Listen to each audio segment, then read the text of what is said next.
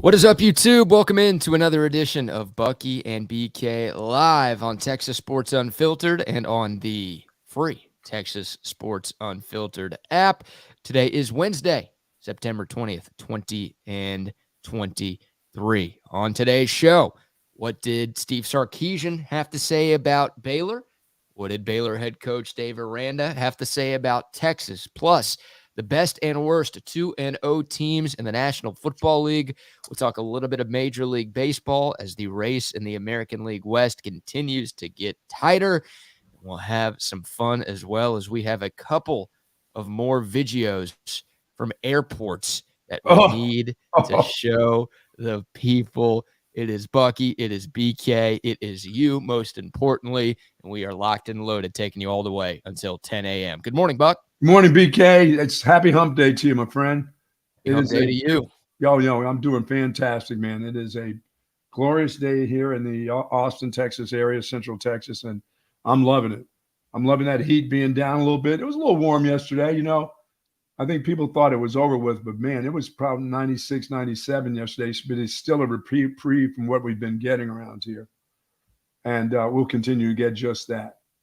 How'd your golf game go yesterday? You know what? I played okay. I played at a place where I generally will shoot close to 100, and I was still close to 100. But I mean, I shot the front nine, every hole bogey, 9 straight bogeys. But that's okay.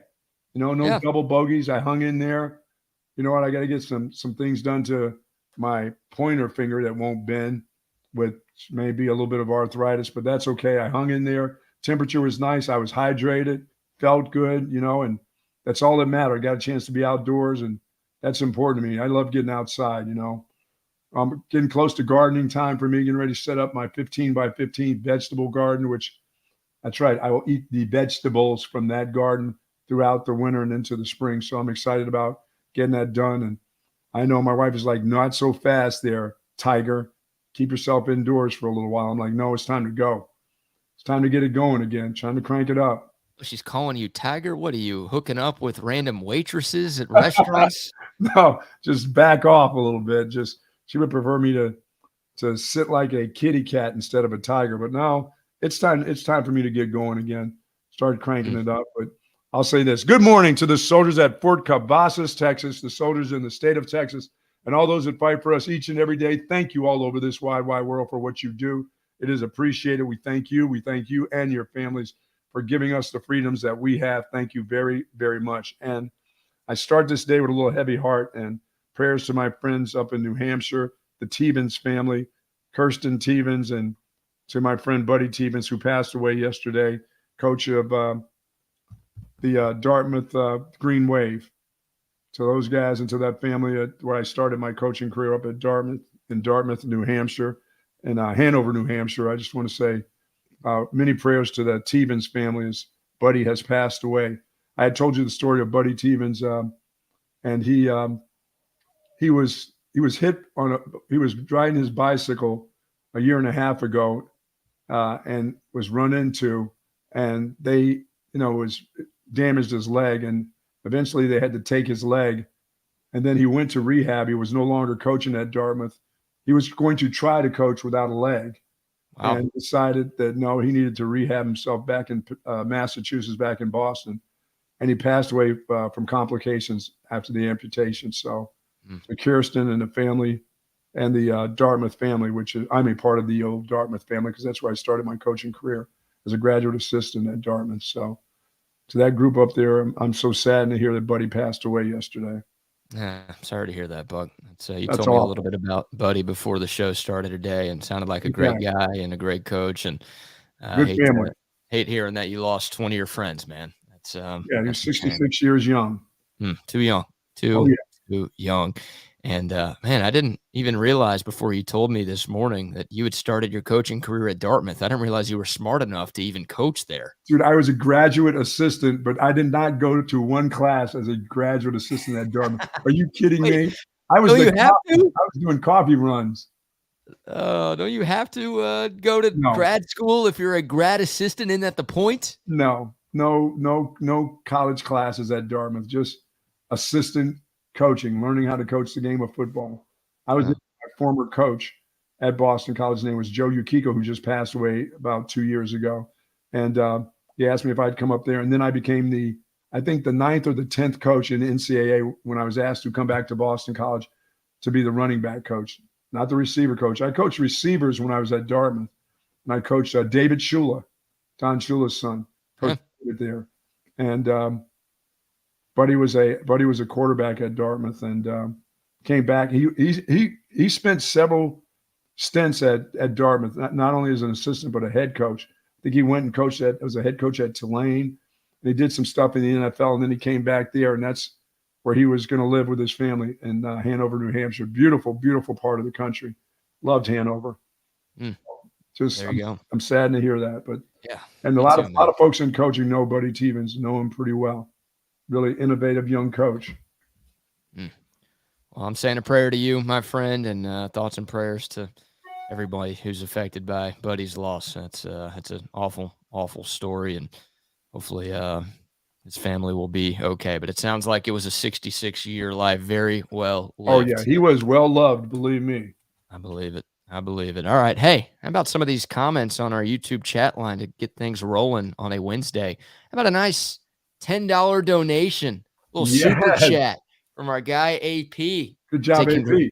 Congratulations on 5K. Yes, if you missed it, we have officially reached 5,000 subscribers on the YouTubes. That's right. 5,000 subscribers in 5 weeks of Texas Sports Unfiltered. We can't thank y'all enough for your support of this channel and what we are trying to build here at TSU. So thanks to each and every one of you watching this video right now. Thanks to each and every one of you who will be watching this video a little bit later. We appreciate y'all's support of what we are doing. It's been a ton of fun so far. We're proud of what we've accomplished to this point, and we're even prouder of what is to come here on Texas Sports Unfiltered. So thank you all for the kind words. AP, thank you for the super chat to get things rolling this morning, and some information about the giveaway. And oh my God, we can't call it a giveaway. It's giveaways that we're doing here on Texas Sports Unfiltered. As of right now, we have 13 prizes that we will be giving away, and I will guarantee that number will grow by the time our giveaway is completed. So how this thing is going to work, we'll mention this a few times throughout the day and a few times throughout the next week or so. I'm going to post a separate video tonight. It's not going to be a part of the shows. It's going to be a separate video on this channel. So if you're subscribed, you've got those notifications turned on, you'll know exactly when it drops. We're going to post a video talking a little bit more about the giveaway, talking about some of the great prizes that we have that we will be giving away. And I'm going to give y'all about a week to leave a comment. All you have to do to enter, you've got to be subscribed and you've got to leave a comment on that separate video. And then if you do that, you'll be entered for your chance to win one of the many great prizes that we are going to be giving away as a thank you to you people for helping us reach 5,000 so quickly. So I'll tweet it out too, but make sure you're subscribed. Make sure you've got your notifications turned on. And once again, like if you can't be at your computer today, we're going to give you and everybody plenty of time to enter this 5K giveaway. Some of the prizes are absolutely insane. I mean, a Travis Matthew golf hat. A lot of y'all were commenting on how nice the Bucks hat was yesterday. We're going to be giving away a hat that looks very similar to that one. We've got some Texas football tickets. Probably should have led with that. We'll be giving away a pair of Texas football tickets. We've got restaurant gift cards. We've got a couple of pairs of Ariat boots. We've got some video games and not some like old school Kevin Dunn early 2000s, late 90s video games. No, like brand new copies of Madden that we'll be giving away. Some tickets to the Austin Duck Adventures. Ride, Splash, Quack, Buck. You got the sound? Ride, Splash, Quack. Yeah, there you go. I can't do it. I got to let you do that every single time.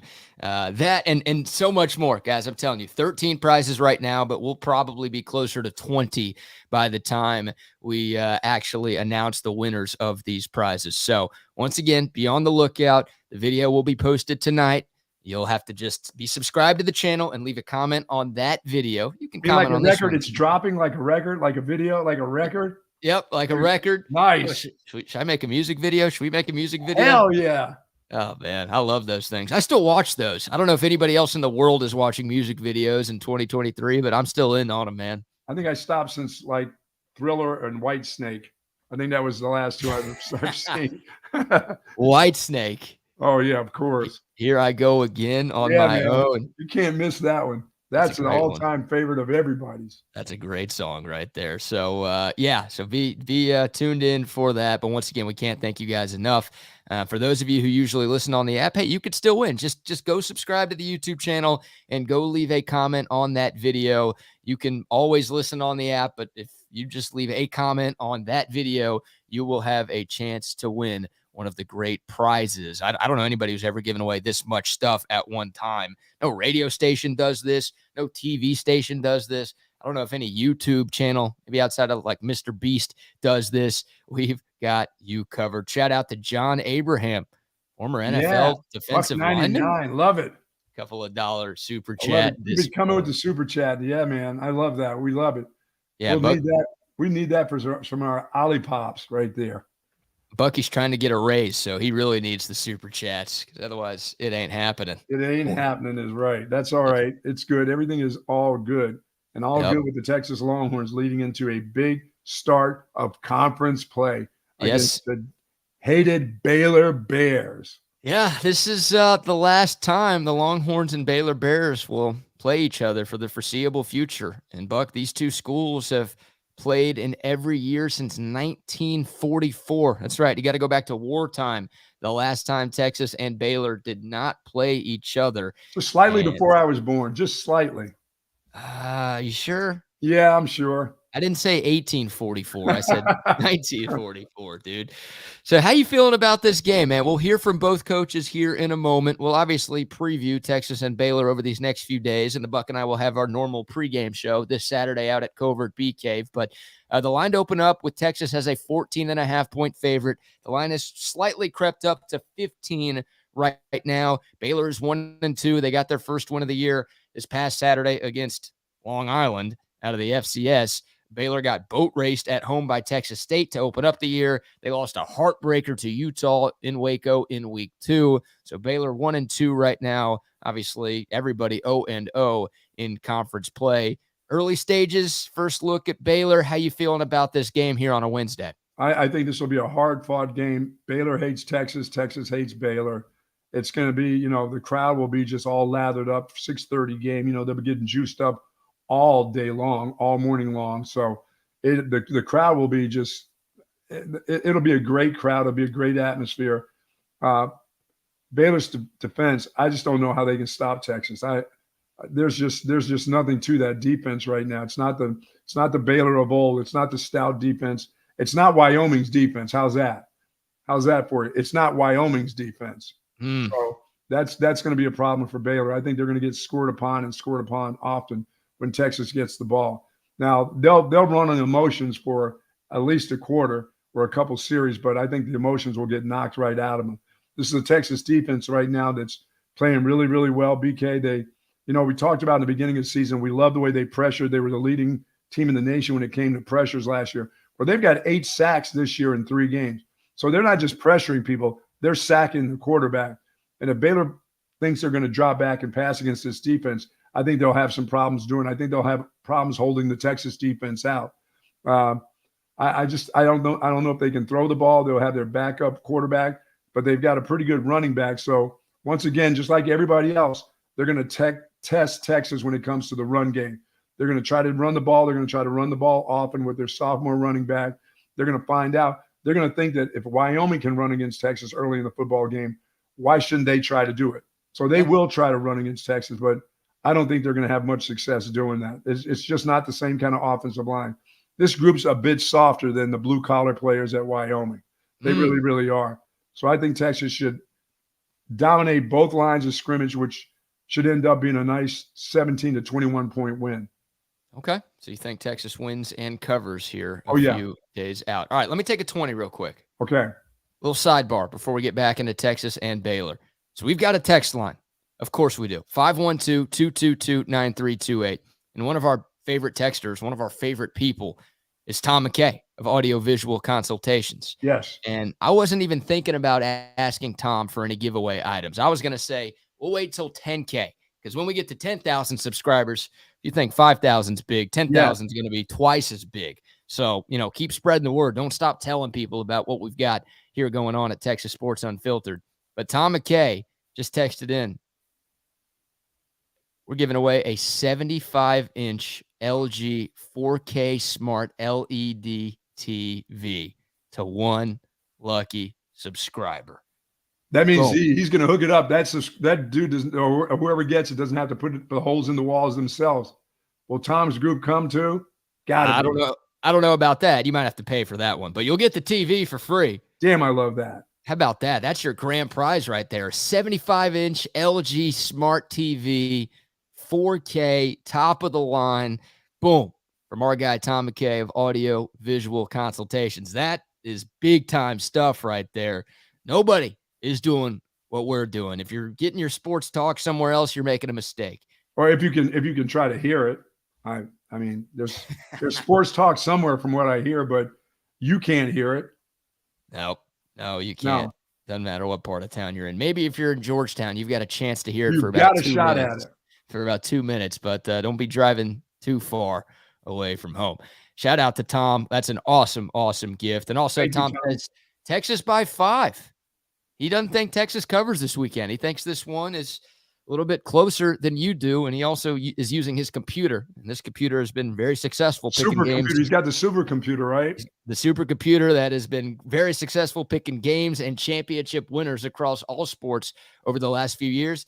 Tom said it last week. He said the Longhorns weren't going to cover against Wyoming. He was right on that. And he's saying right now that he does not, and the computer does not expect the Longhorns to cover against the Baylor Bears this Saturday. Well, I'm just liking the lines of scrimmage in this one. I mean, Baylor's going to have some pretty decent athletes, but the power up front is going to be what holds them back, and they just don't have it. And this defense right now is looking for turnovers. And if you're just going to try to run the ball against this defense, I think you have problems. You set yourself in some of these second and longs and third and longs. I think it'll be a problem for a bit. Now, they do have a capable runner now. Hell, I didn't know who that dude was that ran the ball last week for Wyoming. Never heard of the guy. It looked like Jim Brown humping it up in there, Mike Harrison Whaley. Yeah, well, it was that guy's first game. He was a transfer from Northern Illinois. Texas probably made him look a lot better than he actually is. But no, Wyoming was pretty excited when they got that dude in the offseason and had to miss the first couple of games coming back from an injury, finally played against Texas. And yeah, in the first quarter, obviously had that long 60-yard touchdown run, but made a couple of impressive runs over the course of that game. Baylor's got a couple of good running backs too. And Texas has seen both of these guys at different schools, right? Richard Reese is still there. He's been in Waco for a few years now. And then Dominic Richardson, one of the other Baylor running backs, is a transfer from Oklahoma State. So Texas saw him in Stillwater the last couple of seasons. So they've got a decent 1-2 punch. They also have this white guy who I was watching some of their game against Long Island yesterday, and he ran for over 100 yards in that game. He was actually the best of those three and most productive of those three in their one win of the season. I don't know if that guy's going to play. I don't know if it was hey, we're playing Long Island and we want to keep our better guys fresh. I don't know exactly what the deal was, but 3 guys for Baylor have gotten carries to this point this season. None of them are like Bijan Robinson by any stretch of the imagination, but that is what Baylor wants to do. They're playing with a backup quarterback who's completing less than 50% of his passes. You talked about the Texas pass rush that has given everybody fits this year. Baylor wants to run the football, so this would be a test. Texas, for the most part, has been great at stopping the run over the last year and a quarter. We'll see if they can do that this Saturday in Waco. Well, I'll say this. I know what they're like on the road so far this year. Pretty dadgum good. They seem to handle their business. They seem to handle their business away from home a little bit better than they have it at home for some reason. And some teams play that way. Some teams are just better when they're away. When it's just about them, they tend to play better. Maybe this is that group. They can protect their home, but when they get on the road, they kind of pile it up together and say it's us against the world. So we saw what happened in Tuscaloosa. This crowd will not be a nice crowd. By the way, you're probably going to get Big 12 officials in this game too. Of course. Let's not forget that part. Now that we're in the league play, things will change a little bit with the guys with the stripes on. So some of that stuff I worry about, but I'm not worried about the lines of scrimmage. No, that's not what I'm worried about. If I have a worry, it's about how the quarterback plays and how the offense plays. I'm not too worried about how this defense plays. Yeah, you used the S word when talking about Baylor a few minutes ago, calling them soft, and they did look pretty soft Yes. against Texas State. I mean, they got bullied in the trenches in that game, and we said it after the fact. I'll say it again. Texas State looked like the Big 12 team, and Baylor looked like the G5 team in Right. that game. I mean, that was not a fluke. Texas State won that one 42-31. They were up 42-24 at one point in the second half, and that game was in Waco. So, hey, shout out to Texas State. Huge win for them. What a way for G.J. Kinney to start off the Bobcat era down there in San Marcos. Yeah, But Green Hall's got it going on right now. But yeah, I mean, that was obviously a bad loss for Baylor. They were 4-touchdown favorites in that one. And once again, they got punked on their home turf. And then the Utah game, oh man, I went and watched this last night, and that was just, they blew it. They blew it. Like, I don't think Baylor's as bad as most people do. Do I think Texas should win this game? Yes. Do I see why Texas is a 2-touchdown favorite in this game? Yes. But I'm more leaning with the computer that this one might be a little closer than you. And I think a lot of Longhorn fans feel right now.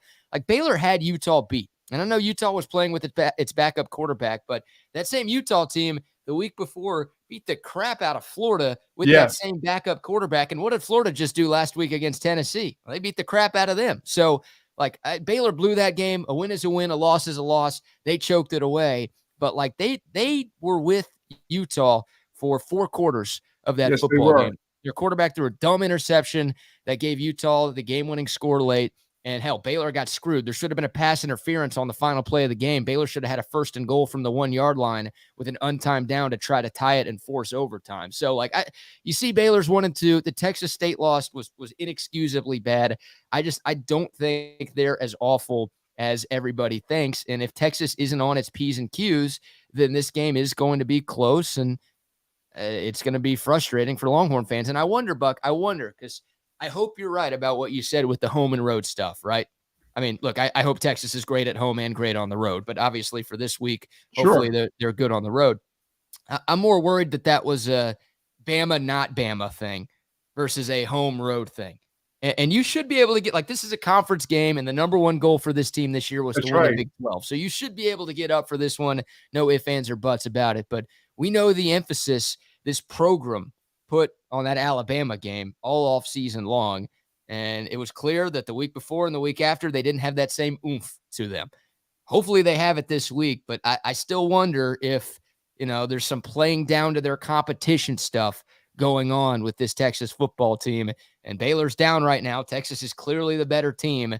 I hope we don't see any of that type of stuff that we saw against Rice and that we saw against Wyoming, because you're playing with fire if you do something. Well, you're not playing against the mothers of the poor now. I'm not. They have some pretty good athletes on their football team. Dave Aranda has recruited pretty well.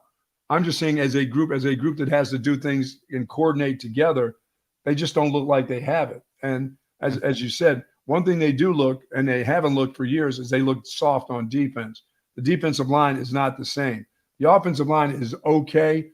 The quarterback, who knows? I don't know much about the backup. I knew about the kid who was the starter, because on any given day, that kid could fire you up, who was starting before. But on any given day, if you hit him in the head, he was down and out. So that's the problem. But I've got to believe that they're some of their skill players are as good as you've seen. They have that type of skill set. They've been recruiting pretty well themselves. But it's just those big trench guys, they're gone. They're either playing in the NFL or they've hit the portal. They don't have the kind of power that they used to have. Dave Aranda has over the last couple of years recruited some decent players to play offense and defensive line. And as I said, they've lost the guys to NFL play. They lost guys on the offensive line and the defensive lines in the NFL. So, but they're just not playing together as a team like that. Yeah, they've got some good individuals, but BK, they don't have that team continuity that you would expect that they would have from a Dave Aranda team, and especially on the defensive side. Yeah, you talk about that D-line. There's no Siaki Ika on this defensive front, right? That guy was a problem for a couple of years in Waco. They've had a few of those guys who have become Sunday players in the league.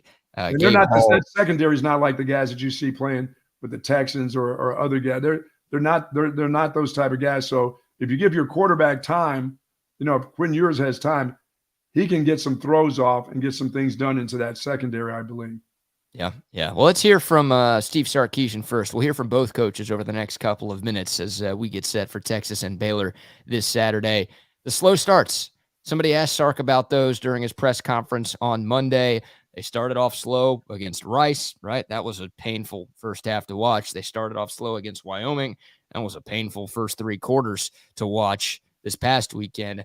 Here's Sark being asked about how to explain those sluggish starts. Some of it is we just haven't finished some drives. We've had pretty good drives early in the games, and we've gotten ourselves into the red area, and we haven't finished those drives. Most notably, you think about the Alabama game, we were moving it, we weren't punching it in the end zone. And so finishing those drives, I think, is important. The other night, that second drive was a 90-yard drive. That it just took us a while. I think that's the part that sometimes frustrates us too, because we're so used to kind of getting yards in chunks and punching it in that sometimes when you have to be a little bit more methodical, there's nothing wrong with that. We shouldn't feel disappointed going 90 yards and scoring a touchdown. But in the end, it's owning the openers and owning our game plan. And, again, we have a veteran team that really tries to do what we ask of them to do on the offensive side of the ball. And, again, we've placed a lot of emphasis on finishing in the fourth quarter and making adjustments. I got to make sure we got to swing that pendulum back a little bit of owning these openers and starting the way we're capable of starting. I love it, BK. I love methodical drives. I love methodical drives where you're up 21 and the other team only scores 6 or 7. Those are great. Those methodical, long, take half the quarter up, 7, 8 minutes. I love them. I love football games like that when you're trying to get to a championship. Yeah. They can do that all they want to, but you can't kick field goals. You got to score touchdowns. And then you got to hold the other group to 1 or 2 touchdowns.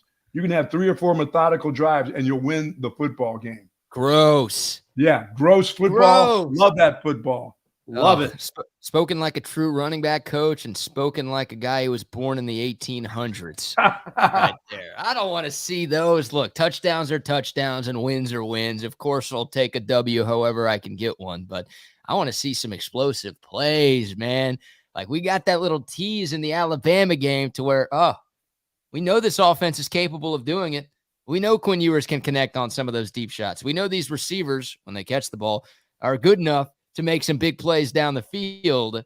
Like, that's the type of stuff I want to see, right? Like, I'm cool with the methodical drives too. Don't get me wrong, but like I want this offense. The best offenses have the ability to do both, right? If they need a 10-play drive to score on you and kill some clock, they can do it. The best offense is the Miami Dolphins. That's what you're looking for. Yeah, if they need that momentum-changing type of play where it's boom, 2 plays, 60 yards, touchdown, like that's the type of stuff that I'm looking for from any offense, but especially an offense with as much talent as this one. But this one has the capabilities of doing that with Xavier Worthy. We know that guy can just, if he outflanks you and you give him a crease and he's gone, you're not catching up to him. There's no, if he gets angles, none of that stuff works with this guy. He's just gone.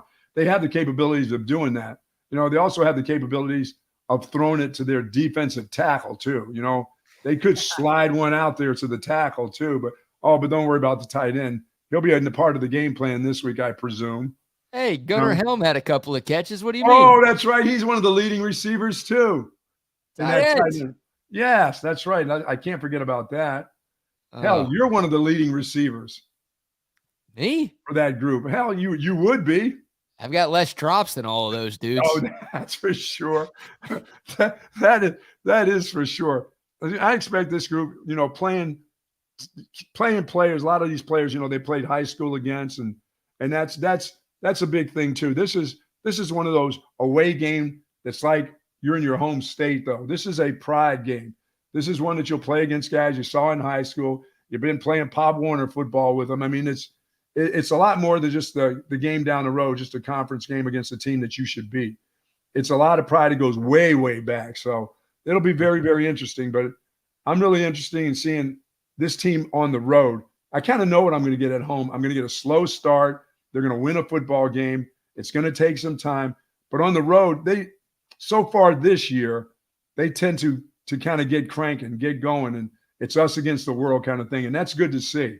And hopefully we'll see that on Saturday night too, that it's us against the world. Let's get going. Let's get a lead. Let's play really good, solid football. And if they have to catch us, so be it, because they won't catch us. Yeah, to me, this Saturday is the official start of the Embrace the Hate tour. Yes. Right. I mean, not to say that the last 3 teams Texas played didn't want to beat Texas, but there's some bad blood between Texas and the rest of the Big 12 teams. And every other fan base wants to beat Texas on the Longhorns' way out the door. So this is the Embrace the Hate tour. Sark's talked about it. The players have talked about it. Embrace the hate, because there's going to be a lot of it from opposing teams, coaches, fan bases, officials. It's all coming the Longhorns' way over the course of the next few months. They've got to embrace it, but more importantly, find a way to overcome It's it. championship. This is the championship push. It starts this weekend. You've Yep. had your preseason's over. You can't afford you can't stumble around now. Yeah. I know you can say they can lose one and still be in the championship game. This isn't about losing one. This is about winning them all. Yep. Agreed. All right. Before we hear from Dave Aranda, because he had some interesting things to say about the University of Texas and this Saturday's game, let's give some love to some of our sponsors. Hey, we know Tom McKay's tuned in this morning. By the way, another texter, not Tom McKay himself, but a texter said, I just bought an 85-inch TV from Tom, and it rocks. Yeah. It says, I could use that 75-inch for my outdoor patio. Hey, you've got a chance to win one of those bad boys thanks to AV Consultations. But the good news is, Buck, if you don't win, you could still make the call to AV Consultations and get the TV setup that you've always dreamed of. Yeah, I mean, you'll be the envy of your neighborhood for sure. And Tom has everything for the entertainment system of your dreams for sure. You don't have to go shopping around for the TV. Don't go to the big box store, get the TVs, then have to run around and get the mounts, the equipment needed to make it all work. Tom and his guys will bring everything you need, and they'll set it up for you. No holes in the wall, no wires hanging down from the TV. It is as clean and easy as possible. He'll get that done for you. Now, they're one of the largest dealers of most television and audio brands, and they have all the hottest items in stock. Not only is it in stock, but he's got the hardest find TVs and Sonos equipment. How about this? Folks, you don't have to wait 6 weeks for Tom McKay to get that Sonos equipment. He's got it in stock now. And the good thing about Tom and his group, they're not going to jack up prices on you. People tend to jack up prices when his stuff is hard to get. Well, he's got it, and he's not going to jack you at all. He's going to make sure that you get the best. You're going to get the best deal out there for sure. Audiovisual consultation, 512-255-8678. They're the smart guys that don't make you feel stupid. Please make the call today. Go to avconsultations.com. Yeah, he's not going to jack you. Don't worry about that. No, Mel. No, Mel, he's not. Oh, my God. Shout out to AV Consultations. They are the absolute best. And, yeah, you see the 2 TVs rolling behind me. AV Consultations. You see the TVs, like the Buck said, you don't see the wire sticking out. They do the very best work. They are the best people out there as well. Shout out to them. And also shout out to our friends at Jack Allen's Kitchen. Oh, yeah. Went there this past weekend. Hell, I might go there this weekend too. I could eat there every single day. They've got an extensive menu, something for everyone in the family. They've got the full bar as well, including the Altstadt beer there on tap. Yeah, that's right. They're doing you right at Jack Allen's Kitchen. They serve up the best comfort food with a Texas twist 7 days a week. The smoked barbacoa quesadillas, their chicken fried New York strip, smothered in green chili gravy. The burgers there are freaking phenomenal, man. Jack Allen's operates with a Lone Star state of mind to bring the best food to your table every single time. They've got a great patio as well. If the weather starts to cool down, hopefully eventually it does, that's a great place to hang out. They've got TVs too, so you can catch all of the games all season long. I'm telling you, come hungry and head to any of the 5 Jack Allen's locations all throughout Central Texas. Dine friendly, the Texas way, with our friends at Jack Allen's Kitchen. And they do serve your Altstadt beer, which is incredible. I saw that big blonde glass of Altstadt beer. The guy was going for his second Altstadt the last time I was there to pick up an order. And he was making all kinds of sounds. It sounded like my wife snoring last night. He's like, I'm like, oh, that must be good. Now, I can't partake in that, but for him, it looked like it was tasty, man. What time was this? Like 10:30 in the morning? Oh, yes. He was making all – every time he took a sip, BK, you're talking about the relaxing. Wow. I thought he was going to lay his head right there on the bar and get some sleep. I said, that must be good, that Altstadt beer now. Man, hey, oh, man. Might as well talk about it. Bucky's talking about it. The guy at the bar at Jack Allen's is talking about it. Oh, yeah. If you've had a sip of it, you know about it. Altstat beer, the best beer that you can find all throughout the state of Texas. If you're watching from the Metroplex, if you're watching from the Houston area, they've got you covered down there too, but especially in Central Texas, you can find Altstat wherever you buy your beer. HEB, Specs, Twin Liquors, Total Wine, they've got you covered, and it's popping up at more and more bars and restaurants throughout the state as well, with damn good reason. This is a damn good beer. Yeah, you'll have that experience, just the after every sip. That's how good this stuff is, man. It is Altstat beer, no impurities, no regrets. All right, okay, BK, I got to ask you this. Now, we've gone through 2 weeks of the NFL, and in week number 2, AFC. We thought the Jets would be the team. We thought they were the guys. We always think the Chargers are the group who's going to come through. Hey, Denver's got a new coach. With Sean Payton, is Russell Wilson going to get it done? But is there anybody better than the Miami Dolphins right now?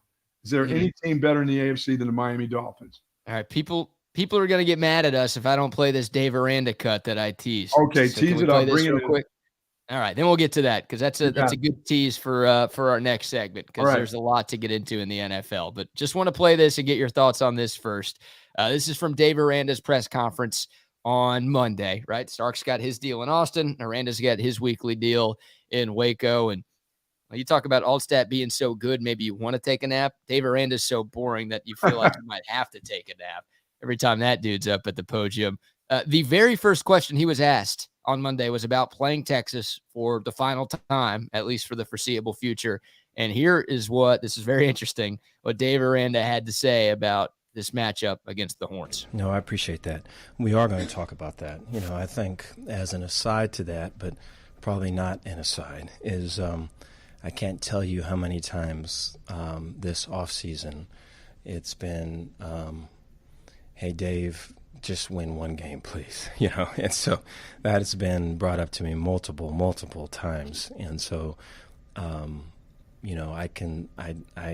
sense it and I know it. And, I'm blessed, and we're blessed to be able to do something about it. And so, but we're definitely going to talk about the history and just some of the bigger games in the past, because I think that's way important with something like this. Dude, we're going to talk about the history. I will be history if I listen to you. I will be passed away by the time you get done talking about the history.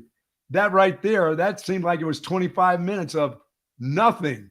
Dude, he starts every answer by saying, I appreciate that, or I appreciate the question. You heard that at the start of the cut. Every single answer he gave on Monday. I haven't watched every Dave Aranda presser, thank God. I don't know if that's something he does every week, but it's something he did on Monday, and it was brutal, dude. You don't have to thank everybody for every single question that they ask. That's their freaking job, dude. God, Dave. But the interesting part, he talked about it. He's like, it's very Aggie-like, right? You got Baylor fans going up to him saying, hey, just win one game this season. Just beat Texas, right? I don't care if you go 1-11. If that one win is against the Longhorns, we'll call this a successful season. That's the way Dave Aranda was making it sound right there. So, dude, you will not keep your job if you win one game a year. Let me tell you something. You better win more than one. If they're telling you just win one for the Gipper, you better be careful. If Dave Aranda goes 6-6 this year and one of those wins is against Texas, he'll be brought back. Sure. Okay. If he goes 6-6 and they lose to Texas, he might not be. That's the time. Hell, Cliff Kingsbury in Lubbock saved his job a few years ago just by beating Texas. That gave him another year in Lubbock. This is a thing. You beat Texas, especially this year, the last year, where you get those bragging rights, even though Texas has owned Baylor historically. Still, you get the bragging rights. We know it with A&M, even though we've owned A&M historically. People talk about that 2011 game all the time. Yeah, A&M fans hate that. And we know if the Aggies won that final game for what was then the final game, then they'd be talking a lot of shit about that one too. Baylor's going to have bragging rights for this last game if they find a way to win it. So the reason I say it, it's pathetic. Once again, it's such a sorry, soft mindset to have. But I guess when you're a little brother, that's the type of the mental state that you have to be in. Baylor is treating this game like Texas treated the Alabama game, I think. I think there was a lot of Baylor's offseason went into this first conference game against Texas. You might disagree with me there. That's fine. But I think Baylor is going to pull out all of the stops all of the stops. You mean you're not going to see the same defense you're expecting to see or the same offense? I mean, things will be different?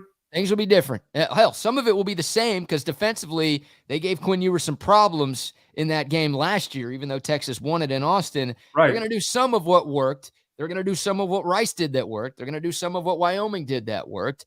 They're going to do some of what Alabama did that worked, although don't do any of the Alabama stuff. None of that shit worked. Yeah, you're right. Not much of that worked. But they're going to do that, but they're also going to do some new things. So, like, to me, this is not, oh, Baylor's had 6 days to prepare for this game. No, they've been thinking about this one. And Dave Aranda, I know his seat's warming up, and I know this has not been the starts of the year that he expected, but I think he's a good enough football mind to have some things in store that are going to catch Texas off guard this Saturday. So Baylor, like he's telling you right then and there, this game means a lot to Baylor. And if it doesn't mean a lot to Texas, then buckle up. We might be in for a slugfest on Saturday. Don't fall for that nonsense. Poppycock. Don't fall for that bull. Really? That group is not going to beat Texas in Waco, and they're not going to dominate the game, and it's not going to be a fourth quarter game. Those guys are going to get smacked in the mouth and smashed all over the football field. They're not good. They're not good. Now, I mean, and it's not going to be one of those, oh, it's Texas. We really get up for Texas. Oh, no. What you're going to get up for is an ass whooping on Saturday night down by the river. Down there, they'll be throwing those Baylor T-shirts into the river after this game. Are you kidding me? The Baylor Bears, that group is worthless. That's not a good football team. They got beat by Texas State. Let's not forget that. You know, we're not going to pretend like they didn't get beat by Texas State. No. Green Hall didn't just drive them all over the place and dominate them on both sides of the ball. And that's exactly the same thing. Now they're going to have a group that's the number 3 team in the nation, looking for a championship, ready to kick everybody's ass on the way out of this conference, went to Tuscaloosa and fought the best of the best. I don't see this team going to Waco and having Dave Aranda, soft-spoken, nice, wonderful man that he is. Everybody loves Dave Raymond Aranda. That's nice, but no, not this week. Now, you're number 3 team in the nation. You can just go punk them, period. Everybody loves Dave Raymond Aranda. Yeah, come on, man. That's not a show I'm watching. Dude. Yeah, that would put you to sleep. That deal right there is not going to work. Are you talking about Dave Raymond, the Texas Rangers TV broadcaster? Why is he trying? What is he trying?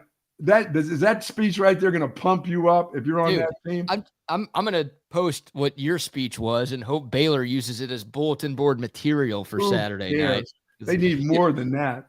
Look, Texas is better than Baylor. I think Texas is going to win this game. I'm just saying Baylor's going to be awake. And if you're sleepwalking like you have in 2 of your first 3 games this season against the teams that you were supposed to beat, then this might get interesting on Saturday night, all right? Like, Texas has the huge talent edge over Baylor to the point where, hey, even if they're not playing an A-level game, they should still be able to win this one. But, like, you sleepwalk the way that you have in 2 of these games, you try that stuff on the road against a team that is going to be ready for this one, then only thing Waco has is traffic. That's all they have is traffic. And fast food. They got the great fast food mile right there on 35. I don't miss that Dairy Queen coming through Waco. Hell no. No, thank you. Nobody. Listen, Longhorn fans and Longhorn players and coaches, don't fall for Dave Aranda, the kind guy to put his arm around you, one arm around you, the other one in your back pocket. You know, don't do that. That guy is not going anywhere. His team is not going to beat you if you're prepared to go. Yeah, they'll be all pumped up and jacked up. Just punch them in the face a couple times. They'll give in. You're not going to be the team. Dave Aranda is not talking this stuff. Punch Texas in the mouth a couple times. They'll give in eventually. He's going, oh, my God, how do we stop this group?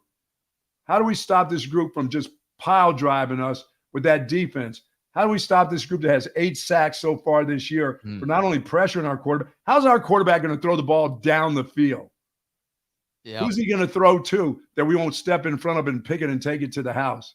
Right. He ought to be talking he needs to be talking to his quarterback about don't throw up any air balls because it'll get picked going the other way. That's what he needs to do. Baylor's offense doesn't scare me very much. I mean, even if they had Blake Shapen, their starting quarterback, I wouldn't be very scared about Baylor's offense, but this Sawyer Robertson cat is not good. He's completing 45% of his passes, 1 touchdown, 3 interceptions. They brought in RJ Martinez, who, where's he, Westwood? I think he played at Westwood. He's from Austin. They brought him in for a couple of series last week against Long Island. I don't know if they're going to try something like that this weekend. We already know Sawyer Robertson's going to start that game for Baylor, but he's not that good. Baylor's running game is fine. I'm not that worried about the Baylor offense, Buck.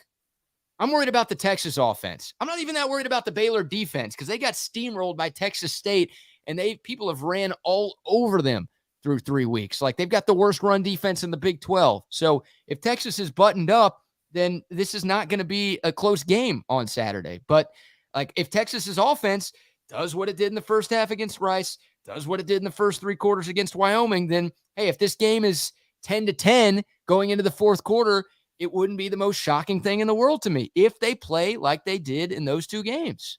Well, let's take it that they're not going to play like that. They're going to play like the Road Warriors that they were in Tuscaloosa. And now they're playing for now they're on the championship march right now. Baylor's just the first group that's in their way to me. If they're butting up, this is just the first group that they're playing in a list of other groups that are going to get smashed. That's what I believe from this football team right now. They have just too many players, and they haven't hit their stride to me offensively yet. So, I mean, even in Tuscaloosa, I think they haven't hit it. I think this is a great week to do it. Just down the road against your old buddies, Baylor. Yes. And Dave Aranda, while he sleeps on the sideline, just make sure you get that dude a pillow on the sideline so he can take a nap. Just smash them. I mean, come on. Yep. He's thankful. Yeah. He won't be thankful after Saturday. No. I hope you're right. I hope this is an easy dub for Texas. Texas, more talented. They've got a better coach, a better coaching staff. They got a nice little stadium down along the river. Yeah, and there will be plenty of Texas fans in Waco, right? Yes. Like, it's not going to be quite a neutral site, but every time these 2 teams play at Baylor, Texas has a good contingent of fans that makes the short trip down I-35. And I think there's going to be more Texas fans this year because, well, Texas is better this year than they've been in years past. And there are a lot of folks who agree with you. This is just the start of running through the Big 12 for this Texas Longhorn football team. Yeah, I'm not giving this group much credence. If you play them all the same every week, play them the same. They're all the same. You treat them the same. You treat them like you're playing Alabama and you're a more talented football team, and you go win this game. Because if you can't win this game, you can't win a championship if you don't go on the road and beat teams like Baylor. You're not deserving to be in the championship if you can't do that. If you go down there and you're unbuttoned up and you got a bunch of penalties, no. Well, they haven't been like that. So why would I think they're going to be like that? Why would Texas be like that now? Well, they had bad penalties against Wyoming. What are you talking about? They had a false start on the first play of the game. Yeah, but they didn't have a ball. They didn't have any. I mean, they don't turn the ball over. I mean, do you expect them to go down there and give Waco the ball? No, they're not going to give Waco High the ball. They're not going to do that. They're going to take care of the football and play good, solid football as they've played. That's why they're 3-0. Hey, by the way, they're number 3 in the nation for some reason. Somebody voted them. Some coaches and some writers have thought they were good enough to be the number 3 team in the country. And so you go down there and play like the number 3 team in the country. That doesn't change. You get out there, you smash this group, and then you just keep on marching. Yep. Oh, if they play like the number 3 team in the country, they might win this game by 4 touchdowns. Like, we might see some Malik Murphy in this game on Saturday. But can I see a couple different wide receivers except for the same 3 that I've seen the entire season? Doubtful. Yeah, well, that means that they're not quite ready. That these guys have gotten together with the quarterback yet. If they're still only playing 3, and some guy comes in and substitutes for 1 play, and then you don't see him for quarters on in after that, that means they're not quite sure, the wide receiver coach and the head coach, that these guys are on the same page yet. And now we're going into game 4. That should be, I mean, they should be substituting guys that have a little bit of zip in them. That wide receiver group is supposed to be the best that Texas has seen in a while. Well, they need to let some of the other guys play and show some of that too to the rest of this league. Yeah. I want to see more Jonte Cook. Jonte cook. Yes, okay? Please. I know he had that drop this past Saturday, but God, I feel like there's some mental block with that dude right now. Or what did they bring the Nayor kid here? Was he just window dressing for the wide receiver room, or is he good enough to play at this level? he's good enough to play at this level, I think, and he's healthy. Like Chip was talking about this yesterday on Chip and Zay, where it's like everybody I've talked to, and Chip's, for my money, the best insider in the game. He's like, they say Nayor's healthy and he's fine, and Sark's just not playing him. So like, I don't like. Look, we talked about this a lot yesterday. We won't dive too far into it again today, but Xavier Worthy's the best receiver on this team. Yes. Like A.D. Mitchell, Jordan Whittington, that's your 2-3. And then I get it. Like those guys are better than Nayor. They're better than Jonte Cook right now. No qualms about that. Those guys should be playing more than anybody else. But yeah, just to keep guys fresh, in the first half, can we get a couple of snaps for Jonte Cook? Can we get a couple of snaps for Isaiah Nayor? I'm not saying when they're in the game, like you have to force feed them the ball or anything like that. But let them get on the field and run routes and clear routes and do things. I thought that young kid was still going to be a freshman sensation, hardly even played. I know. Like every other position the freshmen are playing. CJ Baxter started the year as the starter. Right. Anthony Hill's obviously getting a lot of run. Malik Muhammad is getting a lot of run. Like there are plenty of freshmen who are getting some PT for this team, but not the guys who play wide receiver. Yeah, that's interesting. Which tells me that they're not quite sure that the three that are out there as the starters are on the same page with the quarterback yet. Yeah. That they're struggling. Yeah. Well, their struggle is, there's no struggle with Olipop though. Is that a line? Is that the new flavor that's out there? A little lemon lime action. Lemon lime action, huh? Crack this bad boy open. Turn this thing into a party. There you go. Hey, a healthy party. Oh, that's good stuff right there. You're liking that stuff, huh? I love this stuff. Somebody texted in about Olipop earlier, like before we even got on the air today, and asked her their 6-packs of Olipop. They've got 4-packs and they've got 8-packs of Olipop. They also have the individual cans as well. They got them at H-E-B. They got them at Target. They got them at Walmart. They got them at Whole Foods, Costco, pretty much wherever you shop for groceries. You can find the greatness of Olipop. I've got the lemon lime flavor this morning. They've got all the classic soda flavors like cola, like root beer, like Dr. Goodwin, which is their version of a Dr. Pepper. They've got the grape. They've got the cherry Coke, cream soda. They've got it all. And like the Buck said, Olipop is actually good for you. It's a soda that tastes great. That's good for you. Inside the can, a blend of 7 unique botanicals, plant fibers, and prebiotics. You're getting 9 grams of fiber in every single can. Olipop tastes just like the soda you grew up sipping, but with the added benefits of microbiome and digestive health support as well. They did it. Somebody finally found a way to make a soda that tastes phenomenal, and that's also good for you as well. 4 grams of sugar, 50 calories in this thing. And once again, those added health benefits too that will help your digestive system. It's legit. Check it out. Olipop. It might change your life. You know what else is good for you? This chair that I'm sitting in from Relax the Back. Our friends at Relax the Back, nothing made me feel more comfortable than when I got this wonderful chair that I have right now. As a matter of fact, BK, I have now started to move this chair away from the desk and towards the television where I can sit back and watch it instead of sitting on my soft couch that I have that makes my back hurt just a little bit.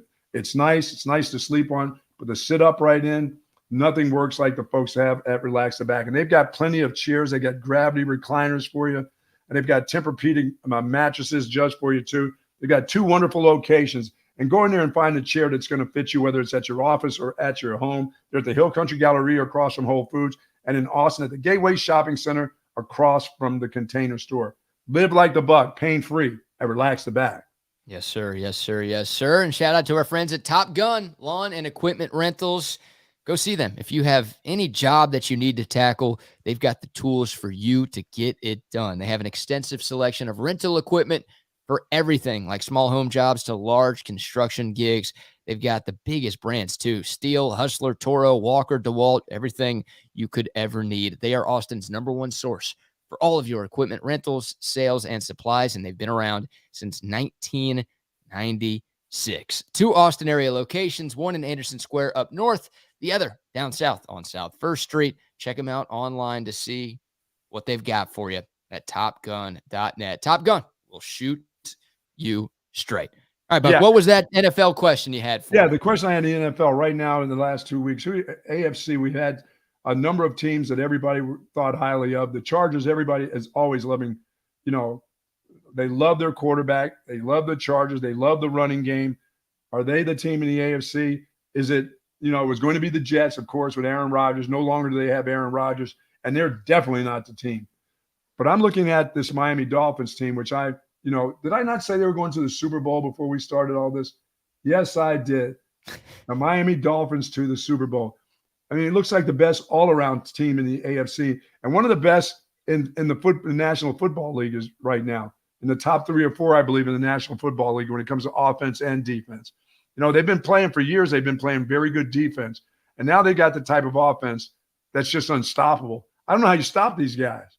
Yeah, unless you knock Tua out. Right. Yeah, that's the thing that Dolphins fans have to be weary of, right? I mean, Tua last year before he got hurt was playing at an MVP level. Yep. This year he's playing at an MVP level through a couple of weeks, and they just got to keep that dude healthy. I mean, they still made the playoffs last year, even though Tua missed almost half the season. That shows you how talented the rest of the roster is. But yeah, if this team has any aspirations of getting to the Super Bowl like you think they will, they need to make sure Tua T stays on the field. But 2 impressive wins, 2 road wins too. Yeah. For Miami to open up the year, right? They went into LA to play the Chargers. That kind of feels like a home game for every team who plays the Chargers, but still technically a road game. They won that one in that shootout. And they obviously beat the Patriots on Sunday Night Football in Foxborough this past weekend. And they, like, Sark's talking about this with Texas. He's stretching it a little bit for me because they've done this against Wyoming and Rice. But I'm a firm believer of you're a great team if you can win in a multitude of ways. Yes. And the Dolphins have won their 2 games in 2 very different ways, right? That Chargers game was a shootout. They needed the offense to put up 36 to get the win.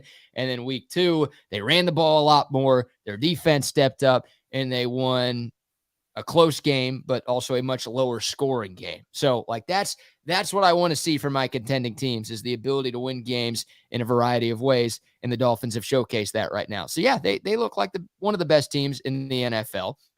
Look, Kansas City's still the team to beat in the AFC. Like, I know they lost their first game to Detroit. They bounced back. They got Kelsey back. They got Chris Jones back, and they got back into the win column at Jacksonville this past weekend. So to me, Kansas City's still number 1 until proven otherwise. But Miami, and you got to throw Baltimore in the mix too. Yes, they're no 2-0 doubt. right now. There's only 2 2-0 teams in the AFC, Buck. It's Miami and it's Baltimore. So Yes.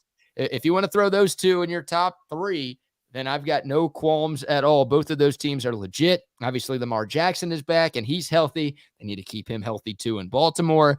They've got better receivers this season. That defense is always pretty good. Harbaugh is one of the best coaches in football. Yeah, I mean, if you want to go Chiefs, Dolphins, Ravens in some sort of order right now, I would have no qualms with that. How are you feeling about Cincinnati? They'll make their comeback if Joe Burrow can get healthy.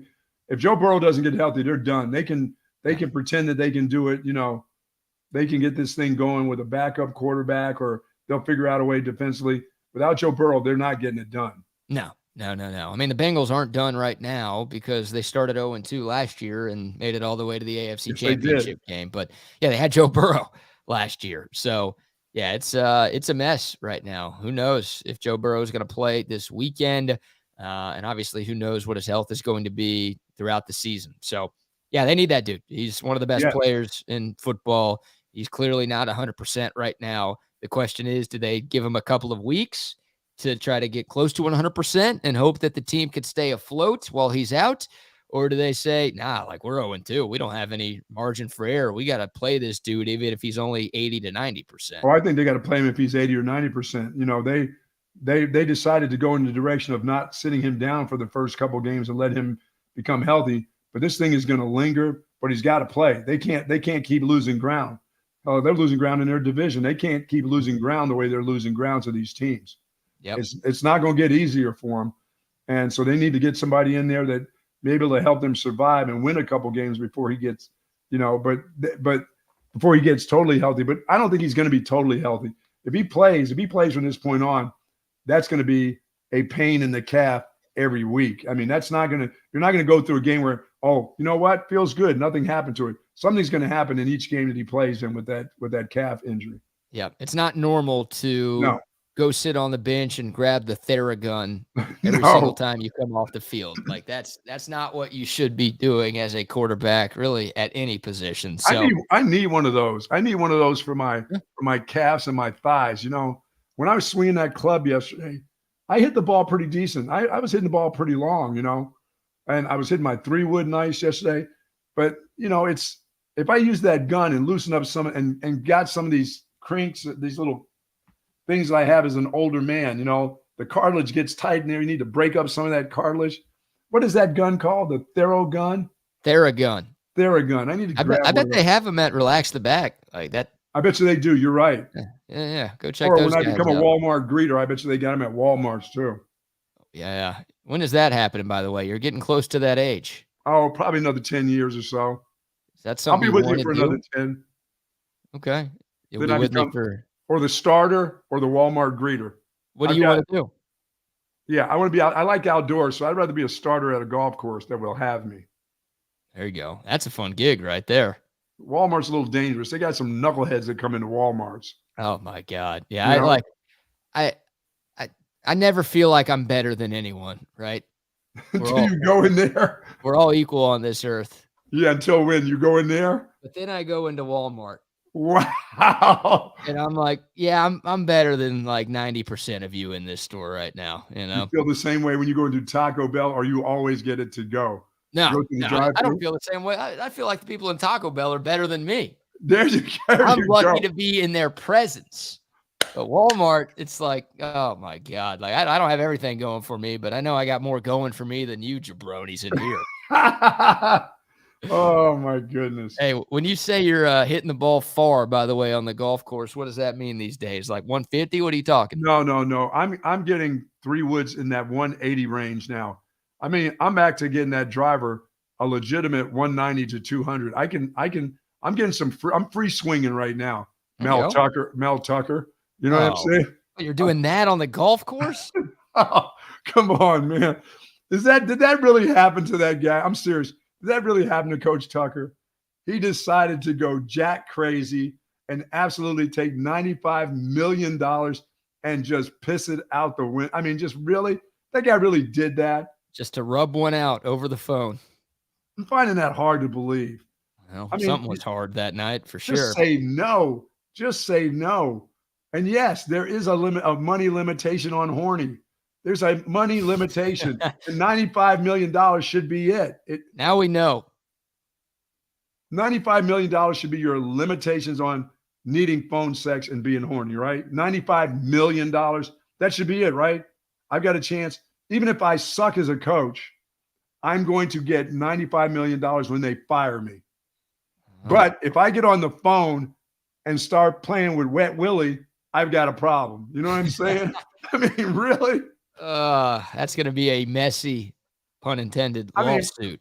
Dude, if you just told me, okay, Buck, stay at the house for 4 years, we'll then give you $95 million. BK, I think I can stay at the house. I mean, if I could go on the property for $95 million, could you do it? Yeah, to stay, wait, at my place or at your place? At my place out here for $95 million. Just stay on the property. Everything you need will be brought to you. If you're not there, yes. If you're there, no, I can't stay with you. An amount of money in the world that will make it worth it for me. You can drink that toad piss water of mine out of the garage. Oh, no, please, no. Oh, man. I'm just finding that hard to believe that a man could do that. Yeah, well, it's undefeated, isn't it, Buck? No, I can defeat that. Oh, you can beat it up, huh? Oh, I can beat that up. I can beat that phone up. I will not do that for a long, long time. If you told me there's that rainbow, that pot of gold at the end of that rainbow, good grief. Oh, man. Yep. Mel Tucker. Good conversation with Howard Griffith, by the way, yesterday from the Big Ten Network. If you missed that, check out the podcast of yesterday's show on Spotify or Apple, and you can hear that conversation. And by the way, and you know what? On that point, we didn't ask him about Coach Harbaugh coming to Michigan. You know, my sleeper team is still number 2. They're still sleeping, but they get their head coach back this week. They do. And they play, I think, Rutgers this weekend. I mean, Michigan's schedule, like they play 2 teams this year. It's Penn State and it's Ohio State. That's it.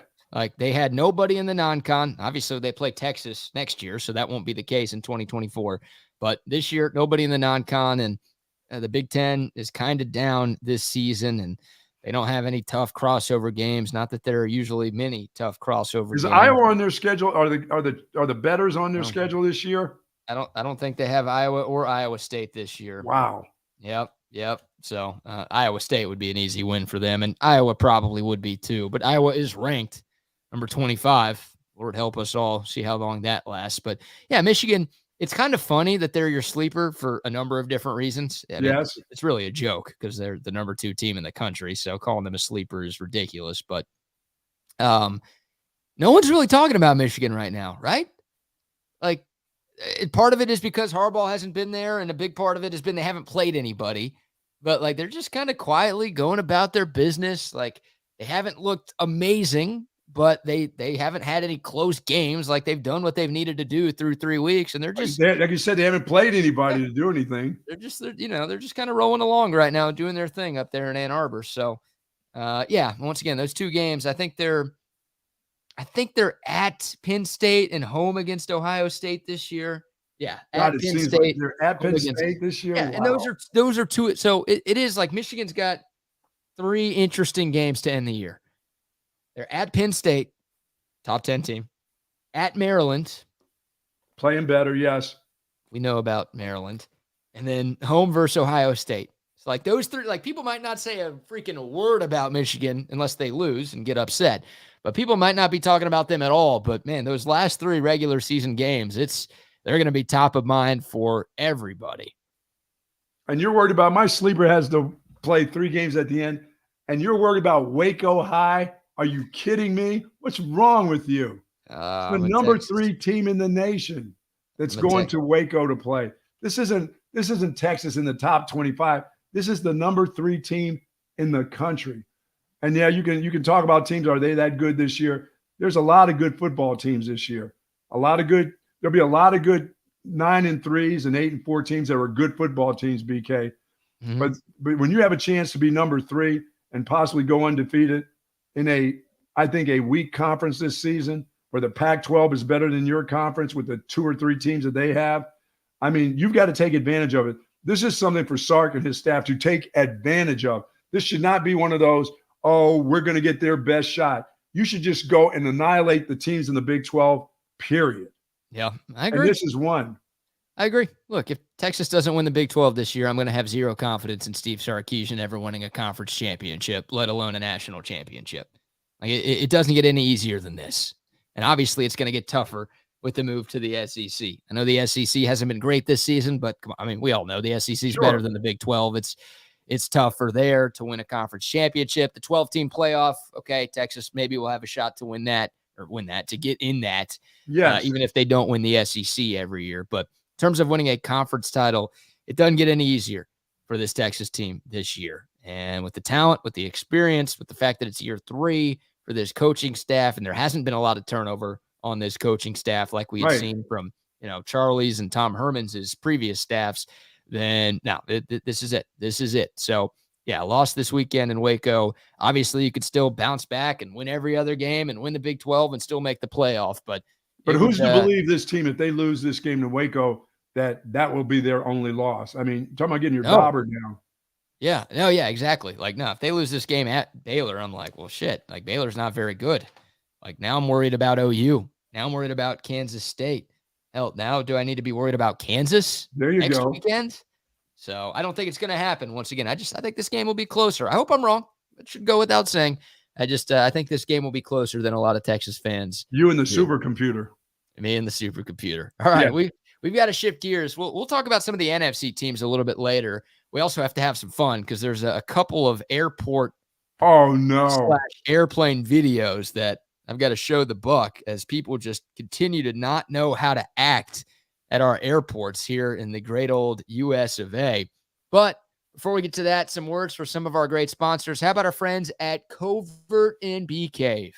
Yeah, BK. I'm going to tell you this. We love the folks out there, and Stacy and Dan and Mike and the whole gang. They've done us done us really, really well. Right now, they got 3 new state-of-the-art auto dealerships carrying 7 brands: Buicks, GMC, Cadillac, Chrysler, Dodge, Jeep, and Ram out there in BK, Texas, USA. You've got to love the folks out there. And folks, when it comes to service, nobody gives you better service than they do. And they service all the GM models out there. And for more information, go to covertbk.com. Ask them about anything. Ask about the sales, because they're weekly sales, not monthly sales out at Covert. They have weekly sales. Find out all about them. Now, they've been doing this since 1909, probably around the time I was born, in 1909 or so. And the Covert's been serving Central Texas. And the Covert family selling cars and trucks. Now, they've got Covert Ford and Chevy in Hutto, and they've also got Ford Lincoln in Austin. And nobody beats a Covert deal. Not now, not ever.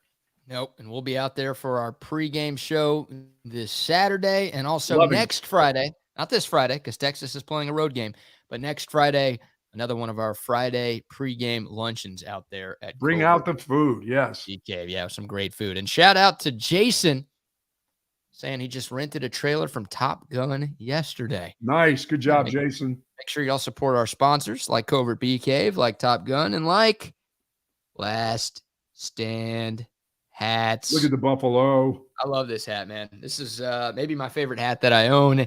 We're going to be giving away some Last Stand hats as part of our 5,000 subscriber giveaway.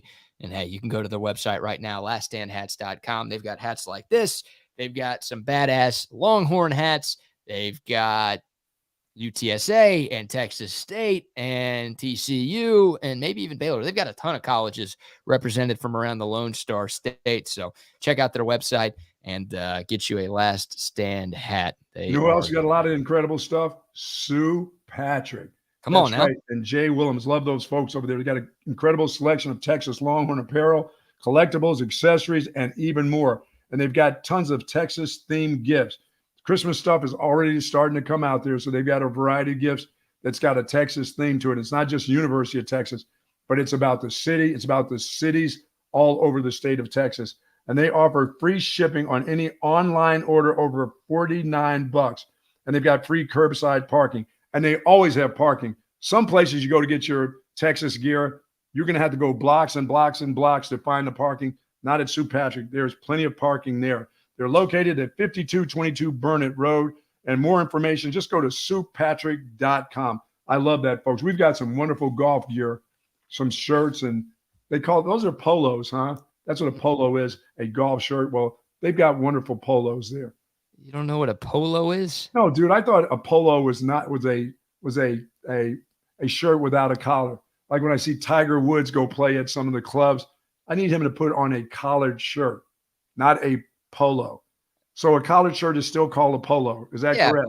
Polo is like, it's got like 2 or 3 buttons right here across the chest, and it's a short sleeve collared shirt. Yeah. What's that shit you're wearing right there? What is that called?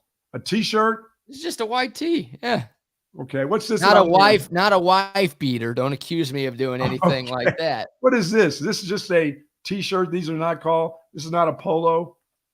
Are you sick? Are you okay? Yeah, I'm asking the question, dude. You're wearing a t-shirt. You've been alive for like 100 years. You should know this. I thought polos were something different than a golf shirt, a collared shirt. So the Tiger Woods for a while, he would wear something called the blade polo. These never got that not popular. A polo. That's a t-shirt that Tiger's wearing. You can't roll up to the country club in that. I don't want to see you roll up into our clubs like this. All right, hold on. You talk for like 30 seconds. I've got a blade polo. I'm going to go grab it from my closet so I could show you what it is. Hold on. All right, he's going to get his blade polo. He's going to go get his Tiger gear that Tiger will wear anywhere on the golf course. I'm old-fashioned. I've got to have a collared shirt when I go. Even if I go to Muni, I can't go with now what they're calling this is a t-shirt, but I have to have a polo, a shirt with a collar in order for me to go play golf. I do not play golf in cut-off jeans or t-shirts. That's another t-shirt, right? No, I didn't change. I didn't put it on. Oh, okay. That's the same damn I was going to say, you trying to trick me? That's the same piece of shit you were wearing before. Oh my God, I thought you were trying to trick me. Okay. So here's a blade. So it's like a mini little collar looking thing, right? Yes. But it's obviously not the normal collar that you would see on a polo or a dress shirt. Is there buttons on that thing? There are 2 buttons. No, that's not what Tiger wears. One that doesn't have any buttons. It's just all the way around like that. He wore these a lot too. He was the guy who kind of, I don't want to say made him famous because they never got that big, but he wore them for a couple of years. Or he can't go to my mini clubs dressed like that. He has to have the button, like the button there. You can dress with that. Yeah, that's good. Yeah, the blade polo is okay, but no, it's okay. No one should be wearing cutoff jeans anywhere, but especially not on the freaking golf course. Oh boy, you haven't done the munis around here? Oh yeah, they do. Yep, I've seen plenty of blue jeans on the munis around here. I don't know if I've seen cutoffs, but I've seen some regular blue jeans out there, and some guys wearing like cowboy boots or Timberlands. Oh yeah, steel toe boots. It's there you go. Like they're going to work with that. Yeah, they work in the crossover. That's what they're doing. Oh man! All right, Buck. We've got 2, count them, 2 new videos from airports around the country. Start with this one. This was a TikTok that went viral a couple of days ago. This is on a flight leaving Miami International Airport, and this woman is in the process of getting kicked off the plane. We don't know exactly why she got kicked off the plane, but she was getting kicked off the plane, so she's grabbing her stuff and making her way up the aisle to the front of the cabin. And this is cleaned up. Might not be the easiest thing to hear if you're listening on the app, so apologies for that. But this is cleaned up a little bit. Here's a woman who is kind of freaking out and calling out other passengers on the flight as she is getting ejected. Call them MFers again? Oh, no. Here we go. Call me a again. Call me a again. Yeah, you did nothing wrong. I said shut up. No, you shut the up. You shut the up and you're Goodbye. You shut the film me. I'm Instagram famous. Bum. Shut the up.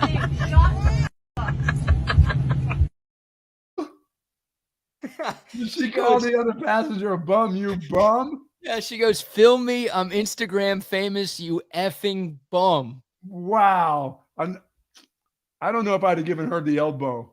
That outfit she had, that lambskin that she was wearing right there. I'm not elbowing her when she goes by. I'm looking at that person beside and going, hey, you bum. Don't talk to that lady like that. She had skin tights on, didn't she? Yeah. I don't know exactly what that was, but no, the other one, if you can bring up that other crazy lady who is calling people MFers and seeing things, I would have elbowed her. Yes, she would have got one right where Travis Hunter got one, up underneath the shoulder pads there in the rib area and the kidney area. The one who's seeing things. I would have got that crazy one. This one, I would have said, hey, leave that lady alone, you bum. Yeah, you effing bum. Like, you can't call somebody else a bum when you're getting kicked off an airplane. Like, you're the bum for that happening to you. With that outfit on, she's the bum? Are you kidding me? I don't know what that was, but yeah, she is a famous Instagram model. At least she says she is. Her name is Morgan Osmond. She's from Miami, and she has close to 1 million followers on Instagram. I'm actually trying to pull up her Instagram right now, and it looks like they took her off the site. Maybe they suspended her account because of something like this, but I do have a picture. Lambskin condom outfit? I mean, really? What the hell is that? How are you kicking her off? Is that what you're wearing? Lambskin condoms? Is that what you use? That's probably why you have so many kids. Look at that. Look at that outfit. Are you kidding me?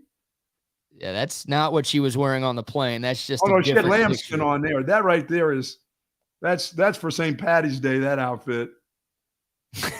That's when she's going to drop her kids off at school on St. Patty's Day. That's what she's wearing. I don't think any kids have come out of that body. Oh, man. Yep. So that's her. I'll play this one more time if you're just joining us, or if you want to see or hear it again. It is cleaned up, but yeah, she is just dropping F-bombs at everybody, telling everyone to F off and F you and your B. And then she calls somebody a bum after claiming that she's Instagram famous. Check it out. Call me a again. Call me a again. Yeah, you did nothing wrong. I said shut up. No, you shut the up. You shut the up and you're Goodbye. Film me. I'm Instagram famous. Bum. Shut up. Text. That's condom material she's wearing for an outfit on the plane. Boy, and I'm worried about collared shirts at golf courses. This lady comes on wearing a rubber. Wow. Really? Wearing a rubber. How does she get to wear rubber on a plane? I can't walk around with a rubber on like that. How does she get to do it? Because she's Instagram famous, you bum. Yeah, we're just bums. We're not IG famous like she is. So okay, can you please pull up that other lady, the real one? Do you still have her on file there somewhere? Oh, yeah, the crazy plane lady. Delta lady, yes. Yeah. Where's that one? Here we go. I'm telling you, I'm getting the off, and there's a reason why I'm getting the off, and everyone can either believe it or they cannot believe it. I don't give two but I am telling you right now, that mother back there is not real. And you can sit on this plane and you can die with them or not. I'm not going. I'm jumping her before she gets off the plane. She's going to do harm to people outside of the airport. You can't let her just go by without an elbow into the rib cage there. I mean, Travis Hunter, you think he got a cheap shot? Now, I'm not going to hit the latex lady. No. There's something wrong with you bums, but that one right there is crazy. You're going to get death threats then, because the Colorado State safety who gave Travis Hunter that cheap shot has been getting death threats apparently. And Dion said that's totally ridiculous. Yeah, it is. Good to hear him. It was good to him come and say, as a coach of one of his, even if it's his place, he goes, that doesn't deserve that. No. He said that kid's playing hard. He played hard all game. He made a mistake, but it doesn't deserve that. Nope. Hey, the hot, crazy matrix. Back to these airplane videos. It's a real thing. The hotter you are, the crazier you are. Both of those women, very attractive. Both of those women, certifiably insane. Yes. Do you have another one? We've got another one. Whoa. This is a dude. And this one comes from the great state of Texas. DFW, International Airport. I spent a lot of time in that place growing up. Actually, not really. We took a bunch of road trips to Galveston. Those were my family trips. I don't know what the hell I'm talking about. This is something, man. There's not much audio, if any, to this, but this is a real video that somebody filmed at DFW Airport yesterday. Check it out. Record Do it. not record this. Do not record this. There's a naked guy in the airport. Yes, there is. My man. So if you're listening on the app and you didn't get to see, there was, in fact, a totally nude man slowly walking through DFW Airport just by himself. Yeah, that dude looked like he just came out of the cave. That dude looked like he had spent the last 48 hours at the bar. The way he was walking, I mean, he was stumbling more than walking. I don't know how he didn't fall over there, but also combined with the fact that, he was fully nude at the airport. Yeah, that guy was piss drunk, dude. That dude doesn't even have a loincloth on. I mean, he's just walking balls and all down the hallway. Come on, guy. I've never had more respect for a human being than I do for that guy right there. I got more respect for the lady in latex. Come on now. He's so chill. He's obviously super messed up, but he's nonviolent. Like, we see all these videos of people yelling at airports and just losing their mind, people fighting on airplanes, people fighting in the airports. Not this guy. He just wants to make his flight, man. He wants a copy of the new Time magazine. He's going to grab himself a little neck pillow at the gift shop, and he's going to make it on the flight. That's all he wants to do. I would rather see one of those crazy ladies walking down there than some guy bare-nutted walking through the airport. I'll pass on that. If I got kids and I'm putting my hands over their eyes, this guy walking with his no loincloth, just his nuts hanging, no thank you. I don't want that. I'd rather see the crazy lady in the plane who's getting ready to be dragged by her hair off by security. That's what I want to see. I want to see the ones that go crazy in the airplane, that the plane is already on the ground and security walks in and the and the flight attendants and maybe the manservant points at her and says that, and the security goes over, grabs her by the hair, and just starts dragging her. Now I'm giving standing ovations for that. But not the lady in the latex. She did nothing wrong. You people are bums. No. The rest of you are bums. There's nothing wrong with her. The crazy lady that's seeing people has a problem. When she's saying you're not real, that has to be stopped. She can't leave the airport. She'll harm somebody. That lady in the green, Irish outfit, she's not harming anybody. Who's she hurt? Telling everybody to F off, dude. She clearly did something that got her kicked off the plane in the first place. We didn't see that on the video. We just saw the aftermath and her actually leaving the plane. But come on, she had to do something wrong. I don't know. I mean, look, I guess that's better to be on. People are unreal like that other lady. Yeah, it's better to be on that plane. It's better to be on that plane than that guy is not real plane. Because that woman got kicked off the Miami flight, and then it's all good. You still go on the flight and you're on your way. But everyone had to deplane with the crazy chick. That was also at a DFW, by the way. Everyone had to deplane the deal there and go to a different one. All of it's better than the shit on the plane. Nothing worse. But once again, you know me. I'm gonna help clean it up because I'm getting to Spain. I'm not. Hey, Captain, we're not stopping. We need to keep on we're getting to Spain. We're not turning this plane around. No, thank you. Diarrhea and vanilla Lysol. If you actually smelled that, I don't think you would keep that same tone. That's totally insane.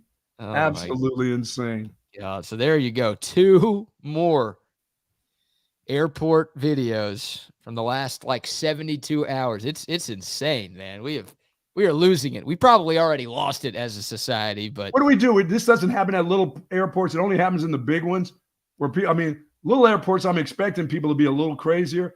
No, they're just calm. They just run their business. They go about their business. You get to DFW and people lose their freaking mind. How does that happen? Where did the guy strip down? There's no way he showed up at the airport fully nude, right? He just went to the bathroom, took all his clothes off and just kept moving. Left him there. He wasn't carrying a bag or anything. He just left them in the bathroom and then was on his way. Sure that wasn't in Atlanta and Delta Airline guy? No, it was in Dallas. Oh, that is awesome, man. Yeah, Scott with the good comment. Go through Love Field. Yep. Maybe switch airports. Hell, I'd rather be in DFW. I want to see stuff like this, man. I don't ever want to go viral. I want to be a bum. Around that. Well, shoot, if I was on that flight with that latex wearing broad, as you call her, then I would get kicked off too. I'd start MFing people and be like, I'm with her.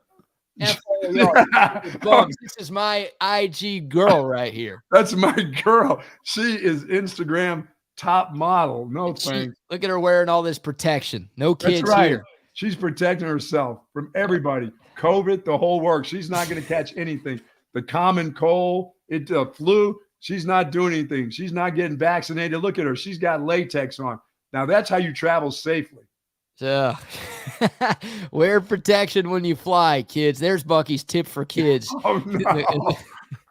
Oh, my goodness. What a world. Story. All right. We'll shift gears and get back to sports here in a moment. But before we do so, how about a word, Buck, for our friends? I don't know if they're going to love following that up, but Texas Orthopedics, if you need to improve your life, you got to reach out to these guys. No doubt about it. If you're seeking that specialized, patient-focused orthopedic care, contact the experts at Texas Orthopedics. Their physicians they offer comprehensive surgical and non-surgical orthopedic care for adults and children. That means, folks, believe me, the first thing they want to do is they don't want you to have surgery. So non-surgical, they're going to look for cures that way before they operate on you. But if they have to, you're in the hands of great doctors for sure. Dr. Chris Danny and Dr. Chris Stockton are dedicated orthopedic surgeons, and their goal is to get you into good health and get you into great quality of life. Visit them at txortho.com. They're the largest independent orthopedic practice in the state of Texas. For more information, go to txortho.com. Yes, indeed. Shout out to the great people at Texas Orthopedics, and shout out to our great friends at Centex Tickets. Yeah, part of our 5,000 sub giveaway will include us Yes, sir. giving away a pair of Texas football tickets, and those will be provided by our great friends at sendtextickets.com. If you're looking for tickets to see the Longhorns take on Baylor this Saturday, doesn't matter that it's a road game. They've got them on site at sendtextickets.com. Every college football team, every NFL team, Major League Baseball's in the home stretch. They've got all of the tickets, plus concert tickets, tickets to ACL Music Festival, Broadway shows. I'm telling you, every event on site right now. The Super Bowl, because I bet you'll see a couple people like those people in Vegas. You see them there every day. You'll see those maniacs there, but you need tickets to the Super Bowl, any of the playoff games, Syntex tickets in Shelby. They'll have it just for you. Yep, absolutely. Yeah, it's not at the Vegas airport you see stuff like that. It's just walking around the strip or walking around. They don't play games at the Vegas airport. They're too busy getting you in and out so you can get back there and lose your money. That's what they're about. You don't ever see any crazy stuff at Vegas airports, except for people sleeping on the slot machines, still trying to make it big on the way out of town. That's about all you see. Vegas is a very efficient airport. I really enjoy that airport. It's really weird, but I thought when I went to Vegas a couple times I've gone, that I would get in that airport and it would be slow and people would be drunk. You know what they want? They want you in, and because they want you out, because they want you back. So they don't mess around with their airports. They don't allow crazies to hang around there. They're on the strip. The crazies are on the strips. They're not at the airport. The airport wants you to get out of town, go get some more money, and then come back as quick as you can. Yeah, I've had nothing but good experiences at, Harry Reid International Airport? Yes. Is that what they call it over there? Yeah, but I always hit the slots right when I land and right when I'm about to board. Please don't tell me you play slots in the airport. Of course. Do you not? Really? I thought everybody does. No. Come on. That sets the tone for the trip. I wish somebody would tell me. I wish somebody right now that is listening to this wonderful show would tell me they've ever hit a jackpot on a slot machine in the Vegas airport. Those things, don't you always lose? They don't let you win at the airport. I've won before on the airport slots. I've never hit a jackpot, but one time I walked out of there with I put in 20 and left with a cool hundo, just like that. Really? 5 minutes. Yeah. It's the same as any other machine. You're going to get screwed more often than not, but you can still win. Same. They're not the same. You can't get intimate on a machine at the airport like you can in a. There it is. Look, they're rigged. That dude said, of course they're rigged at the airport. They're rigged, man. Oh, shoot. Well, I still play them, man. You have to. Every airport should have slots. I don't care if they're rigged. Every airport needs slots. Get those at Bergstrom. Come on. There you go. I agree with that. Bring them here, and then you'll see people not even flying. They'll just be going to Bergstrom to play the slot machine. Yeah, if those are the only slots in the city, then I'm going. I'll go through TSA every day to get in on the Buffaloes, baby. I love the Buffaloes is the one I play. Man. Yeah. I'm the diamond guy. I'm the 4 diamonds together. Get those 4 diamonds together, win the jackpot. I'm a 50-cent slot machine player too. I don't play quarter slots, and I definitely don't play dollar slots because I feel like I'm losing a fortune. But I'll play 50-cent slots and go, $1 into it. But I don't hammer down $3 slot. No. And I never pull the thing. I never physically harm the machines by pulling them. They don't like that. They don't like that. Isn't that what you're supposed to do? No, you put your hand on the top of the machine where it's filthy and dirty and they haven't washed it for years, or the lady's pissing in the seat, but you put your hand on the machine. You don't get distracted. You keep your eyes forward. You don't get distracted by saying, hey, can I have a drink? The machine will feel that you're not paying attention to it the minute you take your eyes off the machine and you don't win. If you focus on the machine, you make eye contact, and put your other hand on it, and don't pull its arm off. Don't be jamming that one-arm bandit. They don't like being pulled around. They like you just to tap the button for max bet and then go about your business. That you learned something here today on YouTube. You learned something on Texas. That's right. Texas Sports Unfiltered. You just learned about the slots. When you come back and you've hit the jackpot, let Uncle Bug know that it worked. That's all you need to know. You put your hand on top or on the side of the machine. On the side of the machine. Gently tap the button. Yes, gently tap the button. Or if you're hitting 2 plays, tap, but don't grab the arm. You don't grab somebody's arm and jam it down like that. Machines don't like to be tossed around like that. And they certainly don't like to have their little arms pulled. Mel Tucker was jamming his third leg somewhere. Come on, Mel. Head to the slot machines if you want to do that kind of 95 million. I'm never going to forget that, though. So I'm I always take a few laps before I sit down at the machine that I play at, right? Because you taught me this, and I'm a believer of this. Now, I don't get as intimate with the machines as you do, but I always walk around. I got to feel the machine. Yes. We've got to be simpatico, You're right. I Our agree. wavelengths have to be similar. So it's got to call me. I can't be like, look, I got to play slots right now. I have to do it. I got to find a machine. It's got to be, I'm walking around the casino, enjoying a drink, watching some sports, talking to a friend, whatever. And then I just look and, that like machine's calling you? Like a woman of the night. Yeah. Looking at me. And I look at her and it's on, baby. Like, that's it. You gotta feel it before you even sit down. You can't just go to a random machine and be like, this is the one. No, it's got to call to you. Yes, You got to feel it. I have one at the MGM Grand, and I have one in Pennsylvania that every time I go to Pennsylvania, it's that same machine. And I will hover around a 90-year-old lady who's sitting at my machine until she says, I think this guy is going to kill me. I need to move. Yeah, you need to move. That's my machine. You're not treating that machine right. I have certain machine I'll go to in certain places. Now, other places like you, I just have to walk around and the machine will call to me. But there are others that I go to the machine. And if other people are sitting there, I'll wait it out. They can smoke there. You're going to fight some old bag if she's sitting there? I don't care if she's smoking heaters. I'll wait it out. She can blow smoke in my face to get rid of me. I'm staying. That's my machine. What if she's urinating at the chair like that one chick? I'm still, if the machine's hot, I'm sitting right there and going. I'm going with the roll there. Oh my goodness. This is so sad. It is indeed. Good tips for kids. Don't wear condoms to the airport and make love to the gambling slot machines, kids. Somebody's going to come back and say it works. You watch, BK. You know you have to be in tune with those machines. Yep. You can't unfocus on a machine, or a machine will unfocus on you. I mean, it will. It needs to know that you love it when you're sticking those quarters in there and those. But I only play 50-cent slots. Don't play dollar slots. I don't do that. Oh, man. Because I feel like I'm an idiot if I stick $1 in there. If I go and spend $3 a push, I feel terrible. But if I'm putting, 50 cents and then I'm putting $1.50 in it and just hitting it and going, I feel good. I've had jackpots in Pennsylvania on that. What's the most you've won? Huh? What's the most you've won? Probably about $600. Nice. That's a jackpot to me. On a 50-cent piece? Yeah, because I'll take it and then go over there I'll throw them bones and that thing will be gone in about 2 minutes. What do you mean throw them bones? Where you go? I've learned how to, I don't play blackjack anymore. I'll play slot machines. Then of course I'll go there and throw a couple nasty sevens out there.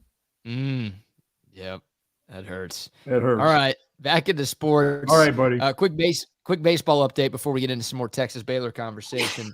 God, you got to mute yourself before you start. I don't know. I can't touch this computer. Yeah. You're worried something's going to go wrong. No. So if I have to blow my nose, you guys can take it, or I'll disappear off there and blow it. But I have the power to mute you. So I'll let you know next time I'm ready to blow snot. A little snot rocket for the people this morning. You're welcome here on Texas Sports Unfiltered.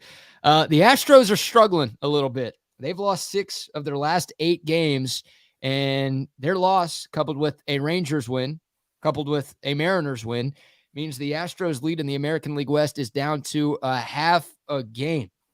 The Astros just cannot win at home. Now they're playing a really good team right now. They're playing Baltimore, who's the best team in the American League. And these games are really important for the Orioles, who are trying to fend off the Tampa Bay Rays in the American League East. So they're trying to, and they're really good. But the Astros are just 38-39 at Minute Maid Park. They've lost 14 of their last 19 home games. That place has been a house of horrors for every other team in baseball in recent years. And this year it's the opposite. Like, teams have had no problems going into the juice box and winning games. So the Rangers get up off the schneid. They had lost 4 in a row. They beat the Red Sox last night. You're welcome, Buck. The Mariners get a win last night too. And yeah, you've got 3 teams all within a half game of each other in the American League West. But it's not only that. When you look at the AL wildcard standings in general, I mean, all of those teams are basically tied right now. Like the Mariners and the Rangers are tied for the last wild card spot in the American League, meaning the Astros are only a half game up for the last wild card spot in the American League. So now all three can't make it now. Are we to the point where all three? No, they all can, but Toronto's still in the mix. Like, even though Toronto got 4 games swept by the Rangers last week, they've played well since then, and they actually are the second wild card spot. Now, they're only a game up over the Mariners and the Rangers right now. So, like, it's 4 teams fighting for 3 spots, basically. It's the Astros, the Rangers, the Mariners, and the Blue Jays fighting for 3 spots. One of them is the division winner in the American League West, and the other 2 are those 2 wild card spots. So, yeah, one of those 4 is going to be left out, and obviously there's a chance one of those 4 is one of the Texas teams. Yeah, I'm still thinking that the experience of the Astros will be there at the end. Yeah, I do too. I mean, I still think the Astros are going to win the division, but it felt like a couple of weeks ago, I don't want to say they had it in the bag, but it felt like, all right, they were playing really well and the Rangers were scuffling and the Mariners had come back down to earth. And it's like, all is right with the world. The Astros are going to win the West like they seemingly always do this year. But they've fallen on hard times as of late. So they've allowed the Rangers and the Mariners to crawl back into this thing. And I still feel like the Astros are the Vegas favorite. I still feel like most people expect them to win the division, but they are far from having this thing wrapped up right now. In recent years, it's been over. Hell, it's been over at the start of September, let alone going towards the end of September. But yeah, it's far from that right now. So fun baseball, man. And I think every Rangers fan knows it. Hell, I think Astros fans know it too. The Rangers and Mariners played 2 series against each other in the final week and a half of the season. So it could come down to that. The division race, the wild card race, it could all come down to that. The Astros also have another series against the Mariners too, I think either this weekend or early next week. So you'll get some head-to-head matchups. The Rangers and Astros don't play each other anymore, but both teams play some games against Seattle. So it is as wild as it gets, man. It is a true wild card this year in the American League. Yes, it is. And by the way, BK, you've got to play that Dave Aranda one more time because, because if you can send me that, because this afternoon, after playing golf yesterday, I'm probably going to need a little nap. I think that's just what the doctor ordered. I'll send you the whole press conference then. It's about 15 minutes long. Wow. Yeah. Well, here's the cut the Buck is talking about. The first question that was asked to Dave Aranda at his game week press conference on Monday was about Texas and about the fact that Texas and Baylor have played each other every year since 1944. And this is the last matchup between the 2 teams for the foreseeable future. Here's Dave Aranda talking about playing Texas. No, I appreciate that. We are going to talk about that. I think as an aside to that, but probably not an aside, is I can't tell you how many times this offseason it's been, hey, Dave, just win 1 game, please. And so that has been brought up to me multiple times. And so, I sense it and I know it. And, I'm blessed and we're blessed to be able to do something about it. And so, but we're definitely going to talk about the history and just some of the bigger games in the past. Because I think that's way important with something like this. Dude, that's like having a conversation with your dentist. Hey, number 17 back there is just, we're going to have to do something with number 17 back there. And you as a patient, you don't know what number 17 in your mouth is. You're like, huh? I didn't even know I had 17 teeth. I'm like, doc, number 17? What about number 3? I think 3 is the one that's bothering me. No, Buck, it's number 17. I mean, come on, Dave. Dude, he talks about being blessed. I'm blessed that cut is over because that was a tough listen. Yeah, he starts off every answer by saying that he appreciates the question. That I'll make a montage of that for later this week of all of the I appreciate that's from Dave Aranda. This is after a win? Yeah, this is after they beat the Iced Teas of Long Island. I was watching some of that game last night. I'm going to rewatch it probably tonight. That game at one point was 16-7. Like Baylor was never in serious jeopardy of losing it by any stretch, but like they're struggling right now. And their offense without Blake Shapen, hell, their offense with Blake Shapen wasn't that good. But with Sawyer Robertson in at quarterback, it's pretty ugly. So they were able to run it pretty well against Long Island. That's what they want to do against Texas. They want to take the ball out of their quarterback's hands because he's just not very good right now. But yeah, look, Baylor's got some issues. They're 1-2. They almost beat Utah. Utah's a good team. I don't think Baylor's as bad as a lot of other people think they do, but hey, you are what your record says you are. They're 1-2, and one of those two was a home loss to Texas State where they were 28-point favorites. Like they clearly have some issues in Waco right now, and this is not the team that I think a lot of Baylor Bears fans were expecting that they were going to see going into the year. You know, when I watched them play Utah, this Baylor group is not as physical as Wyoming. They're not as physical as a Wyoming team. They're not like those guys. Those guys were physical at Wyoming. They were big guys. They were stout guys. They were guys that could take your power and hold on to you. They could hold the fort. I didn't see that with Baylor. I don't see them being as powerful as the Wyoming group, offensive line or defensive line, BK. I just don't. But of course, they're going to have some special players. They're going to have some special athletes that if you let get loose, then you're going to have a problem. But they don't have many of those anymore. No, and Baylor's defensive numbers are worse than Wyoming's defensive numbers this season. Oh, yeah. So there might be some credence to what you had to say. I mean, we talked about Wyoming's defense, right? Very experienced group. They had the Mountain West preseason defensive player of the year. Hell, half of the Mountain West preseason defensive first team group, right? was Wyoming Cowboys, it felt like. They had 10 starters back from last year's team. They had some things working for them, and they did enough against Texas Tech to win that game. Hell, Tech scored 17 points in the first quarter against Wyoming. They didn't score again until overtime. That's right. Wyoming's defense, they made Texas struggle, obviously, for 3 quarters. So that group's got some juice. Baylor's group, 42 points allowed at home to Texas State. They don't have too many NFL players on that group, if they have any. Only 5 starters back from last year's defense. And, of course, Baylor went 6-7 last year, so they're coming off of a disappointing season anyways. Yeah, I mean, they've got the worst run defense right now in the Big 12, one of the worst defenses in general in the Big 12 conference too. So you have to take advantage of that. You have to take advantage of that and take advantage of that early in the game. You can't sleepwalk in quarter number 1. You need to put 2 scores up, 17 points, 21 points. You need to put scores up in the first quarter against them and calm that group down, because you know what the student body will be like there. How fired up they'll be, but they don't have to play. I mean, you need to take the fight out of them early. Well, pick up where you left off, right? What did Texas do so well in the fourth quarter against Wyoming? Well, I thought they ran the ball well. My expectations are that this team likes to throw it an awful lot. I don't see this being a let's go. Even when you have success in the run game, if you're picking up first downs, I don't see Sark all of a sudden saying, no, we got to get Quinn throwing a little bit, don't we? We've had this really nice success. We've run the ball 4 straight times. I've seen him throw the ball 3 straight times on opening series, which I'm going, really? Yeah. That's how you establish the run? Don't do that. Like, they're not going to run it on every single play. They shouldn't run it on every single play.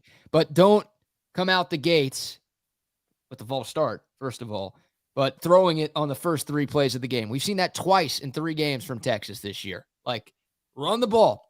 I feel like that fake mom, Sandra Bullock, in the fake movie The Blind Side. She's calling down to the coach on the sideline, yelling at him to run the dang ball. Like, do that. Baylor's run defense is the worst in the Big 12. Set up your pass game with the run. Yes. Use Jonathan Brooks, who's coming off of maybe his best game as a Texas Longhorn. CJ Baxter should be back. Give him some run as well. Maybe the Red Cat or the Wildcat or the Longhorn Cat with Savion Red, whatever you want to call it.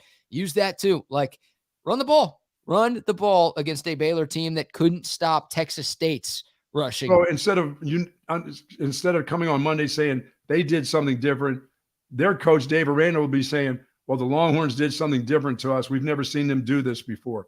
It's your turn to change what you do. Yeah. It's time to change up. It's championship play. That's all there is to it. You're in a championship mode right now. And so you have to call championship plays no matter who you play. No matter I'm talking about you should crush Baylor. Your game plan has to be for championships every time you play from this point on. Every game counts the same. Yeah. Every game counts. Losing to Baylor counts the same as a loss to Oklahoma, counts the same as a loss to Kansas State, counts the same as any conference loss, right? So, yeah, I mean, obviously you're going to save some stuff. You're not going to empty out the playbook every single week, right? No. But, like, Don't be as vanilla as you were against Rice or Wyoming. You can get away with that stuff at home against G5 teams. You start going on the road where Sark has really struggled. I know what happened 2 weeks ago in Tuscaloosa. That was awesome. But Sark going into this season, I think 3-6 in true road games at Texas. Okay, you've struggled there. Don't be vanilla. Don't be like, right. oh, we've got to save stuff because we don't want to put certain things on film. No, like you're good enough, or you can come up with new stuff. Do what you got to do to win the game. And yeah, this game, conference game, counts the same as every other Big 12 game you've got the rest of the season. By the way, your team is starting to show some toughness in the run game. Let's start off with some toughness in the run game on Saturday. You know, not you build to the crescendo in the fourth quarter, it seems like, and in these games that you've won with your run game.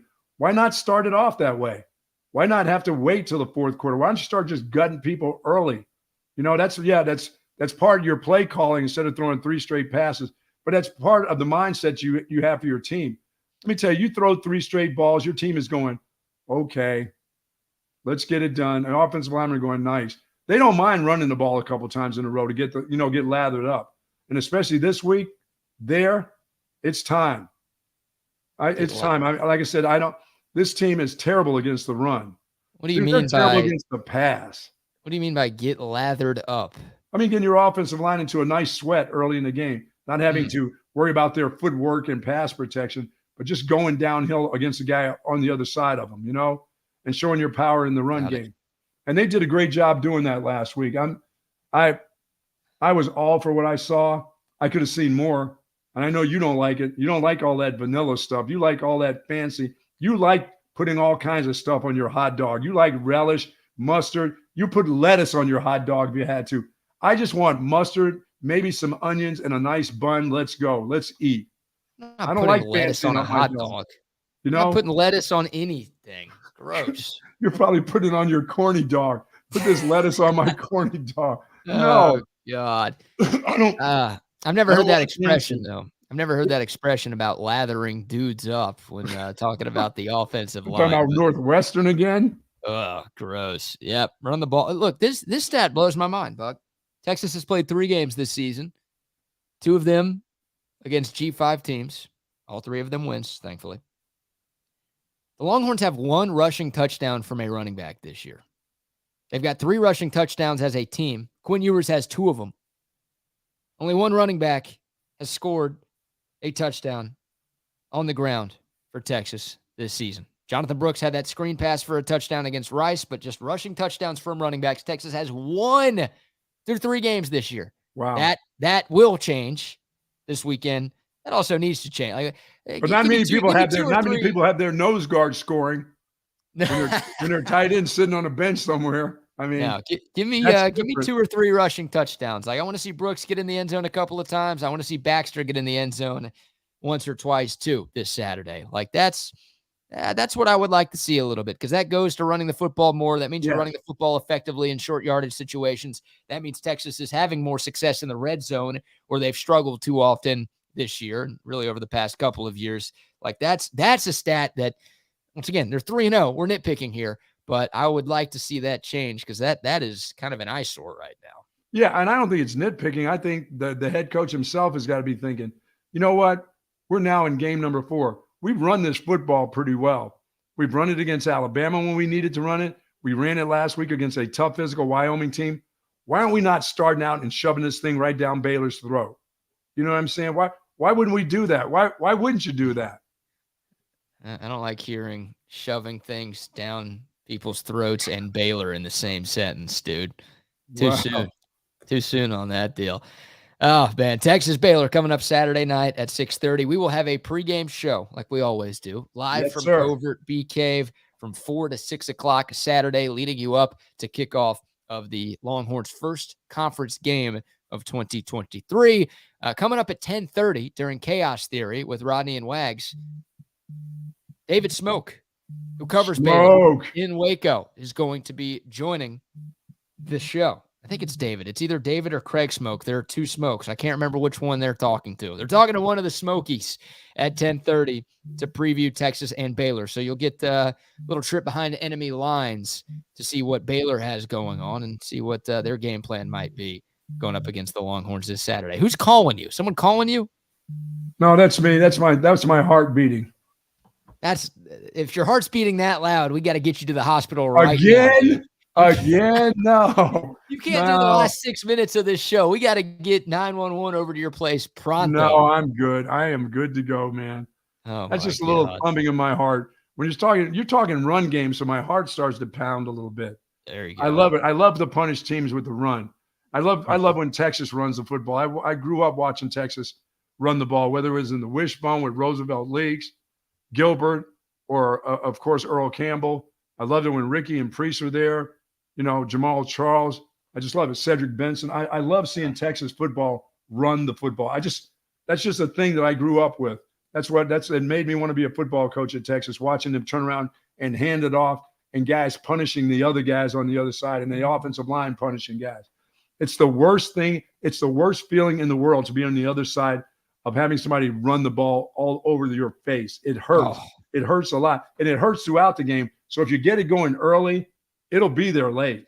It's helpless. Still going to be there. Yeah. Isn't it helpless? It's a helpless feeling if you're a defense. Helpless feeling. Oh my goodness. Yeah, and you can't stop the run. That is brutal. That's why every coach is like, the first thing we need to do is stop the run. Every defensive coach you hear talk says we got to stop the run, because if you can't do that, then it's going to be a long 60 minutes. And this group and Baylor will test Texas in the run game again, like everybody does. They're going to want to find out. They're going to say, you know what? Wyoming had success early.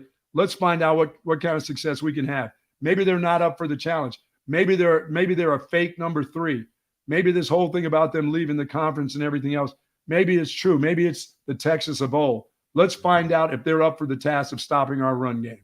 Yes, indeed. Yes, indeed. All right, a couple more shout-outs to sponsors before we give some more giveaway info. We started off the show talking about our 5K subscriber giveaway, and we'll end the show by doing the same before we hand things off to Wags and Rodney for a little chaos theory.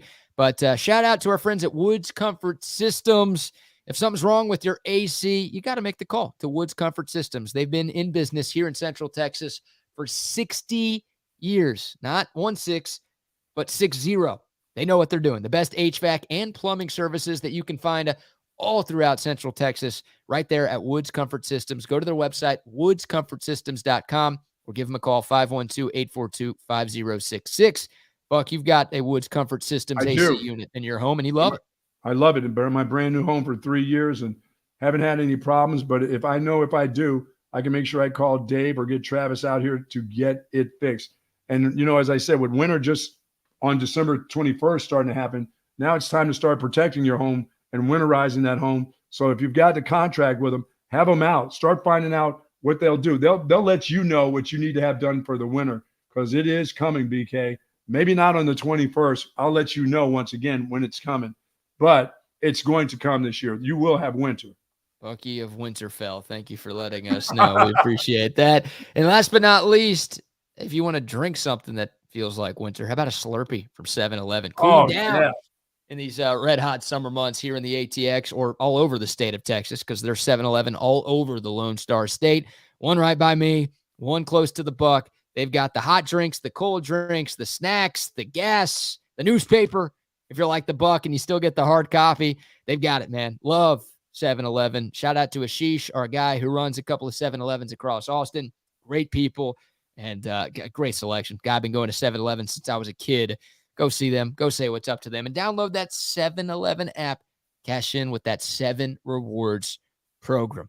Okay. Yeah. And congratulations to all of our gang for 5,000 subscribers, yes. BK. That's a big deal. That happened in a hurry, and you folks have made that happen. And we want to give back to you, but we want to make it better and stronger. We'll see you out on the road. We'll be at places you weren't expecting us to be. We will be there for you. Oh, absolutely. Absolutely. And yeah, later tonight, after all the shows are over, I'm going to post a video explaining how the giveaway is going to work. But basically, to enter the giveaway, 2 things. You have to be subscribed, and then you have to leave a comment on the video I post tonight.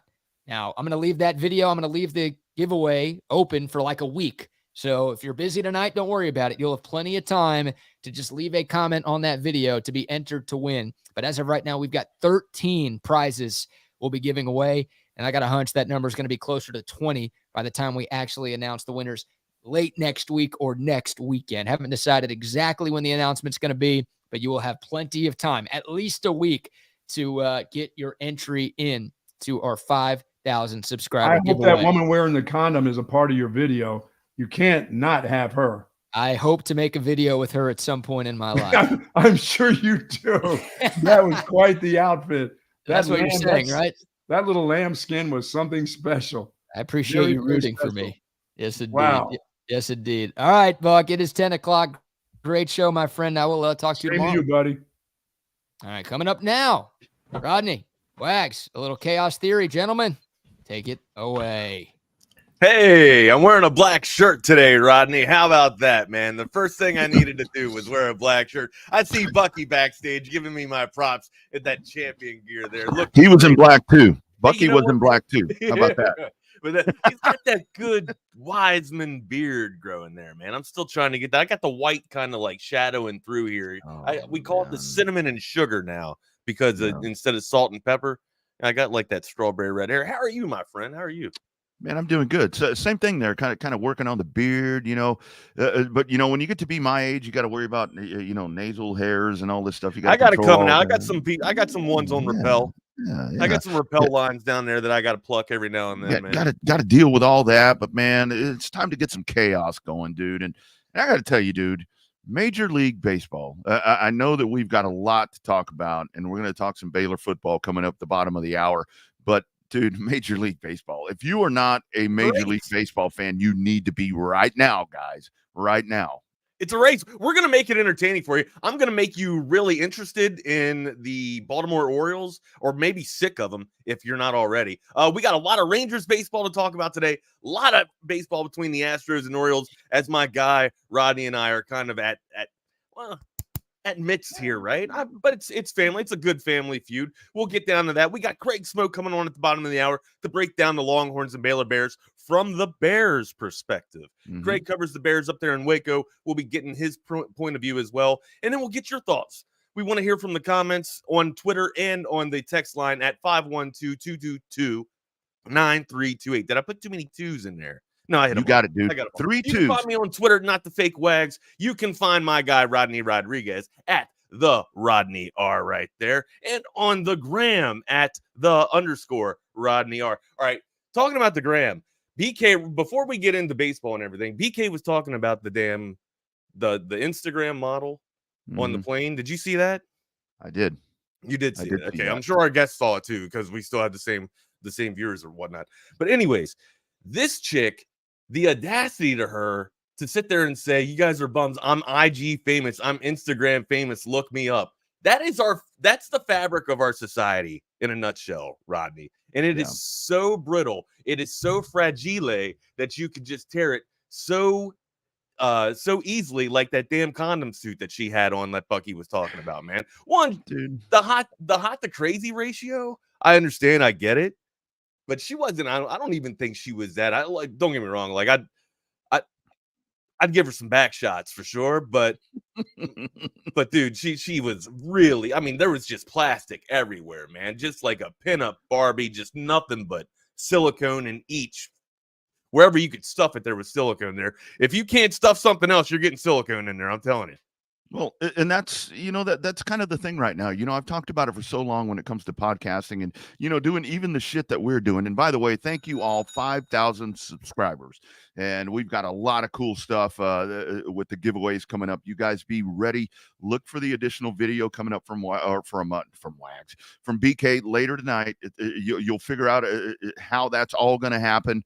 Tom McKay coming in with the 75 inches coming in a little bit earlier right there.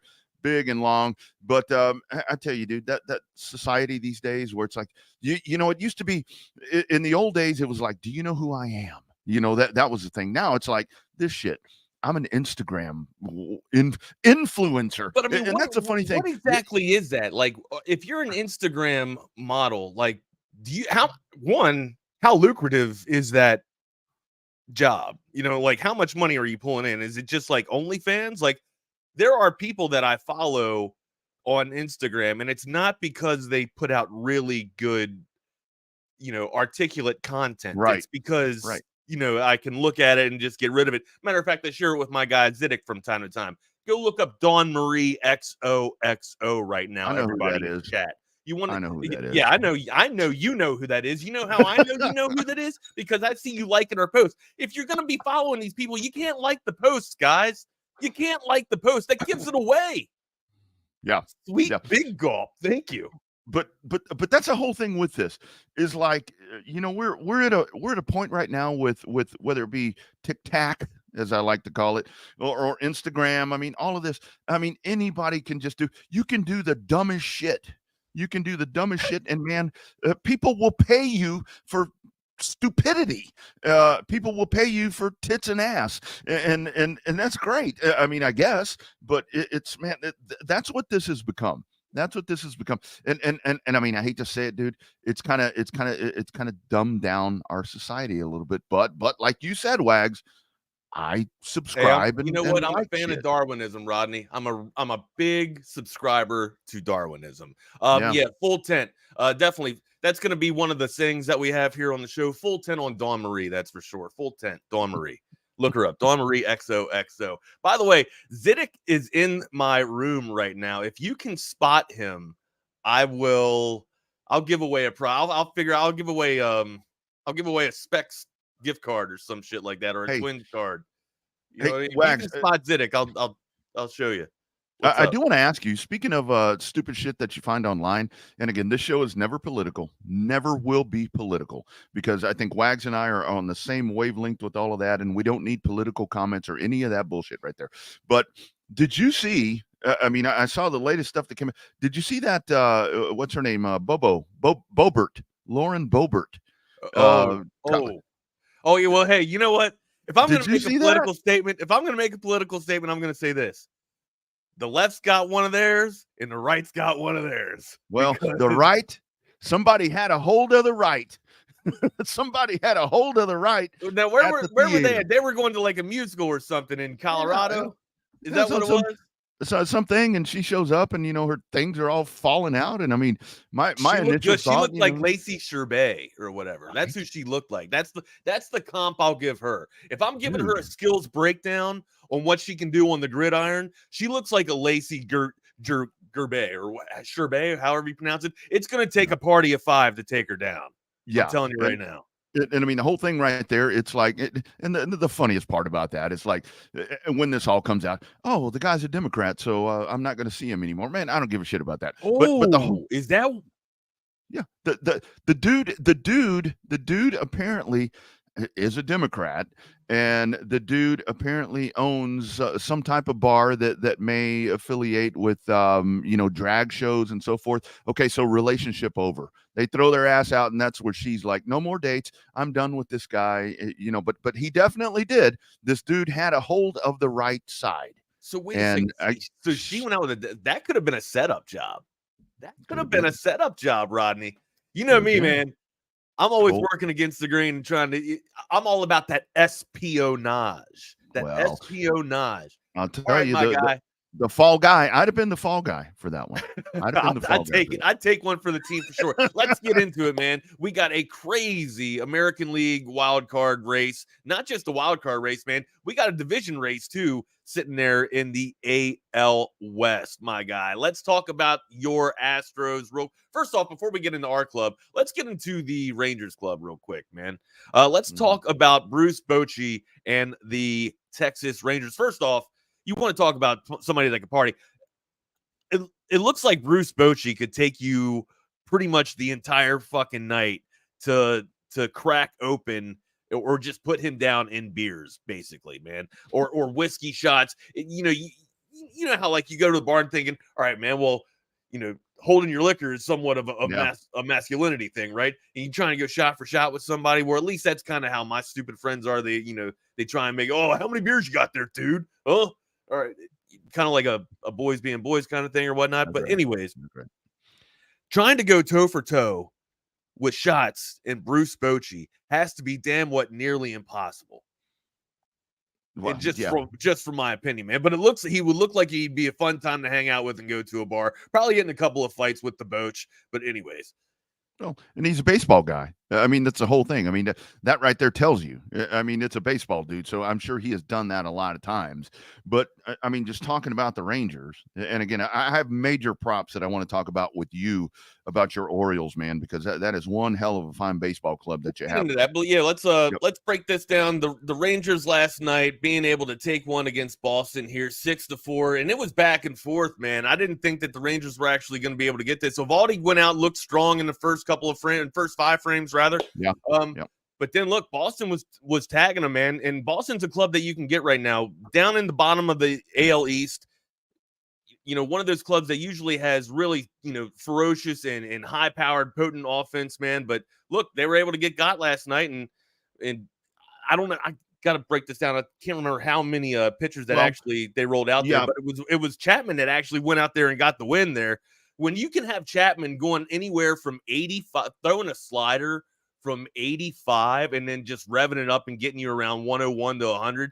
How do you compete with that, man? Like, that's just got to be tough, dude. If you're a hitter trying to expect that, one, you got to be sitting fastball. You got to be waiting fastball and reacting to anything off speed, or you know what, just say screw the off speed, just sit there and wait for the fastball coming, because you know it's going to be high, and it's going to be high and probably outside. That's where I've seen Chapman deliver a lot the past couple of times he's been out there, man. But hey, he looked great last night.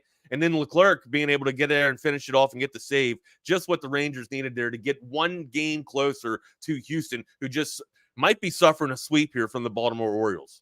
Yeah, and we've got it's going to be a great afternoon of baseball. I mean, because you've got the rubber matches coming up here with the Rangers and the Red Sox. Afternoon game too, man. Yeah, both afternoon games with those two. But I mean, you look at the Rangers; they fall behind 4-2. I was sitting there watching that as we were going back and forth, and I'm thinking, okay, come on, Red Sox. I mean, you have to. I mean, just keep pounding it on right here. But like you said, I mean, the Rangers come back, and a lot of that. I mean, the difference right there is Bruce Bochy. I mean, you've got a manager in there that's going to got thrown out though.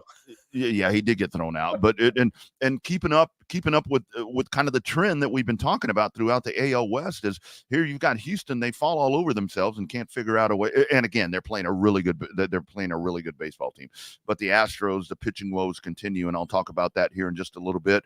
But and then Seattle over on the West Coast. I mean, they go out and they do what the Astros could not do. They're taking care of the ace. Those are the fucking games you need to be winning. Yeah, that's when the gap should have been minimized just a little bit more, man. This should be a 4.5 to 5 game pad for Houston between Oakland and Kansas City.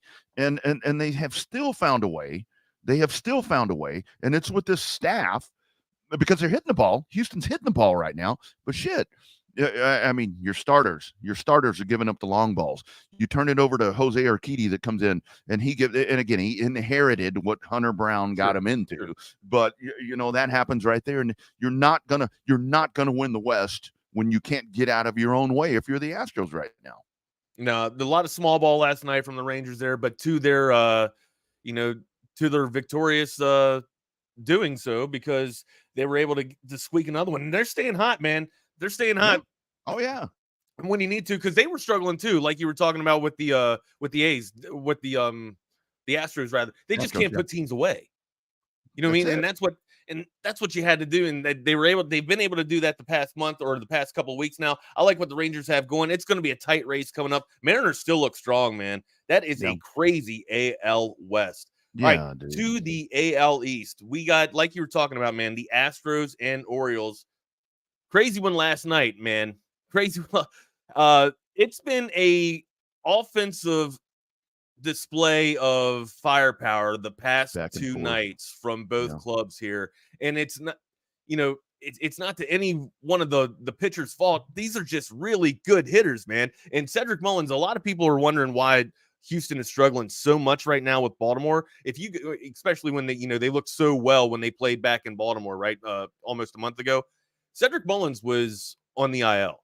He was on the injured list, or IR, injured reserves, whatever you want to talk about. So it was a different ball club. And you say, Wags, how can one guy make a difference? Well, when you put Cedric Mullins in there, you have so much more speed. You have so much more defense too, man. He's fantastic. Not to take anything away from Hicks, but Hicks in center field is just not what Cedric Mullins is. Cedric Mullins is an all-star. He's fantastic. He doesn't just bring the lumber to the plate. He's tremendous in the field as well, Rodney. Now, last night, you were without Rodney, or excuse me, you were without Rodney. No, I wasn't playing, dude. You were without Adley Rutschman there. I was drinking beer in my recliner. I was not playing.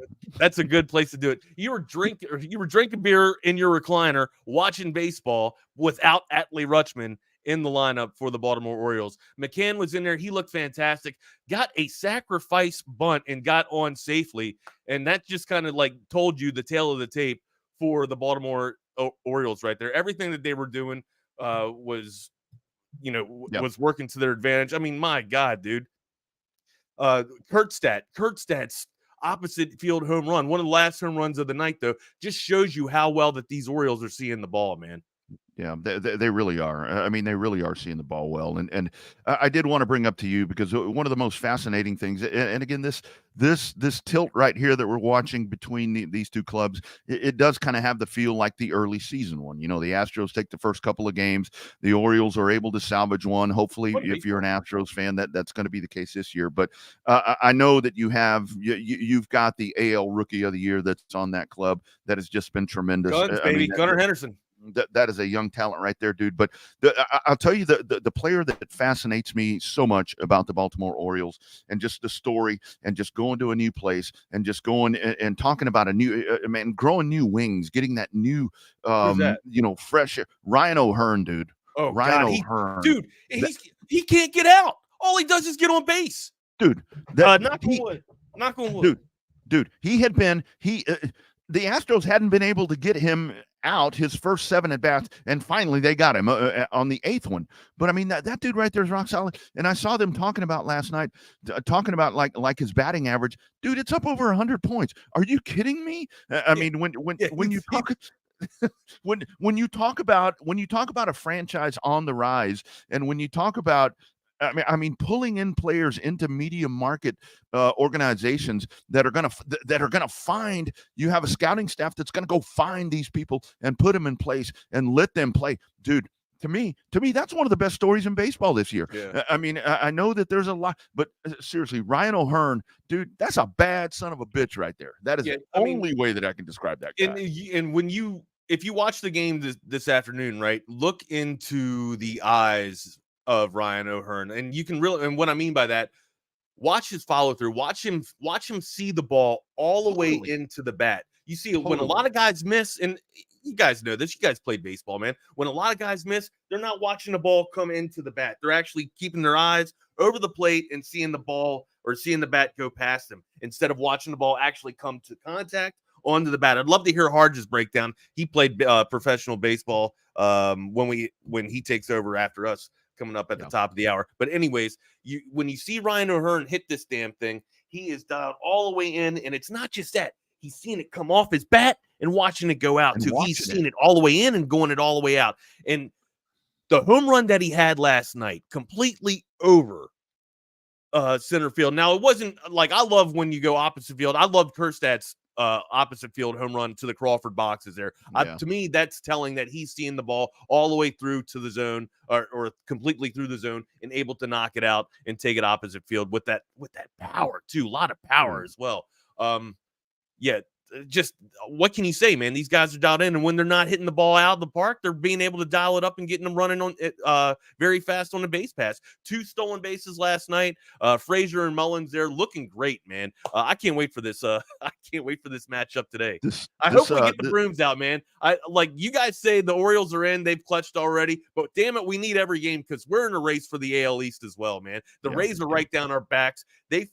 They won last night, dude. You can't stop them, man. Yeah. You can't stop them. Where Baltimore can get got, though, is pitching. And I feel the same thing about the Astros, too. The Astros in Baltimore are kind of built the same way. They got great defense, power in the lumber site, but their pitching is kind of suspect. Now, John Means coming back, that means that Flaherty can move back and get a little bit of relief into that bullpen. That helps out a lot. But I don't know how that's going to bode out for the Astros pitching. JV's looking good, but if you keep using 5-6 pitchers and go into your bullpen, they're going to be exhausted by postseason baseball, Rodney. Well, and here's the problem with the Astros. I mean, you go and you make the move at the trade deadline once again to bring Verlander back in, and the thought of that was to solidify your starting rotation. But let me give you some numbers, and these are die-hard numbers. Since August 1st, the Astros pitching staff an ERA of 4.94. That's 21st in the majors, dude. Listen to this. Verlander, in 4 starts in September, gave up 7 long balls. 7 long balls. And we talk about that. He always tends to do that.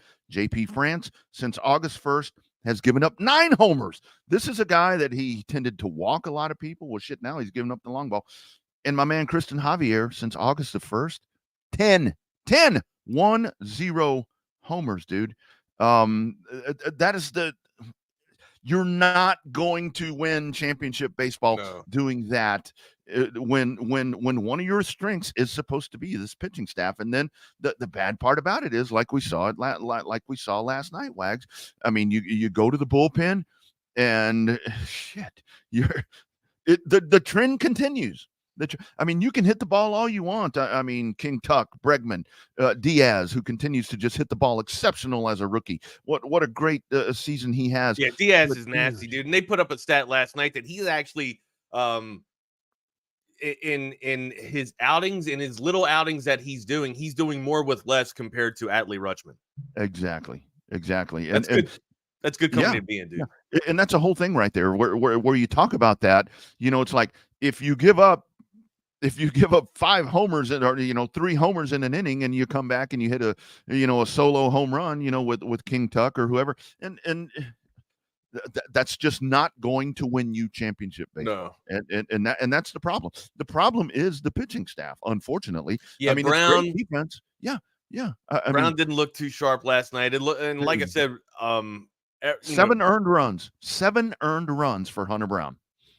That's not going to get you. You can't do that against this Orioles squad, man. They'll beat you to death. I mean, I think we had 25 hits last night. I think we had 20 hits tonight. It might have been 15 hits last night. But again, there is a lot of offense going out between these two clubs. And if you're putting up 3 home runs, that's great. But if the other club's putting up 5 home runs, you're not going to be able to win. So again, something's got to happen. You got to get the pitching down. Brown did not look that great last night, not too sharp, but the Orioles were able to get the win there. Rangers were able to get 1 game closer. I think it's a half game now in that wild card race, man. So yeah, it's tight, man. It is very tight.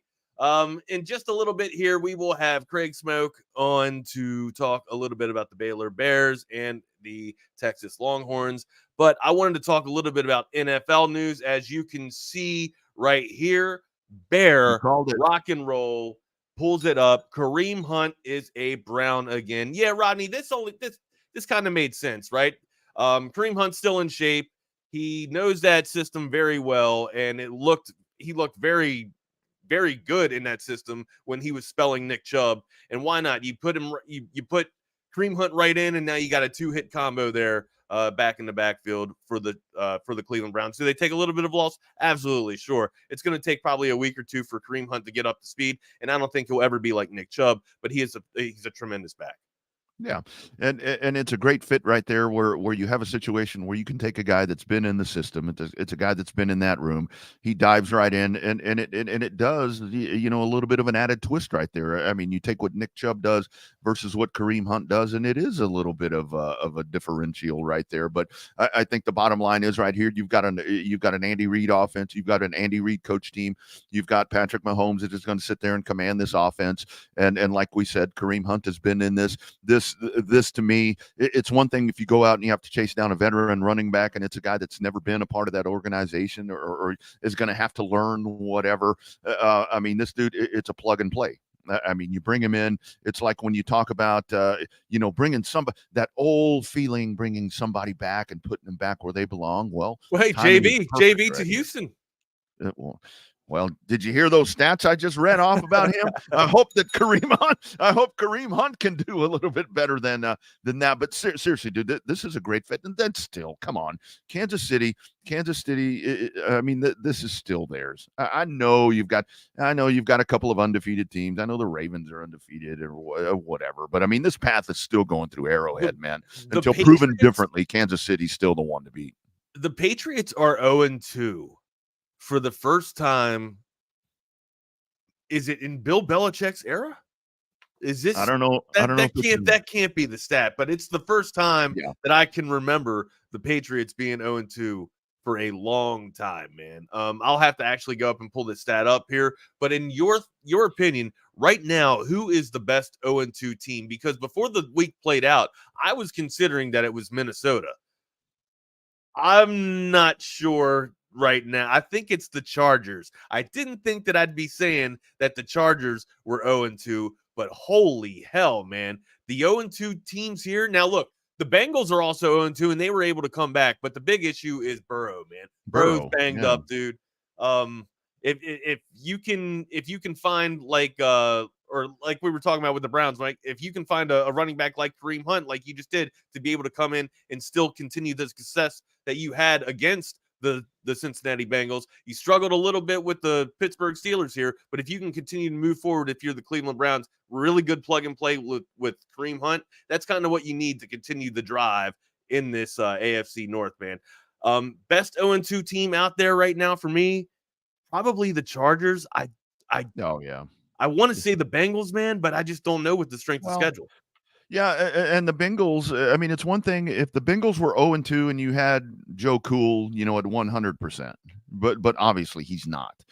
And I would love to know. What the philosophy is going to be there with Joe Burrow. I mean, do you look at this if you're the Bengals? Do you look at this and you see that you're 0-2 and he's 85% or whatever he is? You're going to roll him out there and try to. I mean, are you going to or do you let him sit? I mean, what are you going to do with that? If it's a sustained injury, Rodney, I think you got to rest him, man. I think you got to bite the bullet. I totally think so. And take him down. Like, consider you're 0-2, man. The season, if it goes 0-3, 0-4, the season's lost, man. Put Burrow on the hook, rest him up until he's healthy, dude. And then I would not jeopardize future damage, not just to your quarterback, but to your franchise just by trying to roll out and getting something for instant gratification. I just wouldn't do that. You've already seen that you can accomplish, getting to the AFC Championship. I know that's not where it is, and I know your window of success is closing as we speak, but still, man, dude, I'd rest them. I would not jeopardize that. They started 0-2 last year and still found a way to get to the AFC Championship. So I don't think you necessarily need to hit the panic button at this point. I mean, not now with what you have there with Cleveland, with Kareem Hunt coming in there. I mean, obviously it's a nice progression right there, a nice change. They're going to be able to progress that offense and continue to do what they're doing on defense. I mean, even though you look over at Pittsburgh, I mean, Pittsburgh bounces back and they win. All of that seems to be okay. That division is still up for grabs right now, and once we get deeper into this, I don't think it's time for anybody to hit the panic button yet if you're 0-2. But I definitely agree with you with the Chargers. And the frustration for me with the Chargers is like, God, when in the hell are they going to be able to get their shit together? Because when are they going to stop it's charging? All the time. When are the Chargers going to stop charging themselves? That's the thing. You got so much talent around you, but you can't put it together. Yeah. Put it together.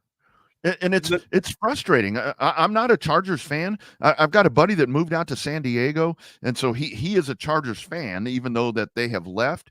And me and this dude text all the time, and he's like, dude, he had been a long-suffering Cowboy fan, and he still is a Cowboy fan, just like I am. But he's like, dude, this team feels so fucking much like the Cowboys. I'm like, yeah, dude, it's the same shit in a different location.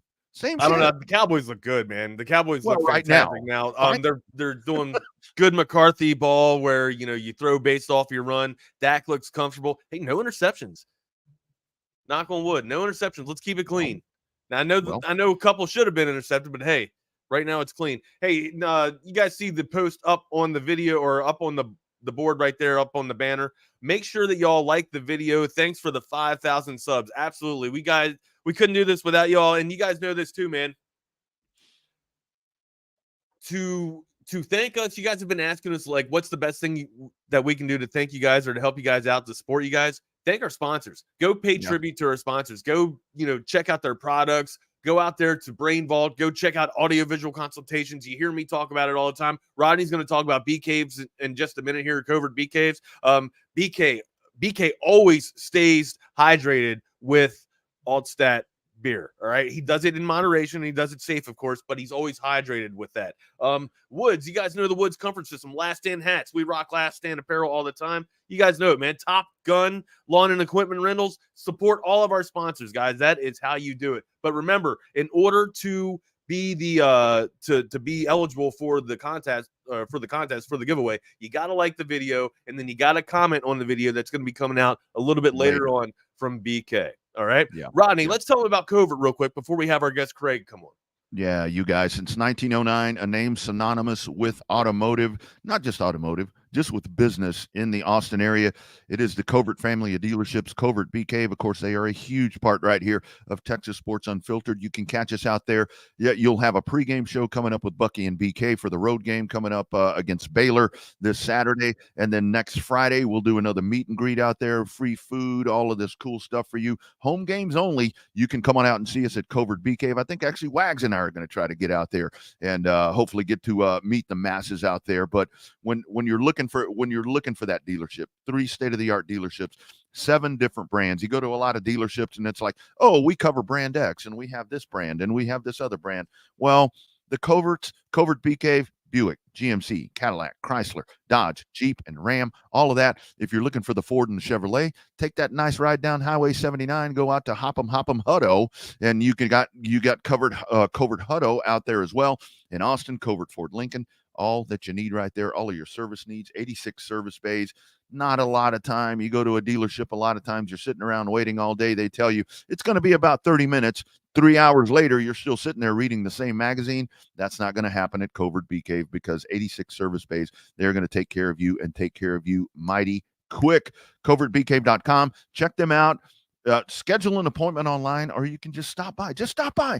Ask for Dan Covert. Go shake his hand and tell him, man, I'm so glad that you guys are a part of Texas Sports Unfiltered, man, because it's the baddest ass thing going right now.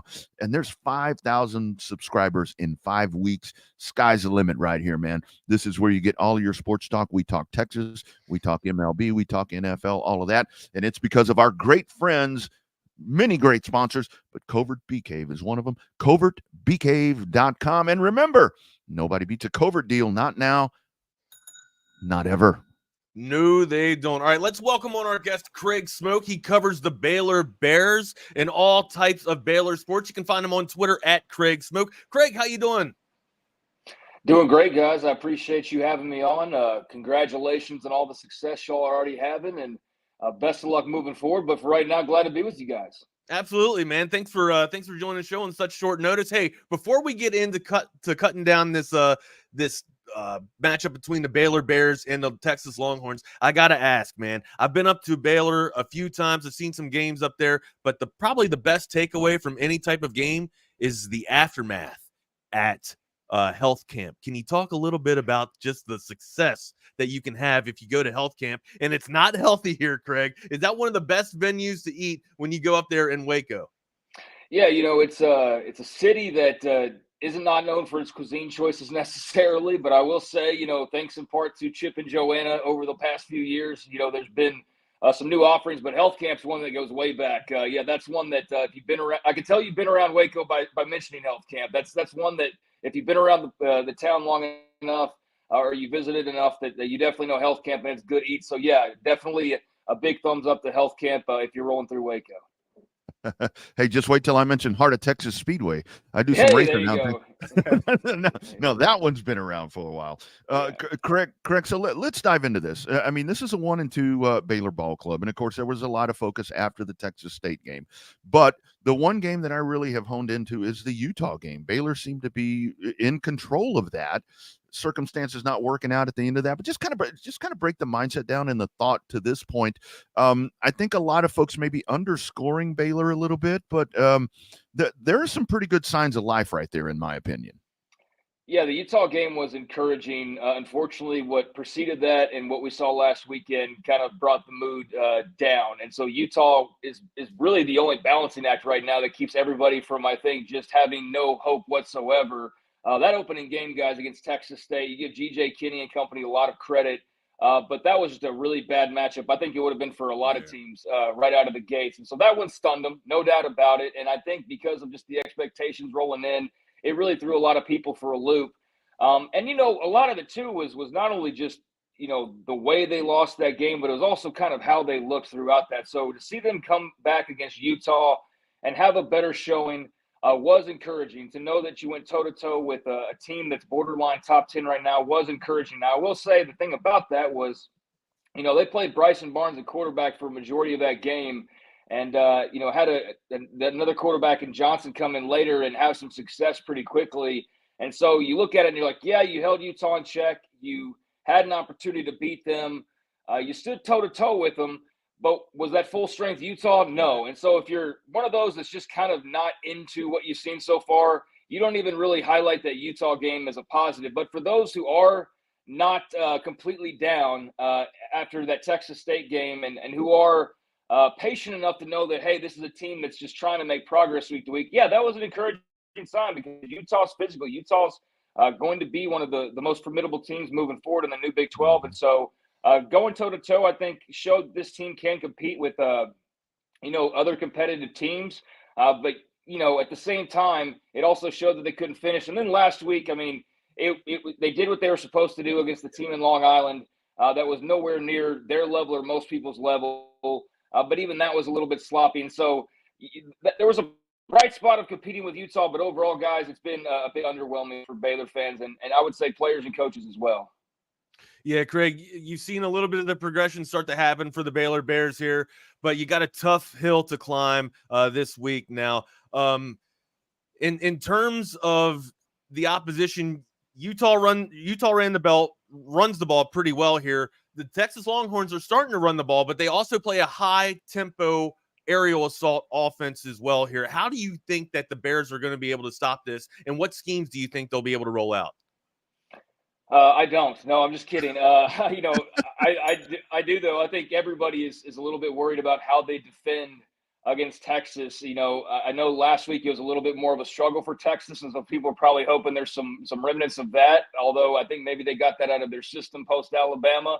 So, yeah, that's the big question, guys, really is, you know, unfortunately for Baylor, their defense is less of a question mark than their offense. But, you know, I think that they're going to, you know, be aggressive. I think they're going to, you know, try to obviously get into the backfield as much as possible. But it's just that we've seen such little ability to do that against a team the caliber of Texas. Utah got a little bit of taste of it, but the Longhorns are a different animal offensively, to say the least. So, you know, I think you're going to see a lot of defensive backs. I think you're going to see them try to put some pressure on to Quinn Ewers to just rattle him and get him a little bit off.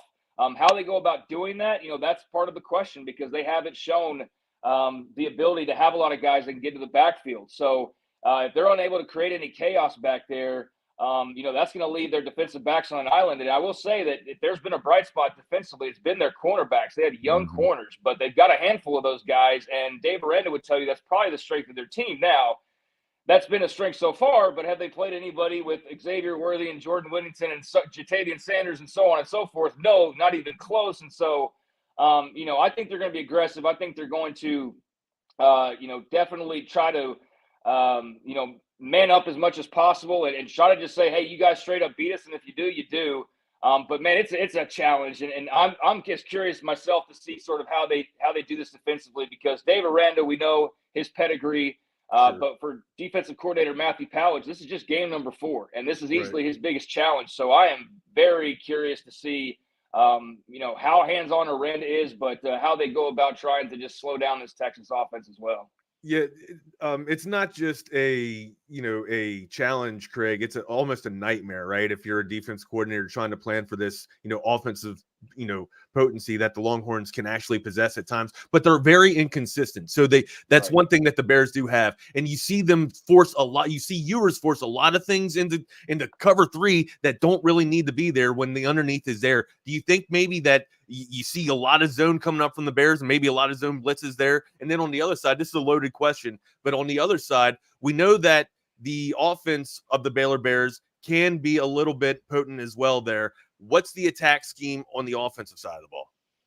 Yeah, defensively, I mean, I do think they'll be aggressive. To what extent, I'm unsure because I don't know how confident they are in their ability to be aggressive and still hold up on the back end. Like, they like their guys in the secondary, but there is a little bit of a question mark there at safety. And we know how Texas can just blow up teams. And so, man, I don't know. That's the chess match that's most fascinating to me is Sarkisian versus Aranda, because Palage is the defensive coordinator, but Aranda, since that first game, has let it be known that, like, yeah, I'm involved. I'm involved more defensively than I am offensively. So, that's the $1 million question to me is how they go about doing that. But certainly, if there's a weakness in that Texas offense, of which it's kind of hard to see, but it's not skill, obviously. It is getting Ewers a little bit rattled, right? It is trying to get him off his timing and make him force some things. And so I think however they can try and do that, that's what they're going to do. But to, the breakdown of it, I think we'll see on Saturday. As far as offensively, it's been a real struggle. Blake Shapen got knocked out early, and Sawyer Robertson comes in, and his very first game, he gets dinged up as well. And so part of what his game allowed you to do was have him run the football on occasion to keep you off of your feet. Unfortunately, with a bad ankle now, last week he was unable to run, and you could tell it had an effect on him in the passing game. And they basically just stayed on the ground all day long. I mean, you look at the box score, I forget exactly what the numbers were, but it was like 40-something rushes to like 12 passes. And he had some passes that you just saw the ball die halfway through the air. You're like, what was that? And you realize afterwards, like, oh, that must be the ankle. I don't know how much healthier he is, but he had passes that were just, they got halfway in the air and they were starting their descent and landed several feet in front of the wide receiver. So, I mean, are they going to be able to run the ball on Texas? I have my doubts. If they can't, can they throw the ball around based on what we saw last week? Absolutely not. So I'm at a loss for how they're going to try and move the football. They're going to have to try and hit some big plays, but I just don't know if they had that capability if Robertson's not able to put full strength behind his throws. He's also a young guy. He's not somebody who's got a lot of starts under his belt. He played sparingly at Mississippi State under Leach, and then, has played so far a little bit in each of these first 3 games, and obviously a lot last week as the starter. But man, they're not going to be able to run like they did against Long Island last week, and that's all they did basically. They didn't do much of anything in the passing game, and like I said, what they did was not all that impressive. So I don't know how they are planning on scoring points. They're going to try to force the run, and just hopefully Robertson's a bit sharper than he was last week. But beyond that, that too is something I'm very curious about, because it has not been an easy road trying to score points for this offense. Yeah, and that's I'm sorry, Lex. I was just saying, speaking with Craig Smoke, you can find him on Twitter at Craig Smoke. Go ahead, Rodney. No, sorry, and that's one of the things, going into the season, with Richard Reese. I mean, a great freshman season last year. I mean, almost 1,000 yards right there, 14 TDs, and then you get the OSU transfer, and kind of adds a different balance to that. But I think what a lot of folks aren't thinking about right here with Baylor having trouble running, or maybe having trouble running the football. This is a totally different offensive line, man. You had to go back in, and this is brand new. What you have one holdover? You had one holdover, and then you're trying to build, and then you have to face a juggernaut defense like Texas, man. This is going to be tough with what Baylor's been dealt to this point. Yeah, it really is. It's puzzling, and the chess match will be fascinating because they are operating a bit shorthanded. And you're right, this is a brand new offensive line. Last year, they had the entire line back, and the thought was, man, they're going to be dominant. They're going to be able to run the football at will. They're going to be able to do this and do that. And it was anything but that. It was a disappointment last year. And now, everybody but one guy, as you mentioned, Gavin Byers played a lot last year, is gone. And it's been a little bit of a process, and you saw that last week in Long Island. But again, it was Long Island. What do you take from them being able to run the football on Long Island? That's not K-State. That's not Texas. That's not, even OU for that matter. That's not something that they're just going to be able to line the ball up and do that again this week. So, yeah, it's been a struggle for the O-line. They're young there. They're steadily getting experience, but can they get down there in the dirt with those big guys from Texas, those 4- and 5-star type caliber players, those NFL style, future star players? I don't know. And that to me is where this is all going to be won and lost. I think they can hold up and make some plays defensively. Sure. I do think they have the ability to do that, but they're going to have some help from their offense, because we've seen them stranded out there on their own before and get worn down. That's what happened against Texas State. That's what happened against Utah. That's been, the part that's probably been the most difficult for them in some of these games, just the lack of complementary football. Saw a little bit better of that last week, but yeah, I mean, they've got a huge challenge across the board, guys. I mean, that's the thing about this game is there's little areas here and there, like I mentioned, the cornerbacks, but it's not like they faced the Texas receivers, Then, hey, they ran the ball well last week, but it wasn't like they were going up against the Texas, defense. And so this game is going to tell us a lot about where Baylor is, where their mindset and their attitude is, and just where their growth and their maturity is, and how much they've, been able to grow through experience these first 3 weeks, because they are a relatively young team. And I think that's sort of just where the some of the disconnect has been with the fans and with the program, is that I think the fans expected them to be farther along than they are. And they're much more in a not a rebuild, but in a build with a lot of young guys. And this will be, for a lot of those guys, their first, mountainous task, so to speak. And I'm excited to see kind of how they are able to manage with all of that. Well, Craig, you talk about it, it will be a mountainous task, but the one thing about Texas is that everybody gets up for Texas. So if you're the Baylor Bears, you got to like that. And, coming into it, Jackson seems to be, the key component or the key target there for the aerial attack for the Baylor Bears. Do you have anything that you can add for his success, or maybe if there's going to be someone that's going to have to compliment him on Saturday to plan for a better attack for this Baylor Bears offense? Oh, I think we actually kind of lost Craig there. Yeah, I think we lost him. Maybe. But anyways, guys, go check out, for more Baylor Bear content and information, go check out Craig Smoke at Craig Smoke. Let's see if he reconnects. There he is. Yeah. There we go. Hey, guys, sorry Craig, about that. I got the spinning circle of death. It's happened plenty of times. It happens from time to time to the best of us, Craig. But anyways, what I was just saying there, the line right now is 15.5. But like you were saying, it's a mountainous challenge, right? But the good thing about Baylor is that everybody usually gets up for Texas. Like, Texas is everybody's Super Bowl, man. Going into the conference play for the first week here, you got to take some of those emotions going into this game. And doing so, what are some of the key components that we might see from Baylor moving forward? We know that Jackson comes in here as one of the, the key targets from the wide receiver room, but you mentioned Drake that Dabney. they run the ball very well here. We got a local guy on the squad, Josh Cameron, as well. We know that what he can do when he gets into space. But is there another key component or another key type of offensive target that's going to be able to complement Jackson going into this week? Yeah, I think, receiver-wise, that's been like kind of the theme with this team. That's been a work in progress. But I think you look at the tight end and Drake Dabney, he's got 3 touchdowns on the year.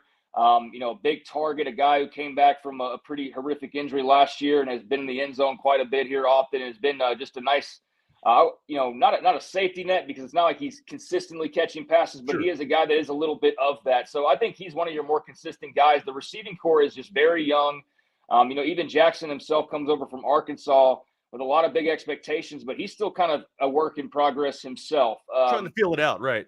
Yeah, trying to feel it out. I think that's kind of the theme with most of their wide receivers. But Josh Cameron, he is a guy that they're very high on. He's shown flashes here and there. But, yeah, I'd say the one guy, possibly receiving-wise that you'd put in there would be a Drake Dabney, also a Hal Presley. Was a guy that originally signed with Auburn, transferred to Baylor a couple of years back, and he's shown some flashes, especially down near the end zone and making some tough catches. But needs to do it with more regularity. But I would say if there's anybody potentially making some big catches this weekend against Texas to help move the chains, Drake Dabney, Hal Presley, Josh Cameron, those would be some of the guys that you're most likely to see. I don't really think as of right now there's anybody receiver-wise that you would say, like, where did he come from? Or, wow, what a massive surprise that is. The one guy, though, that is probably not very well known, and he comes out of the backfield. But the true freshman and Dawson Pendergrass, he ran for 100 yards last week. It was against Long Island, sure, but he's a true freshman from East Texas, and that was his first real action. He might also catch a ball or two out of the backfield, depending on how things go on Saturday. But he's another guy that I would just say, potentially could be somebody that you're like, who is that? That's the true freshman from Mineola, the running back, Dawson Pendergrass. That's a guy that might be involved as well. But beyond that, I think anybody else would be kind of a surprise, but probably a pleasant surprise for the Baylor offense at this point. Yeah, Craig, no anybody that's ever played the game will tell you, man, it doesn't matter what the opposition is. If you get over the century mark on the ground, you're seeing the ball or you're seeing the hole as well, and you see flow of traffic and you're seeing your cutback lanes. And Pendergrass looks like he could be a stud, no doubt. Craig, that's all from me. Rodney, you got anything for Craig? Yeah, I actually do have one question for you, Craig. So, Sure. And so being in the Austin area, and I know that we're going to have a lot of folks that check in and are good, that are going to want to hear this question. Any early thoughts on the transfer, RJ Martinez? That's a dude that lit up the scoreboards here at Westwood High School. He made me highlight videos because I called his games. I know he was in the ball game last week. Any early thoughts there with Martinez? I think that's a guy, he's multifaceted. There's always been a question about size or whatever, but I think that's something that doesn't really matter. Thoughts there on Martinez's future there at Baylor? Yeah, thank gosh that they have him, given how quickly Blake Shapen got hurt. They almost found themselves in a huge pickle had they not picked up RJ Martinez. And so, he was a bit of a surprise. They had a whole situation where, they were expecting to sign a big prospect on signing day. He flipped to Oregon, Austin Novosad, on the morning of National Signing Day. That left them, completely scrambling. They're able to go get Sawyer Robertson out of the transfer portal from Mississippi State. But, got RJ Martinez as well. And I think that was, a player not on anybody's radar that many people knew about. But the moment they saw him, they're like, okay, that makes sense. Look into his background. They're like, wow, he's played a lot of football for Northern Arizona. Okay, so if he gets thrown in there, that he should, be far more comfortable than, just your typical backup. But every thing that I've heard about him so far, going back to spring ball, is just, very professional. Really well liked, has come in and just fit in right away, and is a guy that I feel like they're confident in. And if it comes down to, hey, they need to make the call to throw RJ Martinez in there, then I think that they're comfortable in doing that. Do they believe that he can go and carry them the way? I don't know about all of that because it's just, the level of the Big 12 is just, it is what it is, man. It's a difficult beast. But, it was weird, though, last week because, I mentioned earlier with Sawyer Robertson and the ankle. And a big part of his game so far is just the ability to run and kind of, keep the defense on its heels and set up the pass. Well, with the bum ankle, he couldn't run, and he also couldn't really set up the pass all that well. And then his passes were dying halfway through the air. So you can't follow through. Yeah, you can't do anything. So, that was going on, and it was very obvious. And they pivoted to RJ for one series. It was very strange, though, and we didn't really get much of an explanation. But they went to RJ for one series. It was what it was, like a couple plays and they punted or whatever. And that was it. And then Sawyer was right back in there. And it was very strange just because I think we were all left puzzled of like, if you put him in there, why not keep him in there for at least a couple of series? But they yanked him pretty quickly. I'm not sure if that was because like I said, we never really got the full details because we were also distracted by so many other things that went on. But I don't know what that was. I don't know if that was just getting his feet wet so that he's already been in and it's not just baptism by fire if they have to pivot to him, this weekend or next weekend or whatever. But I was curious about just how quickly he was in and out. But I think they have confidence in him. I think that they feel like they can go and run an offense and score some points behind him. But, obviously they'd like to have their top two guys healthy. But it's been thumbs up from all indications on their feelings about RJ Martinez. Good to hear. He is Craig Smoke. You can find him on 365 Sports writing for 365 Sports YT writing for that. Also the host for Bearcast 365 on Sikkim 365. Thank you so much for your time, Craig, and hopefully we'll see you at Health Camp, huh? Yeah, hey, I would definitely like to run into you guys there. Absolutely. Treats on me, but I appreciate you reaching out and looking forward to hopefully a very entertaining game this weekend. And, nice to talk with you guys. And if you need me to join y'all at any other point, just let me know and I'll be happy to do it. Hey, absolutely, dude. So Thanks, I Craig. met you three or 4 years ago when I was working with Bucky and Aaron, man, and I heard you chop it up for the Baylor Bears right there. And I found, ever since then, man, you're some of the best that can do it for the Baylor Bears, dude. I appreciate your content. You're some of the best content out there for the Bears. So everybody that's out there right now listening to this show, make sure you go follow Craig Smoke. Please do so. Thank you so much for your time, brother. Yeah, man, Take care, I man. was appreciated joining that show and joining you guys now as well, and look forward to talking to you again. Have a great week, guys. Appreciate You too, brother. Be good, man. There you We go. go. Good stuff. Good stuff. Yeah, look and I think that question for Rodney, for RJ Martinez in there, dude. I had to. And you know why? Because I'm going to send that clip to his dad. Because I mean, that's a kid right there. Thank you for leaving that time right there. But listen, Wags. Here's the whole thing. And I wanted to ask him this. I know that he talked about the Baylor fan base is down, and they've had success. I mean, they've had success. They've had a lot of turmoil over there, for crying out loud, in that program. But look, man, this is the last time in the foreseeable future that Baylor is going to play Texas. And this is going to, I mean, that right there, I think, is motivation for Baylor. I mean, you come out, Texas tends to start slow. I mean, look at the Rice game, look at the Wyoming game. This isn't Rice, this isn't Wyoming. Baylor is obviously struggling. But man, those fans, even though they may be down on the team, they may be down on Dave Aranda. And here's the whole thing. Matt Rule's kids left. So now this is Dave Aranda's team. And I think that's the underlying thing right here. But look, those people in green, dude, they're going to be liquored up. They're going to be fired up, dude. It's a night game. It's going to be electric over there at McLean. So see Clear's comments. I hate how much he hates on the Horns at 365. I know, dude. Clear, I know, man. But here's the thing about me. I actually love that. That to me drives me nuts and makes me want to communicate with him more. I think that's the reason why he does it. I think it plucks us or it sends a shiver down our spine just enough to make us be like, hey, man, you know what?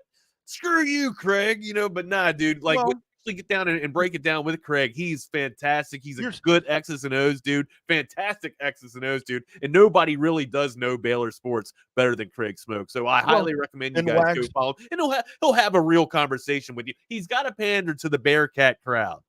Well, and he doesn't sound the Bears crowd. He doesn't sound too high on his team either. No. I mean, he's sitting there. He's a realist. He's a realist. Yeah. I mean, he maybe hate on Texas and hate on whoever, but right there, he's calling it like it is. I mean, he's talking about, I don't know how we're going to run the ball. I don't know how we're going to stop Texas. I mean, dude, that's a sign of a fucking good journalist right there. I mean, he's calling it across the board. He's not giving yellow journalism. He's being a realist he's got credibility on the line too. Rodney, this is 15.5. I don't see this as 15.5. Maybe maybe I am missing something here, but I'm trying to break it down. And dude, just all throughout the room, the Longhorns got it. Check. You're mated, dog. You're done. Yeah. This you should have heard him 2 weeks ago, right? Double R. You should have heard him 2 weeks ago. Well, look, man. I mean, that's part of what makes this so great to talk about each and every day. I mean, when you sit here and you're going to go back and forth. Yeah, 2 weeks ago, man. I can only imagine. You're supposed to go out. I can't remember 2 days ago. Yeah, no shit. But look, man. They went out and got whooped by Texas State. But hey, Texas State's better. Texas, to me that day, I went back and watched that game. Texas State to me looked like they belonged in the Big 12 that day. And I mean, a lot of that is on their staff. I mean, I don't care what Baylor's doing. Look what Texas State is doing. I mean, hell, they should have beat UTSA the other day, and that's going in the right direction over there. But Baylor, yeah, Dave Aranda, and that seat's got to be getting hot. That seat has got to be getting hot, right? I would think so. I don't know what's still left on his contract. I don't think it really matters, but yeah, you were 6-7 last year. If you have a tumultuous year it looks like it's about to unfold, yeah, man, it's gonna get bad, and it's only gonna get worse because you're in the Big 12, dog. You know what I mean? And like you said, dude, Rule's kids have left. You know what I mean? And come on, dude, you got a new defense coordinator, man. How much does Aranda have to step in and play babysitter for that? It's going to be I don't see this as a 2-score game, man. This is 3. I was at 21.5 yesterday. I might be going up to 28, Rodney. Yeah, I might be. Actually, let's get real. Let's stay. Let's stay 24. realistic. I'd say 24. 24 is a good. 24 is a good realistic score. In my opinion. In this Baylor situation right here, this is like Barry Switzer. Barry Switzer takes over Jimmy Johnson's team. I mean, that's exactly what this is. I mean, that's exactly what this is. And look, man, let's go. These guys, where Baylor has screwed the pooch, they haven't worked the portal. They haven't worked NIL. Man, get Chip and Joanna in this thing, man.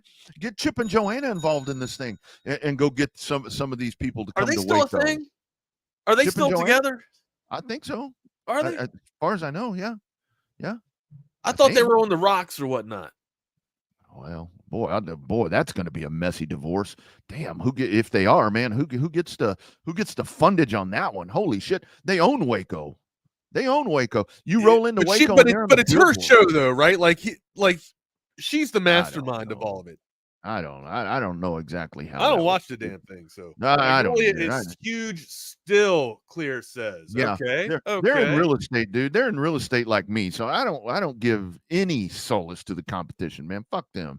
Well, Rodney, that was any last save rounds, bro? We got to get out of here, man. Oh, you know what? Before we get out of here, audiovisual consultations 512-255-8678. Make sure you're going to their website at avconsultations.com so you can watch not just the Longhorns on Saturday, but all the other college football games as well. You can watch this AL pennant race that we got going on and the wild card race that's happening. You can watch the Orioles and Astros right now, and also Boston and Texas Rangers, because those are your matinee games. How are you going to do so if you only got one TV? Call Tom McKay up, 512-255-8678, or go to their website at avconsultations.com. All right, let's bring on our guy, Hardball Hardge. He played a lot of hardball, man. It is time now for Hanging with Hardge. Dude, let's talk about it, dude. Stros and Orioles real quick before we get out of here. What are your takes? This is going to be very, very interesting. I mean, this entire pennant race is what it's all about. You guys have been talking about it. It is this is the fun time of the year. We can talk about football. That's what we're here for a lot of the times. But when you start looking at what's going on with the MLB, what team is going to be able to make that run and be very consistent? We talked about the AL West, but your Baltimore Orioles, man, they are a damn tough baseball team. I know, Rodney. I don't want to believe in it either, but I'll tell you what, that team has been impressive all year long. And this is bringing them from the doldrums. They hadn't been in the playoffs since 2015. I mean, you know that, Wax. Misery loves company, dude. I've been looking for friends. Appreciate Anyways, you, man, we got to get out of here, Mike. You have a great show, bro. It is Hanging with Hardge with Hardball Hardge. Later, guys. Later, Hardge. Later, man. Appreciate you guys.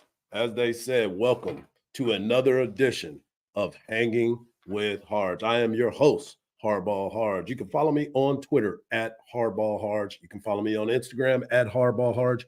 You can follow the show at TS Unfiltered on Twitter, and of course at Texas Sports Unfiltered on Instagram. Congratulations to everyone that has subscribed and made this show what it is. Not just my show, but the entire network that my man Brad Kellner put together, getting to 5,000 subscribers. This is a great, great time, and I want to make sure that everybody continues to pay attention. Brad said he's going to be giving away some things.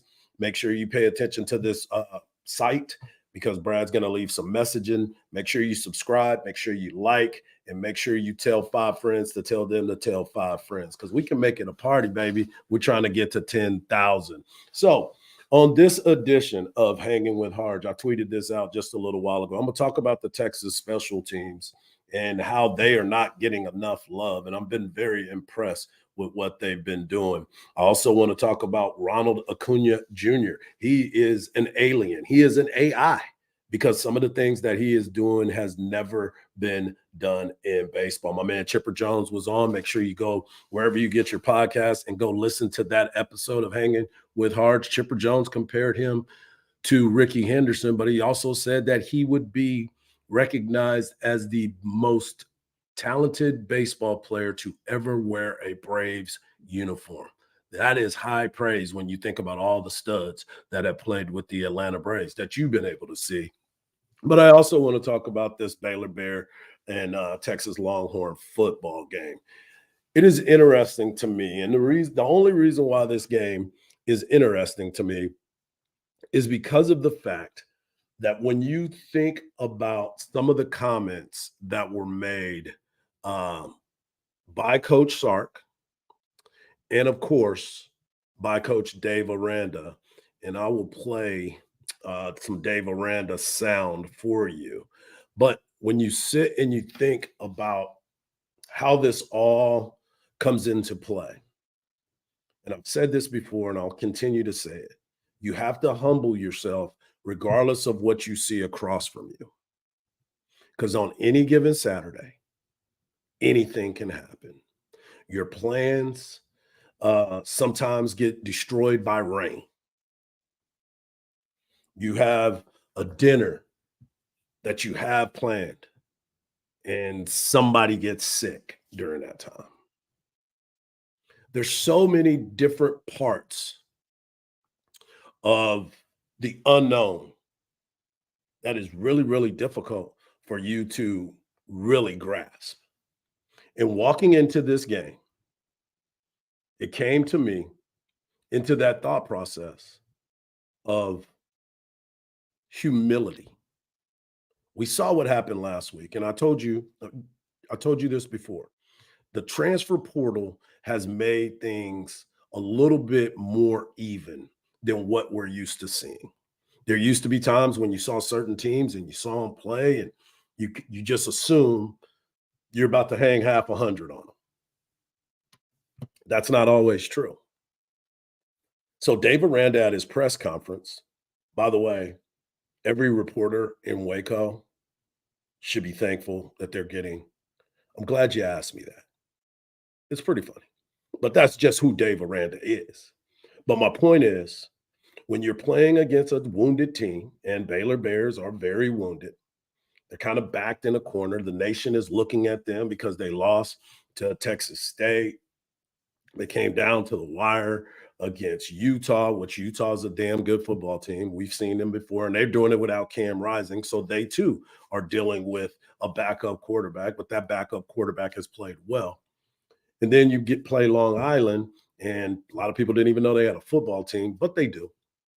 So my question is, how focused is this team going into this week? I'll get to Texas in a moment, but I'm talking more about the Baylor Bears. And Dave Aranda had a chance to talk about this, about what it is about playing the Texas Longhorns. No, I appreciate that.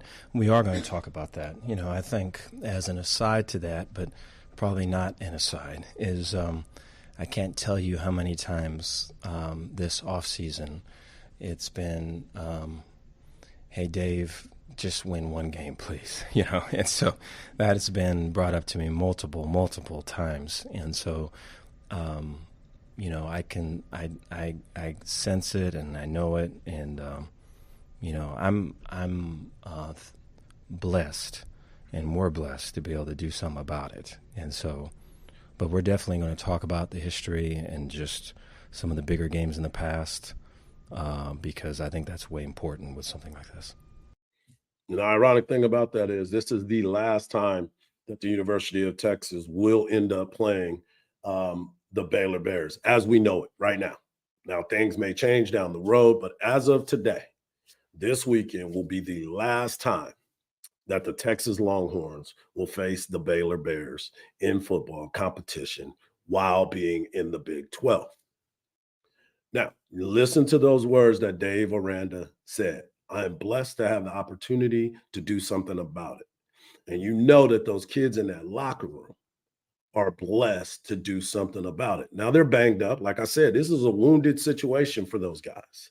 They're not coming back at this great level in which they have played before, where we've seen those guys play for a Big 12 championship and win. Although it was Matt Rule's players, but everybody says you got to coach the guys that you have there. And that's exactly what he did. Everybody's questioning the fact that he wasn't more aggressive in the transfer portal. And I get it.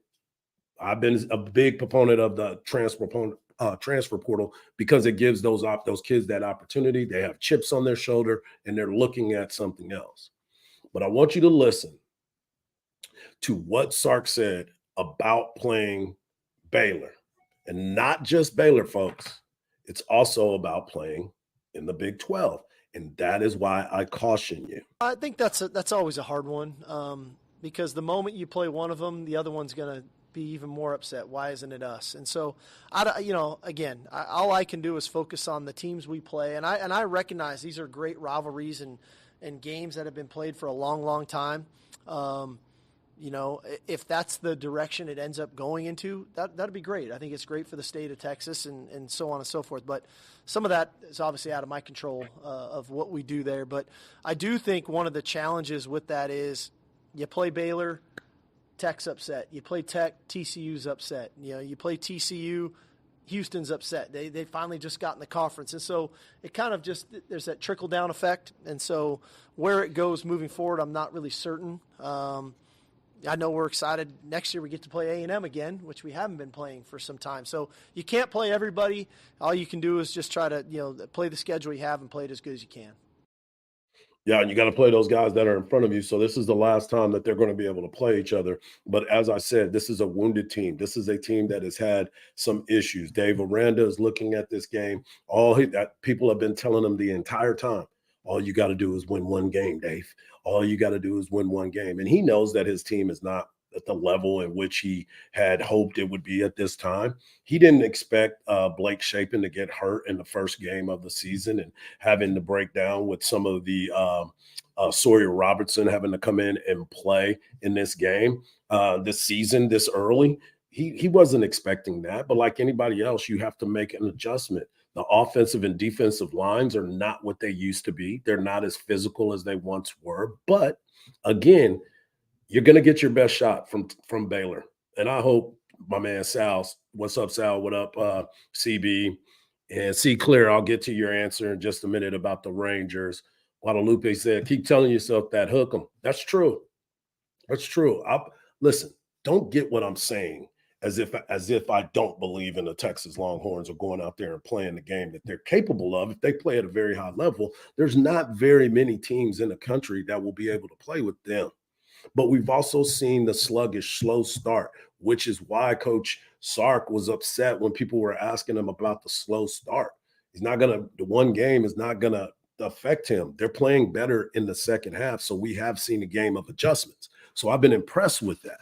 But the simple fact of the matter is we got 3 games that have been played, and 2 of the 3 Texas didn't come out and play on hitting on all cylinders at the very beginning. That's just what it is. So if we're going to go and look at another team's film and see that they are not very good, you can say that Texas does not start off well. So does that matter? If you get some turnovers, Texas has been taking care of the football. They had a fumble last week. Jaden Blue fumbled it late in the game. But don't get it twisted. On any given Saturday, anything can happen, especially at a place in Waco where it's the last time you're going to be there. It is a sold-out crowd. The student section is already sold out. They hate Texas as much as Texas hates Baylor. So if you're going to have your best week of practice and your best week of focus and you're expected to try to go to another level, this is the time, and that is how you have to approach every game as a Texas Longhorn. Let's not forget, we're not far removed from last week, Quinn Ewers calling a team meeting in the middle of the week. Was that just in general? I don't know. Was that so everybody can stay focused? I don't know. But the fact still remains, why did he have to do it after you played probably one of his best game that I've seen him play since he's been at the University of Texas? I know a lot of people will probably say Oklahoma, but Oklahoma was hamstrung last year. And that's a different football team. So don't get that twisted either. But I'm just curious to what this week's practice is all about. I know that Coach Sark is having his press conference here, maybe right now, his weekly Thursday press conference. No, wait. No, that's tomorrow. I'm tripping. My days are mixed up. Happy birthday to my son, DJ, anyway. Happy birthday, buddy. But you sit here and you think about what to expect from your football team. You want to be focused. You want to go into Baylor and you want to leave a message and you want to start trending in the right direction, because next week you got Kansas, who's an electrifying team, and they got a good offense. And you're going to go from playing a backup quarterback last week, who turned out to be pretty good, to this week playing a backup quarterback. And you're going to also have an opportunity next week to play against Jalen Daniels, who is the preseason favorite for Offensive Player of the Year and MVP. So, with that all being said, your focus needs to continue to happen right now, here today, ASAP. That's all I keep thinking about. What are you going to do as this goes on? But I also want to remind you, too, they don't have a flow on the offensive side of the ball right now. They're trying to find their identity. They had a lot invested in Blake Shapen. He's no longer there. Well, he'll be back. He's not going to be eligible to play this week. But you got Sawyer Robertson. You still have a running game that last year, also Richard Reese was a preseason first team All Big 12 nominee. He had 1,020 yards last year with 14 rushing touchdowns. But he's struggling this season. He's averaging 4.5, and he only has 117 total yards in their first 3 games. Dominic Richardson came over from Oklahoma State, but he's averaging 5.2. And then they've got some Pendergrass or something like that running back that had a big weekend this past weekend. He's going to get an opportunity to play. You're going to have RJ Martinez, who's a quarterback from right here at Westwood, right in Austin, Texas. What you know about that Wood? He's going to probably get an opportunity to play. He drove them down the field. He was 3 of 5 last week. So he's something that's special, and he can use his feet. The dude is mobile.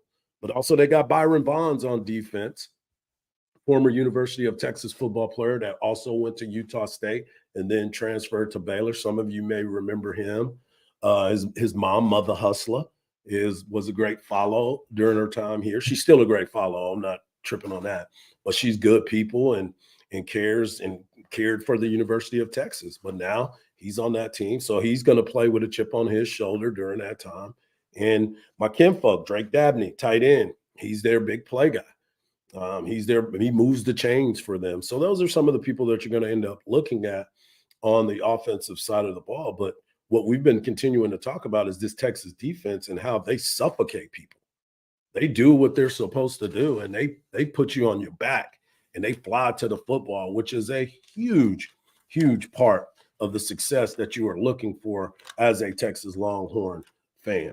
Another part of this game I want to talk about being special, and that's the folks over there at Covert BK. That's right. The folks over at Covert BK make you feel special whenever you get a chance to go out there. They have 42 acres right there in the beautiful hill country, right off of 71. You're going to drive out there for a while, but you're going to find beautiful cars out there, whether you're looking for a Buick, GMC, Cadillac, Chrysler, Dodge, Jeep, or Ram, or if you're in addition to want to go somewhere else and look for a car, they have Ford Hutto and they have Ford Lincoln in Austin. And don't forget about Bastrop. Covert BKs has something for everyone. They also have, they service every make and model. They have 86 service bays. 86 of those things, and they can get you done in minimal time. So please visit covertbk.com and get the latest specials, and you can check out their inventory or just stop by. We've been doing shows out there. Brad and Buck do their pregame show out there. It's so much fun. And shout out to my folks that are over there. My kinfolk, Ira Clark, he's working out there. Marcus Washington Sr. and Jr. are both working out there as well. They are from the 254. So make sure you go out there and tell them that the folks with Texas Sports Unfiltered sent you out there. You know, one part of this team that hey, what up, Mike? One part of this team that we haven't done a lot of talking about has been the special teams. And I think that they warrant a little bit of the conversation, because what we've seen so far with the few years that Coach Banks has been here, We've seen our special teams improve. We've come a long way from missing extra points during the previous coaching regime's era to where we are now. So for me, I think we did. First off, we need to salute Bert Arbin. He's done an unbelievable job. He's 6 of 80, and he had 2 misses. One of them was from 40, 49, 40 plus yards, and the other one was from 50. So he's been very consistent, and he's perfect on the PAT. So that has been outstanding. And then you have to look at the transfer from Stanford, Ryan Sanborn, who has done an unbelievable job whenever he's been called on the punt. He's averaging 48 yards per punt. But this is the special part about it, that our special teams on punt coverage is so fast that the other team is only averaging 1.2 yards per return. That is, if you catch it, you're getting popped if you're not fair catching it. So these guys are hustling down and flipping the field when you need to. So that is part of the success too, whether you're looking at the field goal shots or the punt coverage. They've done an excellent job. Another thing that they've benefited from is X-Man on those punt returns. I'm a little nervous every time X-Man is back there. You know why? Because my man does not like to fair catch. He does not. He does not, which sometimes it's a little nerve-wracking for your boy. But I love it when he gets an opportunity with space to try to take something to the house. He's been electrifying the crowd for the last couple of weeks, and he's been so close to breaking it on those punt returns. In all 3 games, he's come close to turning a corner and getting it to the house, and I can't wait for him to be able to do that. Kickoff return, we need to do a little bit better because most of the time they're either kicking it out or they're trying to pooch it to where it's high enough that you don't have an opportunity to return it. And so Keelan Robinson hadn't had his chance to take it to the house. But I do want to say this. I've been begging for this to happen. And there was a possibility last week. They came after one punt. Last week, and they almost got there. And Keelan Robinson has been that guy that will normally get there. And he came off the edge, and he was close.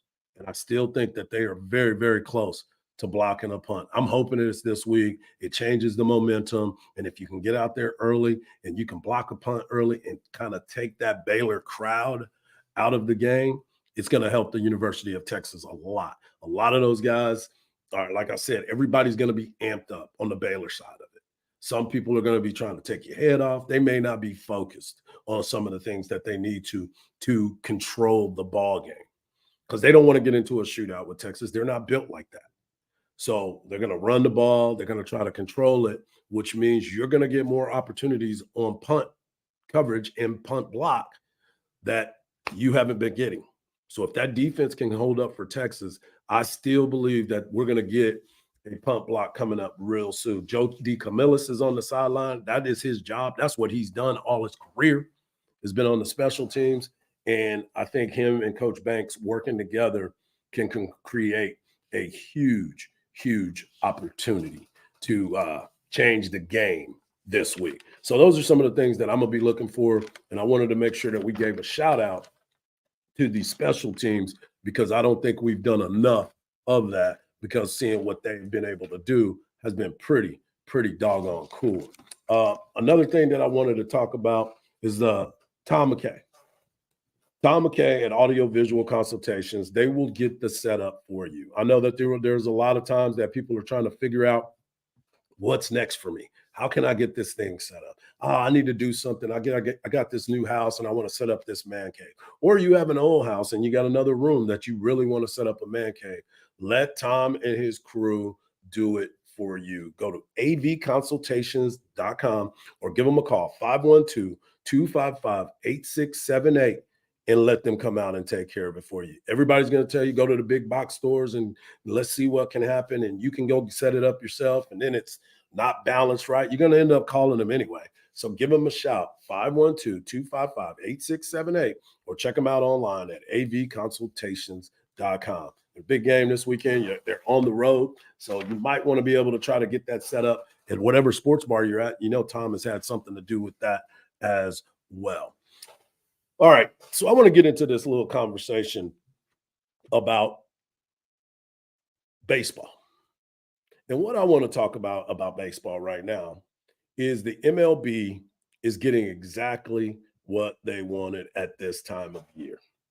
The AL West is one of the most fun division and nerve-wracking divisions in baseball right now. If you look at what's going on as of last night, excuse me, let me get this set up. The Houston Astros, Seattle Mariners, and the Texas Rangers are separated by a half a game. The Rangers last night got the win. Seattle, they broke a 4-game losing streak, by the way. And Seattle won last night. They're on a 2-game losing streak. But the Houston Astros cannot get out of their own way. It's almost like they're trying to keep everybody interested in it. And the other part that is very, very unique to me is that the Houston Astros, Minute Maid Park, has not been kind to them. That is the ironic thing to me, is because you used to think that anytime you went and played at Minute Maid, it was going to be a problem. They are 38-39 at home with an astounding 46-29 on the road. That right there is amazing for them to play that well on the road. And if the team is over 500, they are 35-43. That's not the Houston Astros that we're used to seeing. They're continuing to play against the Baltimore Orioles, who are the best team in baseball. They continue to roll, and they got a bye, so they're already set. So they're already set in the playoffs. The Rays are already set in the playoffs. As we sit today, and we're trying to figure out the wild card and all the tiebreakers and all that stuff that goes with it. Right now, Houston is still in first place. Tampa's in as number 1 wild card.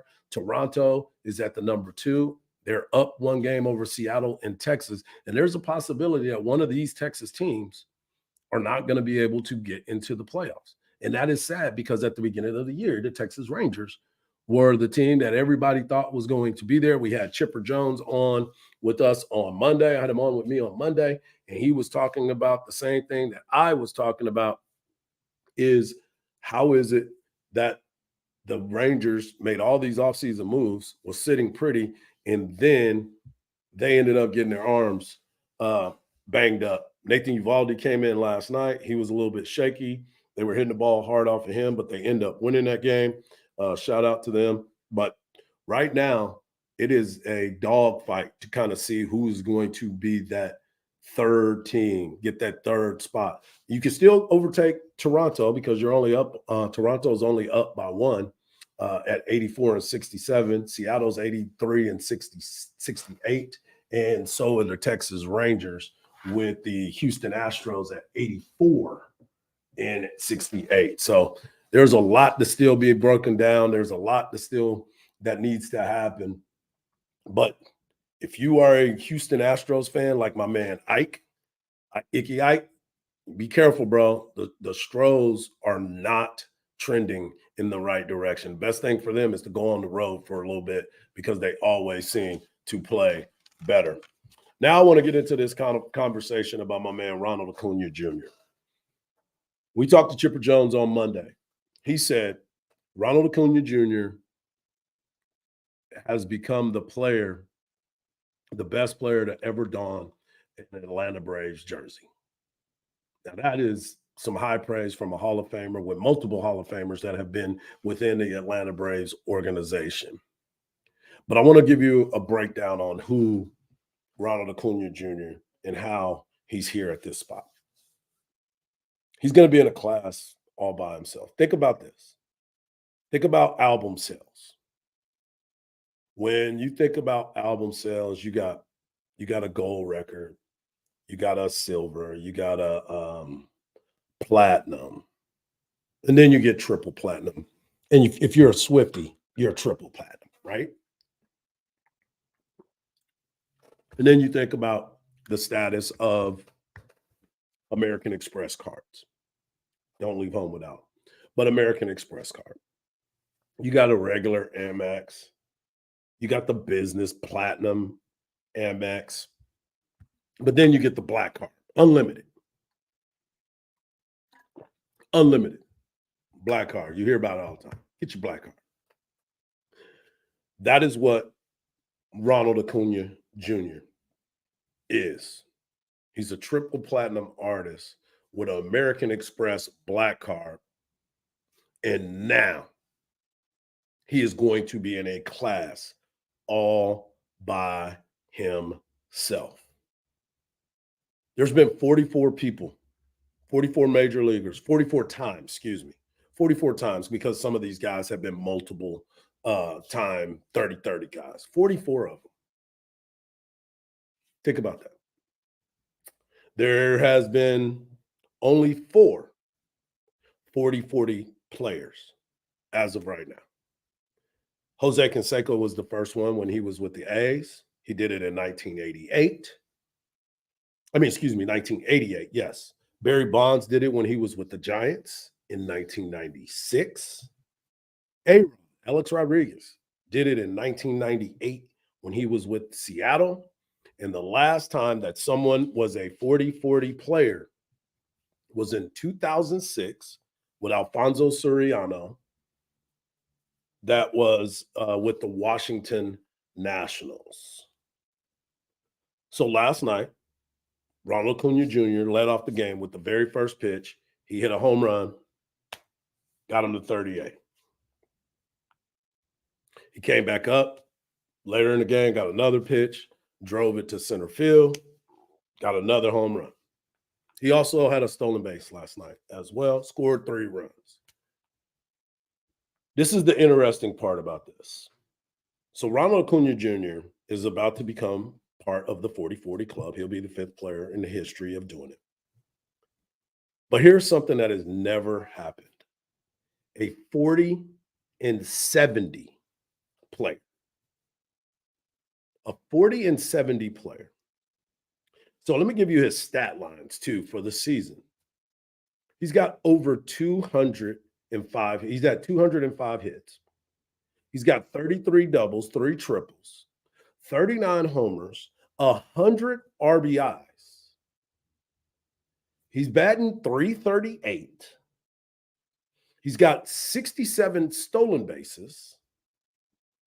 And the most impressive stat about all of that is not that he's about to be a 40-40 guy. The most impressive stat for me is the fact that this young man has 78 walks to go with 78 strikeouts. That is balance, balance, balance. If you ever go look at the back of my baseball card, it does not look like that. I promise you. It may have 144 strikeouts. I might have 60 walks. No, that is presence at the plate and discipline like no other. And oh yeah, I forgot to tell you, he scored 138 runs this season. And I tweeted out, is he AI? I think he is. Remember that girl on the plane talking about he's not real? That MFer is not real. That is Ronald Acuna Jr. And if you're not a Braves fan, but you're a baseball fan, what you are seeing, you may not ever see again. I was texting last night with Chipper Jones, his first at bat, because I turned on the game, just sat down, getting ready to watch it, and crack. The first pitch he saw, he hits a home run. And he said he told me he was going to hit a home run tonight. Because remember, Chipper's a hitting consultant with the Atlanta Braves. So the conversation that he had with him let him know that he's feeling good and he's obviously seeing the ball well. So it has been very, very impressive. I said another one. He said he was going to do it too. And then I texted him again. I said he had another one. And he said, this dude is a machine. Those are the types of situations that you want to watch. Those are the types of things that make you understand that this is a fun time to be watching baseball, because the pennant chases are here, and they are here to stay. One of the things, too, that I wanted y'all to think about is we talked about Shohei Ohtani earlier this year, but most importantly, just recently, about him being injured, his season being done. I wouldn't read too much into the fact that he cleaned out his locker the other day, and I think that was more for him getting ready to have a surgery. He's going to be around the team. He said he left a message today talking about how much he loves the team, and he's still going to be there, and he ended it with Go Halos. But we were talking about him being the MVP and what he's going to go through to be this MVP. Well, he's out. He's got 44 home runs, 95 RBIs.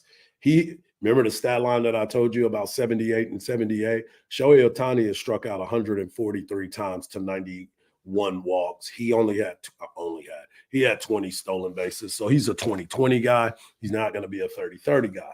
But the reason why I bring this up is when we talked the other day, we were talking about my man Corey Seager. Corey Seager plays shortstop for the Texas Rangers, who are in the middle of a pennant chase. And if you are going to be in the middle of a pennant chase and you are going to be talked about as an MVP, Corey Seager has now creeped himself into that conversation. He's only played 108 games, but he has 436 at-bats, so he qualifies in every batting title and every situation. He's batting .333, and he has already hit 31 home runs, 92 RBIs. He doesn't steal bases. He doesn't have triples, but he's got 41 doubles. So in the American League, he has now positioned himself with the fact that Shohei Ohtani has been out. That has been the story of Major League Baseball as well. So continue to pay attention to it. It is going to be a fun race, and I can't wait until we get to the dog days, to the very end, where we're going to try to decide who's going to be the champion. It's going to be fun. Continue to pay attention. Let me tell you about my friends over at Pest Wranglers. PestWranglers.com is where you need to go for all your pest control needs. I saw some silverfish, so I'm going to give Pest Wranglers a call as well, because they're locally owned and it's a small family business that's been around since 2006. Its basic principle of great customer service leads to happy customers. The company was started by the owner who was tired of companies that didn't know how to treat their employees or their customers the right way. You know, if I'm working with them, they have to do that, and that is a must. Pest Wrangler services most of the Central Texas area. If you're needing help with mosquitoes, termites, rodent control, or inspections for your residential or commercial properties, don't hesitate to reach out to them. Give them a call today at 512-670-7808 or go to the website at pestwranglers.com. You don't have to take my word for it. You can go and check out their Google ratings on Yelp, their 5-star Google ratings, Yelp, Angie's List, and all referral sites. And the best thing about them is they won't make you sign a contract, because they believe that if you're a happy customer, you will continue to use them. Go to pestwranglers.com today. So check this out. We're also sitting here talking about baseball and Ronald Acuna Jr. and everything that's going on. And then we also want to talk about the NFL. Yesterday, I talked to you guys, and I brought up the fact of some of the 0-2 teams. Are they real contenders? Are they going to be able to bounce back? The numbers tell you that they're not going to be able to bounce back. Some of those 0-2 teams are not going to be in the same conversation as we thought they were going to be. There's a lot that needs to transpire. We got a lot of football. You don't want to give up on some of the things, but you want to be realistic, because we talk about how college football has changed with the transfer portal and people moving around. So the ups and downs are minimal. You're going to have some teams that are going to be able to compete quicker than what you thought, as we look at Texas State and, of course, Deion Sanders, what he was able to do. But when you sit and you look at what's happening in the NFL, you have the pretenders and you have the contenders. And I want to start off with the fool's gold. Teams that are 2-0 that you're just not sure that they are that type of team. I'm going to start with the Washington Commanders. Yes, they are 2-0. You have to beat the teams on your schedule. They are playing with Eric Public Bieniemy as their offensive coordinator. So you're seeing some things. They are a 2-0 football team, but do you believe in them? They have talent. Brian Robinson in the backfield. Brian Robertson Jr. in the backfield. Very talented running back. You have Terry McLaurin on the outside. I think he's one of the best wide receivers in the game. You have Logan Thomas, who got popped this past weekend, and you don't know what he's going to do as a tight end, but he's a former quarterback. But are they a team that you can believe in the NFC East? I'm still not sure. I'm not going to call them fool's gold, but they're on the verge of it. The Tampa Bay Buccaneers, they're 2-0. Baker, touchdown maker, as my man Bucky likes to call him. Baker, money maker. He's taking care of the football, and he seems to truly, truly like being in Tampa. Now, you like it when you're winning. Let's see who he is if they start to lose games. Let's see who he becomes. Mike Evans looked like he's rejuvenated. You got Chris Godwin. You got that defense that's always flying around the ball. They're a talented defensive team.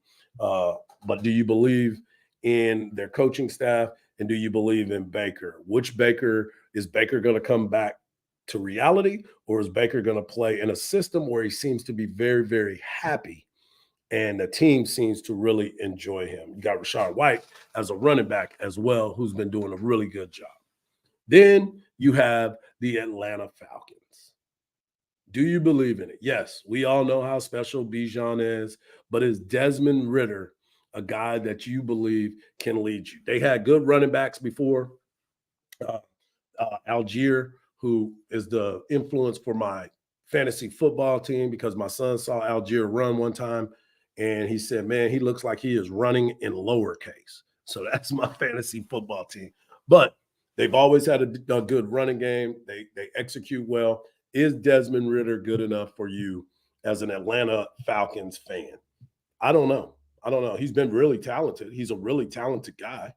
He did well when he was at Cincinnati. He's a very mature football player, but if he has to be in a shootout, is he going to be able to get there? And I know a lot of people say you don't have to play every game in a shootout because every game may come down to it. It'll be interesting to see. So I'm not falling for the banana in the tailpipe when it comes to Atlanta. I got to see more. That NFC South is going to be fun to pay attention to. Speaking of the NFC South, are the Saints real or are they fake news? I don't know. I'm a Derek Carr fan. You're going to get back Alvin Kamara here soon. Michael Thomas has been playing. Your defense is always top of the line. You got some veterans over there that are some headhunters. So you're going to be in it. And as we said, in the NFC South, how good is those teams? I don't truly know. I've been watching them. I've got some players on that team. But how good is the NFC South and how good are the Saints? The worst team in that division is the Carolina Panthers, and the Carolina Panthers almost beat them. So let's just kind of pay attention and see how this is all going to work out before I decide if they're going to be real or fake. A team that is in the mix that I think is very, very talented, the Baltimore Ravens. The Baltimore Ravens are a team that have now went out. You got brought in Todd Monken. He's given the keys to the team, or to the offense, to Lamar Jackson. He seems to be happy. It's an unfortunate situation in the backfield because J.K. Dobbins is out again, but you're bringing in Gus Edwards, has done a great job. Justice Hill has done a good job at the running back position. But you got Zay Flowers, who I brought up yesterday as one of the top rookies in the game. He's been playing unbelievable. Duvernay, but you don't know what's going to happen with Odell Beckham Jr., who seems to be hanging out with a Kardashian. Is that why he hurt his ankle? I don't know. But you're sitting there trying to figure that out as well. So the Ravens are always a good team. They're well coached. Harbaugh is a good dude. He continues to put them in the right position. But it looks like Lamar Jackson is having fun again. And Mark Andrews made a touchdown this weekend. So he's got his safety net back as well. Here are the teams that I think are legit players in this football game. The Dolphins, Tua. He went to Bucky's fall prevention camp. He's been able to do that, so I'm excited to see that for him. He's learned how to be healthy like that. And he said early in the season that people need to keep his name out of his mouth in a negative way and let him go out there. You got Tyreek Hill. You brought in Vic Fangio on the defensive side of the ball, which is going to get better and better and better. You got Deshaun Elliott on that football team and Brandon Jones. Both hook 'em up horns are over there doing their thing. So that defense is going to be good. Tyreek Hill, their track team, Raheem Mostert, Jalen Waddle, they are really, really hitting on all cylinders. They've had a come from behind win already. They've won 2 games on the road. That has been an impressive part about them. And they know that they have a chance to be in every single ball game. That's the beauty of it. So I'm impressed with what the Dolphins are. Oh, yeah, Connor Williams. Thank you, CB. Connor Williams is on that team as well. The Philadelphia, I was going to call them the 76ers. The Philadelphia Eagles, they're trying to figure it out too. They lost both of their coordinators who became head coaches. The defense is nasty. They're getting that figured out. But the offense still hadn't looked like it did last year. Yes, they had some big plays on Thursday, big plays down the field, touchdowns to Devontae Smith. But how often are they going to be able to do that once they start playing again with some of these tougher teams? I really do like what they're doing. They're going to be in it. They represented the NFC in the Super Bowl last year, and came down to the wire to that game. So that is going to be something to pay attention to. The 49ers, here we go.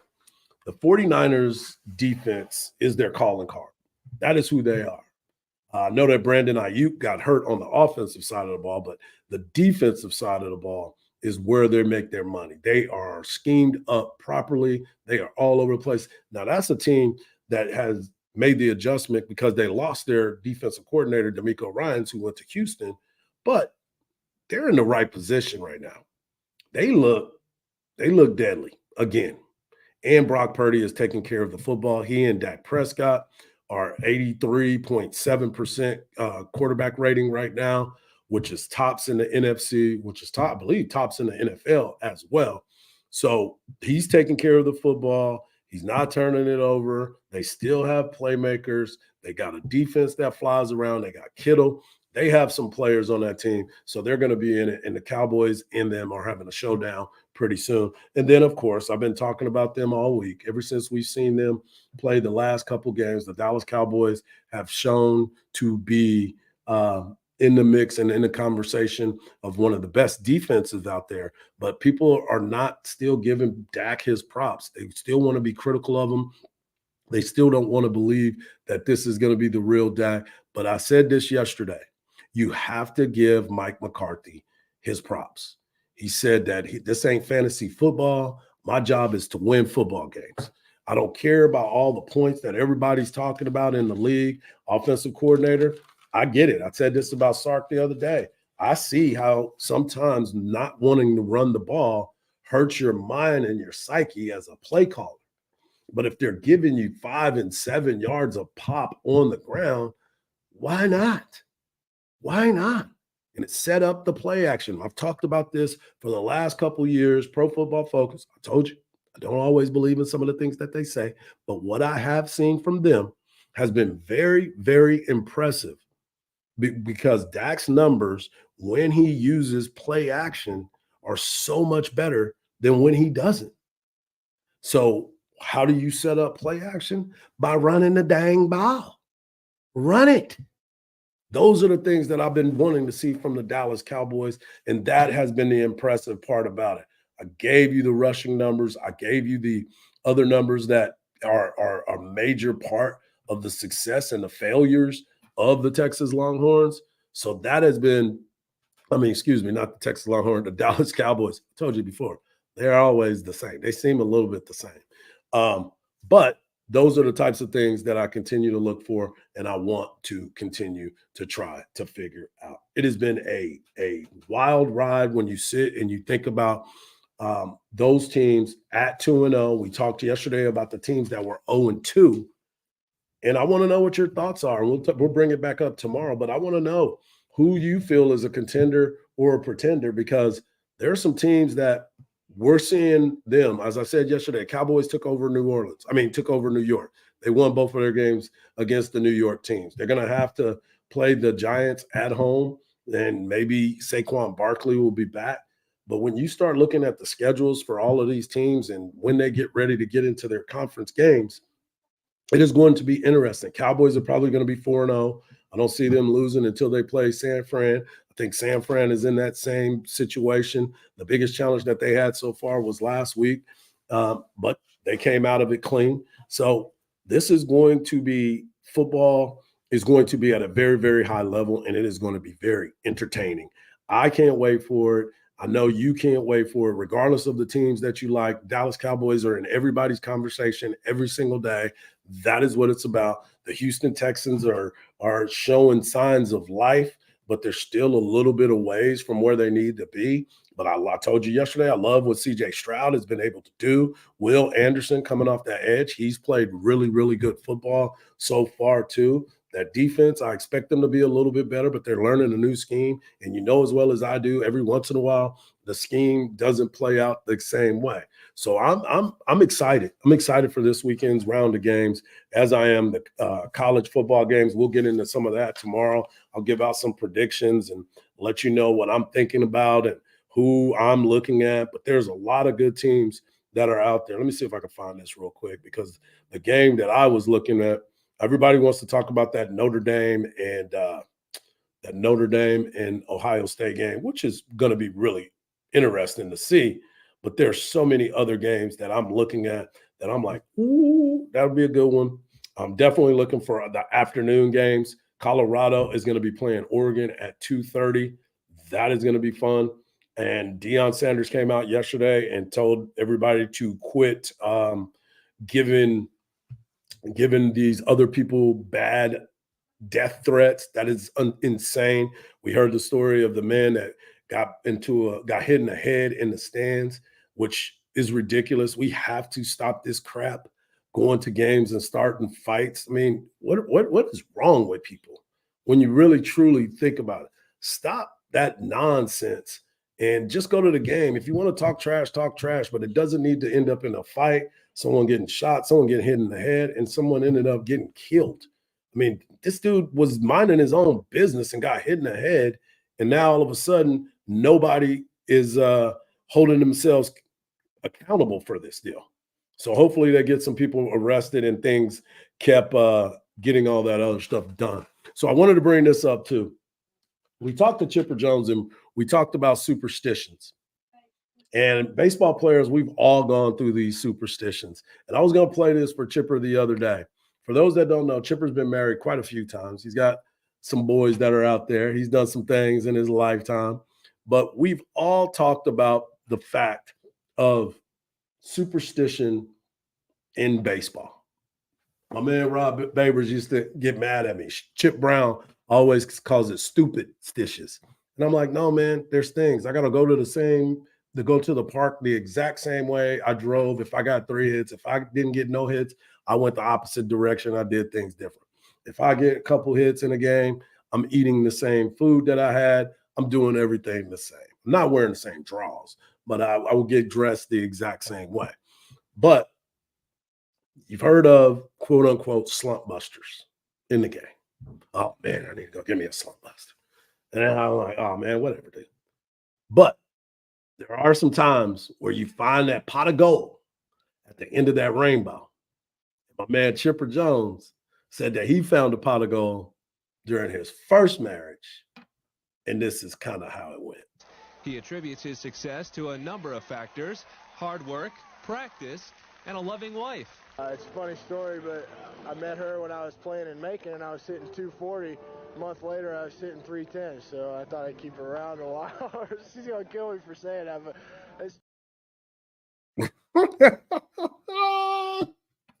sometimes you got to find that bundle of joy somewhere, man. And I ain't talking about kids, but I'm talking about sometimes you have to find something to get you motivated and get you back into the game. It is a hilarious story. As always, it is fun because of the simple fact that I know him. I know his first wife. And I know his new wife and everything, but it's funny when you sit there and actually have an actual story when he was in AAA talking about that, because nobody ever really talks about the slump busters and what everything that goes into it.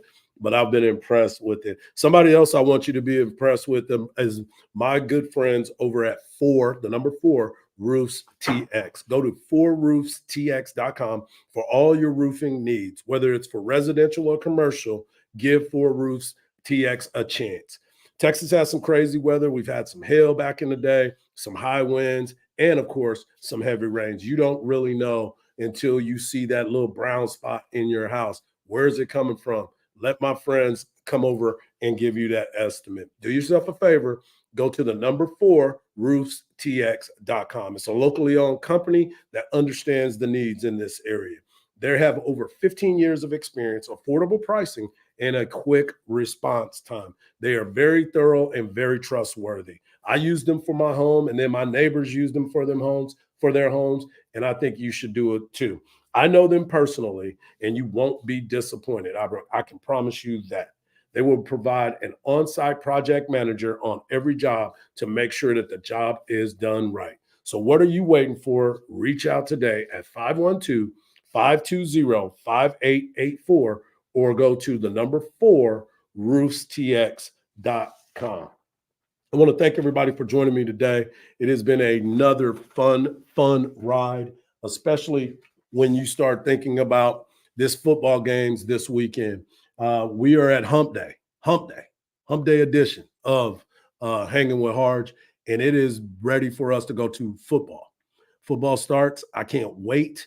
This weekend is going to be fun. I want you to truly understand that this Texas football team, although it looks like they're going to be able to blow everybody out, they have the most talent, but the execution, and you got to remember too, those kids on the other side are very competitive as well. This is their Super Bowl. This is their bowl game. This is their championship. Each week that Texas plays, in every team in front of them, they have one goal and one goal only. Texas is the number 3 ranked team in the nation. Everybody's been talking about them all year. They've been taking their jabs. They've been saying all these different things. But I want you to truly understand that every game that Texas plays, Texas has to be the ones that are dialed in. Texas has to control the controllables that they have, because they can't worry about what's going on. Because if they go out there and do the things that they're supposed to do, they're a team that can dominate. But if they don't go out there and do the right things and they're lollygagging around and not paying attention to what's going on, it'll be a rough ride for them. But I don't see that happening. I think this week has made them more focused than anything. I think what they saw last week, the adjustments, the 3-3-5 or the cloud that other defenses are going to play, if they're going to give you the running lanes, take the running lanes. If they're going to lead, they're going to try to play man and press up, you can take your shots deep. But you have to be smart. You have to be concise, and you have to do what's right to help your team win. And I think the Texas Longhorns understand that. I think Coach Sark, when they went back and watched the film, I think they saw some opportunities that was missed, because I watched it again late last night and early this morning. There were some missed opportunities, wide open wide receivers running down the field. Quinn understood that he needs to be better. I gave you the numbers about not taking deep shots, and most of the passes were at or just a little bit past the line of scrimmage. There's some opportunity out there. And if Baylor's going to try to man up on them, which I don't think Dave Aranda will do, if you're a smart team moving forward and you notice that Texas has had problems with the cloud defense, with that umbrella, I will let you bend, but I'm not going to break going down the field. If they can continue to look at that and Sark really dials in, I think these guys are going to be just fine. I don't think that there's going to be a problem with this game. I think Texas still wins. I told somebody last night, I think that Texas wins by at least 26 points. But I also understand that if the other team can control the ball and keep it away from them, that's when I believe Texas needs to go ahead and try to get a block punt or a big return. And that's why I thought that special teams is going to be a major part of the success of Texas moving forward, because you definitely need to have those types of plays. You do. But I don't think that Baylor's just going to let you just run them out of the gym or run them off the field. I don't think that's happening. And before I let you guys go today, I want to give a special shout out to my son, DJ. Y'all have seen DJ before. Y'all have talked to him before. He's been on a couple of podcasts that I did in the past. He's a very, very sharp young man. Today he turns 15. Not only is he a good athlete, he's a great kid. He does unbelievable in his schoolwork. He works hard. He's a giving person, and he is one of the coolest kids that I've ever been around. I want to knock him out sometimes, but that's just being a dad. You know, you gotta lay the law down every once in a while. But I just wanted to let him know that I'm very appreciative of him. I'm very proud to be his father, and every day he makes me smile. He's 15 years old. That dude is very intense when it comes to his fantasy sports. He is he is one of those guys that you always want to be around, because you never know what he's going to say. And with that being said, I always want to say this: don't believe everything you see, because even salt looks like sugar. Peace. Let's bring in my man BK, who is sitting in the wings, ready to get this thing going. BK, how you doing, buddy? How you feeling about this game this weekend? Not as good as you, but I also want to wish your son DJ a happy birthday. I've gotten the pleasure to meet him a couple of times. He is a great kid. He's way smarter and way more mature than I am, and he's like half my age. So he might find that as an insult, but I take it as a compliment. Happy birthday to DJ, and yeah, he's got some big things coming his way in his future. So he's an old soul, my friend. He is, man, and we love that. You and Lindsay have done a great job raising him, and he's developed into a great young man, and I know big things are coming his way too. So happy birthday to him. And yeah, man, I hear you, Hardge, you're saying what, 24 to 26 points? Did I hear that right? Yeah. I heard, Wags and Rodney are both saying at least 3 touchdowns. Bucky's calling them Waco High. I'm like, I think I'm the only person on Texas Sports Unfiltered who thinks this is going to be a close game on Saturday. So I think Texas is going to win. But to answer your question, no, I'm not feeling nearly as good about it as you or most of our team is. I to be honest with you, and you know me, I'm normally more on the conservative side of things. I just don't see where Baylor has anything that is going to be threatening.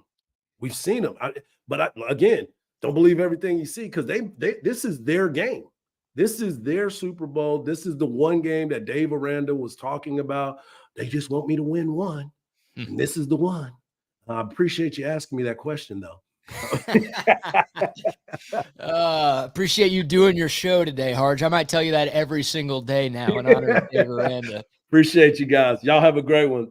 Go get them, guys. You do the same. There he goes. The great Hardball Hardge. Hanging with Hardge every weekday from 11 to noon right here on Texas Sports Unfiltered. No piano for Hardge today, but he was on location somewhere. That guy is Carmen Sandiego. I swear, I have no idea where Hardge is going to be doing his show every single day, but wherever he is, he's bringing you the goods every single day. And now it's our turn. A little Trey and BK here on a Wednesday. We're with y'all until 1 o'clock before Chip and Zay, and then it is Wednesday. So fire the cannon with Megan and Rocky. Will be on from 3 to 5. What's going on, Trey?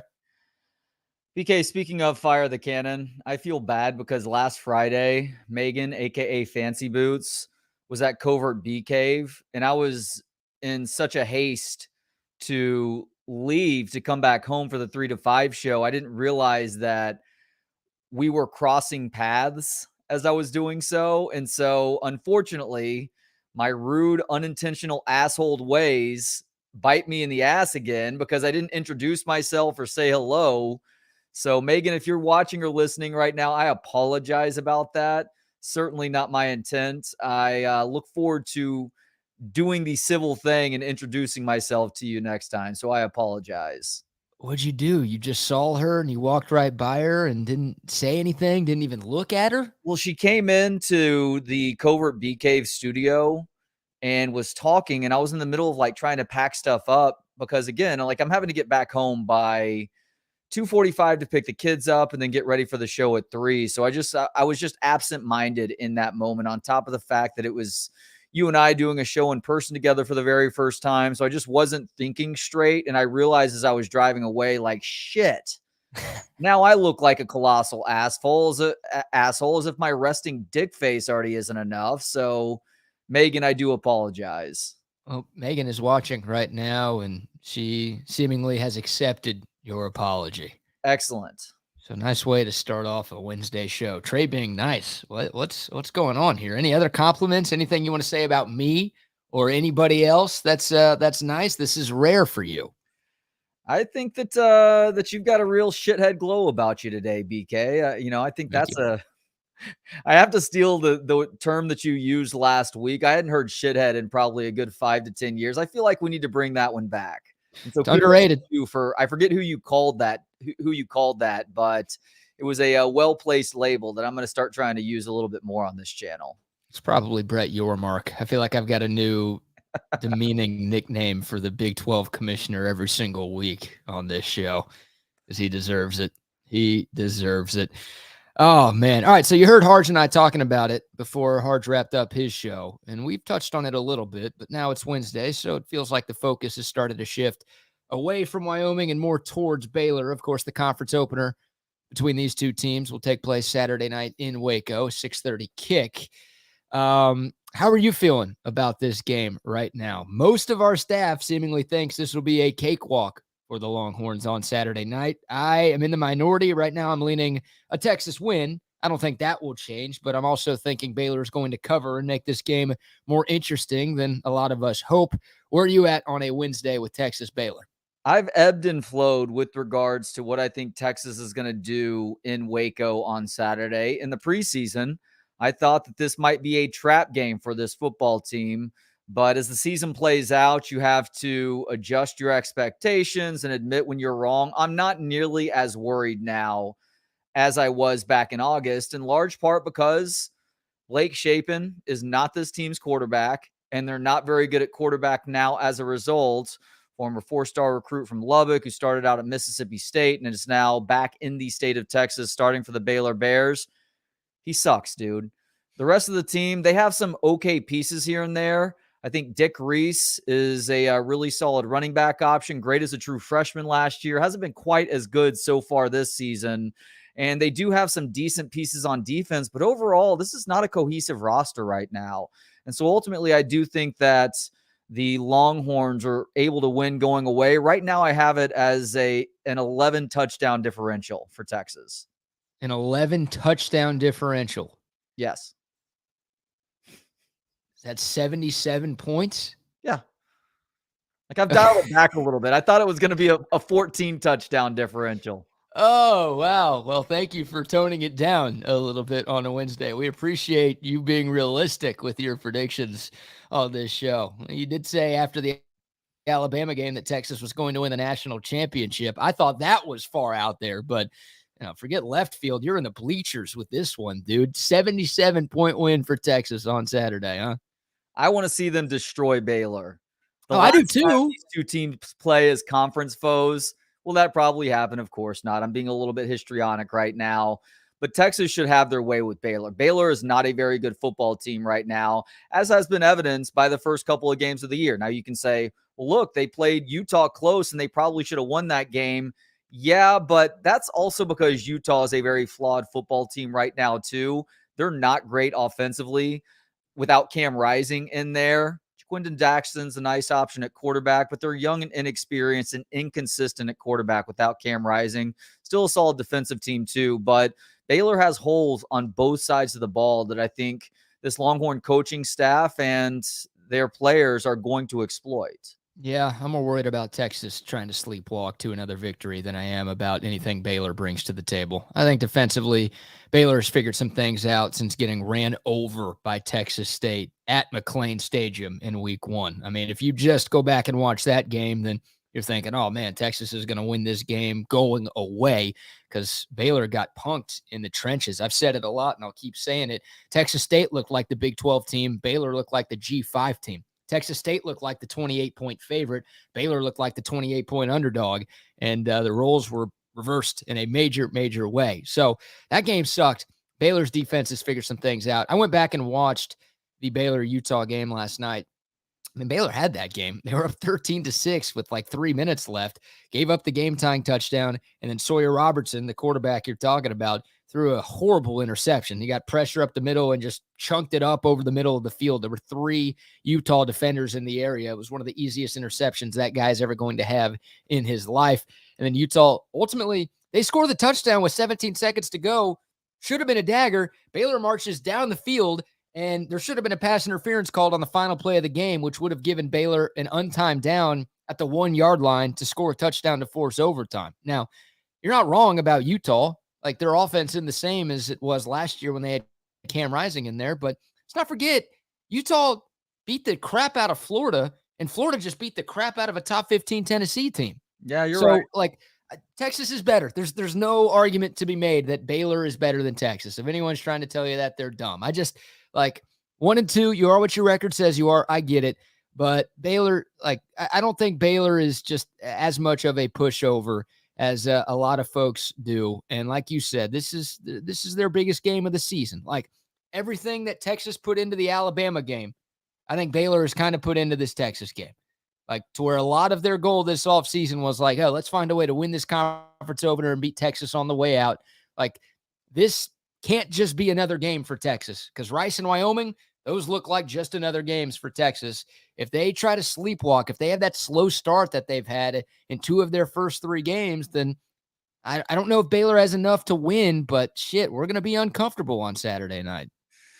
Yeah, and you have to ask yourself, BK, if Baylor does play Texas close, does that mean that we get the Mr. Hyde version of Quinn Ewers? It's Dr. Quinn and Mr. Ewers. Are we seeing Mr. Ewers on Saturday night? And if so, if that's the case early on, is Sark more likely to try and force the issue with the run a little bit more? I hope he is, because we saw this passing attack struggle against Wyoming last weekend. By the way, a much more physical and experienced Wyoming team than what they're going to be facing with Baylor. And Sark thankfully made that adjustment in the second half. I want to see him make that sooner. If this passing attack is off in the first quarter, run the damn ball more. First of all, run the ball more to start the game. But if you insist on passing to set up the run early on and it's not working, and you have too many 3rd and long situations and you're 0 for whatever on 3rd downs, run the ball a little bit more on 1st and 2nd downs. Jonathan Brooks has earned that opportunity over the course of the last 2 weeks. If you insist on throwing to set up the run, don't. Yeah. That's my advice to Steve Sarkisian there. Like, I've been very annoyed, and I'm all about passing on early downs. I'm all about being aggressive. That worked very well for Texas and Tuscaloosa a couple of weeks ago. But you got to establish the ground game earlier than you have in some of these games. And Baylor's got the 2nd worst run defense in the Big 12. Shout out to Houston, who shouldn't be in the Big 12 the way that they've played over the first 3 weeks of the season. The Baylor's run defense, hell, going into last week before they played an FCS team, was far and away the worst in this conference. And like you said, it's way worse than Wyoming. So CJ Baxter should be back. Jonathan Brooks is coming off the best game of his Texas career. Run the dang ball. In the words of that fake mom in that movie that's a bunch of crap that we found out about, run the dang ball, Steve Sarkisian. Like, that should make things easier for Quinn Ewers. Use the run to set up the pass. The play action should be there. That could open up some deep shots if Baylor feels like they need to stack the box a little bit to slow down the Texas run game. Like, run the ball first to try to set up the pass. Plus, Trey, you brought this up yesterday. You got DJ Campbell in at right guard now instead of Cole Hudson. DJ Campbell's a much better run blocker than pass blocker right now. So your offensive line, I think, is better suited for the ground game this weekend. That should be a strength of Texas. That is a weakness of Baylor's defense. Run the freaking ball. And speaking of spots where Baylor is good versus not so good on the defensive side of the ball, BK, which speaks to running the ball a little bit more if you're Texas. I love that Baylor defense against the run stat there. And it makes sense when you think about the fact that 2 of their best defensive players are defensive ends. But for that to work and what Dave Aranda wants to do defensively, they need a guy who can take on one dude for sure, but usually 2 blockers to free up the linebackers to make plays. They're pretty soft up the middle, relatively speaking, and they're not all that talented at linebacker right now either. So you neutralize what is a potential strength with those edge guys who are good at setting the edge, but also getting after the quarterback on those obvious passing downs and exploit a major weakness for that defense right now. Let's hear from the two head coaches talking about this game. We'll start with Dave Aranda. Try to stay awake for this one, Trey. Oh my God. I mean, this guy sucks, dude. This guy could not be more boring if he tried. The first question Dave Aranda was asked at his game week press conference on Monday was about Texas and the fact that, hey, this is the last time for the foreseeable future that the Longhorns and Baylor Bears will be on the same field at the same time. Here's Dave Aranda when asked about the importance of this matchup. No, I appreciate that. We are going to talk about that. You know, I think as an aside to that, but probably not an aside, is I can't tell you how many times this offseason it's been, hey, Dave, just win one game, please. You know, and so that has been brought up to me multiple times. And so, you know, I sense it and I know it. And, you know, I'm blessed, and we're blessed to be able to do something about it. And so, but we're definitely going to talk about the history and just some of the bigger games in the past, because I think that's way important with something like this. Yeah, that was pretty boring. I stopped listening about halfway through, if I'm being completely honest right now, answering a text message. So, you know, the interesting thing about Dave Aranda, though, is that he is a fun guy to talk to in person. I'm guessing in this press conference format, though, he's trying to give as little as possible to those asking questions, and I don't fault him for that. Yeah, it's just his personality, man. And he's kind of like that on the sideline, too. You talked about Matt Campbell losing his mind with some of the histrionics he has on game day. Like Dave Aranda, looks like it's a scrimmage every time he's on the sideline. Like he just stone-faced and relaxed and calm. That's just his demeanor. It just sucks when you're having to cut up a press conference for him. But that's who he is. And that's the chess match this weekend, right? Sark, great offensive mind. Dave Aranda, great defensive mind. I know Baylor's defensive numbers this year aren't great, but that guy was awesome at LSU, and he's had a couple of really, really strong defenses in Waco too. So I would, you know, hearing that, a couple of things. This is a big game for Baylor.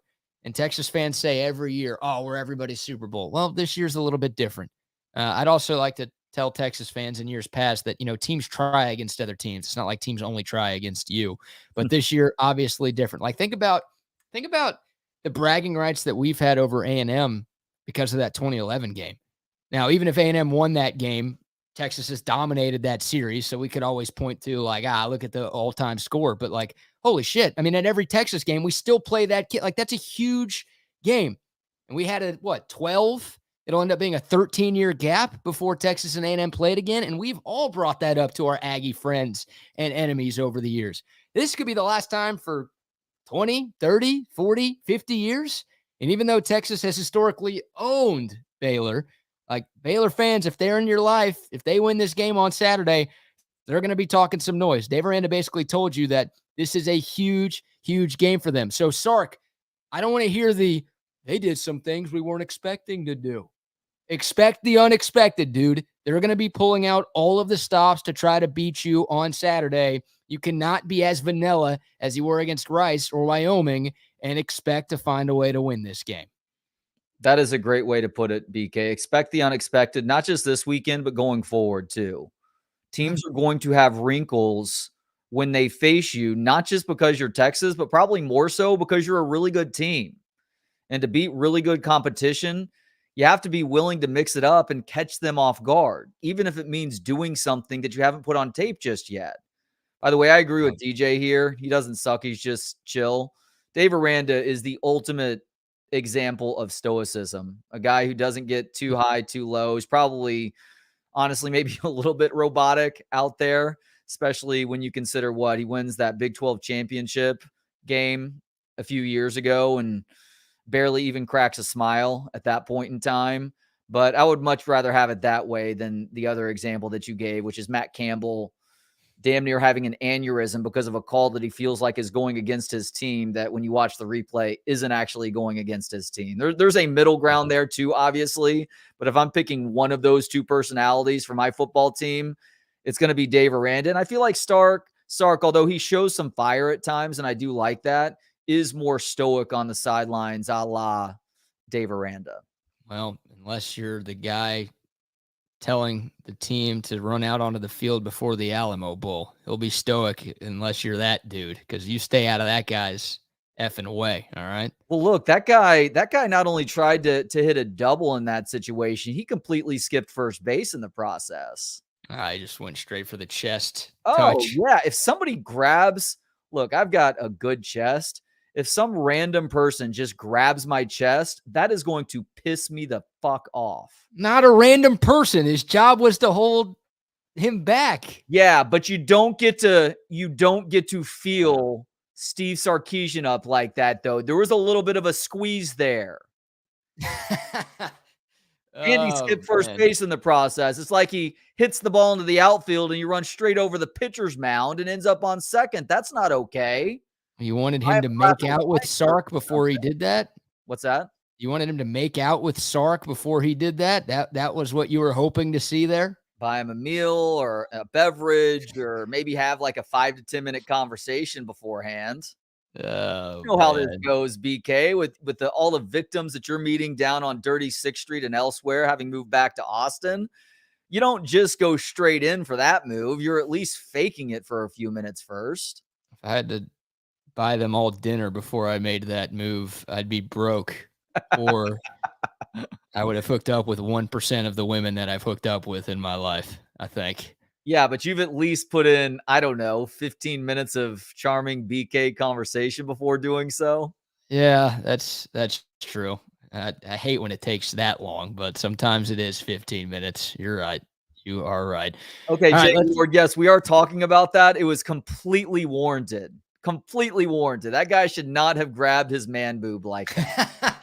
Oh, man. What a story that was. I'm almost glad this channel hadn't started yet, so we didn't really have to talk about that in real time, because that was obviously a talking point, one of many from the bowl game, because that's the last game your team plays for like 8 months. So that's kind of what you're stuck with for a while. But yeah, obviously when that went viral, not the best look for Sark, and maybe not the best look for Hands team guy on the other side as well. All right, so let's hear from Steve Sarkisian, because he was asked a relatively similar question, worded differently, but he was asked about, this being the last matchup between the Horns and the Bears. And he was basically asked a question about, hey, could you foresee Texas and Baylor squaring off again?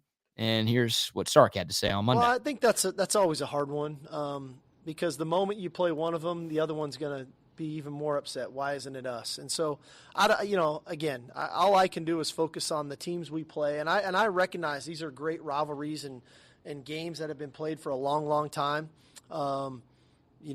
If that's the direction it ends up going into, that'd be great. I think it's great for the state of Texas and so on and so forth. But some of that is obviously out of my control of what we do there. But I do think one of the challenges with that is you play Baylor, Tech's upset. You play Tech, TCU's upset. You play TCU, Houston's upset. They finally just got in the conference. And so it kind of just, there's that trickle-down effect. And so where it goes moving forward, I'm not really certain. I know we're excited. Next year we get to play A&M again, which we haven't been playing for some time. So you can't play everybody. All you can do is just try to, play the schedule you have and play it as good as you can. I appreciate Steve Sarkisian's diplomacy there, but Steve, let me help you out. It is an easy one. No, we're not playing them anymore. If there was anybody that was maybe going to receive that honor, it would be Texas Tech, but we're not even going to allow Texas Tech to be part of our future plans, at least in football. They may do something akin to Texas baseball facing A&M annually, or the basketball team seems like they every couple of years we'll get together with A&M. Sometimes it's in the early season tournament format. Sometimes it's in a preseason game. We're not playing you guys for a long time in football unless we have to in some sort of bowl game setting. You have no interest in playing any of those teams again? I would consider playing Tech, but at this point, we just need some distance. It's like trying to remain friends with an ex soon after you guys break up. Like, there's going to be much more hurt feelings on one side or the other. And quite honestly, for me as a Longhorn fan, I feel like it would turn a little bit into what was happening between Texas Tech and A&M in the late 90s and early and really throughout the 2000s, the 20-aughts, I guess is what they're called, where Texas Tech considered that much more of a rivalry than A&M ever did. A&M looked at Tech as little brothers, and Texas Tech beat them routinely as a result too. I think something similar might be at play between Texas Tech and Texas if they were to just continue this, let's say, starting next season. So maybe give it 5 years, perhaps more than that. I do love a lot of Texas Tech people, so I would like at some point to get back to that, if not every year, maybe in every couple years sort of deal. But for right now, no, we're going to let everything cool. I think I'm in the minority, but I want to play at least one of those teams every year. Like, just make that one of your non-conference games. You either play Baylor, you either play Tech, you either play TCU. Like, I was mad when A&M left that Texas didn't get to play A&M every single season. Now I get it. A&M's a bigger rival than any of those three teams that I mentioned.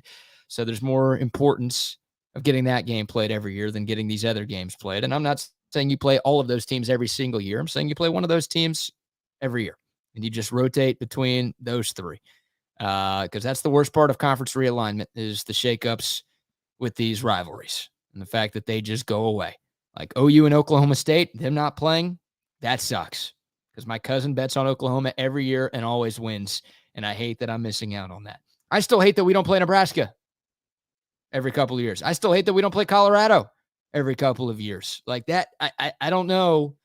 Every Texas fan now, I see CB in the comments, F those teams. Like, I don't know where we became that team. We're like, I guess we're better than everybody else, but we are doing what A&M did when they moved to the SEC. If you're cool with that, that's fine.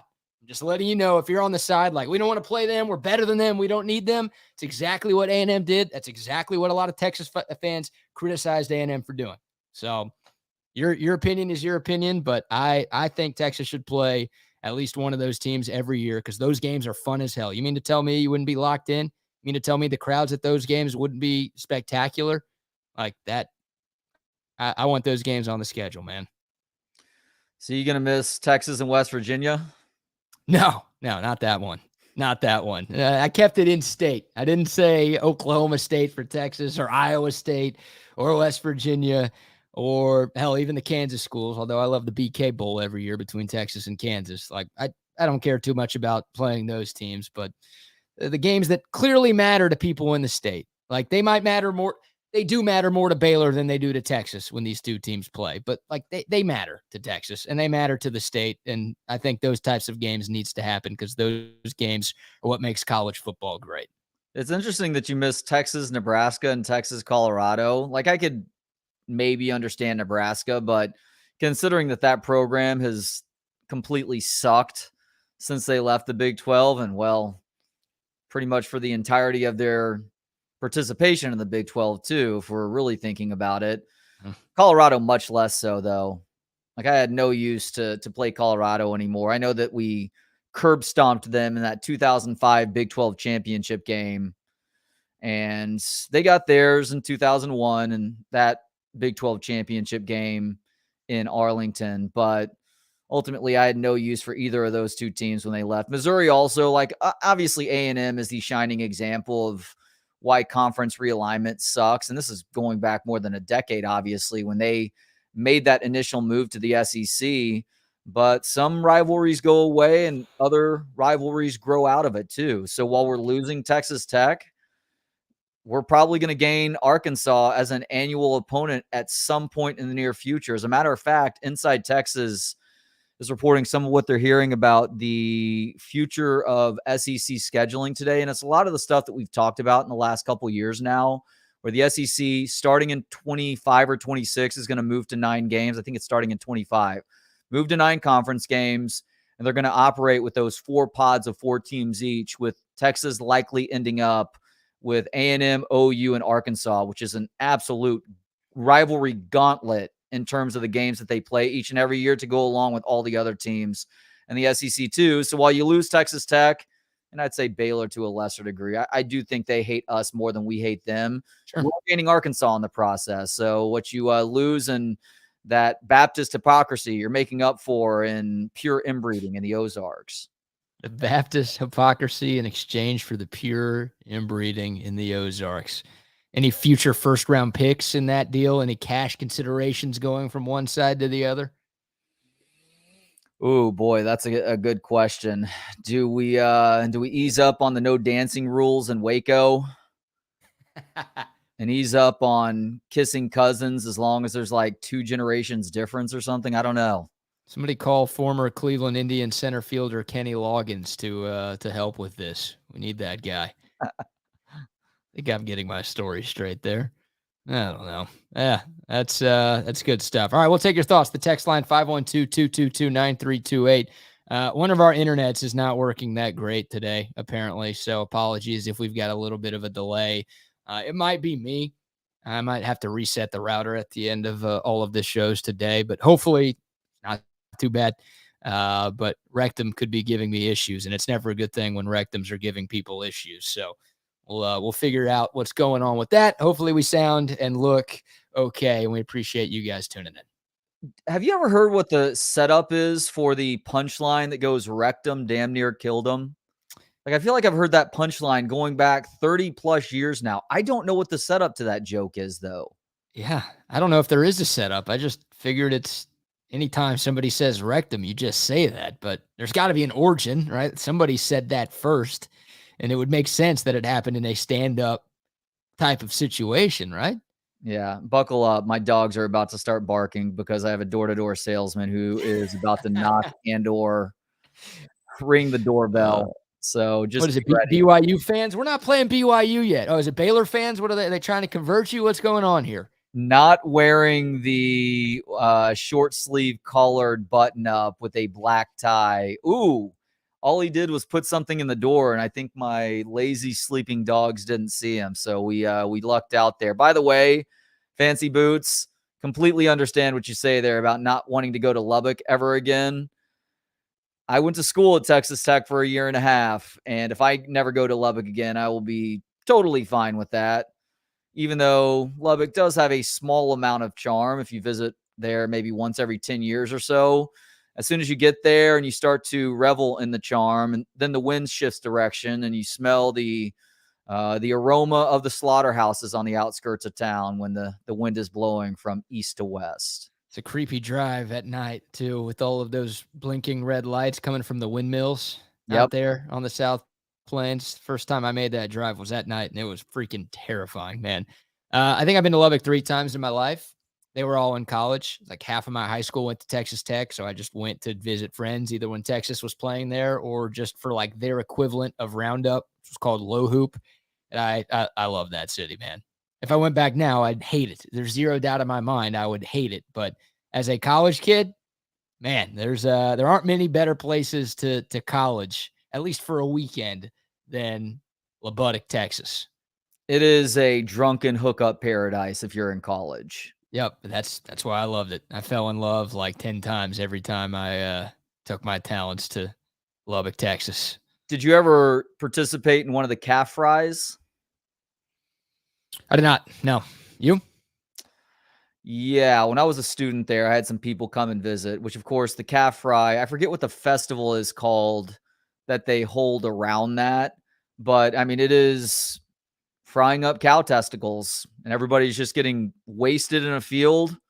And the one food that you're really consuming is fried cow testicles. Rocky Mountain oysters. Yeah, I think that's why I missed that. I don't think I had any interest in being a part of eating those. Now, the drinking in the field, sign me up. I'll do that today if anyone has interest. But the other part of that deal, no thank you. It was a little bit gummy, but it's also something that's been deep fried. So even knowing exactly what it is, it wasn't completely disgusting. I'd rather deep fry my shoe and eat it, dude. I ain't eating nobody's testicles fried, blackened, grilled, George Foreman air fried. No chance, brother. I don't want to hear this out of you. You eat Taco Bell regularly. Do you understand some of what is going into that food? Yeah, it's dog and cat meat, but it's not coming from there. It's just the rest of them. It's just this. They just find the stray cats outside in the back alley, and boom, there's my burrito. That's like whatever, but they don't.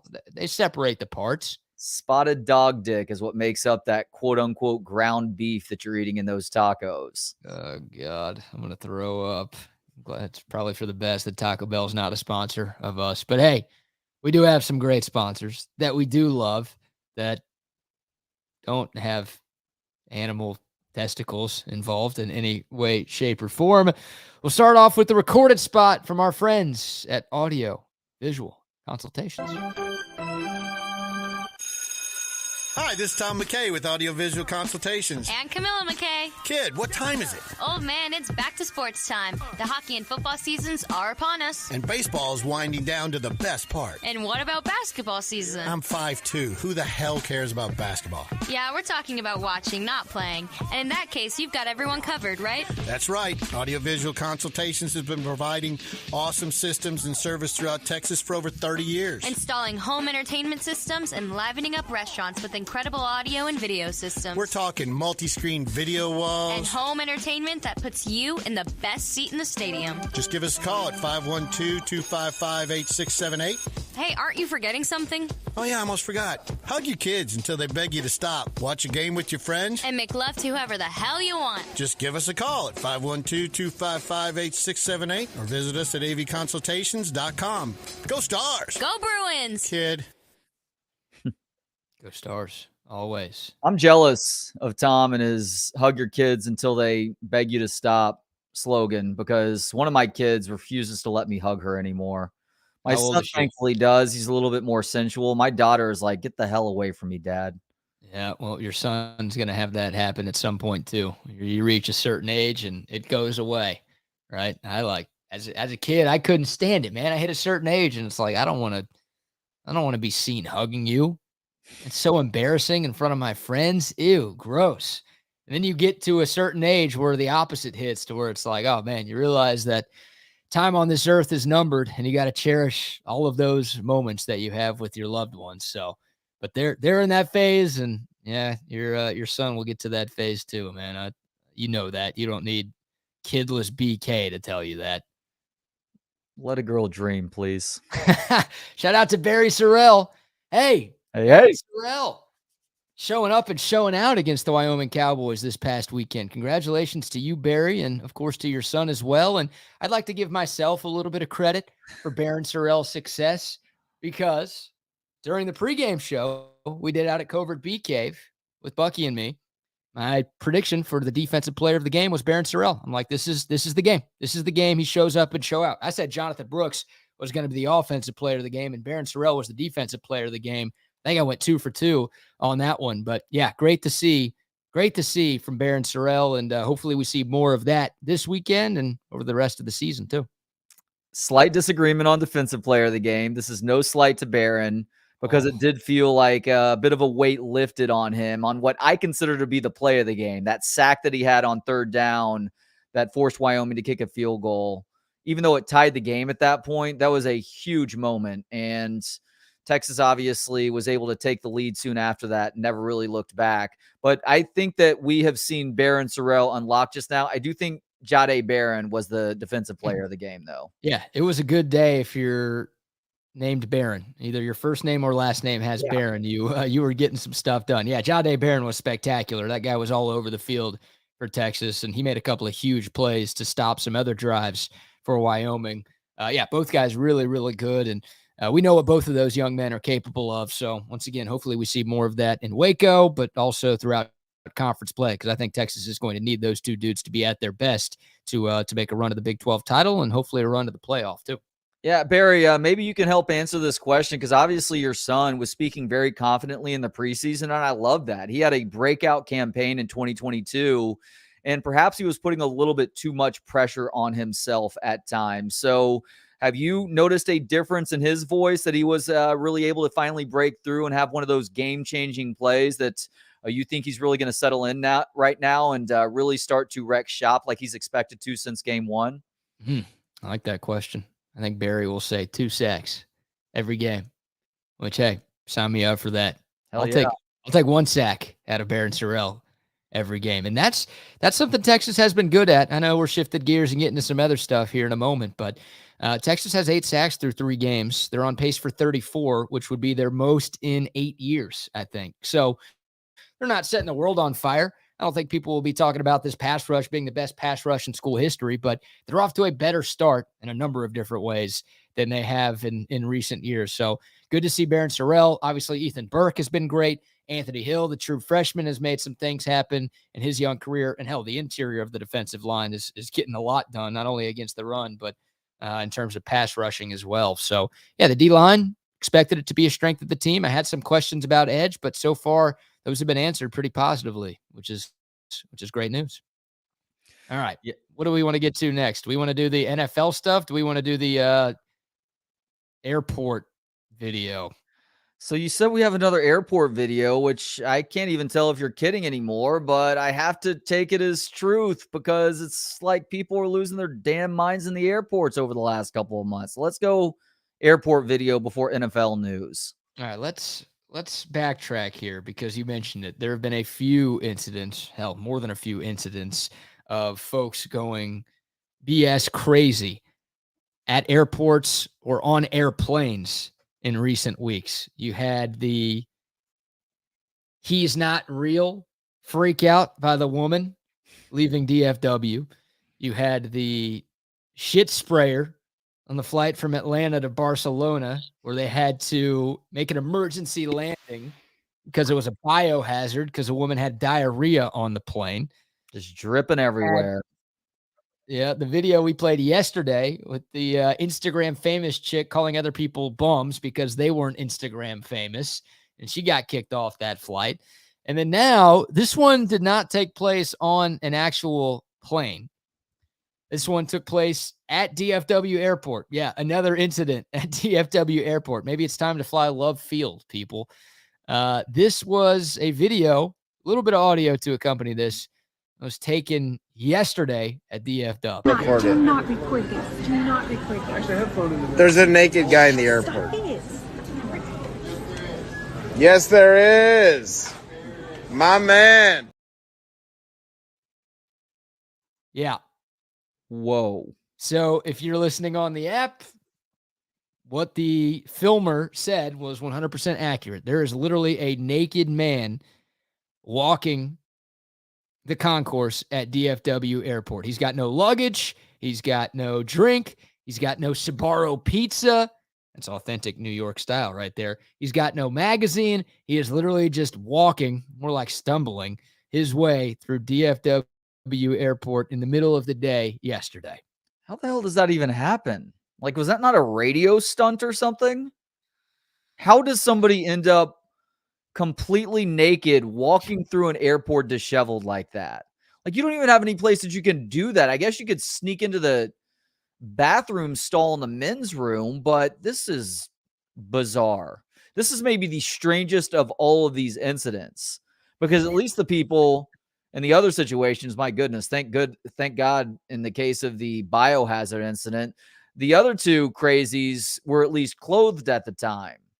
For this guy to be completely naked like that, walking through the concourse, we need, just like with the biohazard, we need some sort of additional explanation here. Yeah, it was a very slow, wobbly walk too, which leads me to believe the guy had spent his previous 48 hours at one of the airport bars, right? Like this dude was clearly inebriated.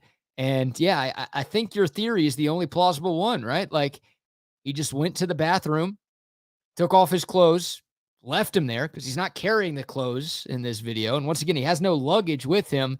He just took off his clothes in the bathroom, left him there, and just felt like he needed to take a stroll through the airport.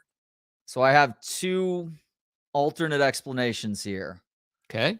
One, he is a time traveler and has been sent back in time from a future war with the robots to try and head things off at the past to keep the war with the robots from ever occurring, a la Terminator, where Arnie shows up completely naked in the present from decades in the future. So that's one possibility. There were a couple of heads showing in the video we just played, if that's what you're talking about. Couple of what? Couple of heads showing. What heads? head down there, head up here, head down there. Oh, was there a junk shot? Well, not necessarily in the video, but the guy was nude, so there was as smooth as a Ken doll down there. You don't know. You don't have that photographic evidence. Perhaps in the future, nobody has genitalia anymore. Okay. I feel confident in saying that theory is wrong. So I am fascinated to hear what your second theory is. The second theory, do you remember the classic 1990s film starring Brendan Fraser called Encino Man? No, never heard of it.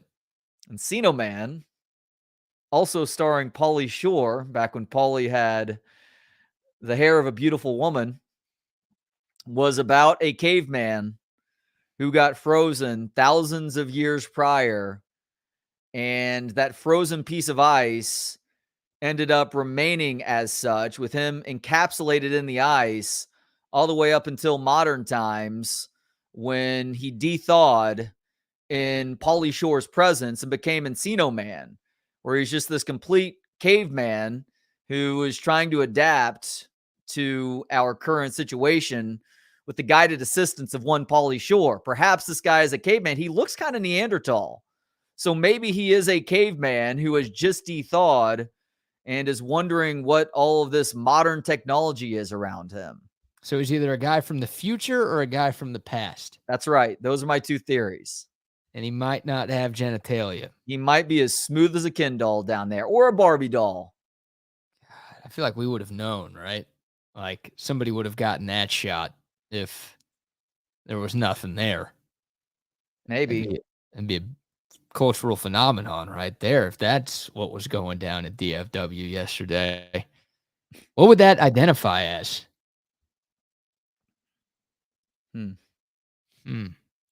Whatever they want. It's your question. I guess it depends. Does he have a cloaca? Bless you. What? I'm sorry. Who? We should just move on. I am feeling extra silly today, so if you're saying that, Corey, I'm a dumbass. If you're saying that, then yeah, we should definitely move on. All right, a few more shout outs to some of our great sponsors. Our friends at Olipop. I was down in the lemon lime flavor this morning during Bucky and BK. Got a few more in the fridge. Probably down in another one or two before the day is over. Olipop, this stuff is legit. It's a new kind of soda. It's a great tasting soda that's actually good for you. Yeah, they've figured this thing out and they've got it down to a science. Inside every can, you're getting 9 grams of fiber. Inside of every can, only a couple of grams of sugar, very few calories, and they've got plant fibers and prebiotics and botanicals. I don't know how it works. I don't know what any of those words mean. I just know that every time I drink Olipop, number one, I'm enjoying it. Number two, my digestive health is getting better. Like, that's what it is. It's not only a soda that's not bad for you, it's a great tasting soda that's really good for you. I bought a few at Target yesterday. They've got them at Target, Walmart, H-E-B, Costco, Whole Foods, wherever you get your groceries. Make sure you look for Olipop. This thing got me back into soda. It might do the same for you. Or, hey, if you are a soda drinker, but you've been looking for a healthier alternative, if I'm talking about something healthy being good, you know it must actually be good. Olipop, this stuff might change your life. Shout out to them. We appreciate their support here on Texas Sports Unfiltered. And shout out to Covert Bee Cave as well. We've mentioned them a couple of times. Love the folks at Covert Bee Cave. We've got the Covert Bee Cave studios. Bucky and I will be there this Saturday doing our pregame show. And, of course, the Fridays before every home game, our pregame Longhorn luncheon featuring a legendary lifetime Longhorn. None of those this week, of course, road game. But we'll be back out there next Friday, the day before the KU game, with another great guest coming your way. So hang out with us next Friday. More importantly, for now, in the meantime, if you're looking for a car, truck, or SUV, no better place than Covert Bee Cave. A lot of these lots around the city, where are the cars? There's one car per 30 parking spots. They've got a ton of selection out there at Covert Bee Cave. Plus, great people working there as well. Say hello to Dan. Say hello to Stacy. Say hello to Mike. They'll take care of you like they've taken care of us. Shout out to our friends at Covert Bee Cave. Dude, somebody is just bringing up another option for this naked guy in the airport. DJ, one of our regular contributors on the YouTube comments line, he says, Conehead, which implies something not of this earth. Is there a possibility, considering all of the UFO sightings that we've been hearing about for the last few years now, and our own federal government holding hearings with regards to the possibility of alien life form? Is it possible that this was a non-human figure that we saw walking through DFW yesterday? Okay, that theory makes a little bit more sense than your other two theories. The Terminator theory makes a lot of sense. I realize I threw it off the rails by suggesting that he was as smooth as a Ken doll down there, but that one makes sense too, damn it. I got to watch The Terminator tonight to refresh my memory on exactly what happened, because I do believe that is based on a true story. So that could check out. Well, the war with the robots is happening at some point, so we know they got that part of it right. Yeah, that's good predicting stuff. That's Family Guy level of prediction right there from the Governor. Interesting. Yeah, like I'm letting the people know right now, and I'm letting you know, Trey, because I know you will have zero problem with this. One show in the off season will be an hour about aliens and whether or not they are here, and all of the videos and audios that we have either confirming or denying the belief that there are extraterrestrial life forms on this planet. Dude, I don't care if this isn't on Midday with Trey and BK. Let me be a part of that hour. If it's someplace else during Texas Sports Unfiltered schedule, I want to be on that show. Oh man. Yeah, that'll be fun. That'll either be our most watched or least watched show we ever do. I'm not entirely sure how the people feel about Terminator movies, CB. Holy shit. Boy, they must have gotten really lazy with the script over the last few. I mean, Terminator 2 is an all-timer for me. Legitimately one of my 5 or 10 favorite movies of all time. First R-rated movie that I saw in the theaters too, by the way. What was the first R-rated movie you ever saw not in theaters? Was there one before the theater? I don't know if the original Airplane was rated R or not. That was definitely the first movie that I saw boobs. I don't know, maybe a Jaws, if Jaws was rated R. Okay. Or The Big Easy. It was with Ellen Barkin and Dennis Quaid. No, that was probably a little bit after some of the other R-rated movies I was watching. Porky's maybe up there. Did you ever see Porky's? That was definitely ahead of your time. No, I don't know what that one is either. And I also didn't even know there was a Terminator 2. Oh, Terminator 2. It's good stuff. I know over the years, I'm not sure if you and I bring back the movie reviews once we get to the football offseason, but over the years, I have helped to introduce you to some movies that you've loved in the moment and continue to love over time. Good Will Hunting, one of those. Yep. Came around on Fight Club, thank goodness, because I was really starting to ask some questions after your initial rating of that one. Terminator 2 is a great flick, especially for you as somebody who is as keen on the war with robots that is going to happen at some point. Highly recommend it. And you have to remember that this is a movie that came out in the early 90s and it still holds up. Jay Ward asks, how do you not know about Terminator 2? Dude, I don't even know about Testament 2, okay? We don't do sequels. My people were all about the originals, all right? That's our bit. So that's why I don't know about a lot of these sequels, man. Not my thing. Did you just say you don't know about the New Testament? Oh, is that what it's called? I thought it was Testament 2. So, sorry about that. I was at Shoal last weekend. I'll be there again this weekend. I didn't see anything from the second one there. That's on me. That's on me. All right, before we get to where we at in society today to wrap up what has been a very off the rails but fun show, this segment has a new sponsor, and we love them. Shout out to the people at Pest Wranglers. Trey, our guy Steve, runs a great show over there, and he can help out everybody listening. That is right. Love Steve and Pest Wranglers. Thank you so much for your support, Steve. They have a motto at Pest Wranglers: effective, reliable, affordable. And they stand by each and every one of those things. Effective because they will get rid of whatever the pest is that is causing you a problem around your home or place of business. The affordable part speaks for itself. They're not going to gouge you price-wise. Reliable, that's maybe the most important one, because Steve puts a heavy emphasis on people as he has continued to operate Pest Wranglers for so many different years now. He makes sure to treat his employees first class and he makes sure that whether he's out in the field or one of his employees is, that they are treating the customers first class as well. It's why Pest Wranglers has so many 5-star reviews on Google, Yelp, and elsewhere. Check it out for yourself, and then go to pestwranglers.com to schedule that service. Pest Wranglers, a proud or maybe a willing sponsor of Where Are We At in Society? Where are we at in society today? That's right. It is our regular look at stories that show we as a people are headed in the wrong direction, BK. Occasionally, I will give you a story that provides a sense of optimism that has us all saying to ourselves, hey, maybe we as a people are starting to figure something out. But sadly, today is not that day, as I give the Dikembe Mutombo finger wag. And it is a dealer's choice for today's Where Are We At, BK. I'm going to give you headlines, and you decide the story.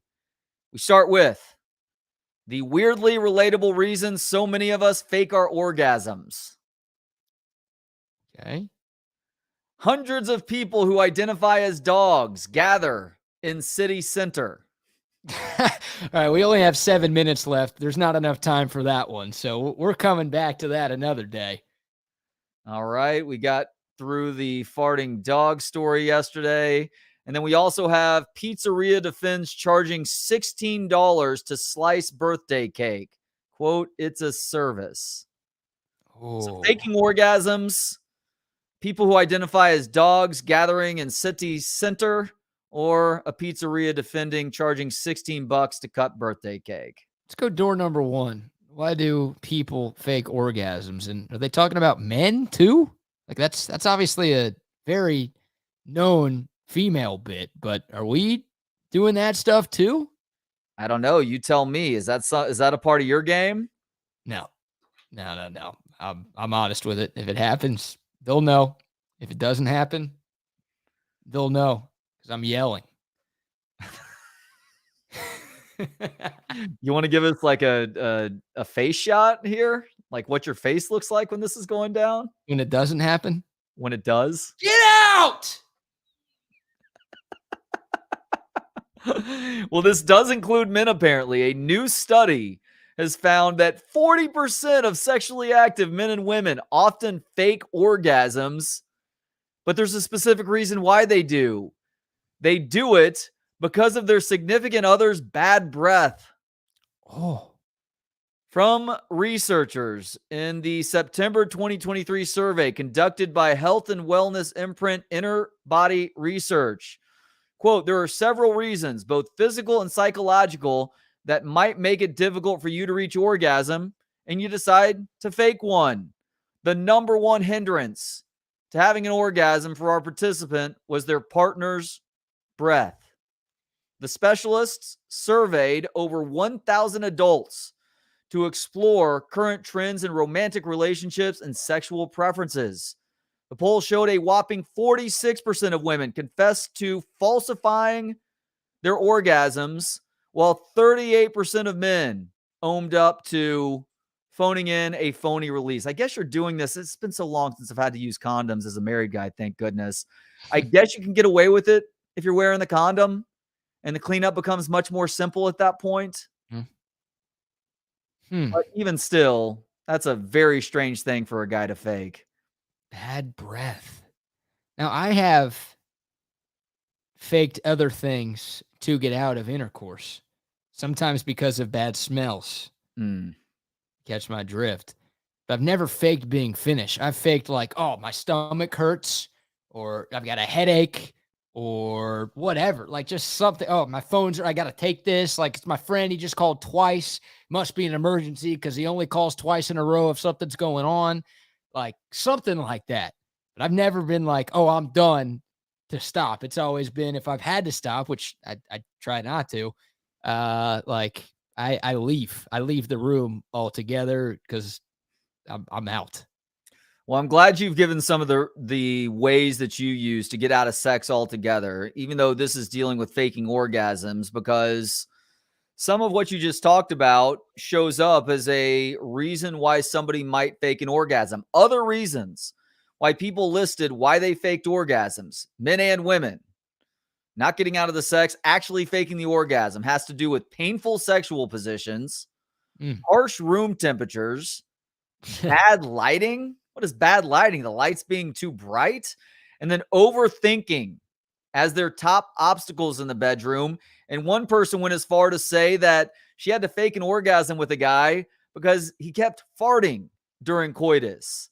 And there was no way that she was going to get over that mental hurdle. I would suggest that it's time to stop things altogether if some dude is just blowing ass in the middle of that process. That's vile.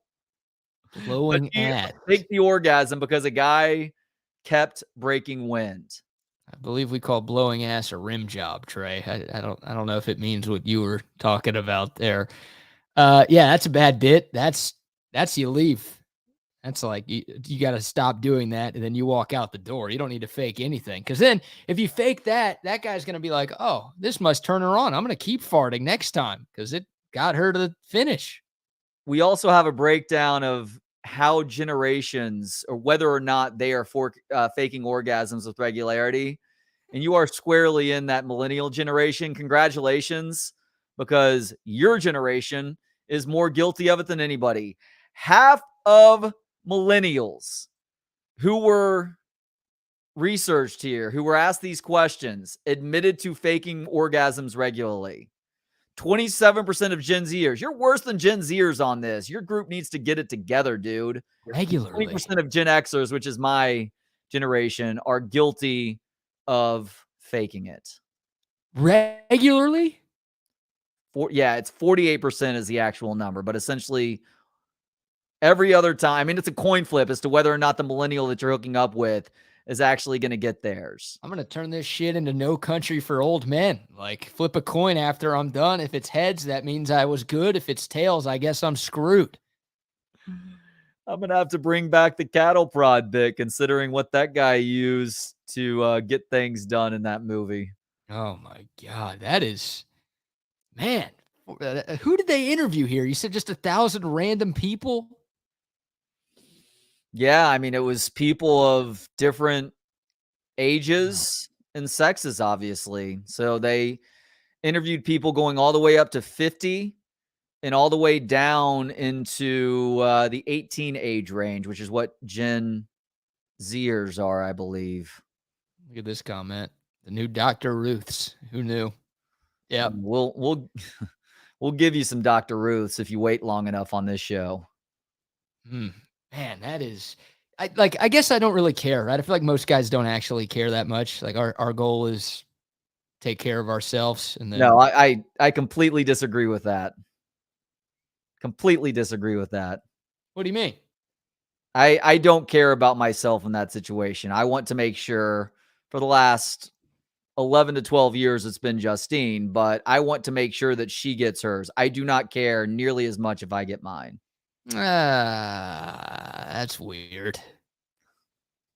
Is it? Yeah.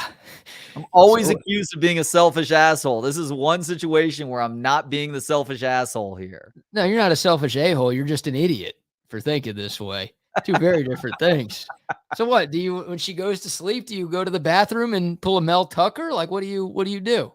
No, I'll eventually get mine too after we make sure the first fortune cookie is taken care of, if you catch my drift. Oh man, I am dying alone, aren't I? That sounds miserable. That sounds miserable. But hey. Oh, another married guy. Oh, Return on investment indeed, my friend.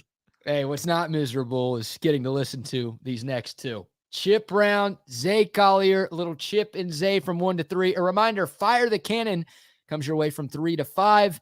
And a video about our 5K subscriber giveaway. I'll post it tonight to give you more information about how you can be entered to win some great prizes. But we are done. It is now time for Chip and Zay. Fellas, take it away. Hey, in the immortal words of Judy Brown, happiness is a choice. And we, Chip Brown, Zay Collier, are happy you are joining us, spending some time with us. From 1 to 3, Zay, loaded show. Our man John Brown, Cane Protein, father of Amon-Ra St. Brown, Equanimous St. Brown, will stop by about 1:30.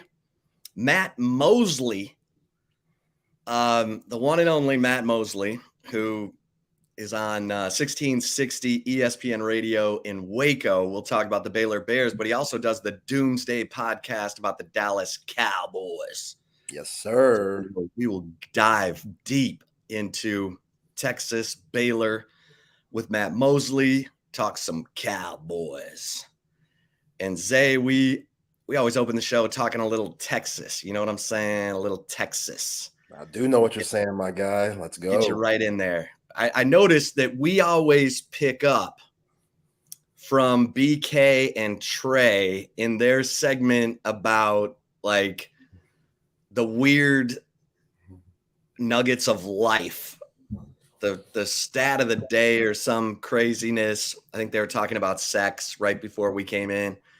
So, apologies if we're taking you off the off the beaten trail part of it, but you know what, Zay?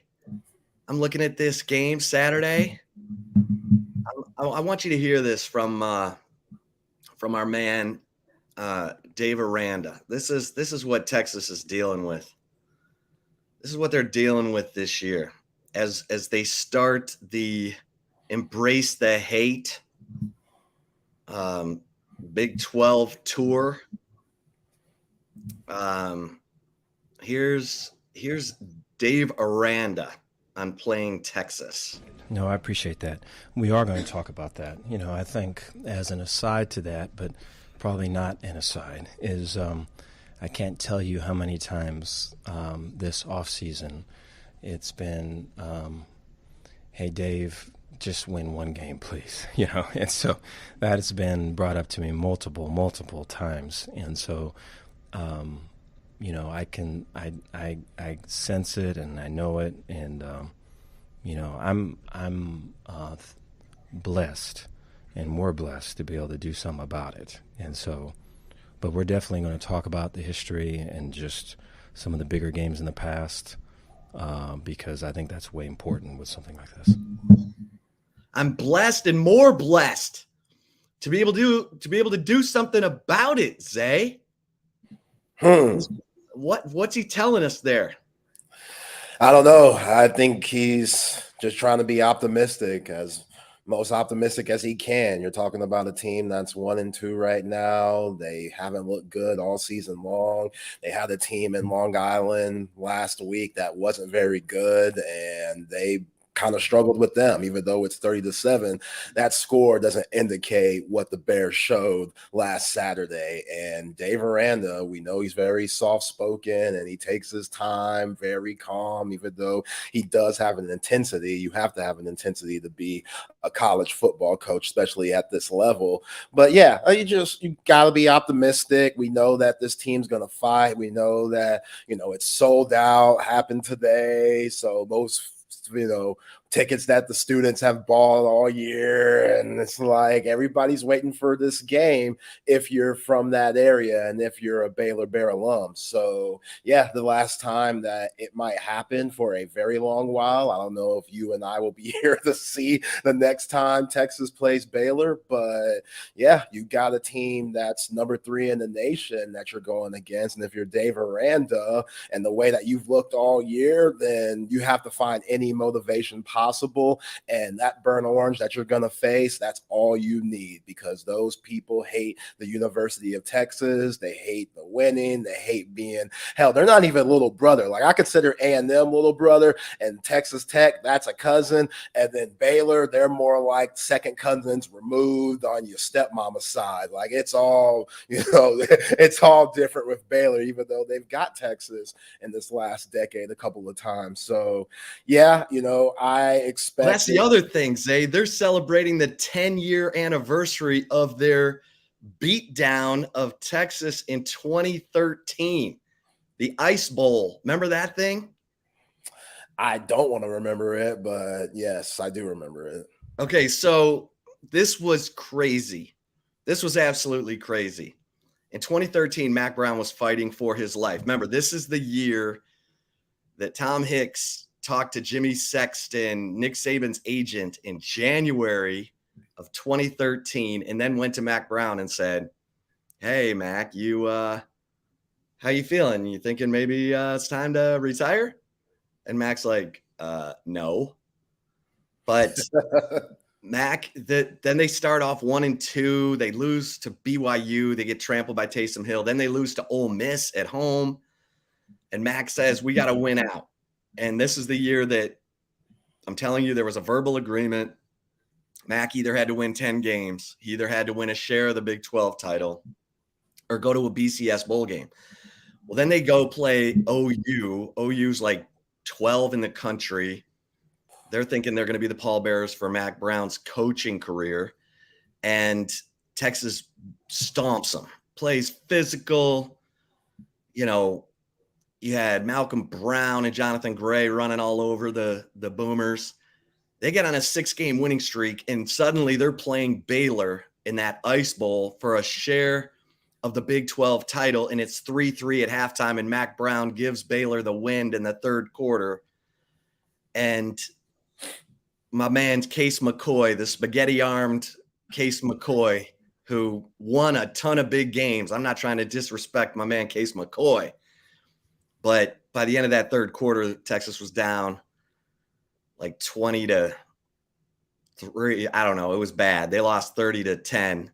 And so Mac was like tortured by that second half because it was tied at halftime. But anyway, they're having like a big old celebration up there at McLean Stadium. They're even inviting Texas fans to join in on the tailgate of this 10-year anniversary. Texas hasn't won in Waco the last 2 times. Yeah. I mean, they got to get it going, Zay. And I'm looking at Baylor and I'm like, what do they have? Like, what do they have? They got a terrible quarterback in Sawyer Robertson. This guy is like way off of what they need to win against Texas. I think it's going to be a feeding frenzy for the Texas defense.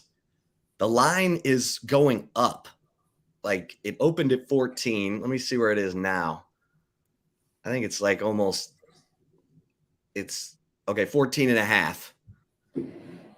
And yet I'm sitting here listening to Dave Aranda say, I'm blessed to be able to do something about it. And I'm like, what's he going to do about it?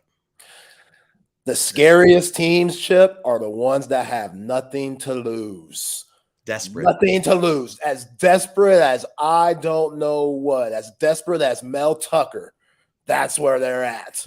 Like, they have nothing to lose. Nobody's expecting them to win this game. Vegas, like you just said, minus 14.5, Texas favor. Like, no one expects them to win this game. So, yeah, that's terrifying. And on the other side, for Steve Sarkisian and this Texas Longhorn football team, we haven't been here in a long time, fellas. Number 3 in the nation. Right now, if the season ended, college football playoff, everybody's picking you to win the Big 12. You got all these guys that are going to go to the National Football League in 2024. Like, man, it's crazy pressure on that side if you let that get to you. Some guys relish in those situations. Some guys just love that type of stuff.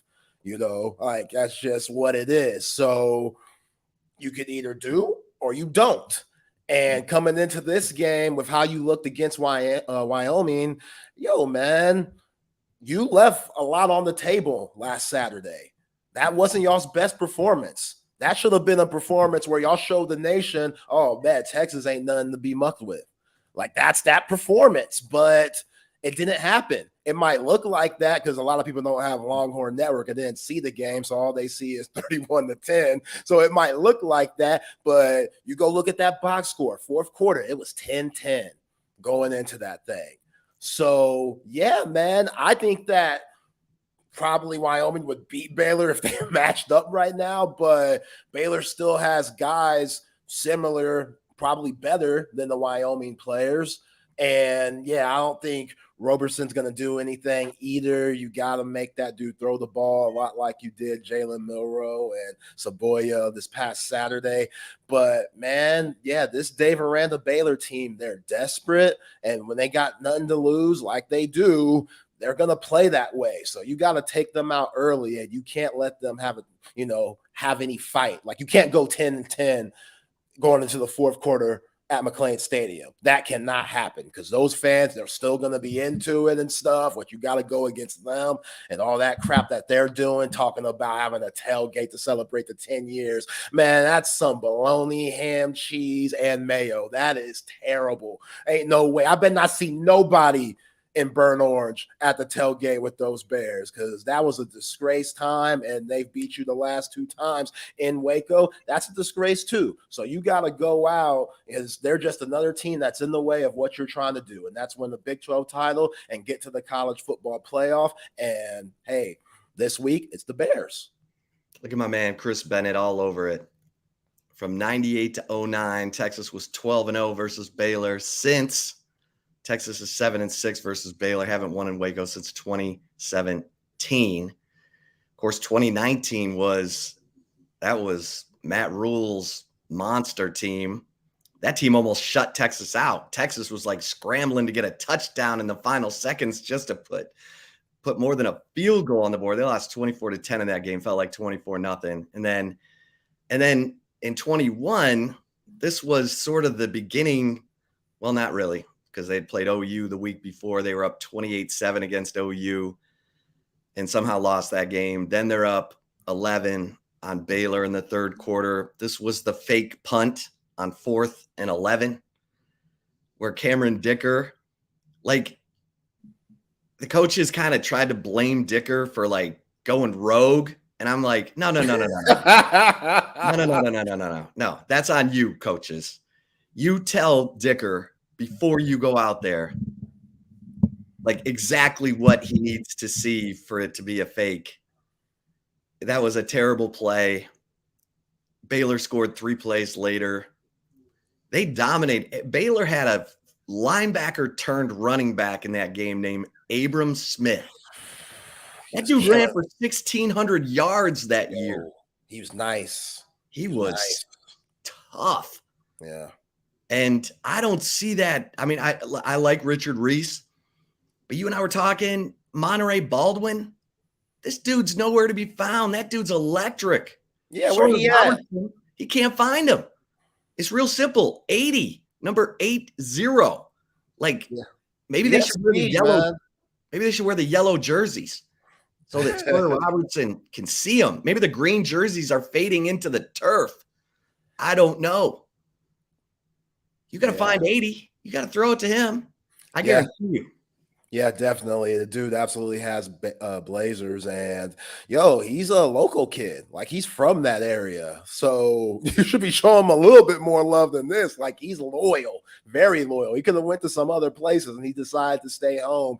And this is how he's being used in a year where, again, they're 1-2. And not only are they 1-2, Chip, all their games have been at home. It's not like they went to Utah. It's not like they went to San Marcos. They've been playing at home. This is 4 straight home games. They have the most in the Big 12. And I thought that was going to be a huge, positive for them going into the season. When you saw that, like 8 home games, you're like, these dudes, they're going to take care of business, because I know they're pissed off for how they looked a year ago and, going 6-4 and getting absolutely just embarrassed in Fort Worth in that very chilly game against Air Force. But yeah, it just looks like they picked up right where they left off. And if you're Texas, like, you can't see no slip ups. Like, you talked about Quinn Ewers yesterday and how he looked a little, just not as calm as you would have liked to see your quarterback, especially when you're 3-0. And I get it. The way that he looked, 11 for 21 against Wyoming, like, come on, man. You were trying to stay in that Heisman race. Now you've taken a couple of steps back. Doesn't mean that you can't redeem yourself. And again, winning gives you more, promotion and more eyes on you to get those awards and stuff like that. But Steve Sarkisian can't call that way. He can't call like, we're trying to give Quinn the Heisman and this is going to be good for recruiting and this and that and stuff. And of course they say they don't think like that, but I don't know. That play calling that we saw against Wyoming, that's just like, dude, I get it. He had a great game against Alabama, but you heard Coach Bowl in his presser after the game. He was saying, yo, we ain't going to let them beat us deep. And that's what every single defensive coordinator going into the Texas game is going to do. They're going to say, yo, offensive line that gave up 3 sacks to 3 sacks to Rice, block good enough to where they could focus on the run game, to where Sark has confidence in the run game, because we know what he wants to do. He wants to see that ball travel in the air. So they can't play with their food this week when it comes to Baylor. Like, they should blow them out. They should definitely cover. And yeah, especially with this defense, like, I don't see Baylor scoring over 14 points. I really don't. Yeah, if that happens, then something weird has happened. I mean, look, teams they've gotten off on Texas early. Bama had their first 3 runs went for 32 yards. Wyoming had the big run early, but then Texas adjusts and they shut it down. Baylor wants to run the football. Like, that's what they do. They're averaging 4.5 yards per carry. So they're gonna run that wide zone. Texas should be Texas should be equipped to handle that. Yeah. And then when it comes to their run defense, they're giving up 4.4 yards per carry and 170 yards per game, second worst in the Big 12 to Houston. And their passing game is Sawyer Robertson is 106 nationally in pass efficiency, which to me is the best indicator of what a quarterback is doing in terms of leading the passing game. In the passing game, if you have good pass efficiency as a quarterback, it usually means you're balanced as an offense. It means you're two-dimensional. Like, the Pac-12 has 8 quarterbacks in the top 30, including Caleb Williams, who's number 1. The Big 12 has 3 in the top 30. And the Dylan Gabriel's number 2 in the nation. So OU kids, they're beating up on punching bags and tomato cans, but they're getting warmed up. Emory Jones of Cincinnati is number 28, and Quinn Ewers is number 29 in pass efficiency. And if Central Florida had enough to meet the minimum requirement, their backup, Timmy McClain, would be number 11 in pass efficiency, man. I'm just saying, Zay, watch out for those Central Florida Knights this week at Kansas State. Is Rice Plumlee playing? It's Malzahn's game time decision. That's what I'm talking about, Gus. Because, hey, man, Timmy, the backup's playing better than John Rice Plumlee. Is he really? He has 3 touchdowns and 4 interceptions, Rice Plumlee. Timmy McClain, clean. No picks. Timmy McClain. That's my guy now. See, Rice Plumlee worried about that baseball swing, man. You get your spot taken. You got a lot going on, dog. It's hard to be a 2-sport athlete. Ask Prime. It's tough, man. And a quarterback. Like, Prime wasn't a quarterback. That responsibility that you had to do. So this dude going from, the diamond to the gridiron and being a quarterback, that's tough, man. That's tough. I salute him for it. I really do. But, yeah, I'm not surprised that he's struggling. Not one bit. And the guy that's been in practice every day and that only has to focus on football, Timmy, he's out here balling. Oh, yeah, Rice Plumlee, your job might be gone, bro. That might be it for you. So, yeah. I mean, they're gonna run the football. This Baylor Bear team.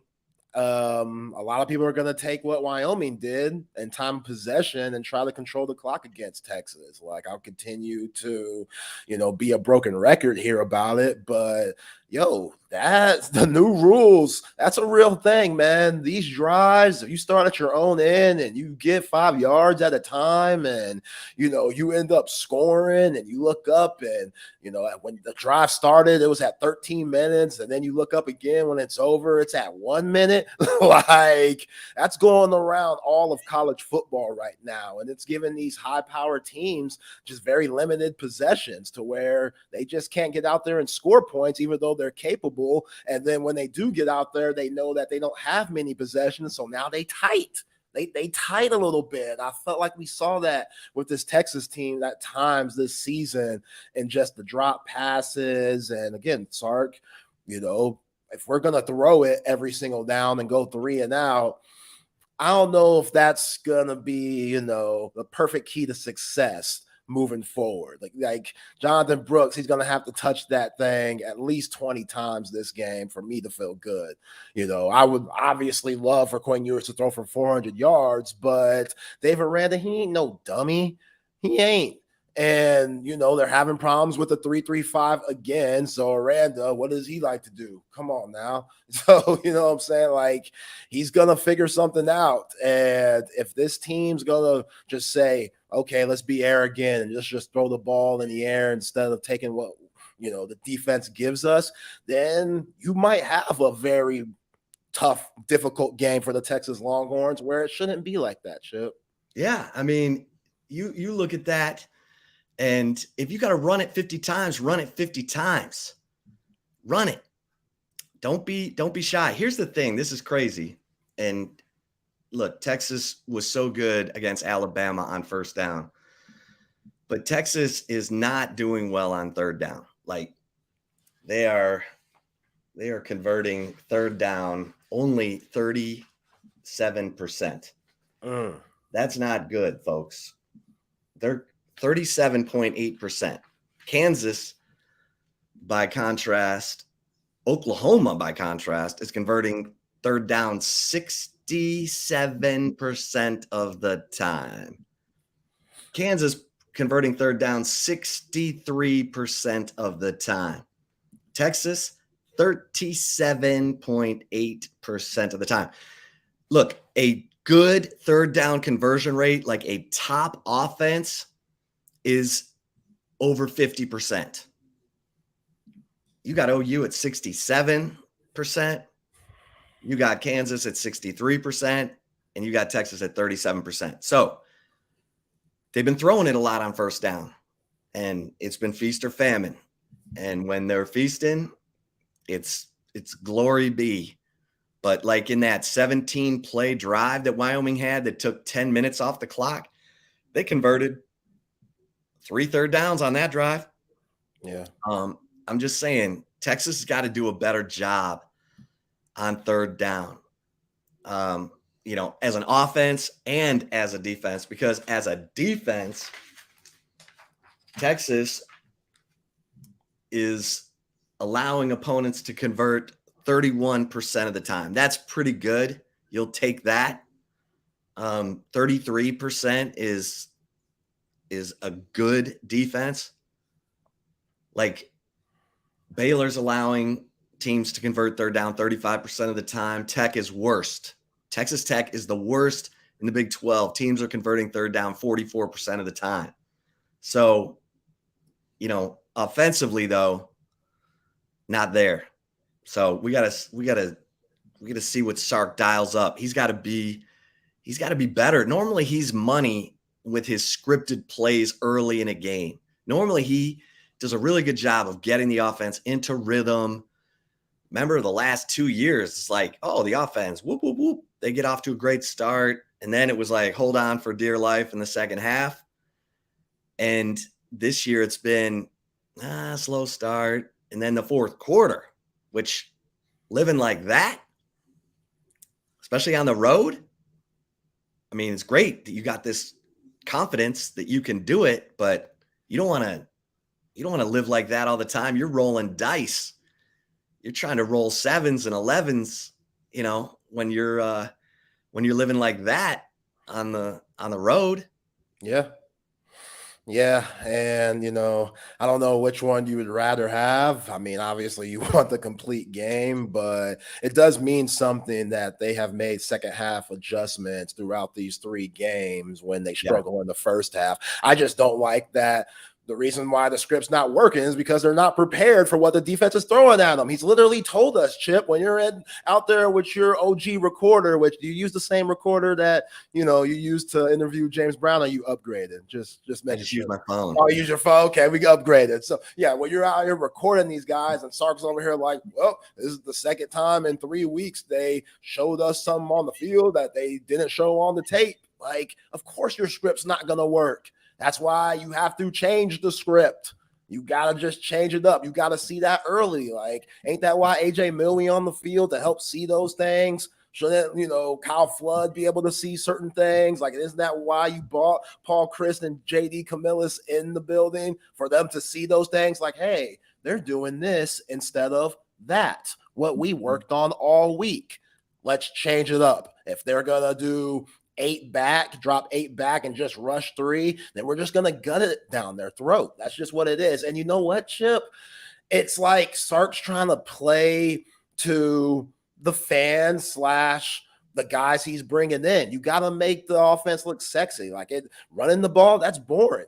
That's why all the rules are changed in the NFL and throughout college football. It's to make it more fun and to see more points get thrown on the board. And that's why it's so hard to cover these wide receivers. You can't touch them like you once did. And then you look at the running back, they're not valued at all. So times have definitely changed. But at the end of the day, you're going to need a running game. And I know, at times Sark talks about how much pride he takes in running the football and stuff like that. Oh, I've had 1,000-yard running back, every year that I've, been a coach and stuff like that. Okay, cool. But sometimes you don't see what you should as a head coach when it comes to the adjustments and the game plan that has to change. Like, you have to be open to changing it, and you can't be arrogant and thinking, oh, we're Texas, we just have better guys than them, so it doesn't matter. Yes, you want to get to that point, but that's just not realistic. It's just not, especially with the transfer portal. There's a lot more parity in college football. That's why you're seeing all these upsets and stuff, especially in week 3. So, yeah, man, like, run the damn ball. Like, Jonathan Brooks, like, he could take it. He could take it. The only time that Sark really ran the ball throughout his 3-year tenure here, where it was like, he really, really doesn't give a damn. I guess you could count Kansas and Baylor last year in a way, but that TCU game where Bijan Robinson had over 30-something carries in Fort Worth a couple of years ago. Yeah.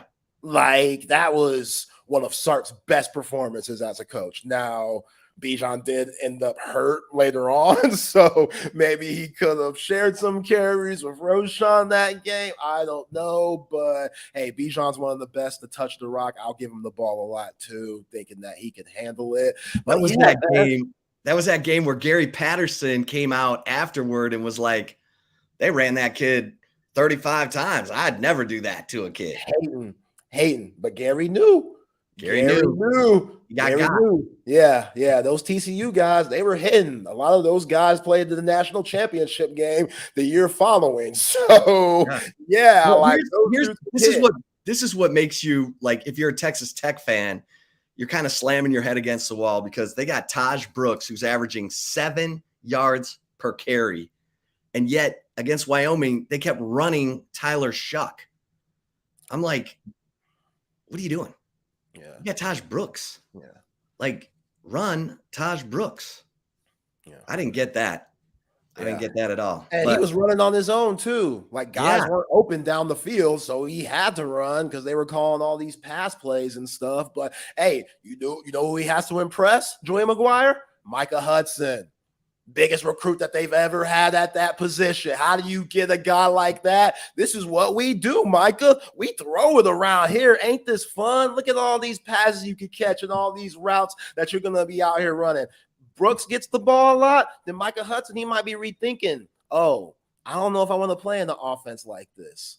Like, it's weird that coaches shouldn't think like that, but they have to. They in a way, they have to. You have to play to your audience to a certain extent. At the end of the day, winning, to me, just changes everything. If you want to win, come to Texas, show that you can win. So guys want to come to Texas. Well, let's bring in a guy who raised 3 5-star receiver sons, the one and only John Brown, aka Cane Protein.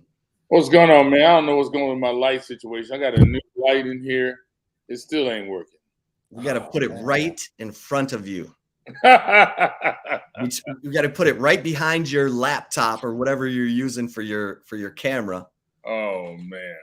But John Brown, your sons, this situation you got here.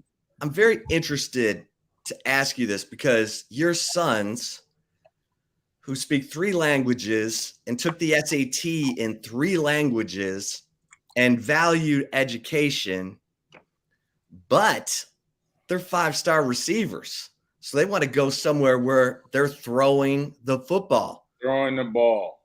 So how did you balance that? I mean, obviously the kids probably made the decision, but how did Equanimous weigh Notre Dame's offense versus Notre Dame's education? Oh,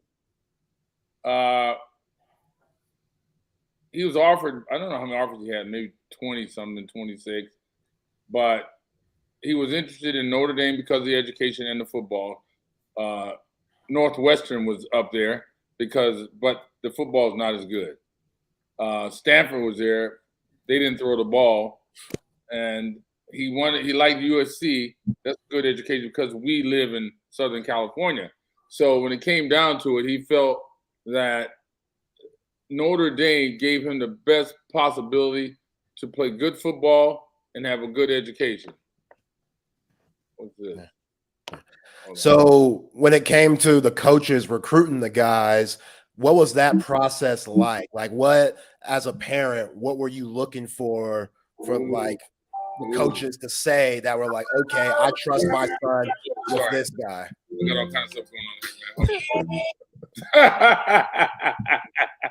You having a party over there? Got some slow music from the 70s going on. Some jams, man. Just going crazy. So what would say that again?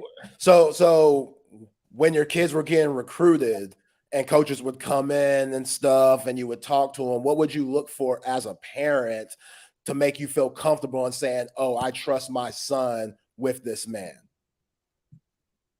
I was looking for honesty. And if I caught him in a lie, I would confront him right then and there because I wanted to see their values. And I always ask them, hey, look, be straight with me. No need to lie. You know, if my sons don't make it, I'm not going to cry. I'm going to tell my sons to go harder. So I try to look for the honesty first. I try to look at, it was new when Equanimous came out. And it's unfortunate for him because Osiris and Amon learned from that. We didn't know that. Now, I love Coach Kelly. He was at Notre Dame. I like him a lot. But we didn't know he didn't favor, at that time, playing freshmen. And we were, like, surprised, like, Equanimous on your team and you're not playing him because he's a freshman? Like, well, that doesn't make sense. If the guy can help you win, let him play. Then the second year, he started playing him. So my point is, when Osiris and Amon-Ra saw that, they figured, well, we don't want to go to Notre Dame because they're going to make you sit as a freshman. So, I would tell parents, if your son or your daughter is good, you want to get a coach that's not opposed to letting your son or daughter play football or basketball or wherever the sport may be as a freshman. Because it shouldn't matter really whether your child's a freshman or not. If they can help win, put them in. So that was important. Let me see if there's anything else I'm sure there's some other things that was important. And I just wanted to see a couple of schools, I don't want to name any names, but they were came into my house these are white coaches trying to act cool, trying to act hip. Like, what are you doing, One coach told my son, hey, can you believe we gave everybody on the team brand new Beat headphones? My son don't care about no Beat headphones. You know, like, what are you talking about? What about some football here? But he tried to come at us in a kind of a ghetto way, you know. And I didn't appreciate that, you know. Yeah. So you gotta be straight and not slick Willie coming into my house trying to, you know. So it's you gotta have your defense up because you don't know some of them are slick, you know, trying to tell you whatever you want to hear, right? And once they get you, then the true coach comes out. So you got to try to sniff that out. And if you can, talk to other parents who've been to that program and see what they say about that coach. Who's the best? Like, what coach was the best at, like, even if it was Slick Willie, but man, they could talk. Well, let me say this. The most impressive, the coach I liked the best that I kind of wanted my son to play for was Cal Winningham at Utah. Interesting. Why? His brothers were like straight up guys. But I tell you, he was the most impressive by a country mile. There's no comparison. Coach Kelly from Notre Dame. Let me tell you something. Everybody needs to take a page out of his book. That guy, when he comes in your house, he's all business. He comes in your house, you think that the Patriots are in your house. I can't put it in words, put my finger on what it was, but something about him and his crew was just super professional, and you knew it was no nonsense.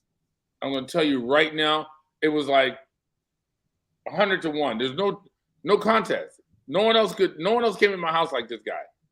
So this guy is like very, very impressive when it comes to recruiting.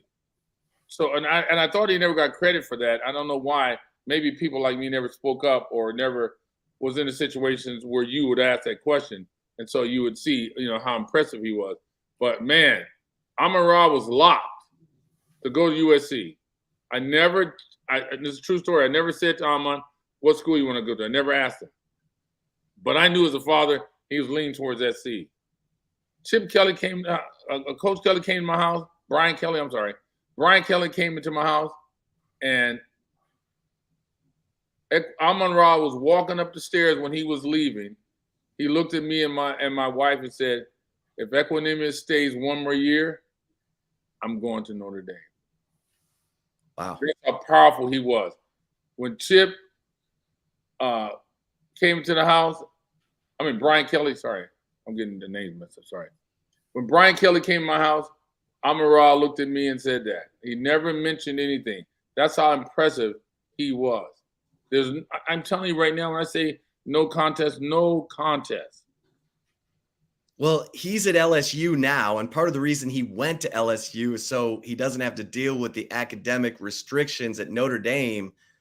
He should kill at LSU, right? He should kill because now he has the horses. He can, if you can fog a mirror, you can get into LSU. Stop. Right? Stop. JB, come on, JB. I just fog a mirror. No offense to LSU, but if they want you bad enough, they're going to find a way to. It's a little different program than Notre Dame, of course, but he got the horses there. And now he can really do some damage. But my goodness, was he impressive. I think he's going to win a national championship at LSU. It's just a matter of time. Yeah, I think he's a good coach. One of my favorites. I like a lot of coaches, don't get me wrong, but he's one of the favorites. No question. And Brian is BK is misunderstood sometimes, but he's a no-nonsense, hard kind of guy. I like hard coaches. I'm hard. I don't want no soft coaching my son. Right. So I appreciate his hardness, his energy, his effort. I appreciate it, you know? Yeah. Hell, you took your kids to Compton and dropped them off every weekend to harden them up. You want a hard coach. Let me tell you something, man. A lot of these parents, man, they don't get it. I told all the coaches that I knew, I said, if I ever got a chance to talk to a coach, I go, look, coach, we expect one thing out of you, a fair shot. That's it. And if my sons don't make it, don't start them. Put them on the bench. I'm okay with that. If they're on the bench, they know they got how to get off that bench. You got to work hard. So if you put them on the bench, you're helping them. You're not hurting them. A lot of parents don't get that because somewhere in life you got to learn how to fight. But at USC, it was weird, right? Because USC, they had Michael Pittman, they had Amon. Amon was a beast as a freshman, but how did things change from when he committed and went to USC to his time there? Because they had quarterbacks coming and going. JT Daniels, Keaton Slovis. I mean, some of these boys are still playing at other schools on year 6. But it got crazy, didn't it? Look, it got crazy because, look, there's a lot of good athletes at that school. And not just Amon-Ra, but Michael Pittman was shortchanged, I think, also. You know, a lot of the receivers, because what they were doing was they were trying to share the ball. So if Michael Pittman made a touchdown, let Amon make a touchdown. If Amon made a touchdown, let Michael Pittman make a touchdown. That's unfair to those guys, you know? I mean, you got to let them be all they can be. If Michael Pittman can score 4 touchdowns in a game, let him score 4. You know, if Amon-Ra can score 4, let him score 4. You saw against Washington State, Amon-Ra had 4 touchdowns in the first quarter. In the first quarter. That's unheard of. So you would think that the coach would go, okay, well, this has to be some kind of record, or he's approaching the record. Let's let him eat. Continue to let him eat. Let's get him 8. Yeah, they shut him down. So, you know, trying to spread the love. They're like a lot of tree huggers over there. You know? Yeah, I'm sorry. It's just not good, you know? So, and it was unfair to, like, even Tyler Vaughn, a lot of these guys, you know. Other schools you go to, they'll let you shine. If you're the man, they're going to let you shine. You saw in that first game against Texas, as a freshman, he went crazy. Yeah. I don't know, he had 160 yards or something, 167 yards. He went bananas. And all of a sudden, he ain't that guy anymore? Come on. Come on. And he took a hit in that game where his mouthpiece came out. I think he had a concussion in that game. Yeah, that was targeting. No. Before that hit. Oh. Before that hit, because you know your kids. And I saw him catch a ball, deep ball, and hit his head really hard. The back of his head on the ground. And the way he got up, and I saw on the big screen, his eyes, I saw he's concussed. He just went to the sideline. So when he got hit, his mind, he wasn't all there. Because normally he would turn to see that guy. He had time to look and see that guy coming. He was not right in his head. He was concussed in that game. He didn't know it. Wow. They were really working him hard, making him catch all the ball. He was doing everything. Man. Did he score in that game? Yeah, he did. Let me double check it. Let me get you the numbers. Is he okay for the Lions?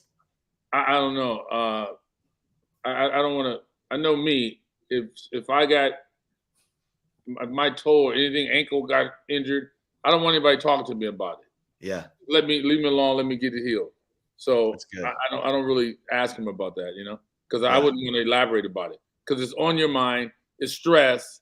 It's something you don't want to think about. And if someone asks about it, you're thinking about it. So I would try to not to think about it. So I know he doesn't want me to call him and ask him about that. Okay. So Amon had 9 catches for 167 yards, no touchdowns. Oh, see, 167 yards. And they just didn't go to him in the end zone when they were in the red zone. It's like, what are you doing? Yeah. This guy was killing it, you know, like let him eat in the red zone. But it is what it is. They try to do their best. What'd you think of the game on Sunday? Seahawks got them in overtime. Jared Goff about to.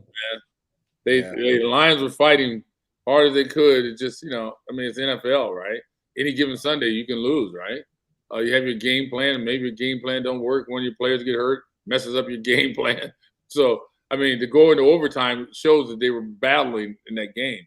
I was hoping they would win, but it didn't go their way, unfortunately, you know. And Amon hurt his toe, and it was cramping up. I was shocked he cramped up at home. That's unusual. I have to put that in my mental computer and find out what happened to his body physically where he would cramp at home. That's not normal. I mean, there's something missing nutritionally. because he should have, just by eating food, his natural food, he should have had enough electrolytes, enough sodium in his body not to cramp at home. It's very unusual to cramp at home. Now, this week, go ahead. Of course, talking to John Brown, two-time Mr. Universe, and father of 3 5-star sons, Equanimous Osiris and Amon-Ra St. Brown, and Cane Protein, caneprotein.com. John has come up with the formula to get your kids right in terms of the protein they need to take in. So you're watching, you still watch USC. Do you is that the team you watch living in LA? I watch USC. I watch Notre Dame. I was watching Stanford, but they're rebuilding over there. And I watch Colorado, of course. Colorado, baby. Colorado. That's some must-see TV. Yeah, you got to see that, man. Hey, what did you think of Shador in his post-game interview talking about, I went Tom Brady mode. I'm just like him. He's showing his watch. Like I said last week, there was a time I would have said I didn't like it, but now I have to say I like it because I think Afro-American people are rhythmic people, and we need to celebrate. We need to do things like show to watch. It's part of our cultures. It's in us. And I think through education, we have learned in football to suppress that. And Deion and his son came on the scene and let everybody know it's okay to celebrate. It's okay to identify with your rhythmic spirit that's inside of you. So I think it's okay. I think it's okay. I don't see him. And even if he boasts, there was a time like Muhammad Ali. No one liked Muhammad Ali, right? Deion Sanders is kind of like an Ali of football, I agree. And hey, what he's doing is historical. It's changing. Ain't bragging if you can back it up. Yeah. And I tell you one thing: every coach, every team, every general manager, maybe in the NFL, every president is looking for their next Deion Sanders. Yeah, that's true. Can you imagine if they had him at one of the big brand schools? Oh my God. Yeah.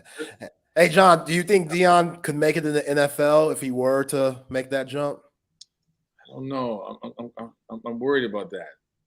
I don't know because it's older guys that get paid for money. They're not kids you can mold. So, but I'm sure if they bought in, he could do it. Because you know what he does? He identified with the good players. It wouldn't surprise me if he was at an NFL team and he let some big time guys go and pick some guys up off the street. And they go, what are you doing? Trust me, this is the guy I need right here. This guy is a killer. We need him. It wouldn't surprise me if they bought into it, he would figure it out. Because he can identify because he's from that neighborhood. And he can identify with the talent. And he was a good athlete. So he can look and go, he can smell it. No, that's not the right smell. No, this is the guy. He can see it. So,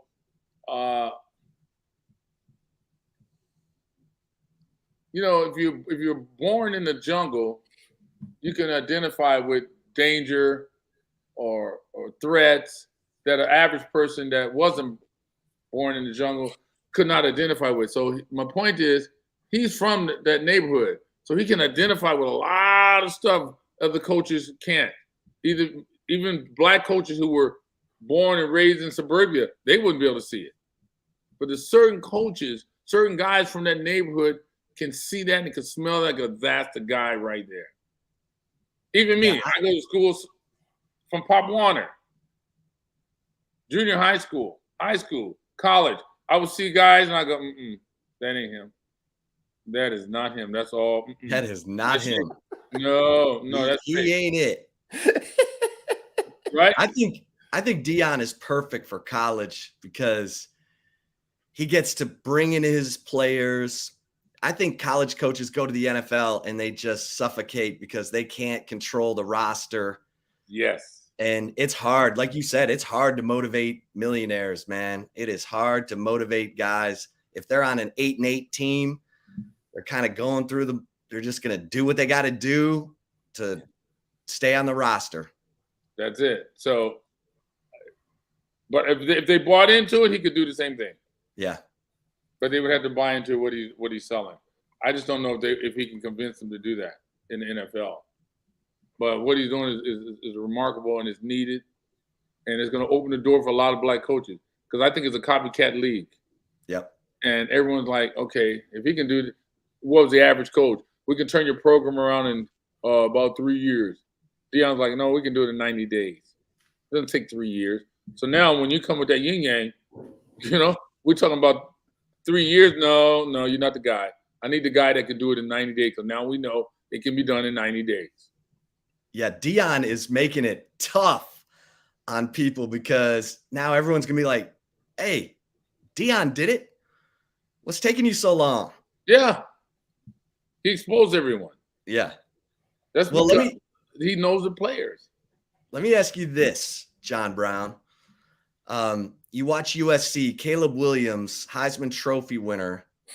What impresses you most about Caleb Williams, quarterback of the USC Trojans? Accuracy, thinks quick, can throw the ball on the run. He just process everything really fast, like Patrick Mahomes kind of thing. But Shedeur Sanders is also really impressive. But, they process information really fast. And they know, and they can, their escapability is amazing. And his accuracy, I think you're born with that. Some guys have it, some guys don't. If you either have it, you don't, Yeah. Some guys have to work harder than others. Yeah. How much would Amon-Ra love playing with Caleb Williams? Man, let's talk about this here. Like Deion got that guy, Hunter, going both ways, right? Yeah. You know how many kids there are at Texas, Alabama, SC, all over the country that can go both ways? There's thousands of them. But coaches won't let them do it. That's a mistake. Now they're learning, hey, man, if this guy's the best guy, he can go both ways, let him go both ways. He's your best guy. Amon-Ra is a better defensive player than offense. Now, people don't know unless you play, was coaching him in Pop Warner or something. The Pop Warner coach goes, he was shocked when he went to high school and go, he's not playing defense? Oh, my God. Do they know what a terror he is? So there's guys all over that can go both ways. And now Deion exposed that. And now the other coach are going to have to go, now the kids are like, hey, you going to let me go both ways? If not, I'm not coming here. Yeah. I'm not coming to your school. I can go both ways. I know I can. I can do both positions. Yeah. And it helps your roster in the NFL, right? Yeah. You only got 3 men. So if you got four guys on your team that can go both ways, oh, my God. Oh. Yeah. So how would that work, though, realistically? Because obviously that's a lot of wear and tear. Travis Hunter, he's not going to play for the next 3 weeks. And obviously that was because that was a dirty hit, though. That was a dirty-ass hit. Yeah, that was a dirty hit. But, yeah, how do you take care of your body? Do you just sit out and practice more? You mentioned Amon-Ra and his, diet right now. You have to eat a certain way. Like, how would you go? I think it's a question of eating, sleeping. You can't over train. You can only under-eat, under-sleep. So there got to be a balance between your training, your performance, your eating, your sleeping. There must be a balance. But if you figure, Deion has some kind of understanding of that because he kind of went both ways. So he's like Travis, hey, sit out here, hey, do this, do that, because there's only so many miles. Your body's like a vehicle. Every car has so many miles it can go before it starts breaking down. Every car, we don't know what that is, but there's a number. Same thing with a kid.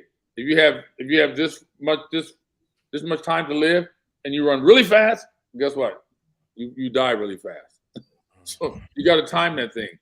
Like Amon-Ra, I'm concerned about his cramping. I'm like, as his father, I'm like, what? I got to talk to him and go, okay, tell me what you've been eating. Because that shouldn't happen. That's very, very, very peculiar to me. Why would that happen at home? I can see if he was on an airplane or if it was really hot. I don't know. But electrolytes, hydration. They're all hydrating. But I told my son, you have to. I think I mentioned this before. If you don't want to cramp and you want to take, your coach can tell you hydrate. Okay, you're gonna cramp if you hydrate. You got to take electrolytes, but you got to electrolyte load for 4 days. 4 days prior to the event, you got to start taking electrolyte every day. Then it gets in your system to help you. It's not 100%, but it's probably like helps you 80%. It helps a lot. So in terms of guys going both ways, man, they got to eat and sleep the right thing, man. I tell you right now, you gotta have a coach that understands that. Yeah. Because as they get older, it gets harder. Well, Lions Falcons this week. Bijan Robinson, former Longhorn running back for the Falcons. He's trying to get it going. You got the Lions. I mean, my Lions, baby. Love Man, them. they win, man. It's just, you gotta be careful. It's the NFL, man. Yeah, it's tough. I'm pulling for the Lions, but How do you feel about Jahmyr Gibbs? Because now David Montgomery, he'll probably miss a couple of games because he got hurt on Sunday against the Seahawks. But Jahmyr Gibbs, man, he has something coming out of he has some explosion, doesn't he? Yeah, he has some explosion. He's gonna have. Well, they got Craig Reynolds is over there, another running back. He's not real popular, but he's good. I think he'll probably take Montgomery's position for right now. They have a lot of guys at running back. I'm not worried about that. But Jahmyr Gibbs, they're just figuring out how to use him, and he's new, so he's getting familiar with the offense and the speed of the game. I think it takes those guys about 6 games before they go, okay, I feel comfortable now. And once he gets comfortable, he'll start doing even more damage. Well, JB, we love it, man. We love the conversation every Wednesday. Let's I gotta do get it. this light fixed, man. I got the biggest light you ever seen right next to my head here.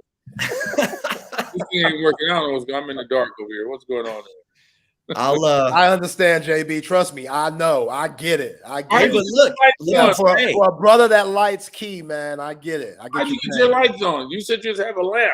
Right. Oh, I had to get a new light. I got a new one. So I got just let this. I'll call you. I'll call you, and we'll get it all set up. Yeah, Chip's got you. I got you. There he is, John. I got as big as 3 basketballs. Huge. Okay. I'm gonna call you. We'll get him right. Hey, I mean, where are you gonna get conversation like that with my man John Brown? Oh man, he's terrific, man. I mean, him talking about Brian Kelly coming in recruiting. Brian Kelly's going to win a natty at LSU. Texas needs to win fast. They need to win now. I know. And, I thought Brian Kelly was going to muck it up when he tried to do the Southern accent and tried to bring that on. Like, that was a disaster. So it's interesting that, John said that about him. Like, he was the most impressive guy that he's ever seen. And he got so much heat from being, in a way, unauthentic with that ridiculous accent. But yeah, the dude could definitely coach. And yeah, that talent in the boot is for real. Like, just covering college football for 40 something years, like the talent in that area is different, man. And it might be a small state, but the talent is crazy. Yeah. Next week, we'll ask him about Brandon Baker, the kid at Modern Day, the 5-star offensive lineman. But look what I'm drinking here. Ooh, right? Little Ollie Pop, the healthy soda. This is good stuff, man. I'm just telling you. It is good. Yeah. 9 grams of dietary fiber and only 3 grams of sugar. Yeah, man. That's what I'm talking about.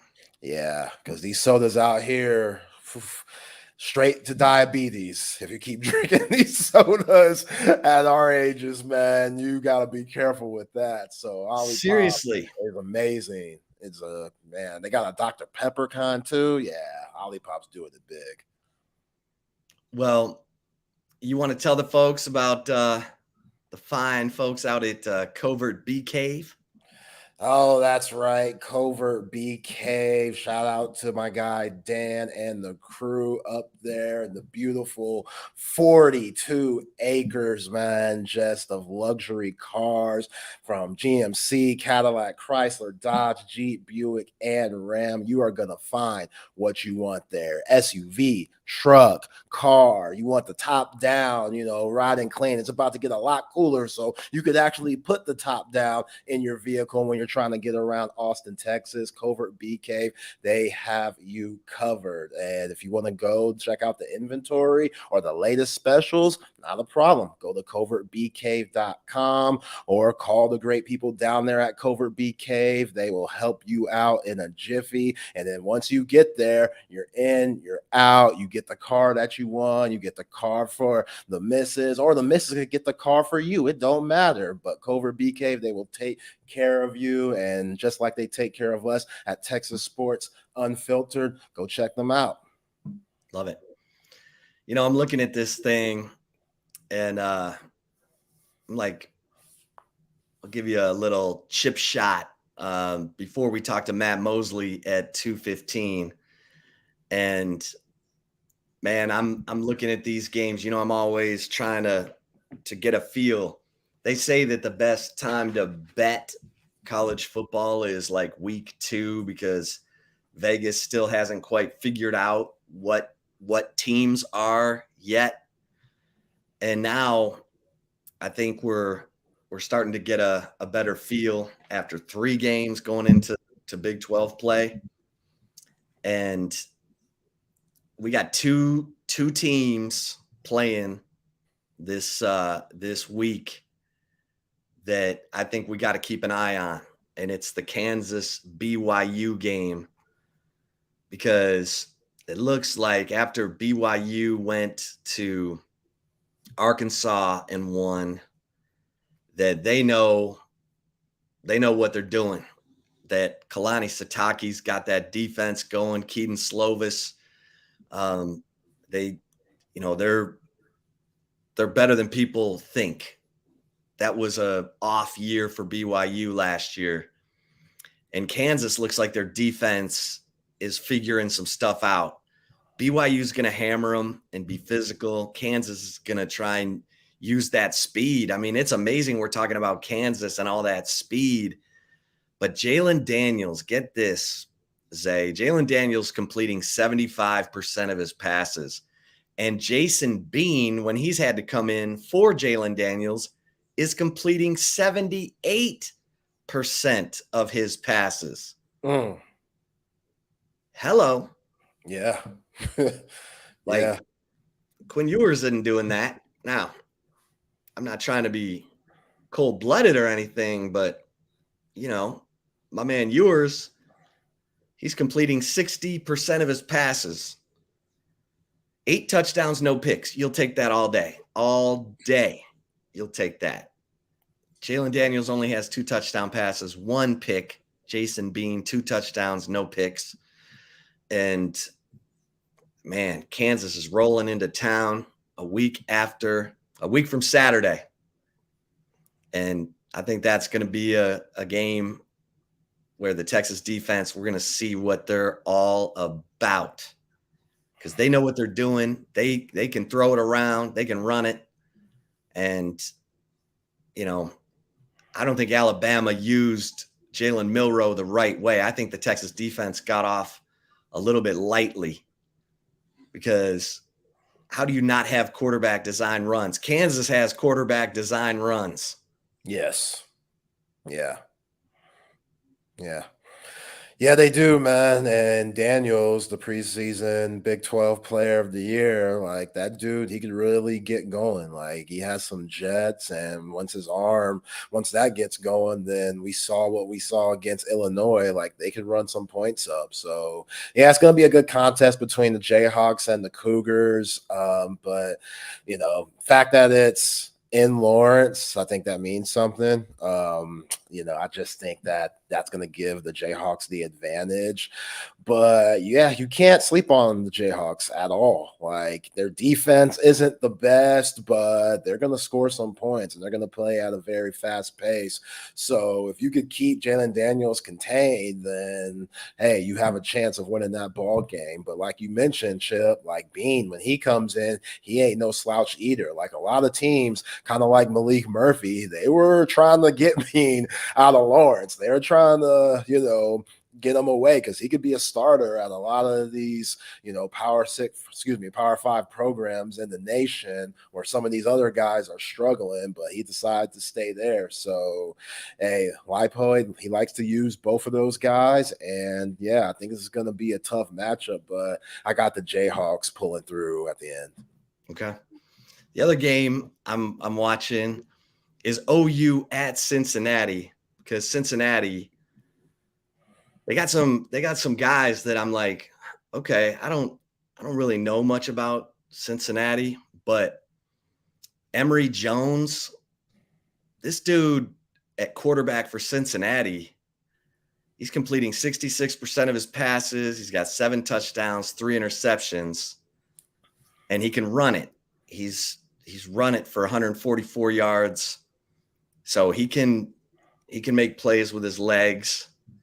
And they've got this kid, Corey Kiner, at running back, who's averaging 6.1 yards per carry. I think this is going to be a good test of where that Oklahoma defense is, because last year, Oklahoma's defense was miserable. And Oklahoma had a tough time kind of pulling away from SMU, kind of like the Texas-Wyoming game. But they beat the snot out of, Central Arkansas and Tulsa. But Cincinnati, they're better than I thought. I thought Cincinnati was going to be one of the worst teams in the league because I wasn't quite sold on Scott Satterfield as the replacement for Luke Fickell. But they got some dudes, man. They got this dude, Xavier Henderson, at wide receiver, who's already got 20 catches. I'm really excited to watch this Cincinnati OU game because OU's going on the road for the first time. Let's see what they got. Yeah, I think they were on the road against Tulsa. Oh, yeah, you're right. Yeah, they were on the road when they beat them down. But Brent Venables in year 2, the Sooners look a lot better. Dylan Gabriel, he looks a lot more comfortable, but he's still throwing his body all over the place. Like, that's what got him hurt last year against TCU. Like, he's not afraid to run and he's not afraid to fight for extra yardage or put his shoulder pads down. But Cincinnati, 538 yards against Miami, Ohio, total offense, and then 273 yards on the ground. You just mentioned their running back and their quarterback. He uses his legs too. So, they're no slouch, man. Like, they play hard and they might be the surprise team of the Big 12 that everybody slept on. I know that Neil Brown thinks has a surprise team, saying that he won't be last up in this thing. But, those Bearcats, man, they're scrappy. So it's going to be a good test for the Sooners. But yeah, man, Oklahoma looks good right now. Like, that offense is firing on all cylinders, and if they could keep that up, then I think they could take care of business for Cincinnati. Yeah, Cincinnati's run defense. Teams are running for less than 4 yards a carry. That's what you're looking for. Their pass defense, not great. So Dylan Gabriel probably going to try and light them up through the air. I want to ask you this before we bring on Matt Mosley to talk some Baylor and Dallas Cowboys football. Matt Mosley does the Matt Mosley Show in the afternoons on 1660 ESPN Radio in Waco, and the Doomsday Podcast with Ed Werder on the Dallas Cowboys. What'd you think of Deion Sanders, saying what he said about the kid who hit Travis Hunter, saying, he made a mistake. He doesn't need to be getting death threats. And I sure hope it's none of our fans making death threats against this kid. Right thing to say. Right thing to say. He's absolutely right. Like, no one should ever get death threats, and especially for playing a sport. Like, that's absolutely ridiculous.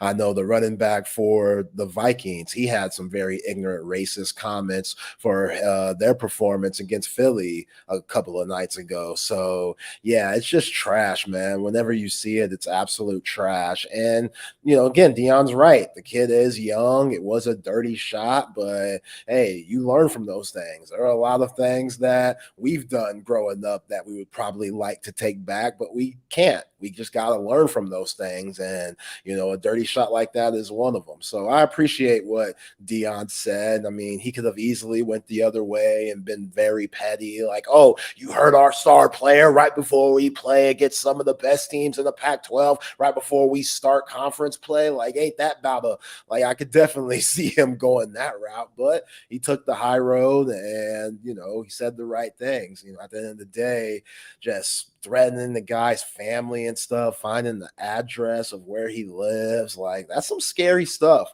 Like, that's absolutely terrifying. That could traumatize certain people and kind of take away your love of the game. So I appreciate what Deion said. And yeah, they move on to Oregon this week, where it really gets real for those Colorado Buffaloes. Yeah. Yeah, no doubt. I think it's gonna be tough sledding, but let's see what Deion can get from his team. Yeah, what'd you think about it? I thought he was right on the money. I thought the fact that he gave a long, extended answer, a thoughtful answer to it, shows that he meant what he said. Yeah. He wasn't just trying to pay lip service to it.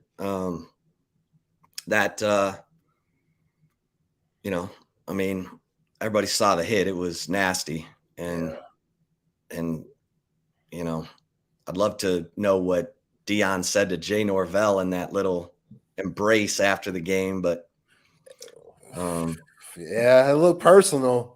It did. Shador, he wasn't happy either. Like, it was kind of Shador was right there. Yeah, it was kind of like he was there. Like, I'm not gonna let if my dad says anything classy, I'm gonna intercept that. And because he was talking, like, you could see his lips moving a little bit. It's like, all right, guys, all right, but hey, that's the wave right now down there in Boulder. It's definitely going. All right, Michael's had it with Coach Sanders. When they start losing, we'll stop talking about them. Yeah, we'll stop talking when they start losing. Well, we'll probably still talk about them because they're losing now, and that'd be something like, how does he deal with adversity that way? So, it's Deion Sanders, man. I don't know how Warren Sapp out here talking about he's going to go back to Miami and get his degree just so he could be on the staff next year, which, Warren, you should have gotten it a long time ago. I'm not saying, go when you're in the league and stuff, but you've been out the league for a while now. You could have went and got it. Like, now you're going to have to take these classes and stuff, which he probably doesn't have many credits left. But, man, guys that have never coached a day in their life, might have played the game, might have known that they want to go be on that wave with Deion Sanders. And I get it, man. It looks fun. Well, let's bring on our next guest. The one and only Matt Mosley. Matt Mosley of the Matt Mosley Show on 1660 ESPN Radio and also the Doomsday Podcast. Mosley is on the move. What's up? Hey, guys. How are you? Hey, we're excited to be talking some Baylor football with the most knowledgeable man about Baylor football. Well, I appreciate that. It's a title I've worked on for many years, and my apologies. I was going to get a beautiful background for you guys and everything, and I decided I needed to go a different route here. But good to be on with you. I'm excited about y'all's show and being on with you. And this is I would say, kind of a bittersweet week. I mean, as we get ready to say goodbye to the Horns, I think are ready to say bye to us, and talking about Baylor as a Baylor alum. So it's a weird a weird week, but an exciting week. And unfortunately, the Horns catch the Bears at a very vulnerable time. And so I continue each day to try to talk myself into maybe there's a way, maybe there's some sort of angle here, and I'm really having trouble, guys. So I'll do my best, though, to provide you any information you might need on the 2023 Baylor Bears. Well, let's start with the offense. Blake Shapen goes down. Sawyer Robertson comes in from the transfer portal from Mississippi State.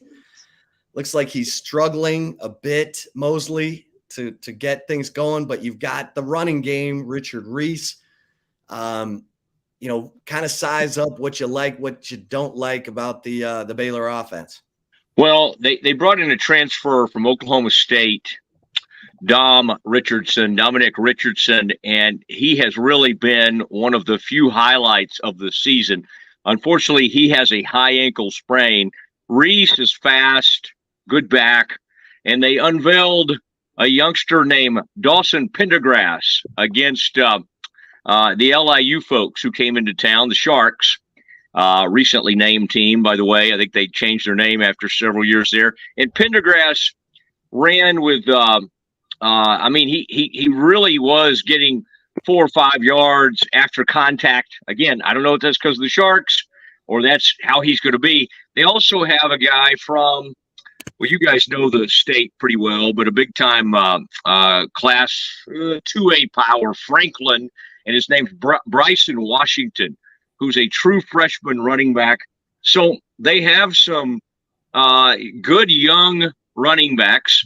I think to have any chance at all in this game, it will be about ball control, trying to run the football. And it just, I just don't, right now, the quarterback does not look like he's ready for prime time. And maybe he will be, but, someone y'all know well, and sadly we lost him, Mike Leach, is who recruited Sawyer Robertson. And so he was really brought up in the air raid, had a great career at Lubbock Coronado High School, but this wide zone that Jeff Grimes is trying to run so far seems to be a rough fit for him. And so we'll see what he's able to produce this week. But right now, Bears thin at quarterback and missing probably their best running back. Yeah, Matt, it's crazy. I know Bear fans would probably want Blake Shapen back as much as they do now. It's pretty crazy to think about that. But let's talk about Monterey Baldwin a little bit, because going into the season, he was the main attraction for this wide receiver core from our standpoint. And I don't think he's touched the ball in the last 2 weeks. Is that an injury situation, or like you mentioned, Sawyer Robinson is just struggling that much he can't even find those guys? Well, he's touched it while dropping the ball. So you've had a couple of drops, and we don't exactly know what Monterey's going through right now, but some pretty rough body language at times out on the field. And let's just say, I think he's kind of at a crossroads with the Bears. I'm sure y'all seen this in Austin at times. You're like, uh-oh, whatever is going on here may result in a transfer portal at some point. I'm afraid that's where the Bears. Now, that doesn't mean he certainly has great speed. He's been a breakaway threat. He had a huge play even in that Sugar Bowl a couple years ago. He's capable. The guy I would say, though, to keep a closer eye on would be Keytron Jackson, the transfer from Arkansas. He has been able to be a deep threat, to make contested catches. And if they are to have any success in the passing game, he needs to have a big day. And then a guy named Hal Presley, who is also big body, doesn't mind going up and getting in traffic. He's a pretty good wide receiver. But Baldwin is kind of a head scratcher at this point. Do I think he could be total breakaway threat? Absolutely. But he has not been in a great place lately, and coaching staff hasn't really addressed it. We're only allowed to talk. Dave Aranda is a one voice, kind of like old Bill Parcells used to be. Only one man talks during the season.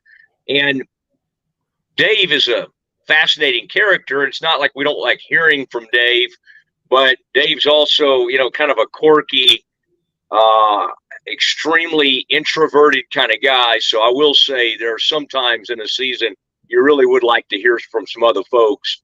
And for whatever reason, Aranda doesn't do it that way. So do y'all get to talk to players? They bring a few out during the week. But it's, again, you saw that situation at USC. It's a extremely controlled environment, and I don't know how Baylor would react to something similar.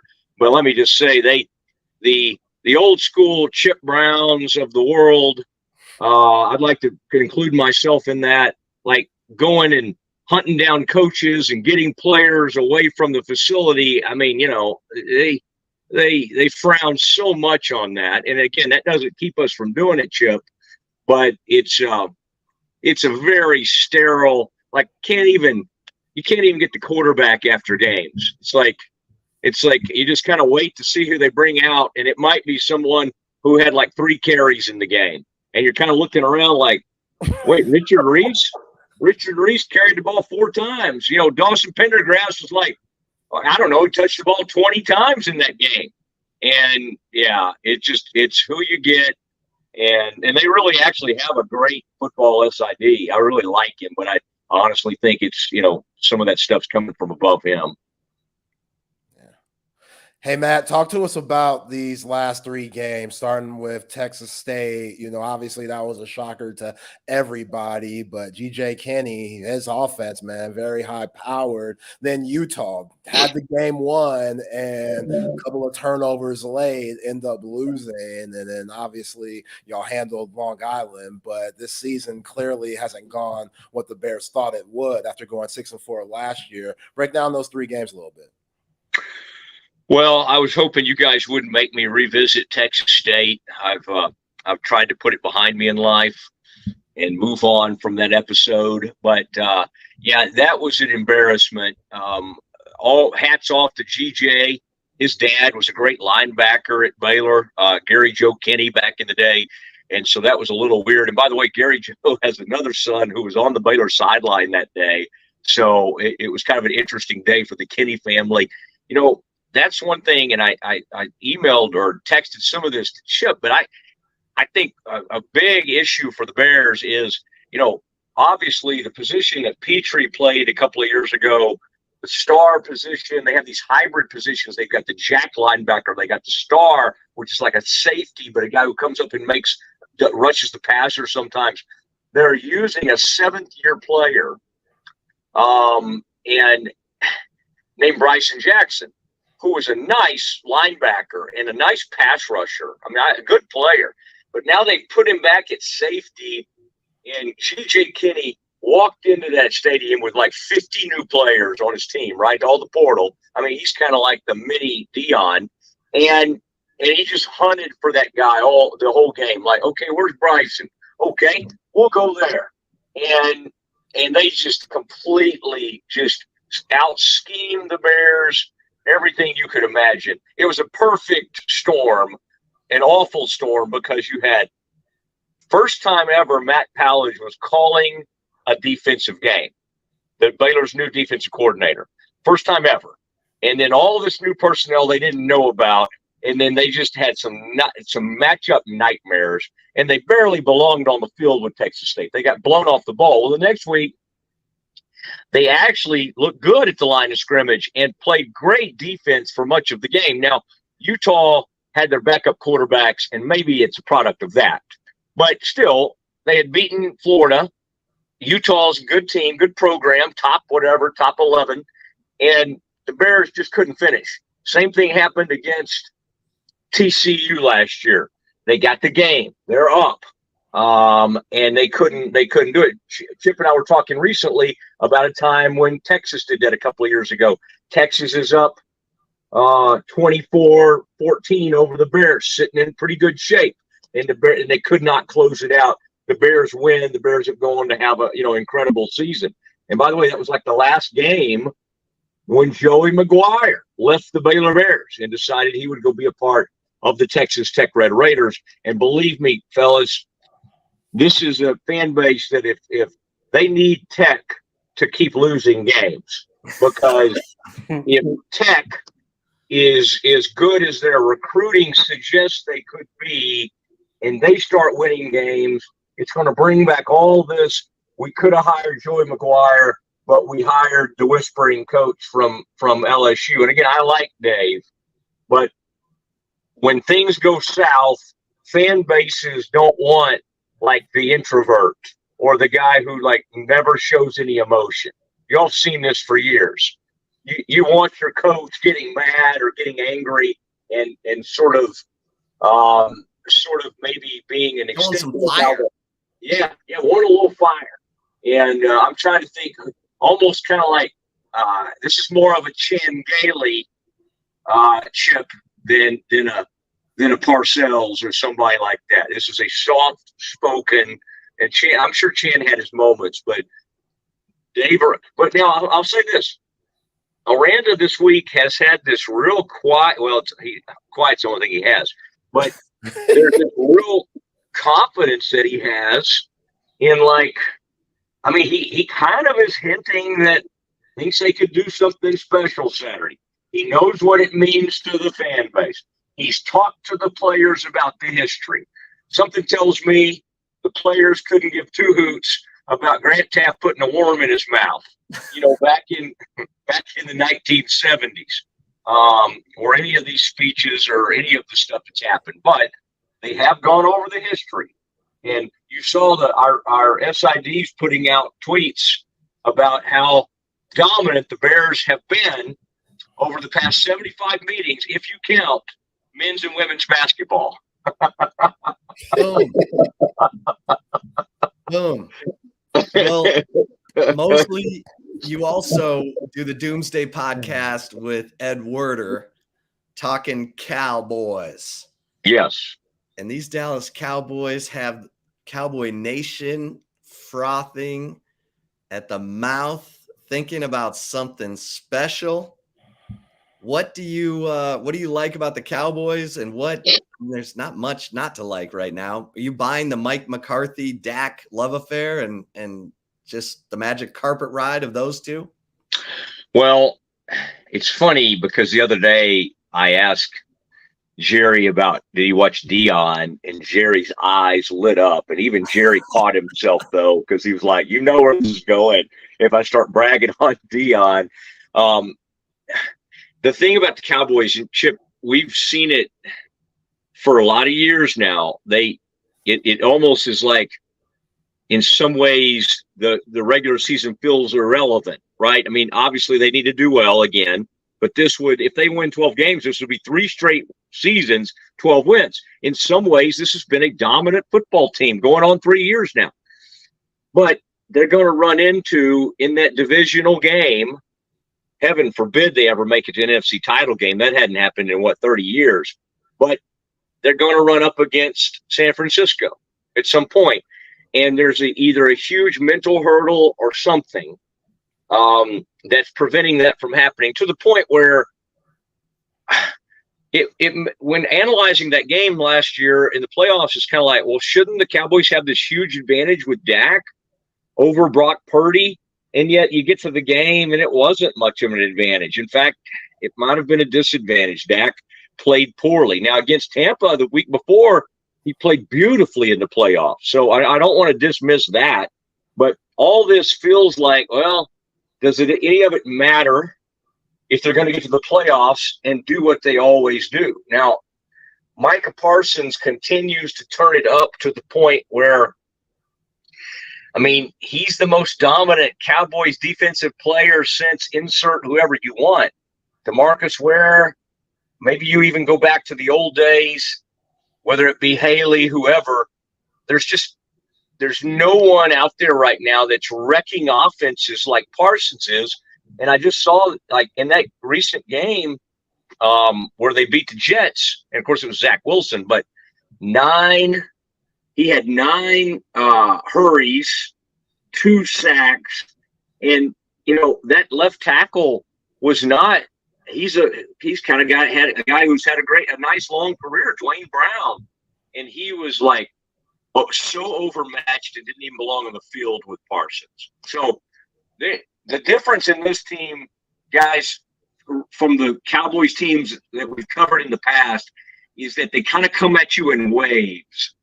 There's like this week, they'll have Donovan Wilson and Jordan Lewis will be back. Well, it's just like, honestly, they're replacing guys who are playing extremely well. So Donovan just happens to. So I guess all that to say, I don't know. This team does feel a little different. They're better than ever on defense. They obviously can score on the defensive side of the ball. This is going to come down to, is this McCarthy play calling and this so-called Texas coast offense, is that going to get Dak to the next level? And by the way, early returns, Kellen Moore, 0-2, calling plays for the Chargers. Mike, 2-0. Now we'll see. They got another game against another bad quarterback in Arizona. So they finally will get a test coming up here, San Francisco, in a couple of weeks. That'll be a great test. But right now, we're planning our parade routes here in Dallas.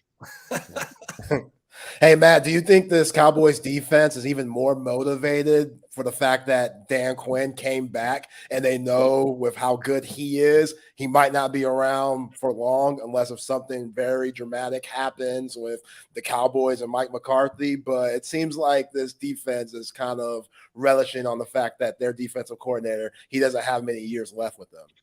I think Dan could have left a couple of times now, and at least once for sure, and just kind of, it's very smart of him. I'm sure they've given him an enormous contract, and he's kind of like, you know what, the head coaching thing didn't go so great in Atlanta, kind of flamed out there, being known as maybe the best defensive coordinator in the game or the top three with the Cowboys, and never sort of getting the blame when they lose in the playoffs. Nobody's like, oh, it's Dan Quinn. Dan Quinn couldn't get it done. I think Dan is smart enough to realize he's got a pretty great thing going. But to your point, I do think Micah and the rest of the defense, there's a great, like, it reminds me, and they're different characters, absolutely. But, I really like Wade Phillips, even though I beat up on him like crazy when he was the head coach. But Wade had a great way as a defensive coordinator of like putting certain players in great matchups and just like elevating all their games. And Dan has that in a big way. And, he had that great run with Seattle, but this whole thing's different. He's not using all the same concepts that he did there. So I think he's now shown that he could be pretty great at two depths as a defensive coach. So I guess all that to say, I don't think he's in a hurry to take one of these jobs. I mean, look at Sean Payton right now. Like, everybody thought, oh my gosh, they're going to be great now, or they'll at least be a playoff team because they got the great Sean Payton. Well, so far, not great. So I think Dan kind of is really relishing, to use your word, this opportunity and may not be in a rush to be a head coach. Early thoughts on the Philadelphia Eagles, the team that everyone is picking, or most were picking to win the NFC East after going to the Super Bowl last year. I think there's always a bit of a hangover when you do what they did and make it as far as they did. I think that quarterback is just, it's like he and Dak are on the same level, I think, from intangibles and like leadership. I do think they're both like unbelievable leaders, the people you want up representing your team. But he just is a better player right now. And so that's the huge advantage that the Eagles have. Now, again, could Mike McCarthy, could this thing change? But I think the Eagles are going to sputter here for a little while. But I just think there's too much there. I'm thinking about the defense. They're always great on the D-line. They're hurting right now at linebacker. They're banged up on the defensive side. I think if you're going to get on the Eagles, you better get after them now. Like if the Cowboys, I don't have the schedule in front of me, but whatever that first matchup is, get them as early as you can, because I do think they're kind of sputtering around a little bit. They're banged up at wide receiver. They're banged up on defense. So still think, but I mean, so right now you might give the Cowboys the upper hand of the division, but it's going to be a dogfight between those two. And I don't buy into anything the Commanders are up to. And I don't buy into anything the Giants are up to. I mean, it's just, they're just kind of plodding along, and we have to somehow, we wake up every week and go, wait, why are they putting them in prime time? Like, why are we having to watch the Giants again? But I wouldn't put much stock in either of those two. Mosley, when I look at Dak and I look at his numbers, his first 3 years in the league, he was really good. He ran. When things broke down in the pocket, he would run. Then as he, the next 3 years, when things broke down in the pocket, he'd keep hitching and force a bad throw instead of running. Looks like he's back to using his legs to making, if things break down, let me go get that 5, 6, 7 yards. When he does that, he's a different quarterback. Yeah, he is. And one thing, you guys will like this, and sure, it's such huge football guys, but one thing they keep talking about, which I think there's some truth to this, is they've worked with his footwork like crazy to get his legs and everything and his feet pointed at exactly where he's going. And he just would he had some injuries, and in one of those seasons, he never quite got over one. And I don't know what you can blame all the interceptions on. Some of them were tipped and all. But what is also helping him is they finally seem to understand how to use some of their gadget type players. Like for years, they would just do weird stuff. Like Jordan Lewis, he seems fast. Let's run him on a jet sweep, one of our defensive players. Just weirdness like that. Now you've got Deuce Vaughn. Okay, here's a package for you. Turpin. Here's a little package for you. Dowdle. Okay, he does some nice things. Here's a little package for Dowdle. There's a lot more variation than what they were doing. And so I'm starting to kind of buy into, for years, Stephen Jones would have to come out and go, well, this year, we're going to try to get Pollard or whoever it was before that. You remember it was Lance, somebody from UNT, the little running back. We're going to try to get him a bunch of touches. Lance Dunbar, I think is his name. And they never did it. Well, now it's kind of like, you know what? They're going to be at least one drive a game where Deuce is going to be heavily involved. Well, that's a great change of pace. You can't find him. He's fast. I mean, y'all have seen him with Texas playing against K-State these last few years. He's a way big time change of pace type guy. So I just think there's a lot more right now variety. And the only thing if you want to pick on something right now, they were not great in the red zone the other day. They were not scoring touchdowns. They kicked a bunch of field goals and kicked 5 field goals or something crazy. So we got to get that taken care of. Red zone offense and see where that is. But for the most part, everything's looking pretty good.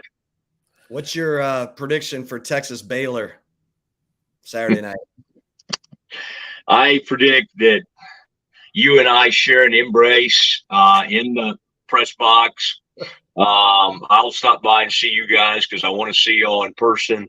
I would say probably, as much as it pains me to say, probably Texas. I think the Bears will play some defense, much like what happened against Wyoming. Horns pull away late, probably, I think 27-17. Bears cover. Or let's stick with that. 27-17 17, Longhorns, their final hurrah on the banks of the Brazos in Waco, and all the Horns fans take over George's and drink the night away. Okay. I mean, we can't say it any better than Israel Saucedo said, Lake Highlands finest. The one and only Matt Mosley. Hey, Matt, before we let you go, were you surprised to see Art Browse on the sideline for the Sooners a couple of weeks ago? You guys are breaking up. I can't. I'm losing you. Hey, Zay, we had such a nice goodbye, and you had to. Yes. I'm just asking. Forgot I covered them. Was that a shocker to you, like it was to us around here? You know, I still check in with Art, and that was a really difficult deal for everybody. Obviously, what all happened, and just a horrible scandal. It does not shock me because he never loses. He's desperate to get back. And like part of him wanted to probably to be down on that field. He didn't want to cause all this controversy, obviously. But like there's still a little part of Art Briles who thinks somebody's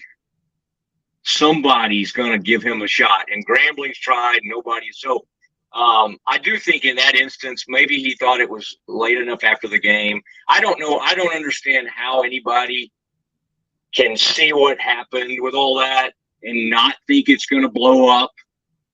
But I still to this day think he almost thinks maybe he could get another shot. And I'll tell you something else that I don't know if I've ever mentioned this to Chip. Jay, I think Art thought he had a shot to get back at Mississippi State and coach on that staff as an analyst or whatever. And when Mike Leach passed away, that any hope of that ended. And that really was something I've thought about this. And it's probably the only person in college football. There are probably two people that could take the backlash. One is Leach. One is Jerry Jones. And Jerry's not going to do it. And Mike, sadly, we've lost him. So kind of an interesting nugget there. But yeah, Art, it just, he can't, it's extremely, he's at the game and there's an opportunity to be down on the field. To me, I didn't go crazy on the story. I had colleagues that thought, oh my gosh, I can't believe this is horrible. Fire his son-in-law, all that. I thought that was a little much. But he's got to understand that anything he does, even if they had caught a shot of him in his jersey up in the stands, somebody would have tried to make a huge deal out of it. Okay. But on the field, yes, it was gonna, if anybody that caught a picture of that, it was gonna turn into a big thing. And by the way, what I've never understood about Art is if he would have just said, I'm horrified. Yeah. What happened here. I have a daughter. I can't believe this happened on my watch. I'm going to do everything I can to try to, he just never stepped up and fell on the sword. And I get it. There were other people involved in that scandal that were higher than him, who were more responsible for it than him. And I'm sure he knows that and feels that, but he's still got to come out and say, I can't believe this happened. I'm mortified. I'm so sorry, And I think he thought he did that on one of those Rinaldi. They did an interview with him. I think I'm trying to remember all that in 2000. After it happened, and I think he thought he did. But like you're right about what you said at first. He still thinks he was wronged by Baylor, and that he truly didn't. He might have admitted that he could have done better, but he doesn't. He thinks he was the scapegoat, and he was. Even now, but and yeah, he's got to. If he wants to coach again, and he's a great coach. If he wants to coach again, he's got to. Texas. That's one of those. History could have been so different, and who knows? I don't know what would have happened at University of Texas under his watch, but he would have taken that job in 2000, what was that? 12 or 13, 14, when Charlie got hired. Yeah.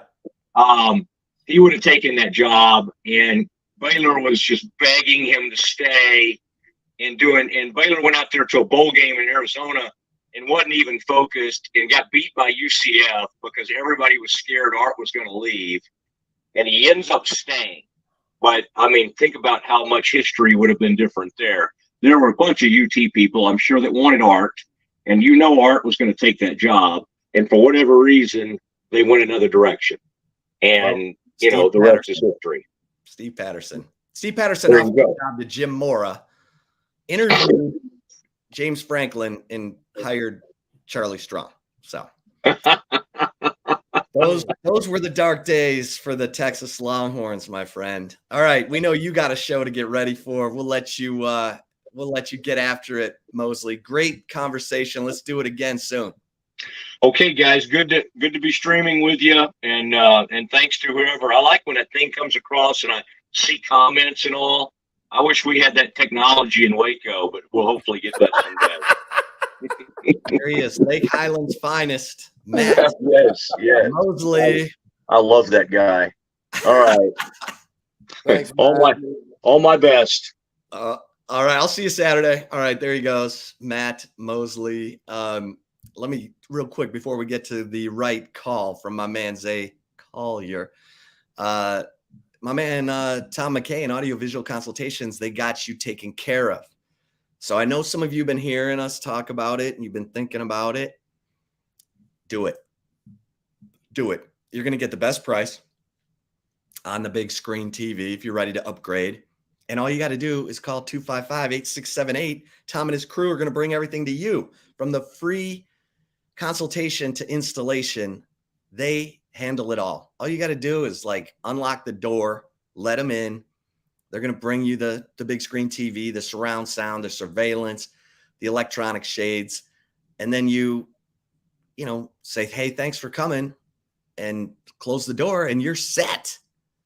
That's way better than you going and trying to shop and get gouged at a box store. Don't do that. Audio Visual Consultations, avconsultations.com. Just make the call, 255-8678. Tell them Chip Brown sent you. Tell them Texas Sports Unfiltered sent you. All right, it is time for the right call with my man, Zay Collier. Yeah, let's get it, man. These last 10 minutes before our gals come on. Texas Fancy Boots and Rocky Knows Best, Megan and Rocky for the Fire the Cannon podcast starting at 3. Chip, I like a good celebrity relationship. You're talking to a guy that loves trash TV. I love reality TV, going back to the days of Flavor of Love, or Flavor Flav had his own Bachelor show, and that was absolute chaos. To Bret Michaels, his version was terrific too. I'm all about that stuff, man. So when I see a good celebrity couple or a potential celebrity couple, I'm all over it. Because how can that much status make it work? How can people with that much credibility and just a life that you and I will never ever get to, dream of, really, or what we dream of, but experience, and how do they make it work with their crazy schedules to be like you and I, just normal married folk? Well, there's 2 relationships that are going on in the NFL and just the whole entire celebrity world. We haven't talked about one, but one's been just kind of hanging out a lot lately. A week ago, it probably came out. Travis Kelce and Taylor Swift. Travis Kelce is kind of a player. I'm not going to lie. He actually had his own Bachelor-like show called Catching Kelce. Watched that. It was terrible. He didn't stay with the girl that he chose at the end. So, yeah, but Travis Kelce, he's diverse. It doesn't matter what kind of woman you are. He'll give you a shot, and I salute him for that. A lot of guys are kind of stuck in the box. But to hear this about him and Taylor Swift is very interesting, because if you don't know about her track record, she's been with some pretty high status guys herself, Jake Gyllenhaal, to name a few, Harry Styles, I want to say, and she always dumps them and then writes songs about them. So this is just a rumor, but Ed Sheeran. Yeah, Ed Sheeran, exactly. Like she likes talent. Did she get with John Mayer too, or was he? Yes, she was with Okay. John Mayer. Yeah, I know good he was call with right Jessica there. Simpson. Yeah, John Mayer, he's had his fair share of fun out there. But yeah, so I like that one. But a new one just popped off recently. That's a rumor. And it's Odell Beckham Jr. and Kim Kardashian. So yeah, I'm okay. Kim Kardashian, she obviously has a track record. She has some luggage going on, just the whole Kardashian name. The woman got famous off of a sex tape. Shout out to Ray J. You're an absolute legend. Shout out to you. But yeah, she's been with her fair share of guys. Reggie Bush, Chris Humphries, obviously Kanye, who she has kids with and was married to. There was word on the street, Tom Brady. They were talking, and Tom, that was like a couple of months ago. And Tom Brady, I don't know what he's doing, but that dude, he's definitely enjoying off season. But Odell Beckham, who is now hurt, by the way, so a lot of Ravens fans are probably thinking, that Kardashian curse, it might be real. It might be real. He's been, those Kardashians, they've been with some guys and their careers have kind of gone in the crapper since they've been with them. Lamar Odom. Yeah, that dude was at the Tristan Thompson. Yo, Tristan Thompson's my guy too. Longhorn alum, obviously. Like that dude, they do him wrong on the show. The new season, they do him wrong on the show. Courtney just straight up told old boy, hey, Tristan, you don't deserve Chloe. Y'all got kids together. I don't give a damn. You don't deserve her. And all of America has to see that. So Tristan, well, he's doing well. I hope, I see him on ESPN and stuff. But yeah, Odell Beckham, Kim Kardashian, Travis Kelce, Taylor Swift. So I ask you, my guy, which one do we like more? Which one are we more in favor, or do you think is going to be more successful? Now, these are just rumors, speculation. You haven't seen pictures of them together, no Instagram posts, no paparazzi. You haven't really seen that. So this is just going around. But, rumors are rumors for a reason. Which couple do you like more? Well,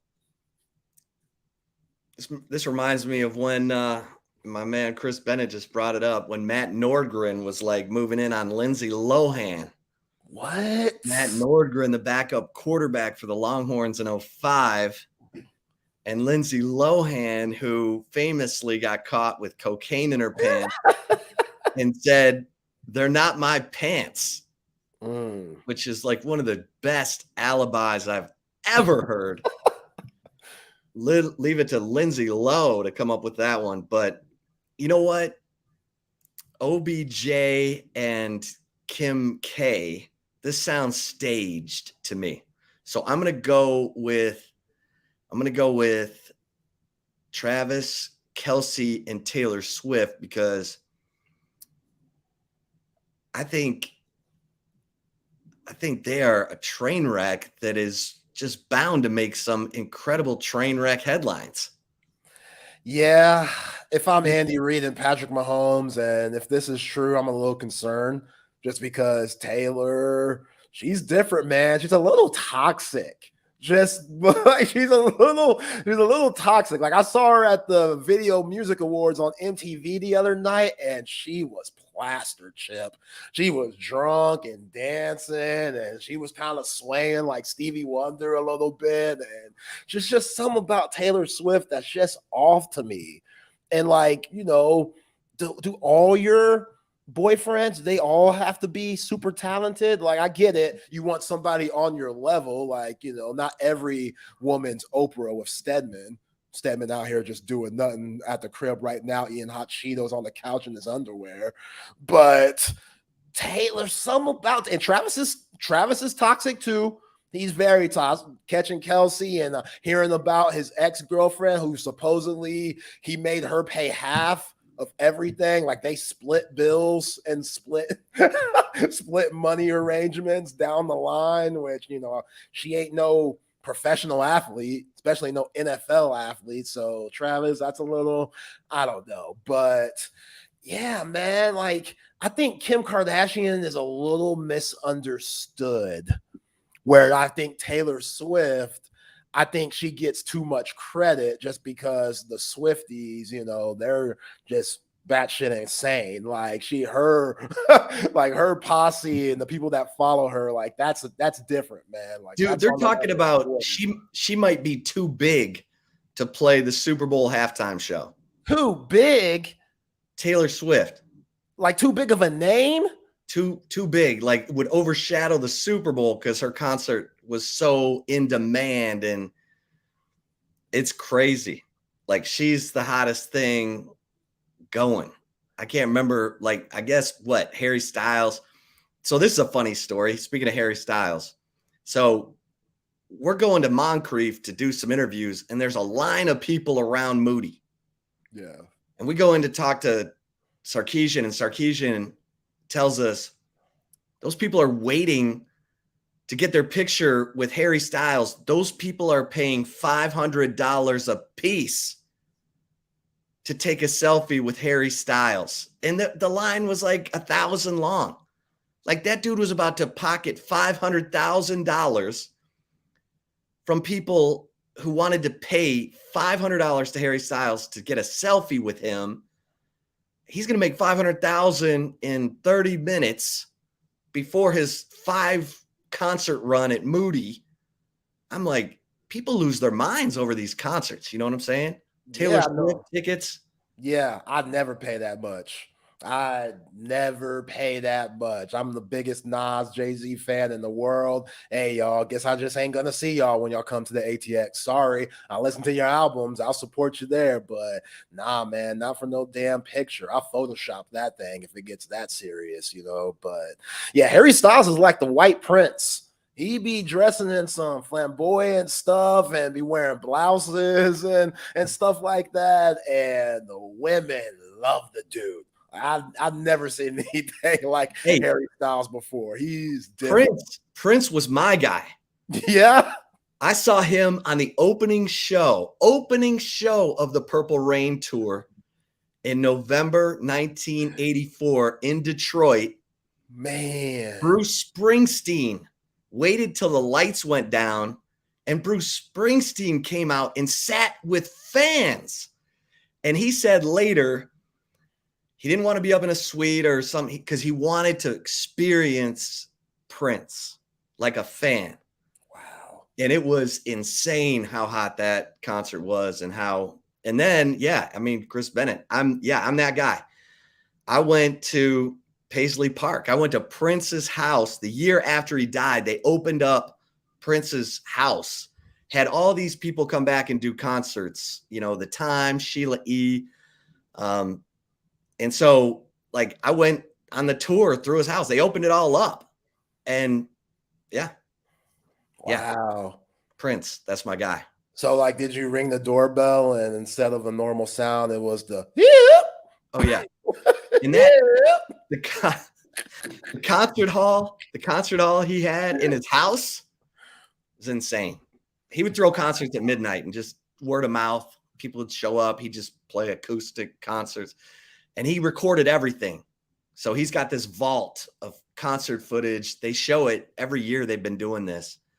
It's amazing. But anyway, we gotta turn the keys to the car over to the ladies, because Fire the Cannon is about to come your way. Ladies, how you doing?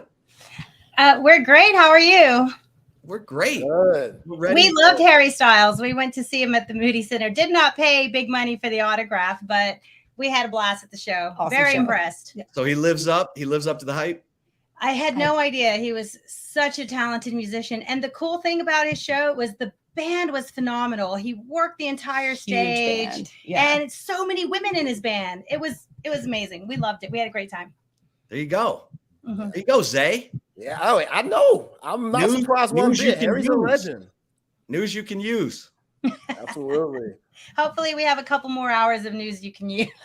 Oh yeah, we'll turn it over to y'all. Have All a right, great good show, guys. Thanks. Appreciate y'all.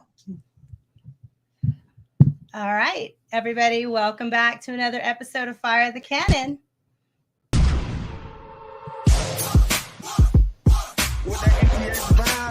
No, that's our cat. I know this from the podcast.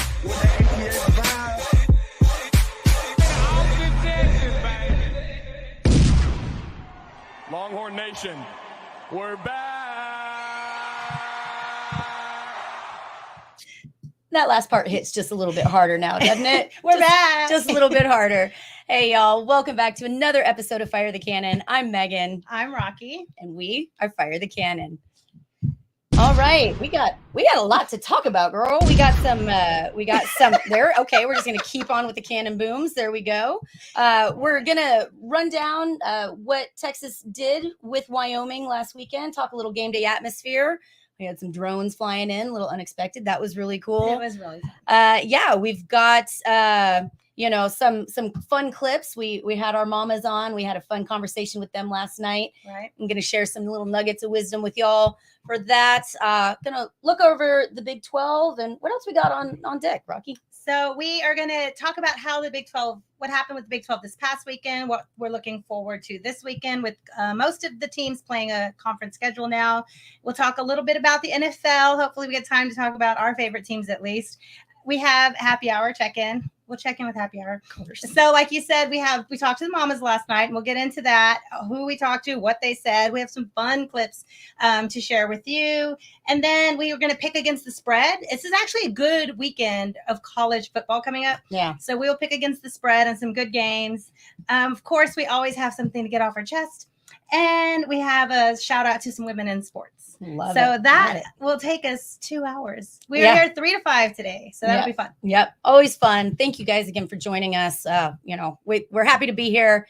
Shout out to BK. Shout out to the team. Texas Sports Unfiltered. Absolutely. Be sure to give us a like and a follow, Texas Sports Unfiltered, and subscribe on YouTube, y'all. That way you get those notifications when we're hitting it live and you get all the best talk of Texas. Download the app. Absolutely. So if you're driving and you can't be streaming video because you shouldn't be looking at video while you're driving, you can listen on the app. I leave it playing. Just don't stare at it. I love it. I love it. All right. Well, let's just dive right in. Let's talk a little bit of Wyoming. Maybe not the game that a lot of Texas fans were hoping for. Rocky, what'd you see? Did you come away happy? Did you come away mad? Well, like we talked about last week, we had mentioned that it's going to be a tough game. Wyoming were grown men who come to play. They are physical. They were going to establish, a run on the road, which outside of that one quick breakaway run that they had for the touchdown early, they controlled the clock, which is huge on the road, especially against an explosive offense or an offensive that could be explosive. But yeah, it was disappointing that we didn't put them away early, that it had to go to the fourth quarter. Sure. But Texas found a way to win. And that's what matters. Yeah. They definitely didn't beat the spread. I know when we were talking about it, spread was looking at 28, jumped up to 30 right in those last few days. So we were definitely hoping for maybe a more explosive offensive output. But, look, I'm still of the mindset, a win is a win. I'll take an ugly win over a pretty loss any day. Texas did turn it on. They turned on those Jets in the fourth quarter. I will say I was a little worried going into halftime. Well, maybe worried's the wrong tone there, but I wasn't pleased going into halftime, tied at 10. That felt lackluster, right? But we really turned it on come that, game day atmosphere. I got to say, shout out to CDC, right? That the light show was incredible and it juiced up the team. I really feel like that. Like you had the drones going, these insane shots. Like we would love anybody that has video or picture, shout out, like tag us on Twitter, throw some pictures up of the drone footage. The hook 'em hand, the giant Longhorn that spanned the entire stadium. That was cool. And then right after that, our boys come out and we have an incredible fourth quarter. Mm-hmm. What were you seeing? You sit right up close. Well, I agree with you that as soon as they did the phenomenal drone show, and it was getting a time where the crowd was getting a little, quiet because there was not a super ton to cheer for in the time. But when they did the drone show, the crowd went crazy. The players were hyped. Even the Wyoming, you could see the Wyoming players over watching, like, wow, it was crazy watching. Yeah. And it was cool. And it went, it did the hook 'em, and then it went to the Longhorn, and then it went to like the lightning bolts to show thunder or whatever the song they're playing. And then within a few minutes, Xavier Worthy gets his breakaway touchdown, and then the pick six, and then the big run, Jonathan Brooks' big run. All of that was like fired up and exciting. Like we were laughing last night. Like maybe they should do the drone show like halfway through the first quarter. Start it way earlier so that everyone's on their feet excited. But the players loved it. They talked about it was a really cool thing to see. I love it. Hey, of course, we want to give a shout out to our guy, CB. Man, you CB. never miss a show. We appreciate you. And Jacob, welcome. See, your first time listener. We really appreciate you being here. Jacob. Please throw us your comments. Let us know what you're thinking. We love the feedback. We'd love to hear it. And Israel, I agree 1,000%. Dubs matter. Like at the end of the day, Texas is 3-0. This is the first time. This stat hurts my soul to say it. Like I'm happy about it, but I'm also not thrilled that we have to say this. This is the first time Texas has started 3-0 since the year of our Lord 2012. Like that's an insane number to me. I mean, it's 11 years since we've gone 3-0. 3-0 because we've had. I would have lost that trivia question. There's been some ugly out of conference games that were on the schedule because they should have been wins. Mhm. Maryland, Cal, Sure. those kind of games that you and then there's some tough ones, at Notre Dame. There were some that you look ahead on the calendar, you're like, oh, those should be wins, and they weren't. So that hurts when you have, your out of conference should build you up to go strong into conference, and you drop one or two. That's been rough. But this year, and I want to give a shout out to Kelly Ford, K Ford Ratings. They rank with the odds that a team would be 3-0. Mhm. So Texas has had the toughest schedule. Of the top 25, there's only a 13% chance that Texas would be 3-0 right now. Of the top 25 teams, no, there's only 13% chance any of the other ones Right. So would if they be were 3-0 right now. If they were playing Texas's schedule, Right, exactly. 13% chance that they would have the same. That they would be 3-0. The next Crazy. number 2 is Florida State at 32%. Yeah. So Texas has played a really tough schedule, and they're 3-0. Right. Because they're playing teams that went on to win other games. I saw something else today that I thought was really cool. Of the teams that are 3-0 in this country right now, in this exact moment, only Texas can say that all of the opponents they beat were bowl eligible last year. So that's something to think about. I mean, it's right. Again, teams that should be coming off some momentum. I think initially we kind of poo-pooed Rice because Rice going to Rice, right? But I'm going to say Rice 17 more times because Rice isn't the Rice that Rice used to be. Right. So, and Wyoming, like we were talking about this. Obviously, Bama is going to be Bama, period. It's a Saban coach team at Tuscaloosa. And then Wyoming, man, we talked about it. Grown-ass men. Like this was a for real team that came in, took Texas Tech in Lubbock to the wire and beat them. They're solid. So I don't want to look down on this win at all. Of course, we love to blow it out of the water, but a win's a win, and we still won by 3 touchdowns. Like that's nothing to sniff at, right? A 31-10 score is respectable against a really grown, mature, tough team like Wyoming. That's why, but when we actually watched the game and it was rough and they had struggled to get things going, there was a lot of dropped passes. The passing game still struggled and it's sporadic at best. And, we can get into the numbers in a bit about Texas offense struggling overall. Yeah. There are moments of sparking excitement and then just quarters of dropped passes or missed confusing routes or just but fortunately the turnovers have been up until the fumble late in this game. There hadn't even been a turnover. Right, which is incredible. We've really been protecting the ball a lot better. But let's get into the ugly. Let's talk about it. One thing that really jumped out to me at the beginning of the game was the simple passes we were missing. Now, I could sit here and argue. I defend Quinn Ewers a lot. I think he gets a lot of shit that he doesn't deserve. Again, you're going to be a quarterback at Texas. You're going to get shit that you don't deserve, period. I think initially what we saw a lot of, the complaints about his footwork were kind of a product of the O-line not quite communicating as well as they could have early on. That was solved pretty quickly in Alabama, but we started to see some issues again. For me, I would put those early misses, those slant passes, simple slant passes, dink and dunks in the middle of the field towards the hash marks. We can't miss those. Quinn's throwing them and they're catchable balls, and our usually reliable guys miss some. Zay missed one. Whittington, shockingly, hit him right in the hands, dropped the ball. And very unlike him. Right. And it felt to me in the moment like it was more of they thought they had green grass to go and maybe got ahead of themselves a little. But there were several plays that would have gone for quite a few yards, and the early outcome might have been a little different had our guys just held on.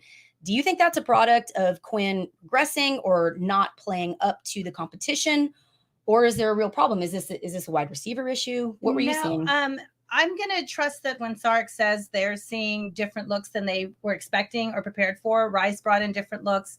Wyoming did the same. I'm going to trust that that's what happened, and they adjusted.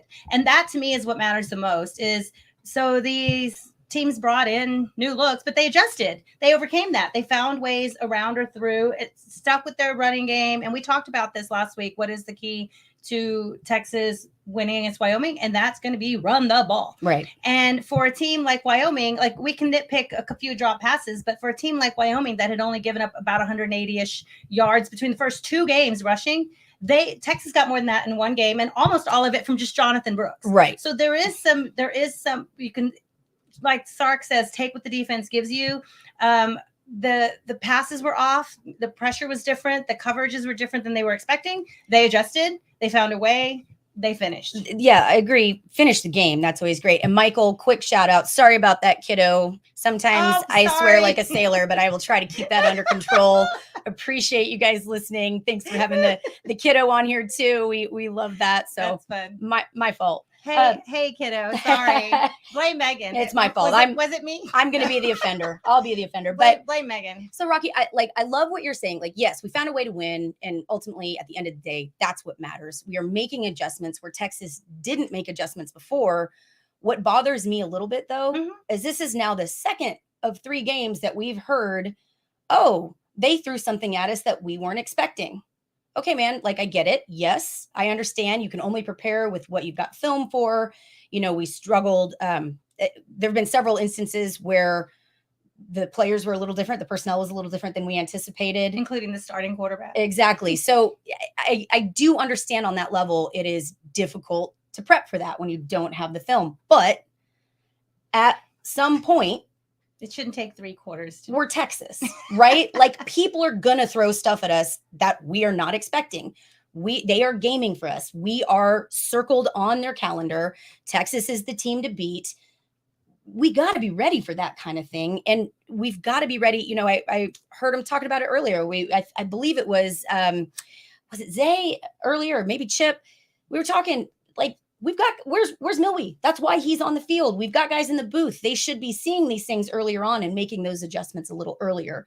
So again, I agree that I understand that explanation from Sark, but I think there's only so much more time that I will accept that as an excuse for the slow starts and for the I would say even some of that was definitely execution. Yeah. Like there were some plays that were just dropped, and that's not adjusting. That's not that they didn't adjust or they didn't call the right plays or plan for something totally. And I think, of course, Sark has said, everyone needs to execute better, but he always he likes to take responsibility for, I need to call a better game. The coaches need to be more prepared. So he's taking responsibility for that. So I see both. Yes, they need to plan, maybe see things a little sooner, but they are adjusting. And like you said, they're going to get everybody's best game. And that's all you can do is keep adjusting and execute. Right. So, we will talk about looking at these. And I do want to give a shout out to Parker, Stats of War on Twitter. He always releases these amazing in-depth percentages where he breaks down every piece of the game and shows what the likelihood of these matchups, who's going to win and whatnot. One of the things that kind of jumped out of the paper to me was Texas is dead last in offensive efficiency, right? Yeah, that was rough. So that's something that bit of a concern. The offense is definitely slow starting. We're not doing our best getting out there and going. And again, this is offensive success rate. Let me be really clear about that. So Texas ranks 133rd in the nation for offensive success rate. But on the flip side of that, let's talk about the defense a minute. On the exact flip side of that, Texas defense ranks number 1 in the nation on defensive success rate, which means that, again, against the pass, Texas is defending only 32.7% of opponents' passing plays are successful, and only 29.3% are successful in the rush against the Texas defense. So that's really nice. So these are some great numbers. Defense has definitely been keeping us in the games and winning, and that's, oh, it's so good to say that defense wins championships, right? So it's been nice to see the performance there. We'll talk about that a little more when we look forward to Baylor, right. And chat about that. So, well, you mentioned, of course, our defense has been outstanding. Outside, of course, of that one play that made the whole stadium go. Their first drive, we all saw it, the breakaway touchdown run down the sideline. That was impressive. The gap was wide. I mean, the lane was wide open. Right. There was effort made to chase him, but man, that dude was fast. Yeah. But outside of that, 3 points for the rest of the game. Right. And for a team that really controlled the clock, like we should talk about it. They had a 10-minute drive. They had another 6-minute drive to finish the game. There were some times, especially in the second half, where Texas didn't get off the field, and it fortunately impressive though. They had 7 plays in the red zone and all they got out of it was the 8th play was a field goal. Right. So when, bend don't break, but there's ways to take advantage of that too. And what Wyoming did is run the clock, use the clock, dink and dunk all the way, run the ball. It was impressive that they were able to do that at Texas. And I think part of that is a product of the new clock rules, right? Being able to run those short plays, eat up that clock way more consistently because it's not stopping after that first down or after the first snap. It's crazy. Like, this has changed the game, how it's played. Now, it's funny. We thought this was going to shorten the game a little bit. And in reality, it has. But those watching on TV, you got more time to sell beer and chips, right? And medicine. So, yeah, kind of funny there. But, yeah, Stephen, I think, that's a fair argument. I think that the team was ready, but it sure didn't look like it. And I don't want to speak for them, but it is easy to make that connection and say, maybe they were. We don't know. We are not in their minds. We can only go by the product that we saw. And the slow start, you could maybe think that I don't think they were not taking Wyoming seriously. There's just, like Sark said, all the way out onto the field, they were still getting patted on the back for that game. So, I think they have the fortunate thing is they can learn from a win again. Right. From a win again, they can learn we need a faster start. And we'll get into it. But when they go into a hostile territory again, they will need to they can't wait to the fourth quarter to find their way. That's for sure. Right. So let's talk about it again. Texas defense held them to 10 for the whole game. And exactly like you were saying, is really 3 points for the whole game. Ignoring that one, if that play didn't happen. I hate that argument. I do. It happened, and they got a breakaway run, and congrats to them. That was an amazing play to set a tempo and show that they were there to compete, and then that was all they got. Yeah. So let's talk about who was your player of the game. Let's get some kudos. Okay, let's go back to July when I said Jahdae Barron is the reason I was excited about this team this year. Impressive. This weekend, Pro Football Focus gave him a 91.6 score. He was the best safety in the nation, Power 5 this weekend. Just brutal everywhere, play after play, key third down stops. I'm defense. Of course, I'm still so impressed with Jahdae Barron. And on offense, I'm going to say Byron Murphy. I love it. Listen, I just want to take a moment and revel in the big man touchdown celebration. Yes. Like, you don't get many of those. And that really, for me, that hyped me up. The way he held that ball when he got in, like it was a precious baby. It was only a second, but he was like, oh, that was amazing. And it was fun. I love watching to let him get some points. I love it. I love watching him rumble in. And again, something I think we should talk about a little bit. And we'll talk about this more when we bring up our mamas. But the way that the team is coming together, playing together for each other, we're seeing every guy has a role, right? We're seeing every player is stepping up. Everyone's getting to eat. We're spreading the ball around quite a bit. And it's paying off. The work that they're putting in behind the scenes when nobody's looking is starting to pay off. Right. We saw some fun stuff with we're calling it the Red Cat now with Savion Red.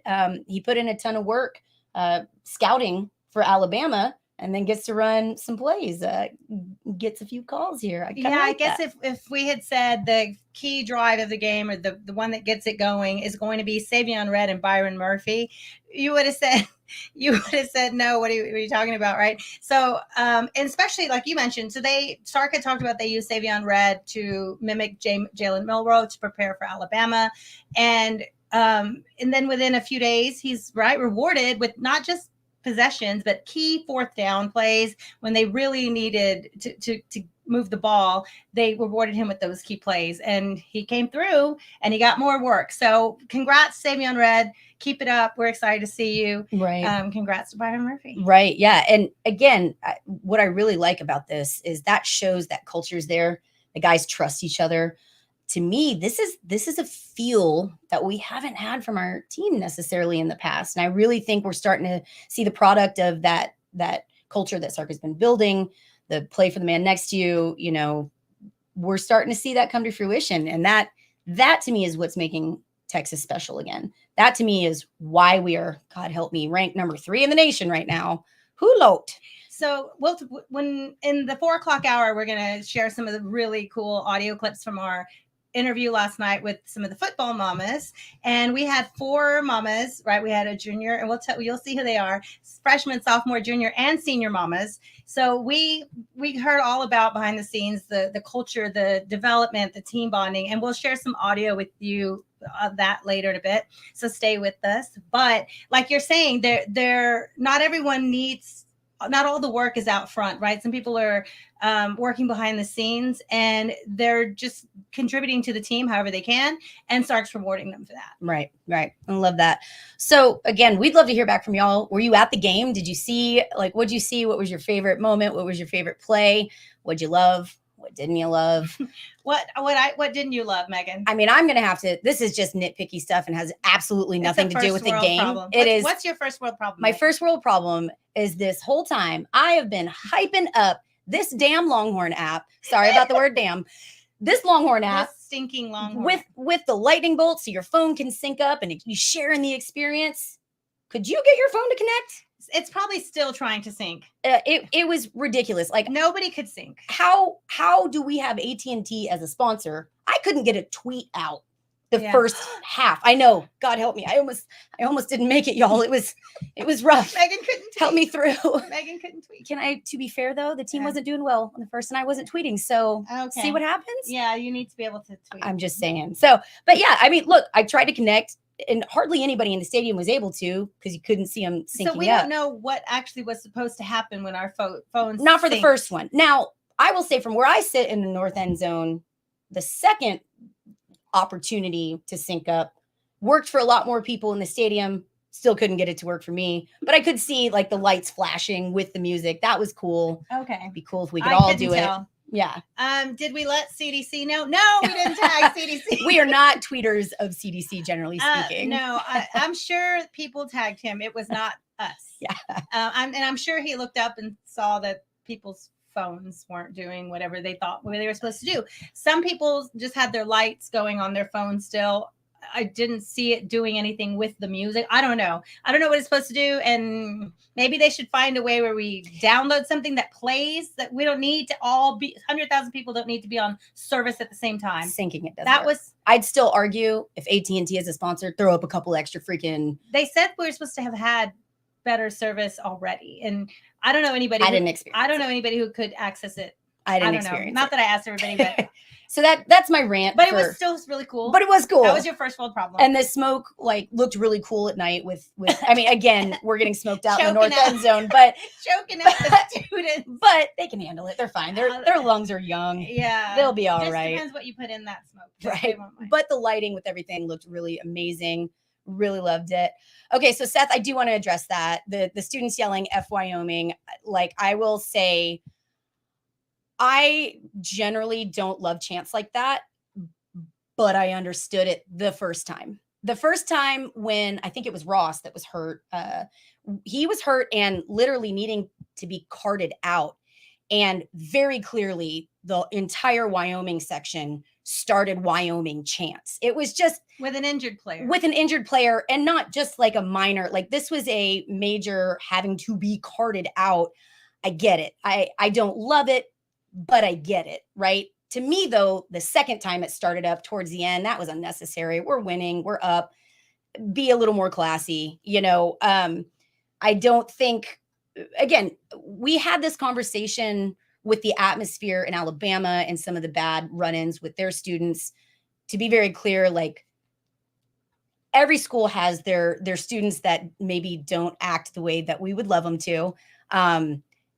I think for the most part, like every school has their bad apples. I think for the most part, Texas students are pretty decent. Definitely can get out of control when you get a little bit of alcohol mixed in. But I got to say, I understood the first one and I shared the same sentiment, even if I wasn't chanting it.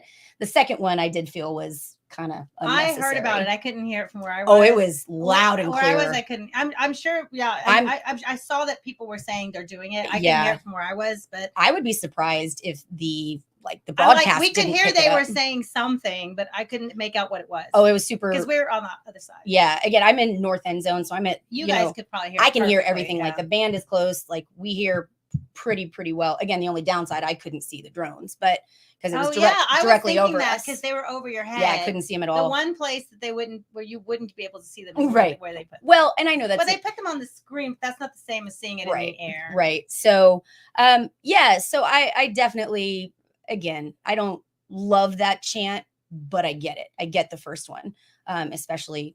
Again, Ross, let's talk injuries a little bit. Looks like he's going to be out 3 to 4 weeks. So given that he was carted off, could have been a lot worse. Good to hear that. Hope he's well. We're going to have him back. But I mean, that's going to be borderline OU. It would be, and for Hudson too. Cole Hudson also we lost Cole Hudson, which to me that's a pretty impactful loss. Anytime it's an O-line, you need all the depth, especially going into conference play. Fortunately, Williams has had lots of starting reps, so hopefully he can hold up for the whole game. I mean, there's other backups, right? Still, and two, this is where I will argue that some of that slowness and miscommunication that we saw in the Rice game, where Sark was shifting guys around, getting them real-time experience at different positions, is going to pay off. Exactly. So I think that's something, if we're seeking the silver lining, I would say that. Now, CJ Baxter, again, Brooks looked amazing. He had and again, we'll talk more about this later, but CJ Baxter looking like he was rested for this game. Sark held him out. Game time decision, they said. So hopefully he's ready by this weekend. He can play this weekend. I guess we'll hear the practice reports this week and see how much contact he's in. You mentioned the O-line, so let's talk about it. We wore our Hayden Connor jerseys because we love the Connor family, and we were like, let's support Hayden Connor and let's wear so we had the jerseys, the NIL jerseys made, and we wore our jerseys to the game, and we jinxed our poor friend. Oh no! Well, I mean, of course he still played great and finished the game, but it started with a false start by Hayden Connor. So when they introduced the players, they put on the big screen, the roster, and they're saying, hey, Hayden Connor. I'm like, yeah, I had my jersey. And then 10 seconds into the game, they're like, false start, Hayden Connor. And the girl behind me goes, hey. That's all right, though. They did pick it back up. But I had the same thought. I was like, oh, God, the one time I wear an O-line jersey. Oh, no, we hope we didn't I jinxed the O-line. That was our fault. Sorry. That's our bad. Sorry, Hayden. We're gonna wear it again. So sorry. We'll wear that one. That's on us. Sorry about that, y'all. But overall, I think much like the offense, and I tweeted this out during the game, and I believe this truly. Texas's offense is going to live and die by the O-line play. That's just, I mean, we've got the players, we've got the pieces, but we've got to give them time. We got to let plays develop, and the O-line, depending on how well they're communicating, how well they're blocking, making sure they're picking everybody up, no mental errors. I think that is a really important thing that we're starting to see develop, that we can't have those mental errors. Yeah. if the O-line is playing at their best, Texas is one of the best teams in the nation, no doubt, zero question. I would put us up against anybody. We've got to get a little more consistency from the O-line with, again, delete those mental errors. But if I know our guys, I think they're pretty dialed in from that. Maybe a little embarrassed by that and dialed in. So far, their 2 home games have been not their strongest performances, and their one away game was a strong, complete performance. So if that trend continues, we should feel good about going on the road this weekend. But one thing we do have to, we talked about offense, defense. We have to talk about special teams really quickly. So we have our punter is now number 2 in the country. Sanborn, Yep. right? Rated number 2 in the country right now in efficiency, and just Sark is praising him. Like, he's really, and then you have Keelan and Keaton Crawford and Keelan Robinson, who are down, securing those punts within the 5. Like, it's a good system they have going right now. So that helps the defense out a lot. Absolutely. When the other team has to go 90, 95 yards. Absolutely. And I think Texas is up there. I want to say, and again, sorry, y'all, I'm not a huge stats person, but I do believe that Texas is top 10 in the nation with field position, winning that field position battle. So that's going to be huge going into conference play. Right. We know that Texas has a target on its back. We always do, but especially this year where we're embracing the hate, y'all. We got to embrace the hate because we are, like we said, we are circled on everybody's calendar. This is the year that we got to go out on top. We want those bragging rights as we leave them all in the dust, right? So long, farewell. My friend made me a lovely button. I'm wearing this for all the games. I don't know if y'all can read it, but it says thank you and bye-bye. Right? If we're going to walk out with this attitude and embrace the hate, we better be winning in Big 12 conference. So we got to be ready for that. Got to be ready for those attitudes and those craziness that's going to be coming at us. One more thing about special teams on the punt returns. We saw Xavier Worthy really get some strides going this weekend with that. It's a shame that his one big punt return was the fumble. So they didn't get to capitalize on that, but it's coming, it's there. Right. And that's exciting because we need, especially on the road, especially in conference play, field position is going to be so crucial. Absolutely. And the turnovers. Absolutely. So yeah, Michael, you mentioned why we didn't get hyped up until the fourth quarter. I can't say the team wasn't hyped, but the energy was a little off. And I would say in the stadium, it was a little off too. We got with the few big plays we had. In my opinion, that big dagger that you talked about early, Rocky, that Wyoming had, that run, that early score kind of took the air out of the stadium a little bit. So that is they something, feed off each other. Absolutely. The crowd tries to support the team gives them something to cheer for, and it should just go around and around. And if the crowd's not super pumped or the team's not giving something to be pumped about, it kind of, it's human nature. Just sit and hope, like, cheer. Everybody was still cheering and involved, but yeah, it does get a little deflated sometimes, and we all need to do better. Good job. We all need to do better, keeping them pumped. I like the call out. Yeah, and again, Lee, that's a great point. You love how Texas won the last Southwest Conference title. Let's go ahead and show this off a little bit. And the first Big 12 championship the very next year. I love that. If we can go out on top with a Big 12 championship, I think that's something that will be pretty amazing to cheer about. It'll be fun to watch all season long. And we do have to give a quick shout out to one of our amazing sponsors, AV Consultations. And y'all, it is the best time of the sports year. It is here. It is back. Many good games this weekend. We're so excited to be talking football again. And there is no better time than right now to reach out to our friends at Audiovisual Consultations and get your home TV setup done the right way. They set up some pretty amazing. Look, if you can't be there in the smoke and you don't want to deal with the smoke, choked out by the smoke, don't want to deal with drones. Look, can't find parking, turn around home, go back home. You can set it up perfect at home. So stop spending your time and money driving around the city on game day. Make your home the place to be for your friends, family, and yourself with custom TV hookup from AV Consultations. They've been around since 1988. Look, this is a long time. I love that. Like 1988, they will hook you up the way they've hooked up thousands in the Central Texas area. Give them a call, 512-255-8888. 8678. You know they're OG Austin because they've got that 255 in front of their number. 512. So it's 512-255-8678. Or check them out online at avconsultations.com. Yeah, they also do outdoor setups. So as it gets cooler, everybody needs, like in your back patio, a little TV that you can sit outside in the morning. You can watch, Sunday morning, watch your college football final, cup of coffee, have a little TV outside. That's really nice. Yep. So call them up. You get your woman cave, get your she shed, have them hook you up. And your man cave. Look, or your man cave. We won't discriminate or here your for sure. Get your she shed all hooked up. All right. So before we jump into talking Baylor, let's look around the Big 12. There were some interesting games. We kind of talked last week. There weren't a ton of huge matchups, but there were a lot of surprises around the Big 12. So as Texas is launching into Big 12 play, we want to recap and kind of look at what was going on. So, Rocky, what was the most surprising Big 12 result for you last week? I'm going to put my glasses on because I'm old and I can't see. So we watched this game. We were following it. Kansas State at Missouri, and Kansas State was favored by 4 or 4.5 or so.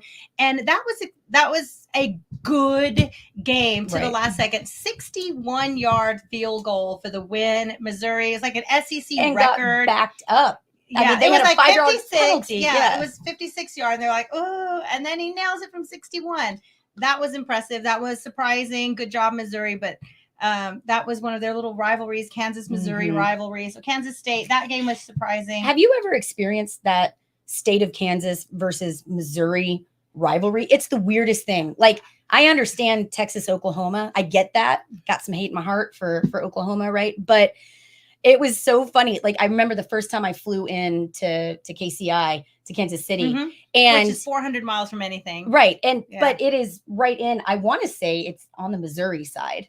And there were, it was so far as the rental companies didn't want license plates from the other, from the other state. It was just crazy to me. Like, I was cracking up about it. I guess there's not a whole lot to do out that way.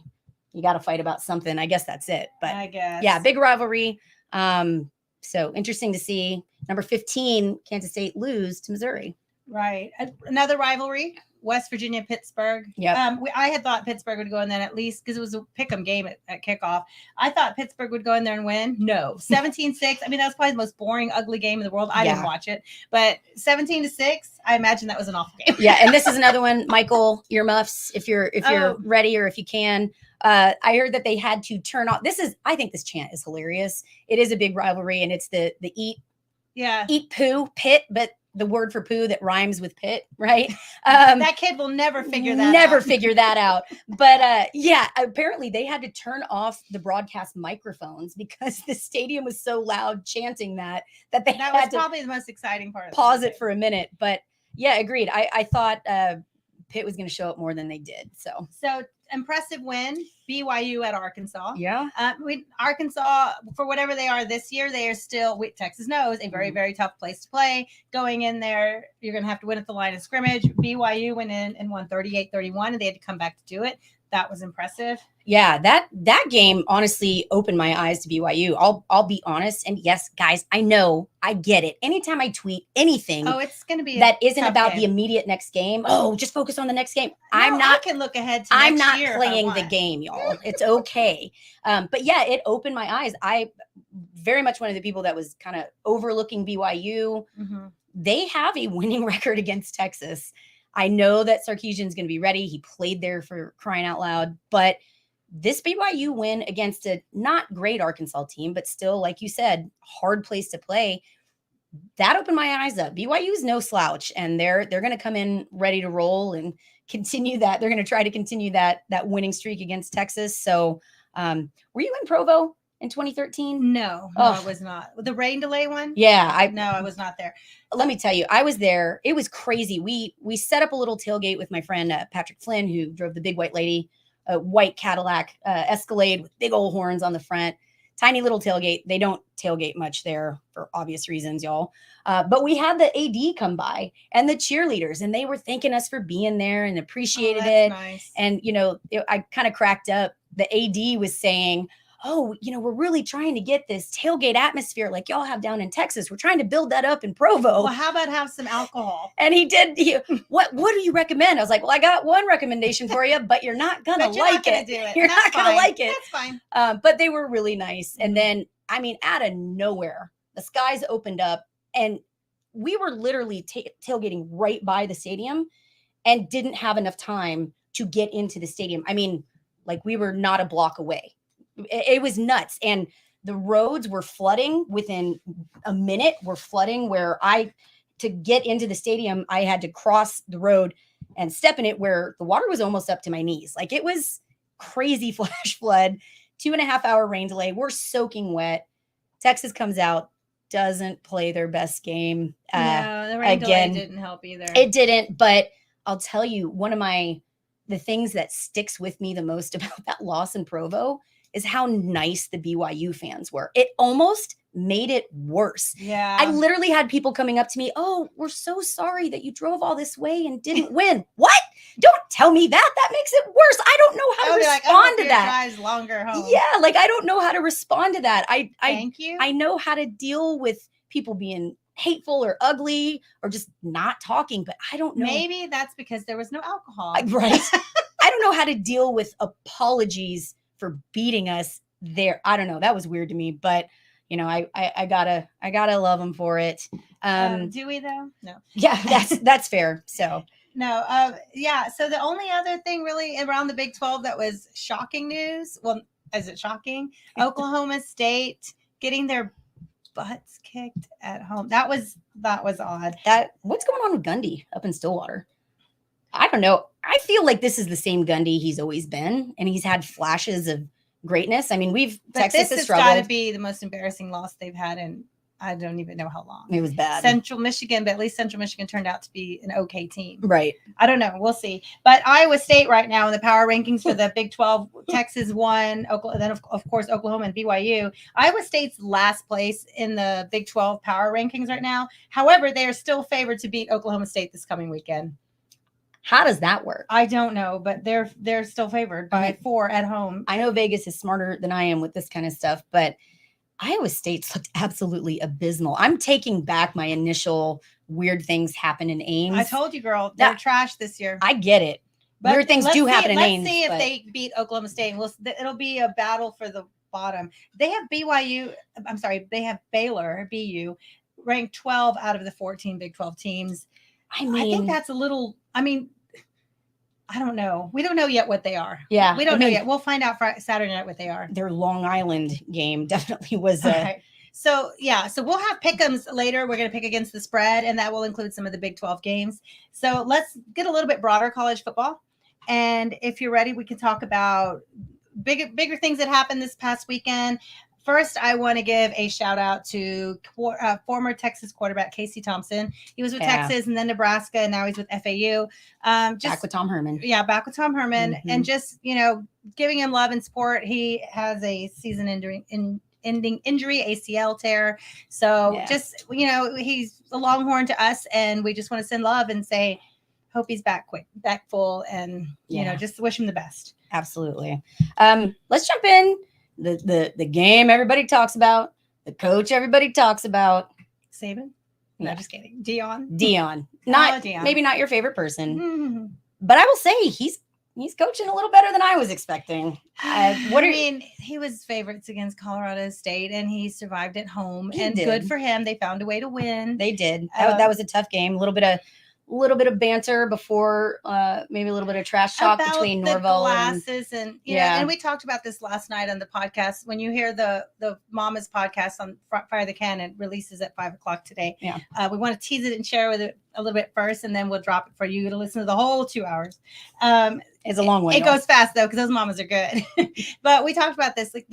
So Norvell made a comment about the glasses and the hat, and where he comes from, that's respect. You take off your glasses and your hat. I agree.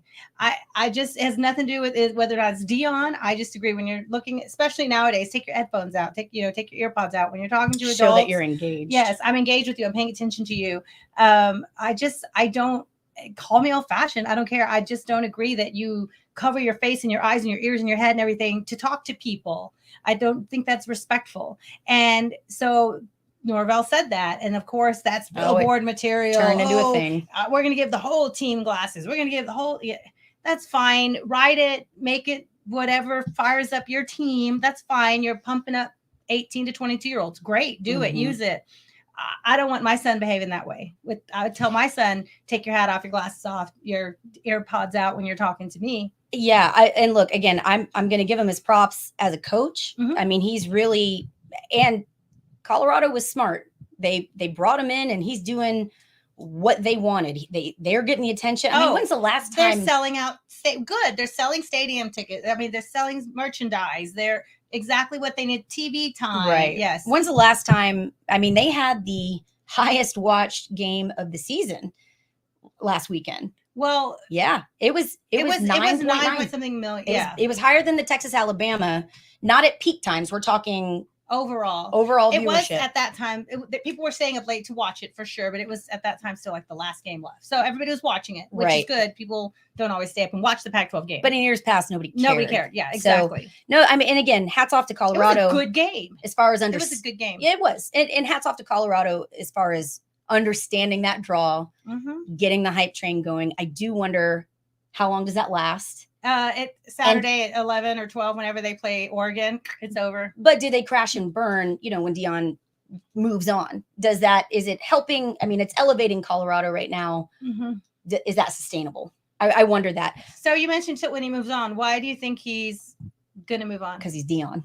Because he's done. He got his hype and he's done. Now, look, I will say there are some rumors swirling around that Warren Sapp is going to join the coaching staff at Colorado next year. So I think he's got a few more years there for sure. But I don't know, man. I just don't see Deion staying in Colorado for the entirety of his coaching career. Deion's about Deion. Deion's about hyping Deion. Yeah. I don't know. But I mean, they're doing well. Colorado was a crappy team for a long time. And they're making some waves. Oh yeah, I mean they have to go to Oregon this weekend, and we're going to pick that game against the spread later. Oregon's big favorites, and then they have USC the following weekend. So we'll see. Even if they go 1-1, the next two games, that'd be respectable. I could see them going 0-2, or I could see them going 2-0. Like it doesn't. We don't know, and we're about to find out. Just like we'll find out what Baylor is this weekend, we're going to find out what Colorado is. Colorado State is not a good team, and they survived them at home. And like we said earlier with Texas, find a way to win. That's all that matters. They did. Yeah. And look, I think we need to talk about some of those games around college football. I mean, Florida State went in and they squeaked out a 3-point win against an unranked, not great Boston College. So to me, again, we've got Texas fans lamenting a 21-point win where we didn't look beautiful, but it's better than a 3-point win. And, I think it was a wake-up call for a lot of teams. I think a lot of teams were kind of suffering that second week hangover in week 3. And good teams find a way to win, even despite not playing their best. I think we saw that with Florida State, who I still think is a huge contender this year. I think that was interesting. Yeah, CB, let's throw this up here. Yeah. You have all the nuggets. I know. I love this. CB knows that the Deion's Sunglass Company made $4.5 million. K-State lost one of their best players. We hope that kid's okay. It's Blenders, right? CB, I love Blenders glasses. I've worn them for forever, and everything that I see him wearing looks like Blenders glasses to me. But anyway, he probably knows. Yeah, he probably does. So he has to graduate first because he needs to have his degree before he can be on the staff. Is that why? Probably, yeah, and maybe so he's coming in next year. But again, that's going to be a whole nother hype train. You're talking about a star-studded coaching staff, which is a weird thing to say for me. But yeah, we'll see how that pans out. So yeah, we saw again Boston College was a close game with Florida State. Remind me, we had a lot of really close. We have Bama. to talk about Bama's struggles. Yes, let's jump into that. Okay, so we were at the Bama game. We all saw it. Milroe, for even through a loss, he was the entire offense. He was everything they had, and even in a loss, I think he had moments where he played really well. He scrambled when he needed to. He had a couple of beautiful throws. It wasn't consistent, and that was why they lost the game, but it was enough. And it was at the point going into the season better than Buckner and Simpson, the two backups. Well, then last week at their game, Milroe didn't play. And Greg McElroy was saying, well, Milroe was actually suspended because he had a bad attitude at practice and he didn't want to share snaps or whatever the story was. That was reported by Greg McElroy. And then, so now all of a sudden Milroe's the quarterback again. He's still pretty connected deep in Alabama. Yeah, he knows. If anyone is inside Alabama, it's him. So now they're saying, well, maybe the 20 levels of conspiracy that if Milroe, all the Bama fans are furious. Well, maybe we sit Milroe, and then the other two are so bad that they want Milroe back. I had that thought. I don't. Or was he suspended? Or was it all of it? Well, I don't know. I don't put it above Saban or beyond Saban to play games like that. I mean, he's come out before and scolded his own fans, so I don't think that isn't like a mindset that he would have. That being said, it would really surprise me if Saban would put his own team in peril just to be petty. Like, that's a move I would make. Maybe not Nick Saban, right? No. But it's fun to have conspiracy theories and act like everyone they're the loves truth. a good conspiracy. Yeah, it's fun to just. But again, I mean, Alabama went into South Florida again. Another disciple, Charlie Strong, RIP. We're gonna throw the horns up for him too. But they didn't look their best. I would South say Florida's up squeak out a win. 3-0. They went on that rain delay forever. And I'm like, oh, what if they didn't come back? And they win 3-0. But ended up being what, 17-3, yeah. Not a great showing for a team that was scoring 50-60 just last year and the year before. It was, and again, I do wonder how much these new rules in college football are playing into how the game and is Ohio changing. State are dropping 50 and 60. Yeah. But again, I don't know. I still think we're starting to see with the style of certain teams play, the new rules are having an effect. There's a way to use them to your advantage. Right. To slow the clock down if you choose to. Lee, hey Lee, this is my friend, my rugby friend. So you need a degree to coach college football. I guess they need him to have one to be on the staff. I don't know. We'll find out. CB will know. Yeah, right. I'm just hearing the stories. We can find out more. And it may just be like a Dion rule. It may be a Colorado University rule. I don't know that you need a degree, but that might be one of Colorado's prerequisites to be hired on and get paid that kind of money is my guess. But I don't know for sure. So definitely don't hold a gun to my head and ask me for an honest answer. I have no idea. It's just a crazy week. There are some games coming up. We're going to talk about them in the pick'em, but is there anybody that you are looking forward to watching this season that's not Texas?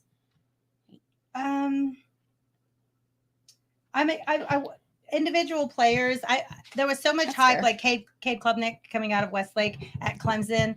There was so much hype when he took over last year at quarterback, and then QB1 was QB2, and then he transferred. So I want to see what he does. He was an awful start to the season, struggled against Duke. Yeah, he hasn't looked great. Against bad competition, is making their way back. But they get to host Florida State, and we're going to pick that game. Number 4, Florida State's coming into Clemson. So I would love for Cade Klubnik to get some success going and see how that goes. I'm not the biggest Dabo Swinney fan, but I do like Cade. Listen, I know there are plenty of people in the industry that love him. I'll say this. I hope he doesn't yell at me for saying this. Our guy Quan, congratulations again, Quan, on the Hall of Honor, or what do we call it? It's not the Longhorn Hall of Fame. The Hall of Honor, right? I think it's Hall of Honor. Anyway, congratulations on that amazing award. Quan is an awesome human, great player, great Longhorn, but an even better human being. So excited. Next week. Yep. And we will, if you guys are listening, Quan is going to come on and join us for the Baylor recap and the Kansas preview. So stick around for that. We'll have him live next week. So again, be sure to always tune in, subscribe, like, have Texas Sports questions Unfiltered. ready for him. Yes. And again, download the app if you don't have it. It's easy to listen to anywhere. But yeah, that'll be a really fun episode. But I was going to say Quan. sorry. Quan likes Dabo Swinney. He was one when Texas was going through their search for a head coach, and we hated the Urban Meyer rumors that were swirling around. I know Quan was kind of behind the scenes, hyping and hoping for Dabo Swinney. Again, personally, I'm glad that didn't work out. I don't think he would be a good fit here. He's at not all. a culture fit at all. I think that Sark, even though a lot of people look down on that hire for various reasons, I think he's a great fit at Texas right now. And I shouldn't say right now, he's a great fit at Texas, and he's really doing all the things. And I would almost argue the challenges that Sark had been through in his life before, very public challenges, and his rehab at Alabama and his work with Nick Saban. I mean, I think that almost better prepares him to be inside the fishbowl and in this pressure cooker that is Texas football and being that head coach.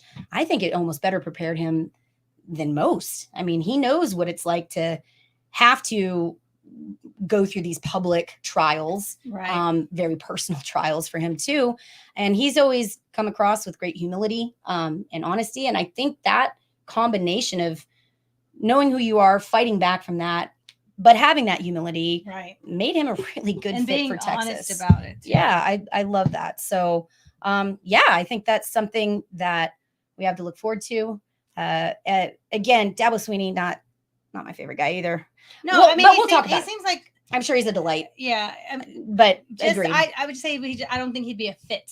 Agreed. In Austin, Texas. Yeah, I'll just say that. I have to. Who are you looking forward to watching this college football weekend, or what other? Well, look, so one of the games that surprised me too, and I think a lot of people, was the Tennessee at Florida game. Yes. Florida chomp MFers, like they came out. I was dogging on them. I mean, Florida has not looked good this season. They haven't looked like Florida of the past. Utah beat Florida. Yeah. And Utah without Cam Rising.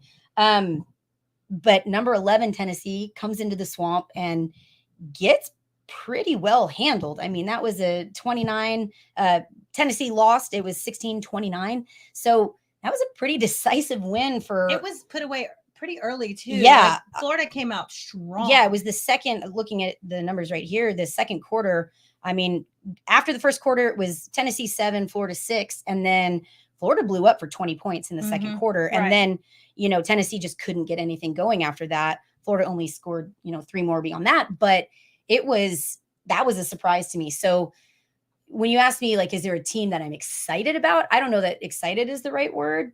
I'm curious about Florida. What are they? I have no idea what they are. I have no idea what to expect. And they may be able to survive that early loss if Duke keeps looking good and they clean it up. They might end up, which will help them in recruiting, because Florida State and all the other SEC schools and Florida State plus Florida State.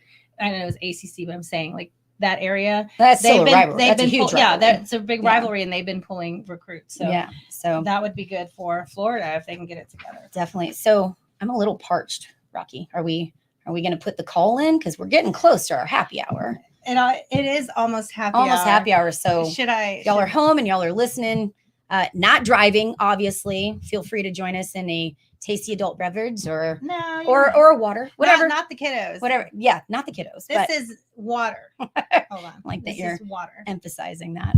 Yeah. But again, we're going to give a quick shout out. Recently, we popped up. I hadn't seen this campus yet. We popped up to the Covert Bee Cave, big sponsor of Texas Sports Unfiltered. A lot of people don't know this about me. I used to work in the auto industry. I was there for years and years and years. And this was an impressive campus. They have their Covert Cadillac, and then they have their, not Chrysler anymore, but Dodge Jeep Ram. Right. Their Covert Auto Group is a family-owned auto group of automotive dealerships that have served the greater Austin area for over 100 years. Again, we got these old school sponsors here. I like this. Yeah. So Covert family's been around a long time. Absolutely. And since its inception, the team at Covert Auto Group has been committed to providing customers with a high quality selection of new and pre-owned vehicles, as well as outstanding service and customer satisfaction. So definitely check them out in Bee Caves, y'all. If y'all haven't been to that campus, it's huge. I think beautiful. I think the buildings are beautiful. They had a nice lounge area, it looked really nice. Texas Sports Unfiltered was doing a live broadcast So we went there out there. last Friday with Casey Studdard was there. It was really cool. You never know who you're going to see out at Covert BK. Bucky BK. But it was great. It was a beautiful place, comfortable. So if you're looking for a new or pre-owned vehicle, definitely check them out. This surprised me. Mike was talking about this. They've got they're nestled on 42 acres in the Hill Country. That's a lot of land. 42 acres. That's bigger than Texas's original campus. Crazy. And the Wait, beautiful, that's high, Max. yeah, you like that? Nestled in 42 acres in the beautiful Hill Country. They're out in Bee Cave, Texas, so just past the Galleria out there.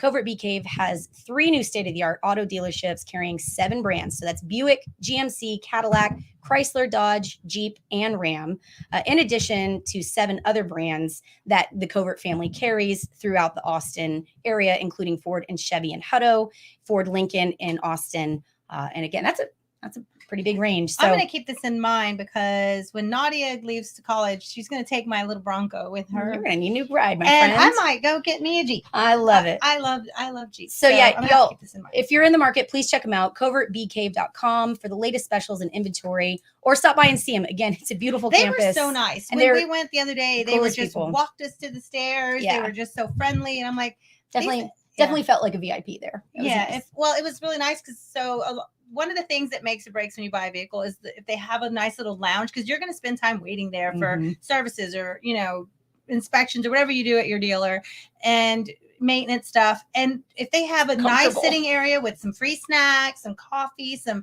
Wi-Fi, good comfy chairs, I saw that there. It was comfy. And that makes a difference when you buy a vehicle. Yeah. How are you going to be spending your time every time you have to go? Absolutely. So that looked nice. So I love it. Well, so we've been teasing a little bit. We've been talking about it. We love our Texas mamas, and we have a very special episode that we will be dropping on. You can listen to Fire the Cannon on your favorite podcast platform. So we will release the full audio later today, but at 5 o'clock, right after we come off our live show. But we wanted to share a few nuggets and a few pieces of wisdom. So we had, let's go ahead and share who was with us, Rocky. Okay, so we had 4 mamas. I teased this earlier. We had 4 mamas with us last night, and this is always on Fire the Cannon. I think we were the first to do it. Get the mamas to just sit around. We Zoom together, we talk, we chat, we record the video and the audio. And so we had 4 mamas. We had Dr. April Finkley, and you know her on social media. That's Justice Finkley's mama, sophomore Edge. We had Jalen Ford's mama, Yolanda Taylor, senior linebacker. Everyone knows number 41, Jalen Ford. Built Ford tough. Built Ford. I had to, sorry. Yeah, we had Miss Angie Wisner, which is Trey Wisner, freshman running back.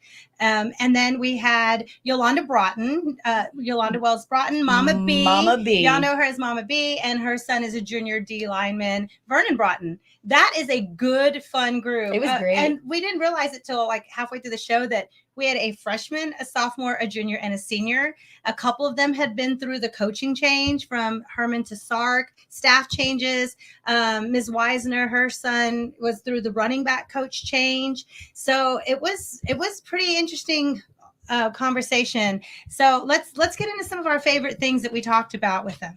All right. And before we do, we've got our, and we're going to make this a thing. We appreciate is you. The hero again. The magic floating glasses that come in. So. We celebrate that we have a show. Cheers. We do. Every Wednesday at 4. If you want to sponsor our celebration, let us know. Right. Love it. So yeah, let's jump in and some of our favorite clips. What are we going to start out with? There were so many good pieces in that. Okay. So when we talked about, because we talked about this earlier, one of the comments was the energy in the stadium. Yeah. So we talked about this in the first hour. Some of the comments said, that the energy was kind of low. Other teams are known for, being on their feet more or whatever.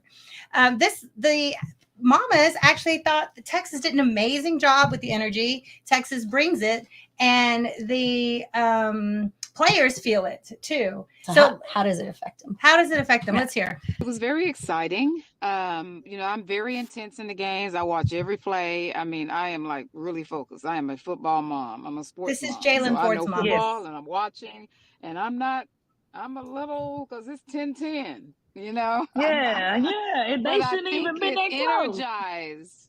Yeah, I was like, okay, we're 10-10 here. Like, come on, What boys. y'all doing? So I think The it did game. energize them. It energized the crowd, and it was definitely special. It was beautiful, actually. I love They did a great job, a great job, and it just was electrifying.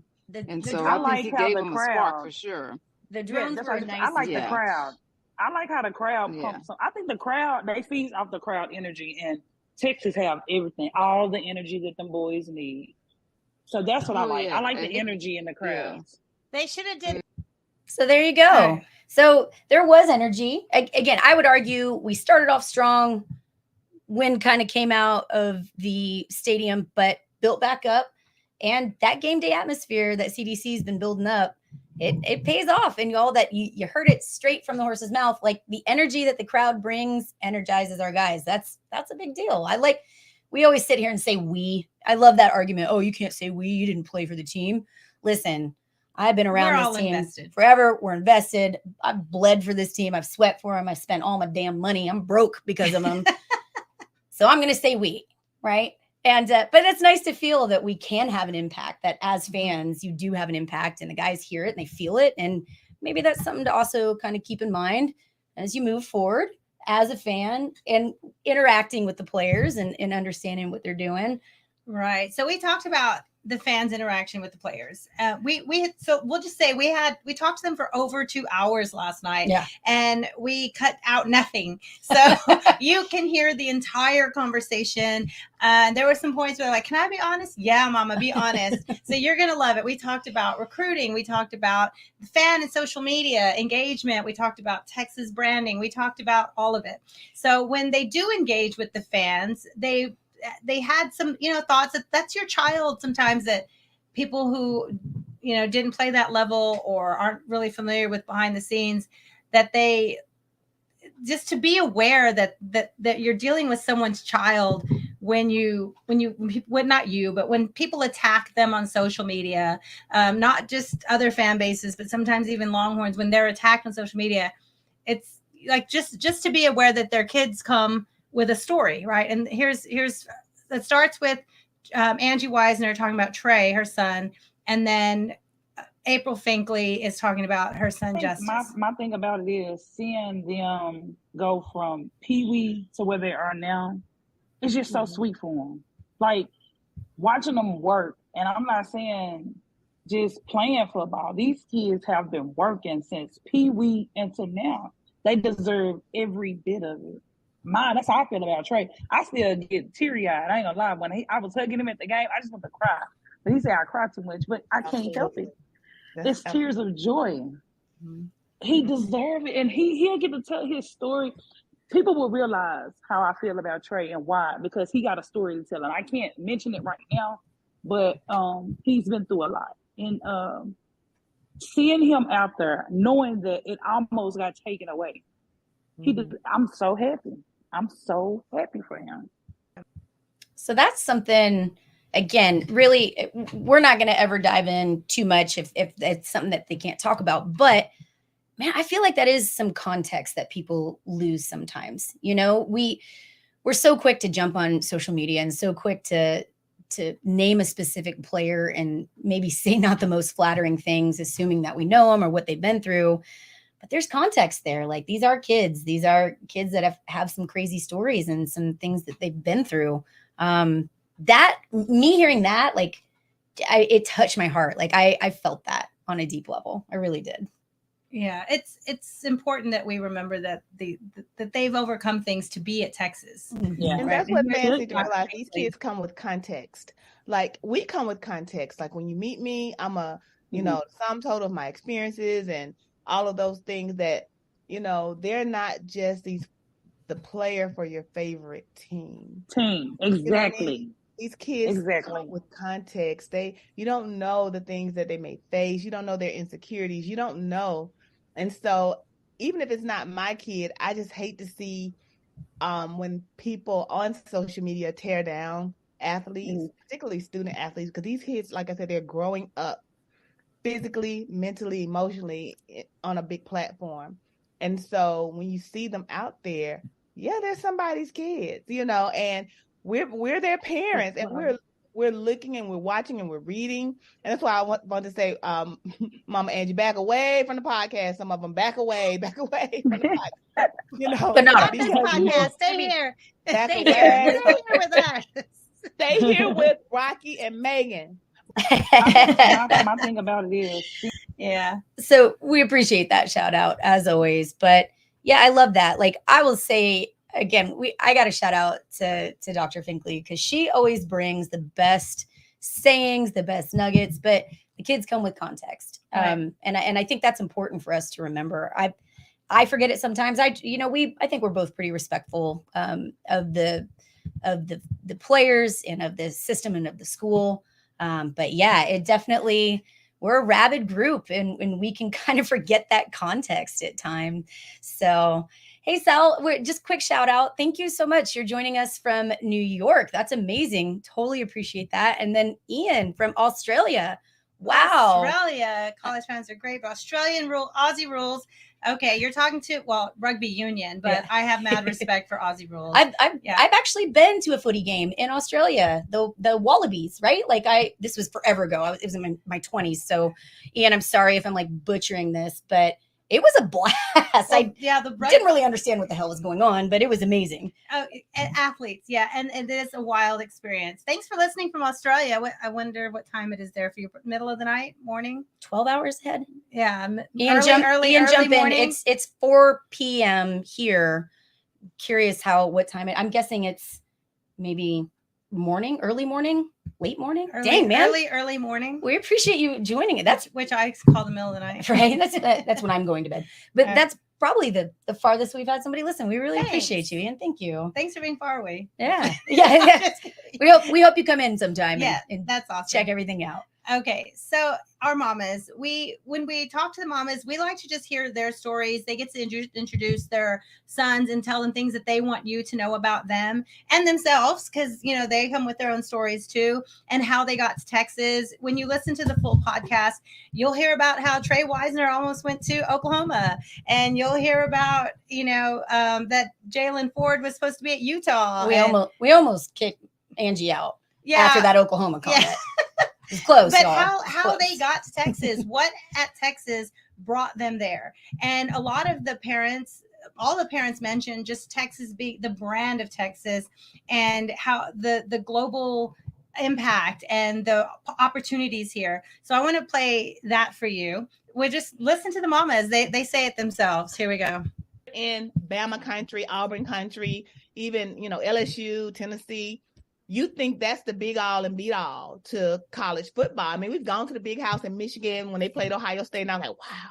But when you go to Texas, I tell people when I came back, I was like, I could sit Bama in the University of Texas. This is how I felt like it was literally when you hear about it being the biggest brand. And so just my heart and my soul was like, I love my son so much. I believe in him so much. This is the biggest stage of college football. And Grant, now at the time, how the season was going, Coach Sark had actually really kind of gotten there, but it just, I saw it like it was, and the renovations weren't even done and finished. We had on hard hats going through DKR, looking at some of the things that they had. And masks, right? yes, hard hats and masks. And all the player facilities and the pools and the things that they have for recovery, that wasn't even finished. We had a flip book of how it would look. But when you get there, you get the sense and it really hits you. This is probably the biggest stage. And who would not want their child? All of the boxes are checked. You want the best for your child. And so I wanted my child to be on the biggest stage in college athletics.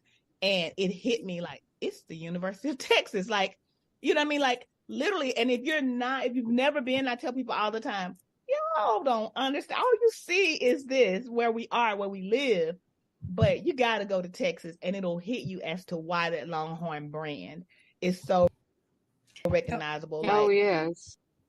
So I love that. I mean, I think it's fair to say I probably invest too much of my time, energy, and being into Texas, but It is, we talked about this last night. You're obviously a world traveler. You've been to how many countries have you been to at this point? I'm almost at 50. That's insane. Yeah. I've been to several, definitely not 50, but I mean, again, in Australia, I was wearing a Texas hoodie and I got the hook 'em horns. And y'all, like, they don't play American football over there. It's not a huge thing. And still, I got the hook 'em over there. I've gotten it in France. I've gotten it in Croatia. You've seen hook 'em. Tell us some of your stories. You had a fun story. Well, I had, and I talked about this, I think, on the podcast, but when we were in China, our hotel had like, a little rooftop restaurant. Part of China? I don't remember if this was in Beijing or Shanghai. I don't remember where we were, but I remember that we were at the top of the hotel because it was, observation area, a bar area where you can look all the way around the windows.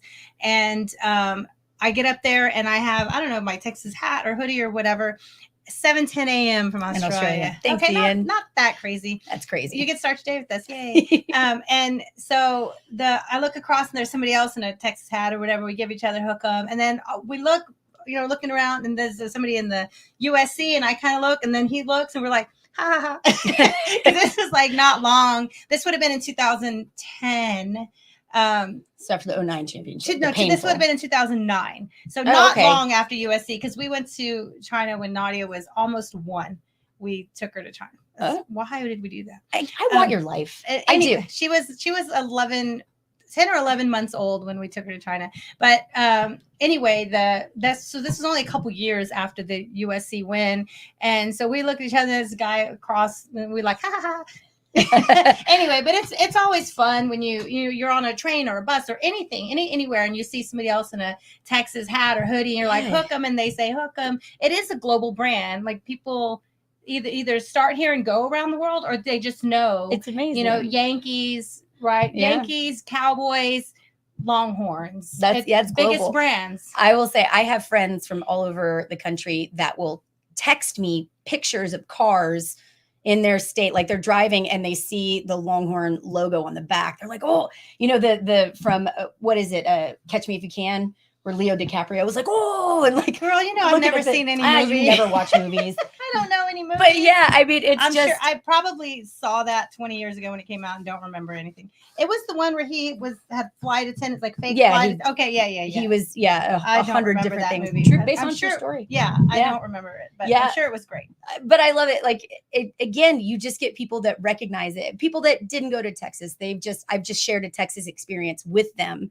And then all of a sudden they love Texas. It's just a vibe, right? It's something that comes through. And it's not just athletics. I mean, we just saw that Texas, the rankings came out again. Texas is the number 1 school in the state of Texas. We're number 9 public school nationally. I mean, Texas is legit. Like Dr. Finkley said, the whole package. Right. She had things that she wanted from a school, and Texas gave her even more. Things she didn't even know she wanted. I will say this. I worked with the Texas Exes, the Alumni Association, for a long time. Still do some stuff with them, but I was the president of the Texas Exes Austin chapter. And part of my responsibilities with that was we would review all of the scholarships, because we offered a scholarship to kiddos from the Central Texas area, and we were the Austin chapter, but we covered basically everything from essentially Belton to Fredericksburg. I mean, we had a large area. So we have hundreds and hundreds of applications for these scholarship opportunities. And I will tell you, kids nowadays applying at Texas, like, it's humbling. You read some of these applications and what they do. Like, I felt like a piece of poo. Like, what have I done with my life? These kids aren't even 17, 18 years old, and they're talking about and just listing the crazy things they've done. It's phenomenal. So I am proud. Again, I'm going to launch into a couple things here. We both have degrees from the University of Texas. I'm really proud of that. Mm-hmm. Sidebar. T-shirt fan argument is stupid. If you love Texas, you can couldn't go. It doesn't matter. You're still a fan. To love them. Right. You're still a fan. But I do take pride in having my degree there, because that's something that was hard work. That was something I worked hard to get into, and it was hard work going through it. And I'm telling you right now, I mean, in 2023, if I applied, and I was pretty dang good in school, if I applied now, I don't know that I could get into Texas now. It's not easy. It's crazy. So that's another shout out to our student athletes. Texas doesn't lower the bar for admissions requirements. So we got some smarty pants on our team too. It's pretty impressive what we do. They have to come with their transcripts if they're going to talk Texas football, right? Absolutely. It's to be a D1 athlete anywhere is impressive. Absolutely. To do it at a school that really, pushes the academic side, and it's a huge part of the recruiting package is the academics of the University of Texas, and that the standards are still high. That makes it doubly impressive when the players when they're able to compete at that level. Absolutely. And that's definitely one of my favorite traditions at UT is that T ring that athletes get when they graduate. I think that is such a cool deal. I'm sure other schools have something similar, but maybe, I don't know. I haven't really heard much about it. I can't say that I've been that invested in other schools in that level, but to have that T ring is just such a special thing and a neat thing that, student athletes can talk about and brag about. Like that's a cool piece of hardware to have on your shelf for sure. Okay, so we'll quickly check that message. Yeah, check out the AFL season. Okay, well, Rugby World Cup is happening right now, so I'm busy with that, but I will get on that. We'll check it out as soon as I can. Yeah, I love it. So Lee, you're talking about you were born and raised in Austin and went to Texas games with your dad since you were a toddler. You never had the grades to get into UT, but you're a diehard. Yeah, look, again, I'm the first one to say I think the T-shirt fan argument is stupid. I don't understand that. We've talked about this before, but I will never understand the mindset of telling somebody, oh, you just have a bunch of T-shirt fans. Okay, and so what you're telling me is that people whose circumstances were different, opportunities weren't quite the same, still didn't go to my school and still love it passionately. That's not an insult. That's amazing. There's so many reasons other than grades, which, not everyone has qualified, the means, whatever. Sure. Some people chose to go to the military. Thank you for your service. Some people chose to get a degree that Texas doesn't offer because that's the field they're passionate in. Some people can't pack up and leave their parents. Some people to go to a school in another city. College isn't for everybody. Some people don't need to go to college. They have a career. There's so many arguments. Yeah. I think the T-shirt we can go fan on and on with why it's one of the dumbest arguments in the world. Texas and by that same argument, then you can't have an NFL team because you didn't play for them. Right. You cannot be a Chicago Bears fan because you didn't play for them. How dumb is that? Yeah. Cheer for who you want. Cheer for who you like. It's crazy. And ride or die, though. Don't be a fair weather fan. If you're in, you're in. Can I say this? And to that point, I have never had so many requests for tickets as I have this year. Everyone's coming out of the woodwork. Yeah. Everybody's got an aunt or an uncle or a friend that hasn't ever been to a game and now they want to go. And I'm cool with that. Look, y'all, keep asking. I can't magically make tickets appear. If I come across some, I'll share them. I'm happy to do that. But it is kind of interesting. Or Yetis. Everybody wants. Oh, God bless America. Yetis. I understand they're fun and they're cool and you can only get them at the game, but they're sold out before we even get in the stadium. Yeah. So if we do get our hands on one, it's probably for us. And I'll say this, in the past, I've gone out of my way to get extra Yetis for people and ship them.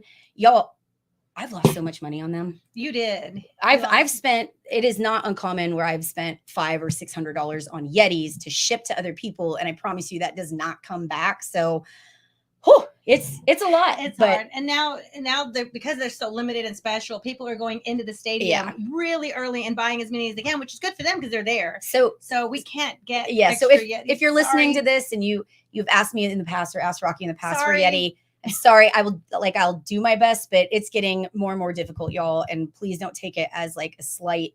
It's just when I have 30 people asking me every week and I lose my ass every week when I do it, it's just a lot. So don't say ass. Oh, whatever. It's fine. It's fine. All right. Back to the mamas. Yes. Oh, this is how we were last night too. We were just all over the place with all the good topics. All right. Back to the mamas. So we talked earlier about the culture of the team, right? And it feels different and they're playing for each other. And one of the things, and we mentioned this earlier about, the Milrow, Savion Red being on the scout team and playing Milrose Row and being rewarded for that. they talked about giving it up for the team and doing what they can to contribute. And a huge emphasis was being put on special teams. And Sark says that, the special teams is an honor, getting out there and setting the tone, and that on special teams means something, and they're going to put good players out there. And so when Angie Wisner, Trey's mom, was talking about that Trey's just, they said he's not just on special teams. Like, he's happy. Let's hear what she had to say about that. It ain't even about his time coming.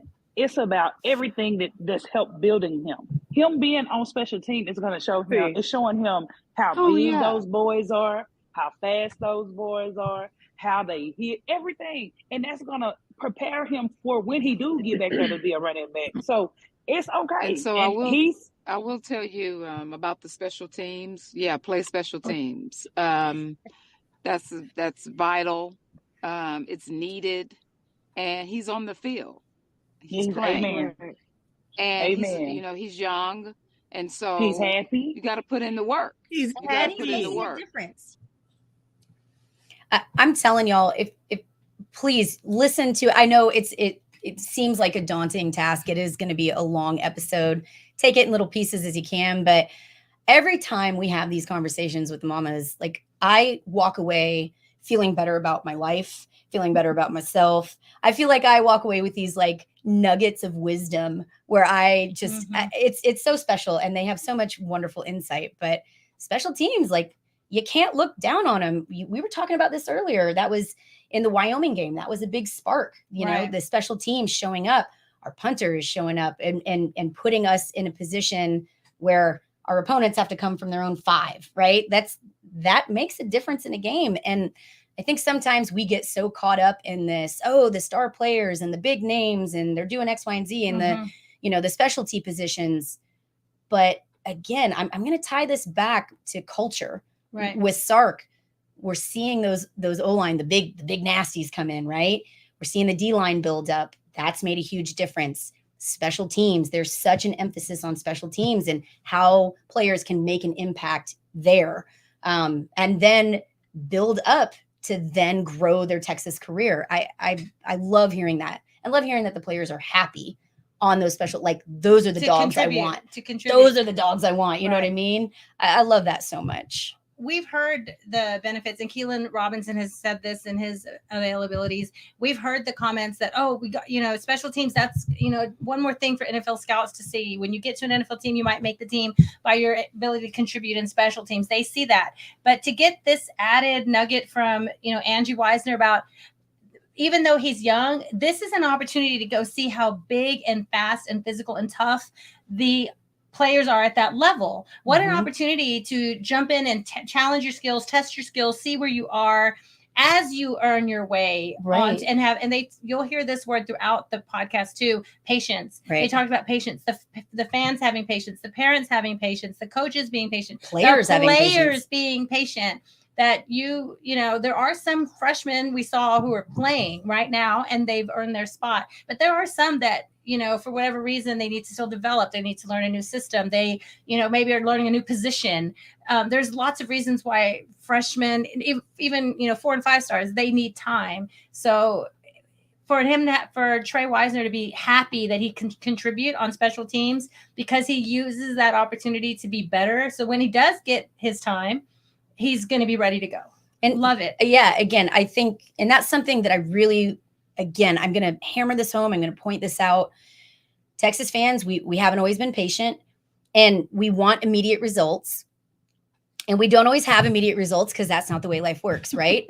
But again, we're seeing right now, to me, that is a shift from maybe teams of the past where we had the guys that would come out and they're excited to play for Texas, and but maybe it was a little bit more about the name on the back than the name on the front. Right. That happens. It does happen. And that's okay. But this Texas fans, if you're watching this, these are the intangibles that you pick up on, and you can really start to see the difference in this Texas team. Having those players that are excited to be on special teams, they're happy there, they're fighting, they're hunting, they're hungry, they're unselfish players. You guys want change. I'm telling you, focus on stuff like this. Look at these little pieces where we might not quite be there, but this is a big shift from where we've been in the past. And I think those are the things that we've seen over these past few years, and they're starting to come to fruition. And again, that's a big shift, and it's exciting. I want dogs, right? You got that dog in them. I want that, and we're seeing that with the players that Sark is bringing in, and the players that are on the team. We got that, man. We're in a special place for Texas football right now. I really believe that. Hopefully, I mean, they've gone up to number 3 in the country. Hopefully, we see that this Saturday at Baylor. Right, Baylor. So let's just go ahead and get on into it. We have the game this weekend. You and I will be there. What's our plan Saturday? So sometimes I tailgate at away games, and I don't give Baylor many shout outs. I don't have a lot of love in my heart for that institution. Haven't for a long time for many reasons. If you don't know, look it up. It is what it is. But I will give them a little shout out in their super expensive lots that you can buy for their spots to tailgate. They've actually got, it's a pretty cool setup. McLean Stadium is on the Brazos River. It's a really it's a smaller stadium, but it's the house that RG3 built. Mm-hmm. For sure. It is a gorgeous, gorgeous placement of the stadium. And the tailgating's kind of cool. The spots that you can purchase, actually every spot has a pedestal that you can hook up for power, for cable TV. They did it right when they built it. I will give them props Very for modern. that. That being said, in the times in the past that I've bought parking passes to be there, it's been like $500. Hard pass on that. I'm not spending any more money in Waco than I need to. So we will not be tailgating, but we are going to, and I do a little bit of a downer. My dear friend Danielle, sorry if I get a little emotional, passed away. And her memorial is on Saturday. So we're going to go to that. I'm going to go to that. And then we'll head up to Waco. Our goal, again, sorry guys, like she was just a very special Longhorn, very special girl. I love her and I miss her. Cheers to your friend. Yeah, thank you. She's 31, like 31 years old. It's real life. Not okay. It's real life. But yeah, so we're going to go to that memorial. And then Rocky and I will be heading up to Waco, where we're going to stop at George's. Again, George's is an institution, y'all. If you're heading up to Waco, I recommend it. Like, you might be a Magnolia person. I'm not like that. I don't need to pay $80 for a candle. That's not my jams. Oh, Magnolia. Yeah. You mean the Chip and Joanna? Yeah. Oh, no, I don't need any. Hard pass on that. I am more of a George's kind of gal. So what's George's? So it is this great old restaurant/bar. They also have a banquet hall attached to them. I'm telling y'all now, the lines are going to be long, but it's worth the wait. The burgers are amazing. Rocky, I'm going to introduce you. I had an amazing burger today at lunch. I should show a picture. I mean, you should. It's amazing. Tweet it out. But they have these awesome burgers. You can, the cheddar jalapeno bun.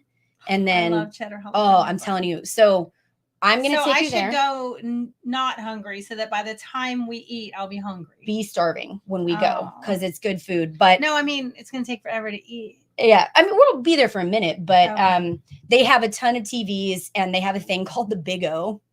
Read into it, whatever you want, but it's basically like a pimp chalice of beer. It's like you have to hold the cup with both of your hands because it is a chalice, not a handle. But it's frosty cold beer. It's just a fun atmosphere.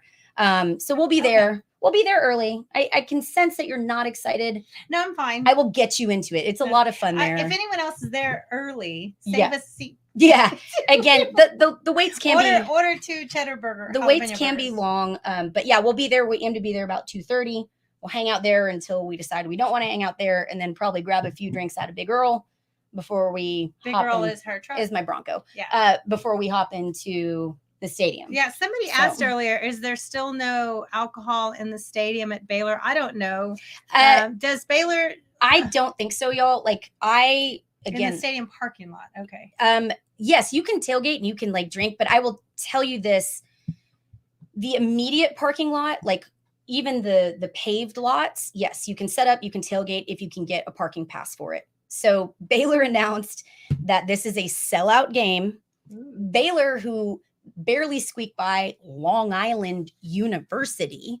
Baylor, who is not having a great season, has sold out the game. That is the Texas effect, y'all.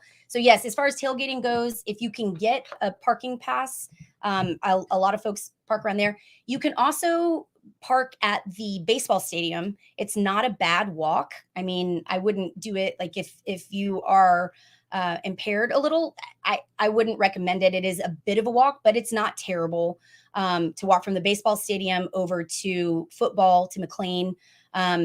A lot of people like to go to the Dr. Pepper Museum. A lot of people, there's the Texas Ranger Museum. The last time I was there, I was a kid. I was like middle school field trip. But yeah, look, so Dr. Pepper. Listen, you can get a really good Dr. Pepper shake there. It is not worth going to Waco for it of itself, but if you're there, check it out. It's kind of fun. But yeah, tailgating, if you can get in a lot near, yes, you can set up a tailgate, you can drink there. But I don't believe that they sell alcohol in the stadium. I could be wrong. I don't know. So that's fine. We should be sober when we celebrate our win home. Yeah. We Anyway. should. All right. So let's talk a little bit about the game because we actually have to play a game. Yeah. Texas 2 touchdown favorites. The numbers kind of going up and down.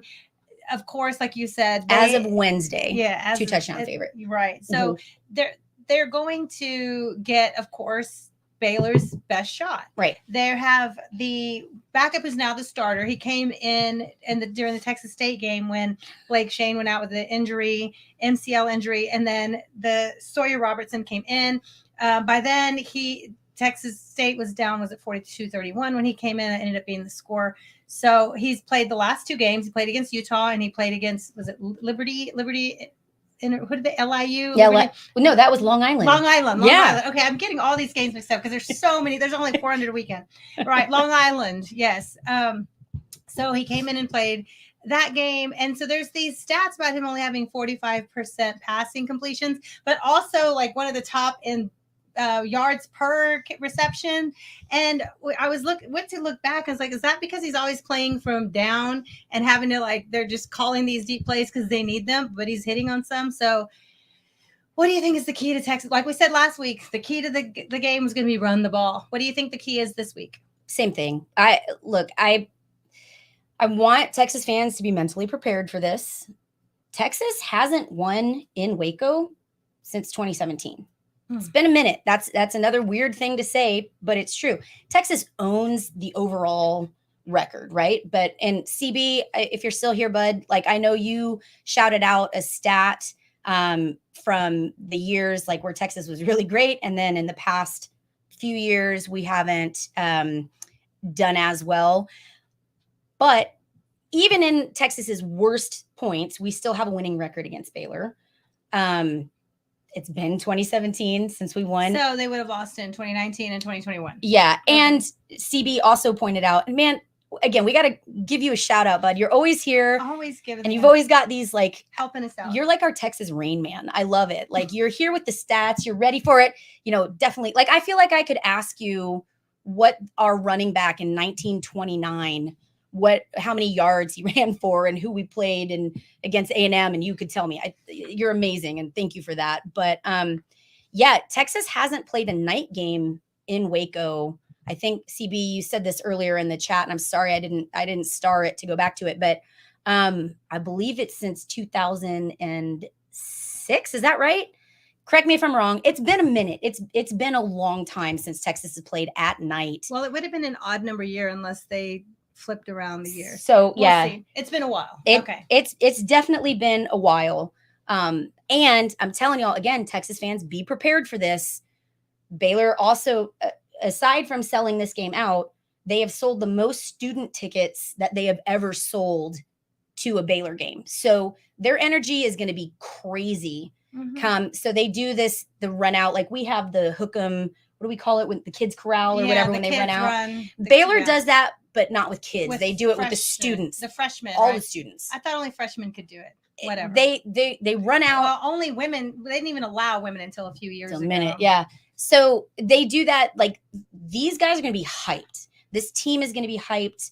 So I think a really important key to this game is that Texas keeps their cool, that they They come in level head, they have a game plan, but they adjust when they need to. Again, I really don't want to hear again that they threw something at us that we weren't expecting.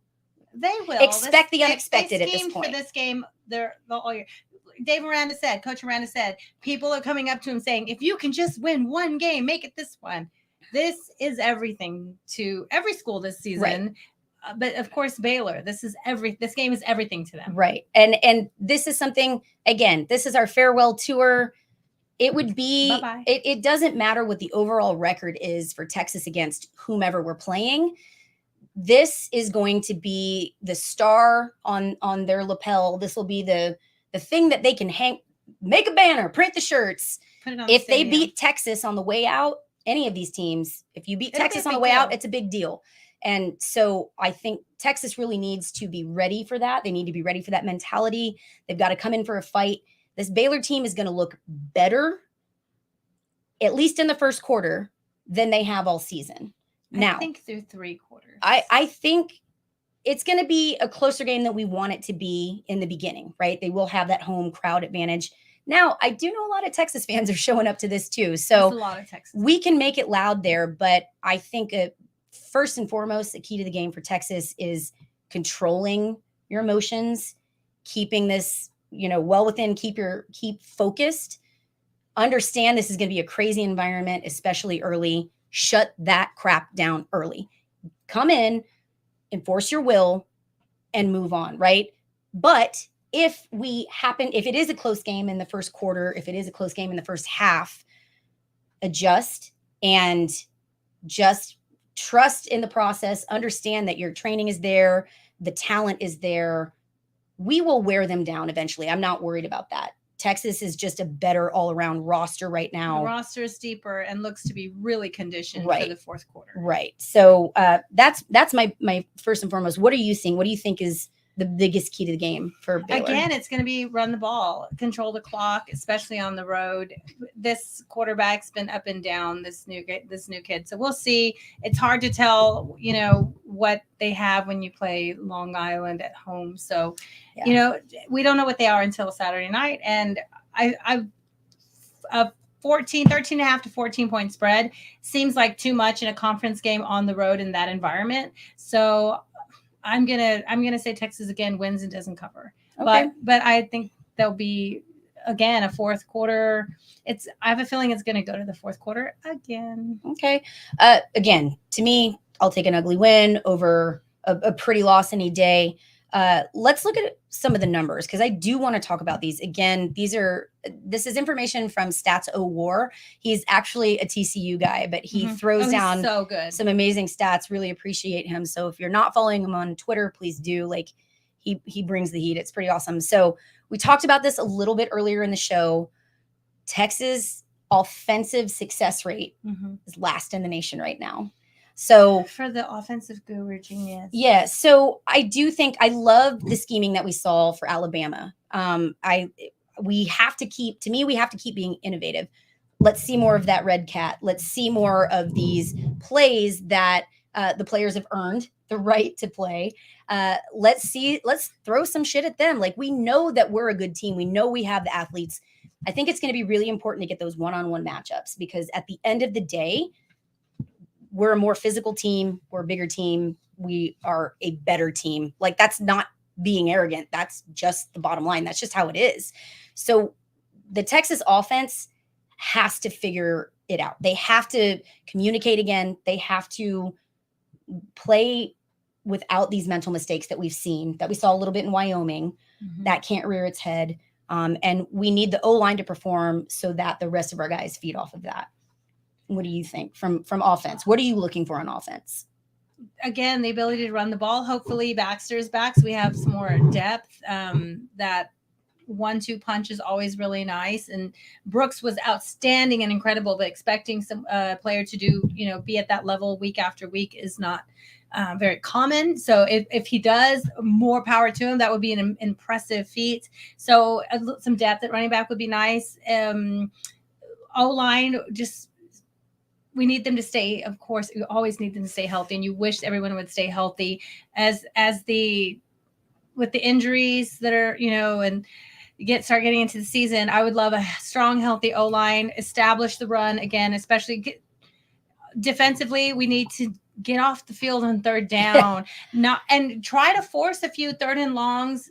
A turnover or two would be really nice, winning the turnover battle on the road. Yeah. So I agree with you on the defensive front. Before I launch into that too much, I do want to say, looking at Texas, again, we have the ability. Ewers has got to step up and make the throws. I don't care about the long ball. If I'm being honest, I do not care about the long ball. Make those short and mid passes and kill them. Like, it's death by 1,000 paper cuts, right? Mm-hmm. But, and I think this will play to Texas's advantage as well, given how we've performed recently. Baylor is absolutely terrible against the run. Terrible. So again, if we're talking defensive success rate for Baylor against the pass, they're 28th in the nation with a 33.7% rate. So they defend the pass pretty well. I will argue they haven't receivers. They haven't, and that's a very fair point. But against the rush, they are 117th in the nation. So teams are having a lot of success. Bad teams have had a lot of success running the ball against Baylor with a stable that like we have, especially like you mentioned, if Baxter is coming back, we've got the opportunity where I think we pound the ball. Again, this is one of those things, let everybody eat, throw some cool plays at them, mix it up, get that movement going where you're clearing out, move the chains consistently, but get some movement, have our line set up. Again, I'm going to give props. We fussed a little bit about blocking from our receivers against Alabama. They were good. They stepped up for Wyoming. So we need to see that again, not just for pass blocking, but also for run blocking. But yeah, I think if Texas hammers the ball, we got dogs as running backs, right? Like we'll see success there. I just don't think Baylor can stand up to that kind of onslaught. And again, this plays to our strengths. Our running game is solid. I'm not worried about a running game. Jumping into defense. Yeah, I think you had a really good point. Again, I want to point out Baylor's defense is, again, lower in the nation. They rank number 94 in the nation with their defensive success rate. So we should hope to see something on the offense. This would be a good time to get it going. And where Texas is painfully not doing well, offensive success rate, Texas's defense is number 1 in the nation. Number 1. With defensive success rate. So we stop the pass well, we defend the pass well, we defend the rush well. Like, again, this is going to be a game where our defense shows up, shuts down. Our offense just has to get a little bit going to win the game. I think we'll be okay. But again, I'm going to ask folks, have some patience. Just be ready. Like it's going to be a fight in this beginning just because emotions are high. That energy is there for Baylor. Vegas has this about a 36-21 game. Texas 15-point favorites, over unders 51.5. So around a 36-21 game. That'd be a respectable win. Just get out of there. Just get out of there with a W. I don't care if it's 3-0. Get out of there with a win. I mean, I wouldn't love 3-0, but again, ugly wins over pretty losses any day. Right. What's your prediction for this game, Rocky? I'm comfortable with just right around that, maybe a 38-24. All right. Win and not cover. I've written it down. Yeah, 38-24. It's official now. You can't take it back. The only reason I'm even giving us 38 is because they do struggle so much on defense. But even that seems kind of high considering the plan here should be to run the clock. And so that's I'm comfortable with that. 38-24. That's fair. I'm going to come in and say, I think Texas covers this game. I think 14, again, this is a could go either way. 15 actually is the number. So 15 now. Okay. Yeah. I still think Texas covers. My final prediction is Texas 37, Baylor 13. Ooh. Our defense to me has been so lights out. I just don't see them being able to do much. Again, we might see a flare early like we did with Wyoming, but our defense is going to show up, shut them down. I just don't see Baylor's defense with their backup quarterback who hasn't shown us a whole lot. I just don't see them being able to go up against our number one defense in the nation. We're going to need our DBs and be to successful. step up. We know the D line has proven the DBs have been 28-7. Ooh, all right, Lee, 28-7. And y'all, I did want to say thank you for your kind comments about my friend Danielle. I did see them. I appreciate it. Again, sorry for the momentary breakdown, but we're real people with real feelings. She was an amazing person. real So lives. Hawks, you are Hawks the Ox. I like that name. What is the offensive success rate measure? Is strength of schedule factored in? Yes. So again, I would encourage you to go look at Stats O War on Twitter. He literally posts these huge graphics for every game that's coming up. So yes, strength of schedule is factored in. It looks at things like it's pitting offense and defense. Just so y'all know, according to his numbers, and this is a huge thing, again, you guys go look it up, but he is saying that Texas has an 84.56 chance of winning compared to Baylor's 15.44. So ESPN has Texas with a 90% chance of winning. Yeah. And so again, the projected points from Parker from Stats of War, Texas at 32, Baylor at 16.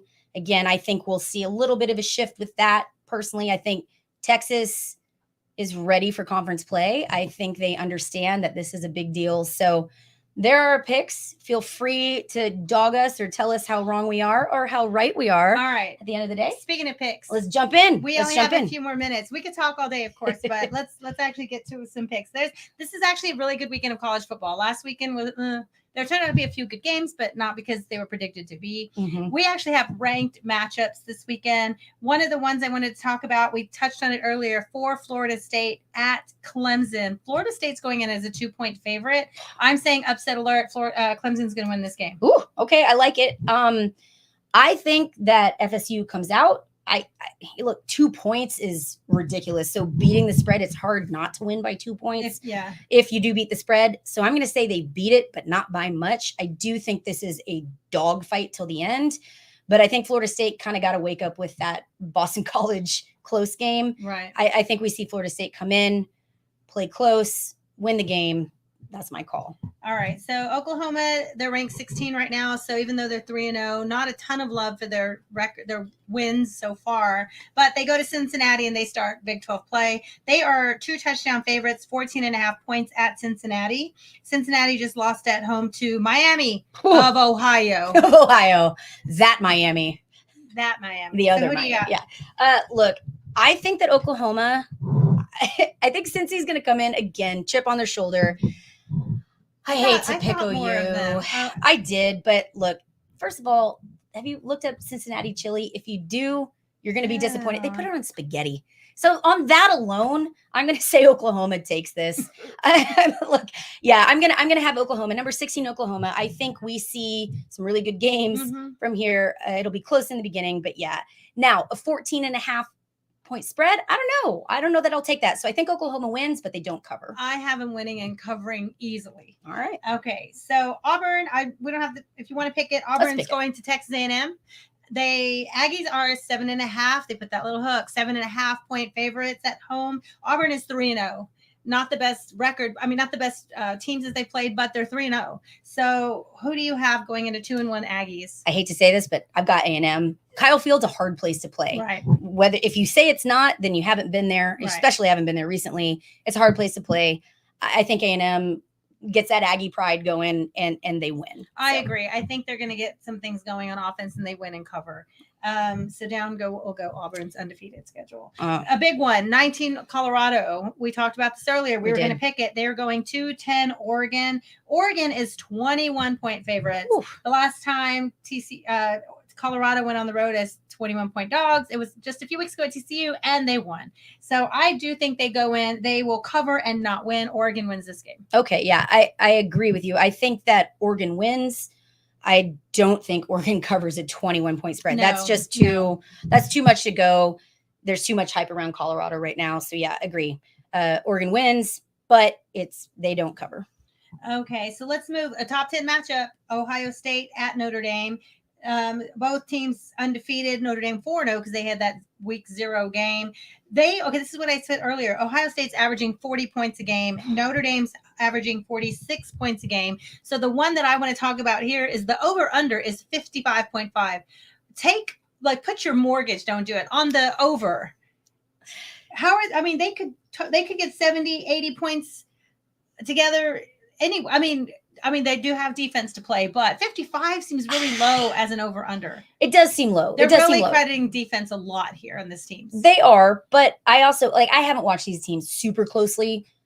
Again, I know that they haven't necessarily played the hardest of schedules. I'd like to look at that schedule before I call this, but since we're not there, I'm going to say OSU's favored by 3. I'm going to give it to Notre Dame. I think there's an upset alert. I do. Look, I like Ohio State. I do. I don't like them, but I like them as a team this year. I think Notre Dame pulls it out. So Notre Dame wins. It's going to be a close game. Notre Dame wins at home. I'm going to say Notre Dame gets exposed this weekend and Ohio State wins and covers the 3. All right. So we already picked the Texas game. The last one, we'll just have a couple of NFL picks quickly, and then we'll move to something else. My Tennessee Titans fought back and went to overtime and won this past weekend. Now we go to 1-1 Cleveland. Cleveland is 3-point favorites. I could see us losing again, boo. To Cleveland? The factory of sadness? Yeah. Unfortunately, I have to pick us to not win and cover. Again, your picks are always better than mine, but just to make you happy, I'm going to take your Titans. Thank you. Yeah, there we go. I wish I would not put money on my own team. All right. So that's my picks. Oh, okay. One more. Cowboys at Arizona. Cowboys are 12-point favorites at 0-2 Arizona.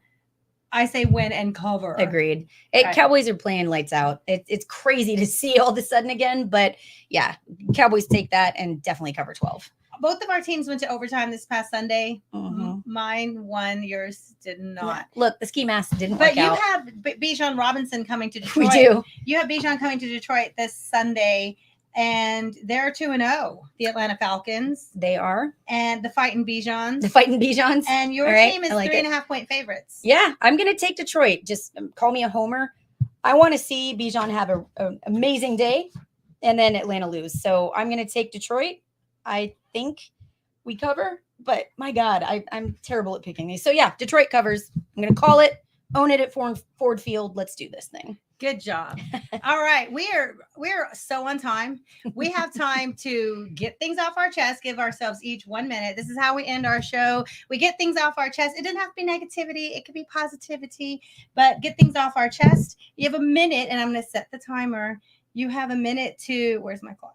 To say whatever you want to say about anything you want to say. Okay. And then we will end the show with positivity about women in sports. I like it. All right. So ready? And here we go. Go. All right. So I want to give a shout out to the Spanish broadcast team for the Texas Longhorns games. Like, I'm telling you, every time you know this, I try real hard. Interceptado. Javier Worthy. Listen, it brings me joy. That's our friend Ruben. I can listen to this all, like, I don't know what's going on half the time when I'm just listening, but I adore it. I love it. So you guys check it out. It's fun. It's fun to listen to. They get good nicknames. Craig Way is the GOAT, but truly the nicknames that you get from the Spanish broadcast, I love it. And it is Spanish Heritage Month. It is. And so I'm going to hope, because I need more Yetis, right? Clearly. There's some really cool designs out. I'm hoping that for the Texas at Kansas game at home, we get a cool Spanish heritage, maybe some like sugar skull and floral stuff for the Yeti. Hoping that comes out. That's getting off my chest. Are we good? And boom. Stop. All right. Good job. Thanks. Appreciate that. All right. Good job. All right. You ready for yours? I know you were kind of wavering. Yeah. No, I'm good. I'll just come up with something. Oh, I know. So last night in the podcast with the mamas, and it's going live in just a few minutes, so you can get your notifications on all your favorite podcast places. When we talked about the mamas suites, and one of the things that they ranted about was being squished in the seats, and the cushions are so small, and bumping each other with the knees. And we said that, well, what y'all need is a mama's suite, a suite that's just for the players that just for the mamas that birth these players. And you'll have cushy, comfy seats. You'll have a buffet. They'll bring you cocktails.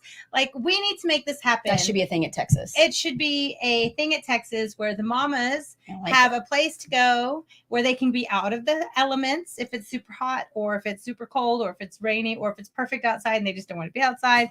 But that would be amazing if we gave the mamas their own special place. So do not tag CDC, but that would be cool. Maybe he hears this in some way. I like it. All right. So that's our little rant and raves of the day. We got that off our chest. We love it. So to shut it down, we just want to have a couple positive things about women in sports. Rocky, did you know that our Texas women's basketball team is coming in preseason way too early rankings? We are 50 days out from women's basketball, and they're ranked number 12. That's really respectable. Is this a make or break season for Vic Schaefer? No. Only because the pressure's not on women's basketball. We all want them to do great, and they're building quite the fan base and support, but it's not. Texas is not known for just dominating women's basketball. Sure. So he's done respectably well. They're competitive every year. So I don't think Conrad might argue. Well, but I'm saying it's been a minute. I'm saying Texas isn't known now today. Yeah. So, but they're building a solid program. The recruiting's great. They're competitive. They compete for championships. So I don't think the hot seat. No, I agree with that. I think he's got a longer leash than some other coaches might. Yes. So that's exciting. Looking forward to that with basketball and women's basketball coming up soon. Cheer for them. Also, we just signed Texas softball. Shout out to Mike White. Just signed Hannah Wells. She committed to Texas. She is a hitter. So if you guys, I'm a huge baseball fan. Love me some softball too. If y'all haven't checked out softball, it's a fun stadium experience. And you get free stuff all the time. You do get free stuff. So she is a power hitter. So we're excited to see her come in. And so a lot of fun things to look forward to. As always, y'all, we very much appreciate you listening and tuning in. Please like and subscribe to Texas Sports Unfiltered. Follow us on the app. Check us out on your favorite podcast platform. Fire the Cannon. Go now. The new episode is up with the mamas. There it is. All right. And as always, I'm Megan. I'm Rocky. And we are Fire the Cannon.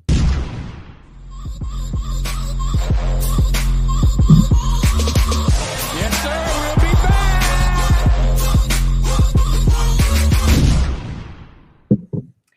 Hook 'em.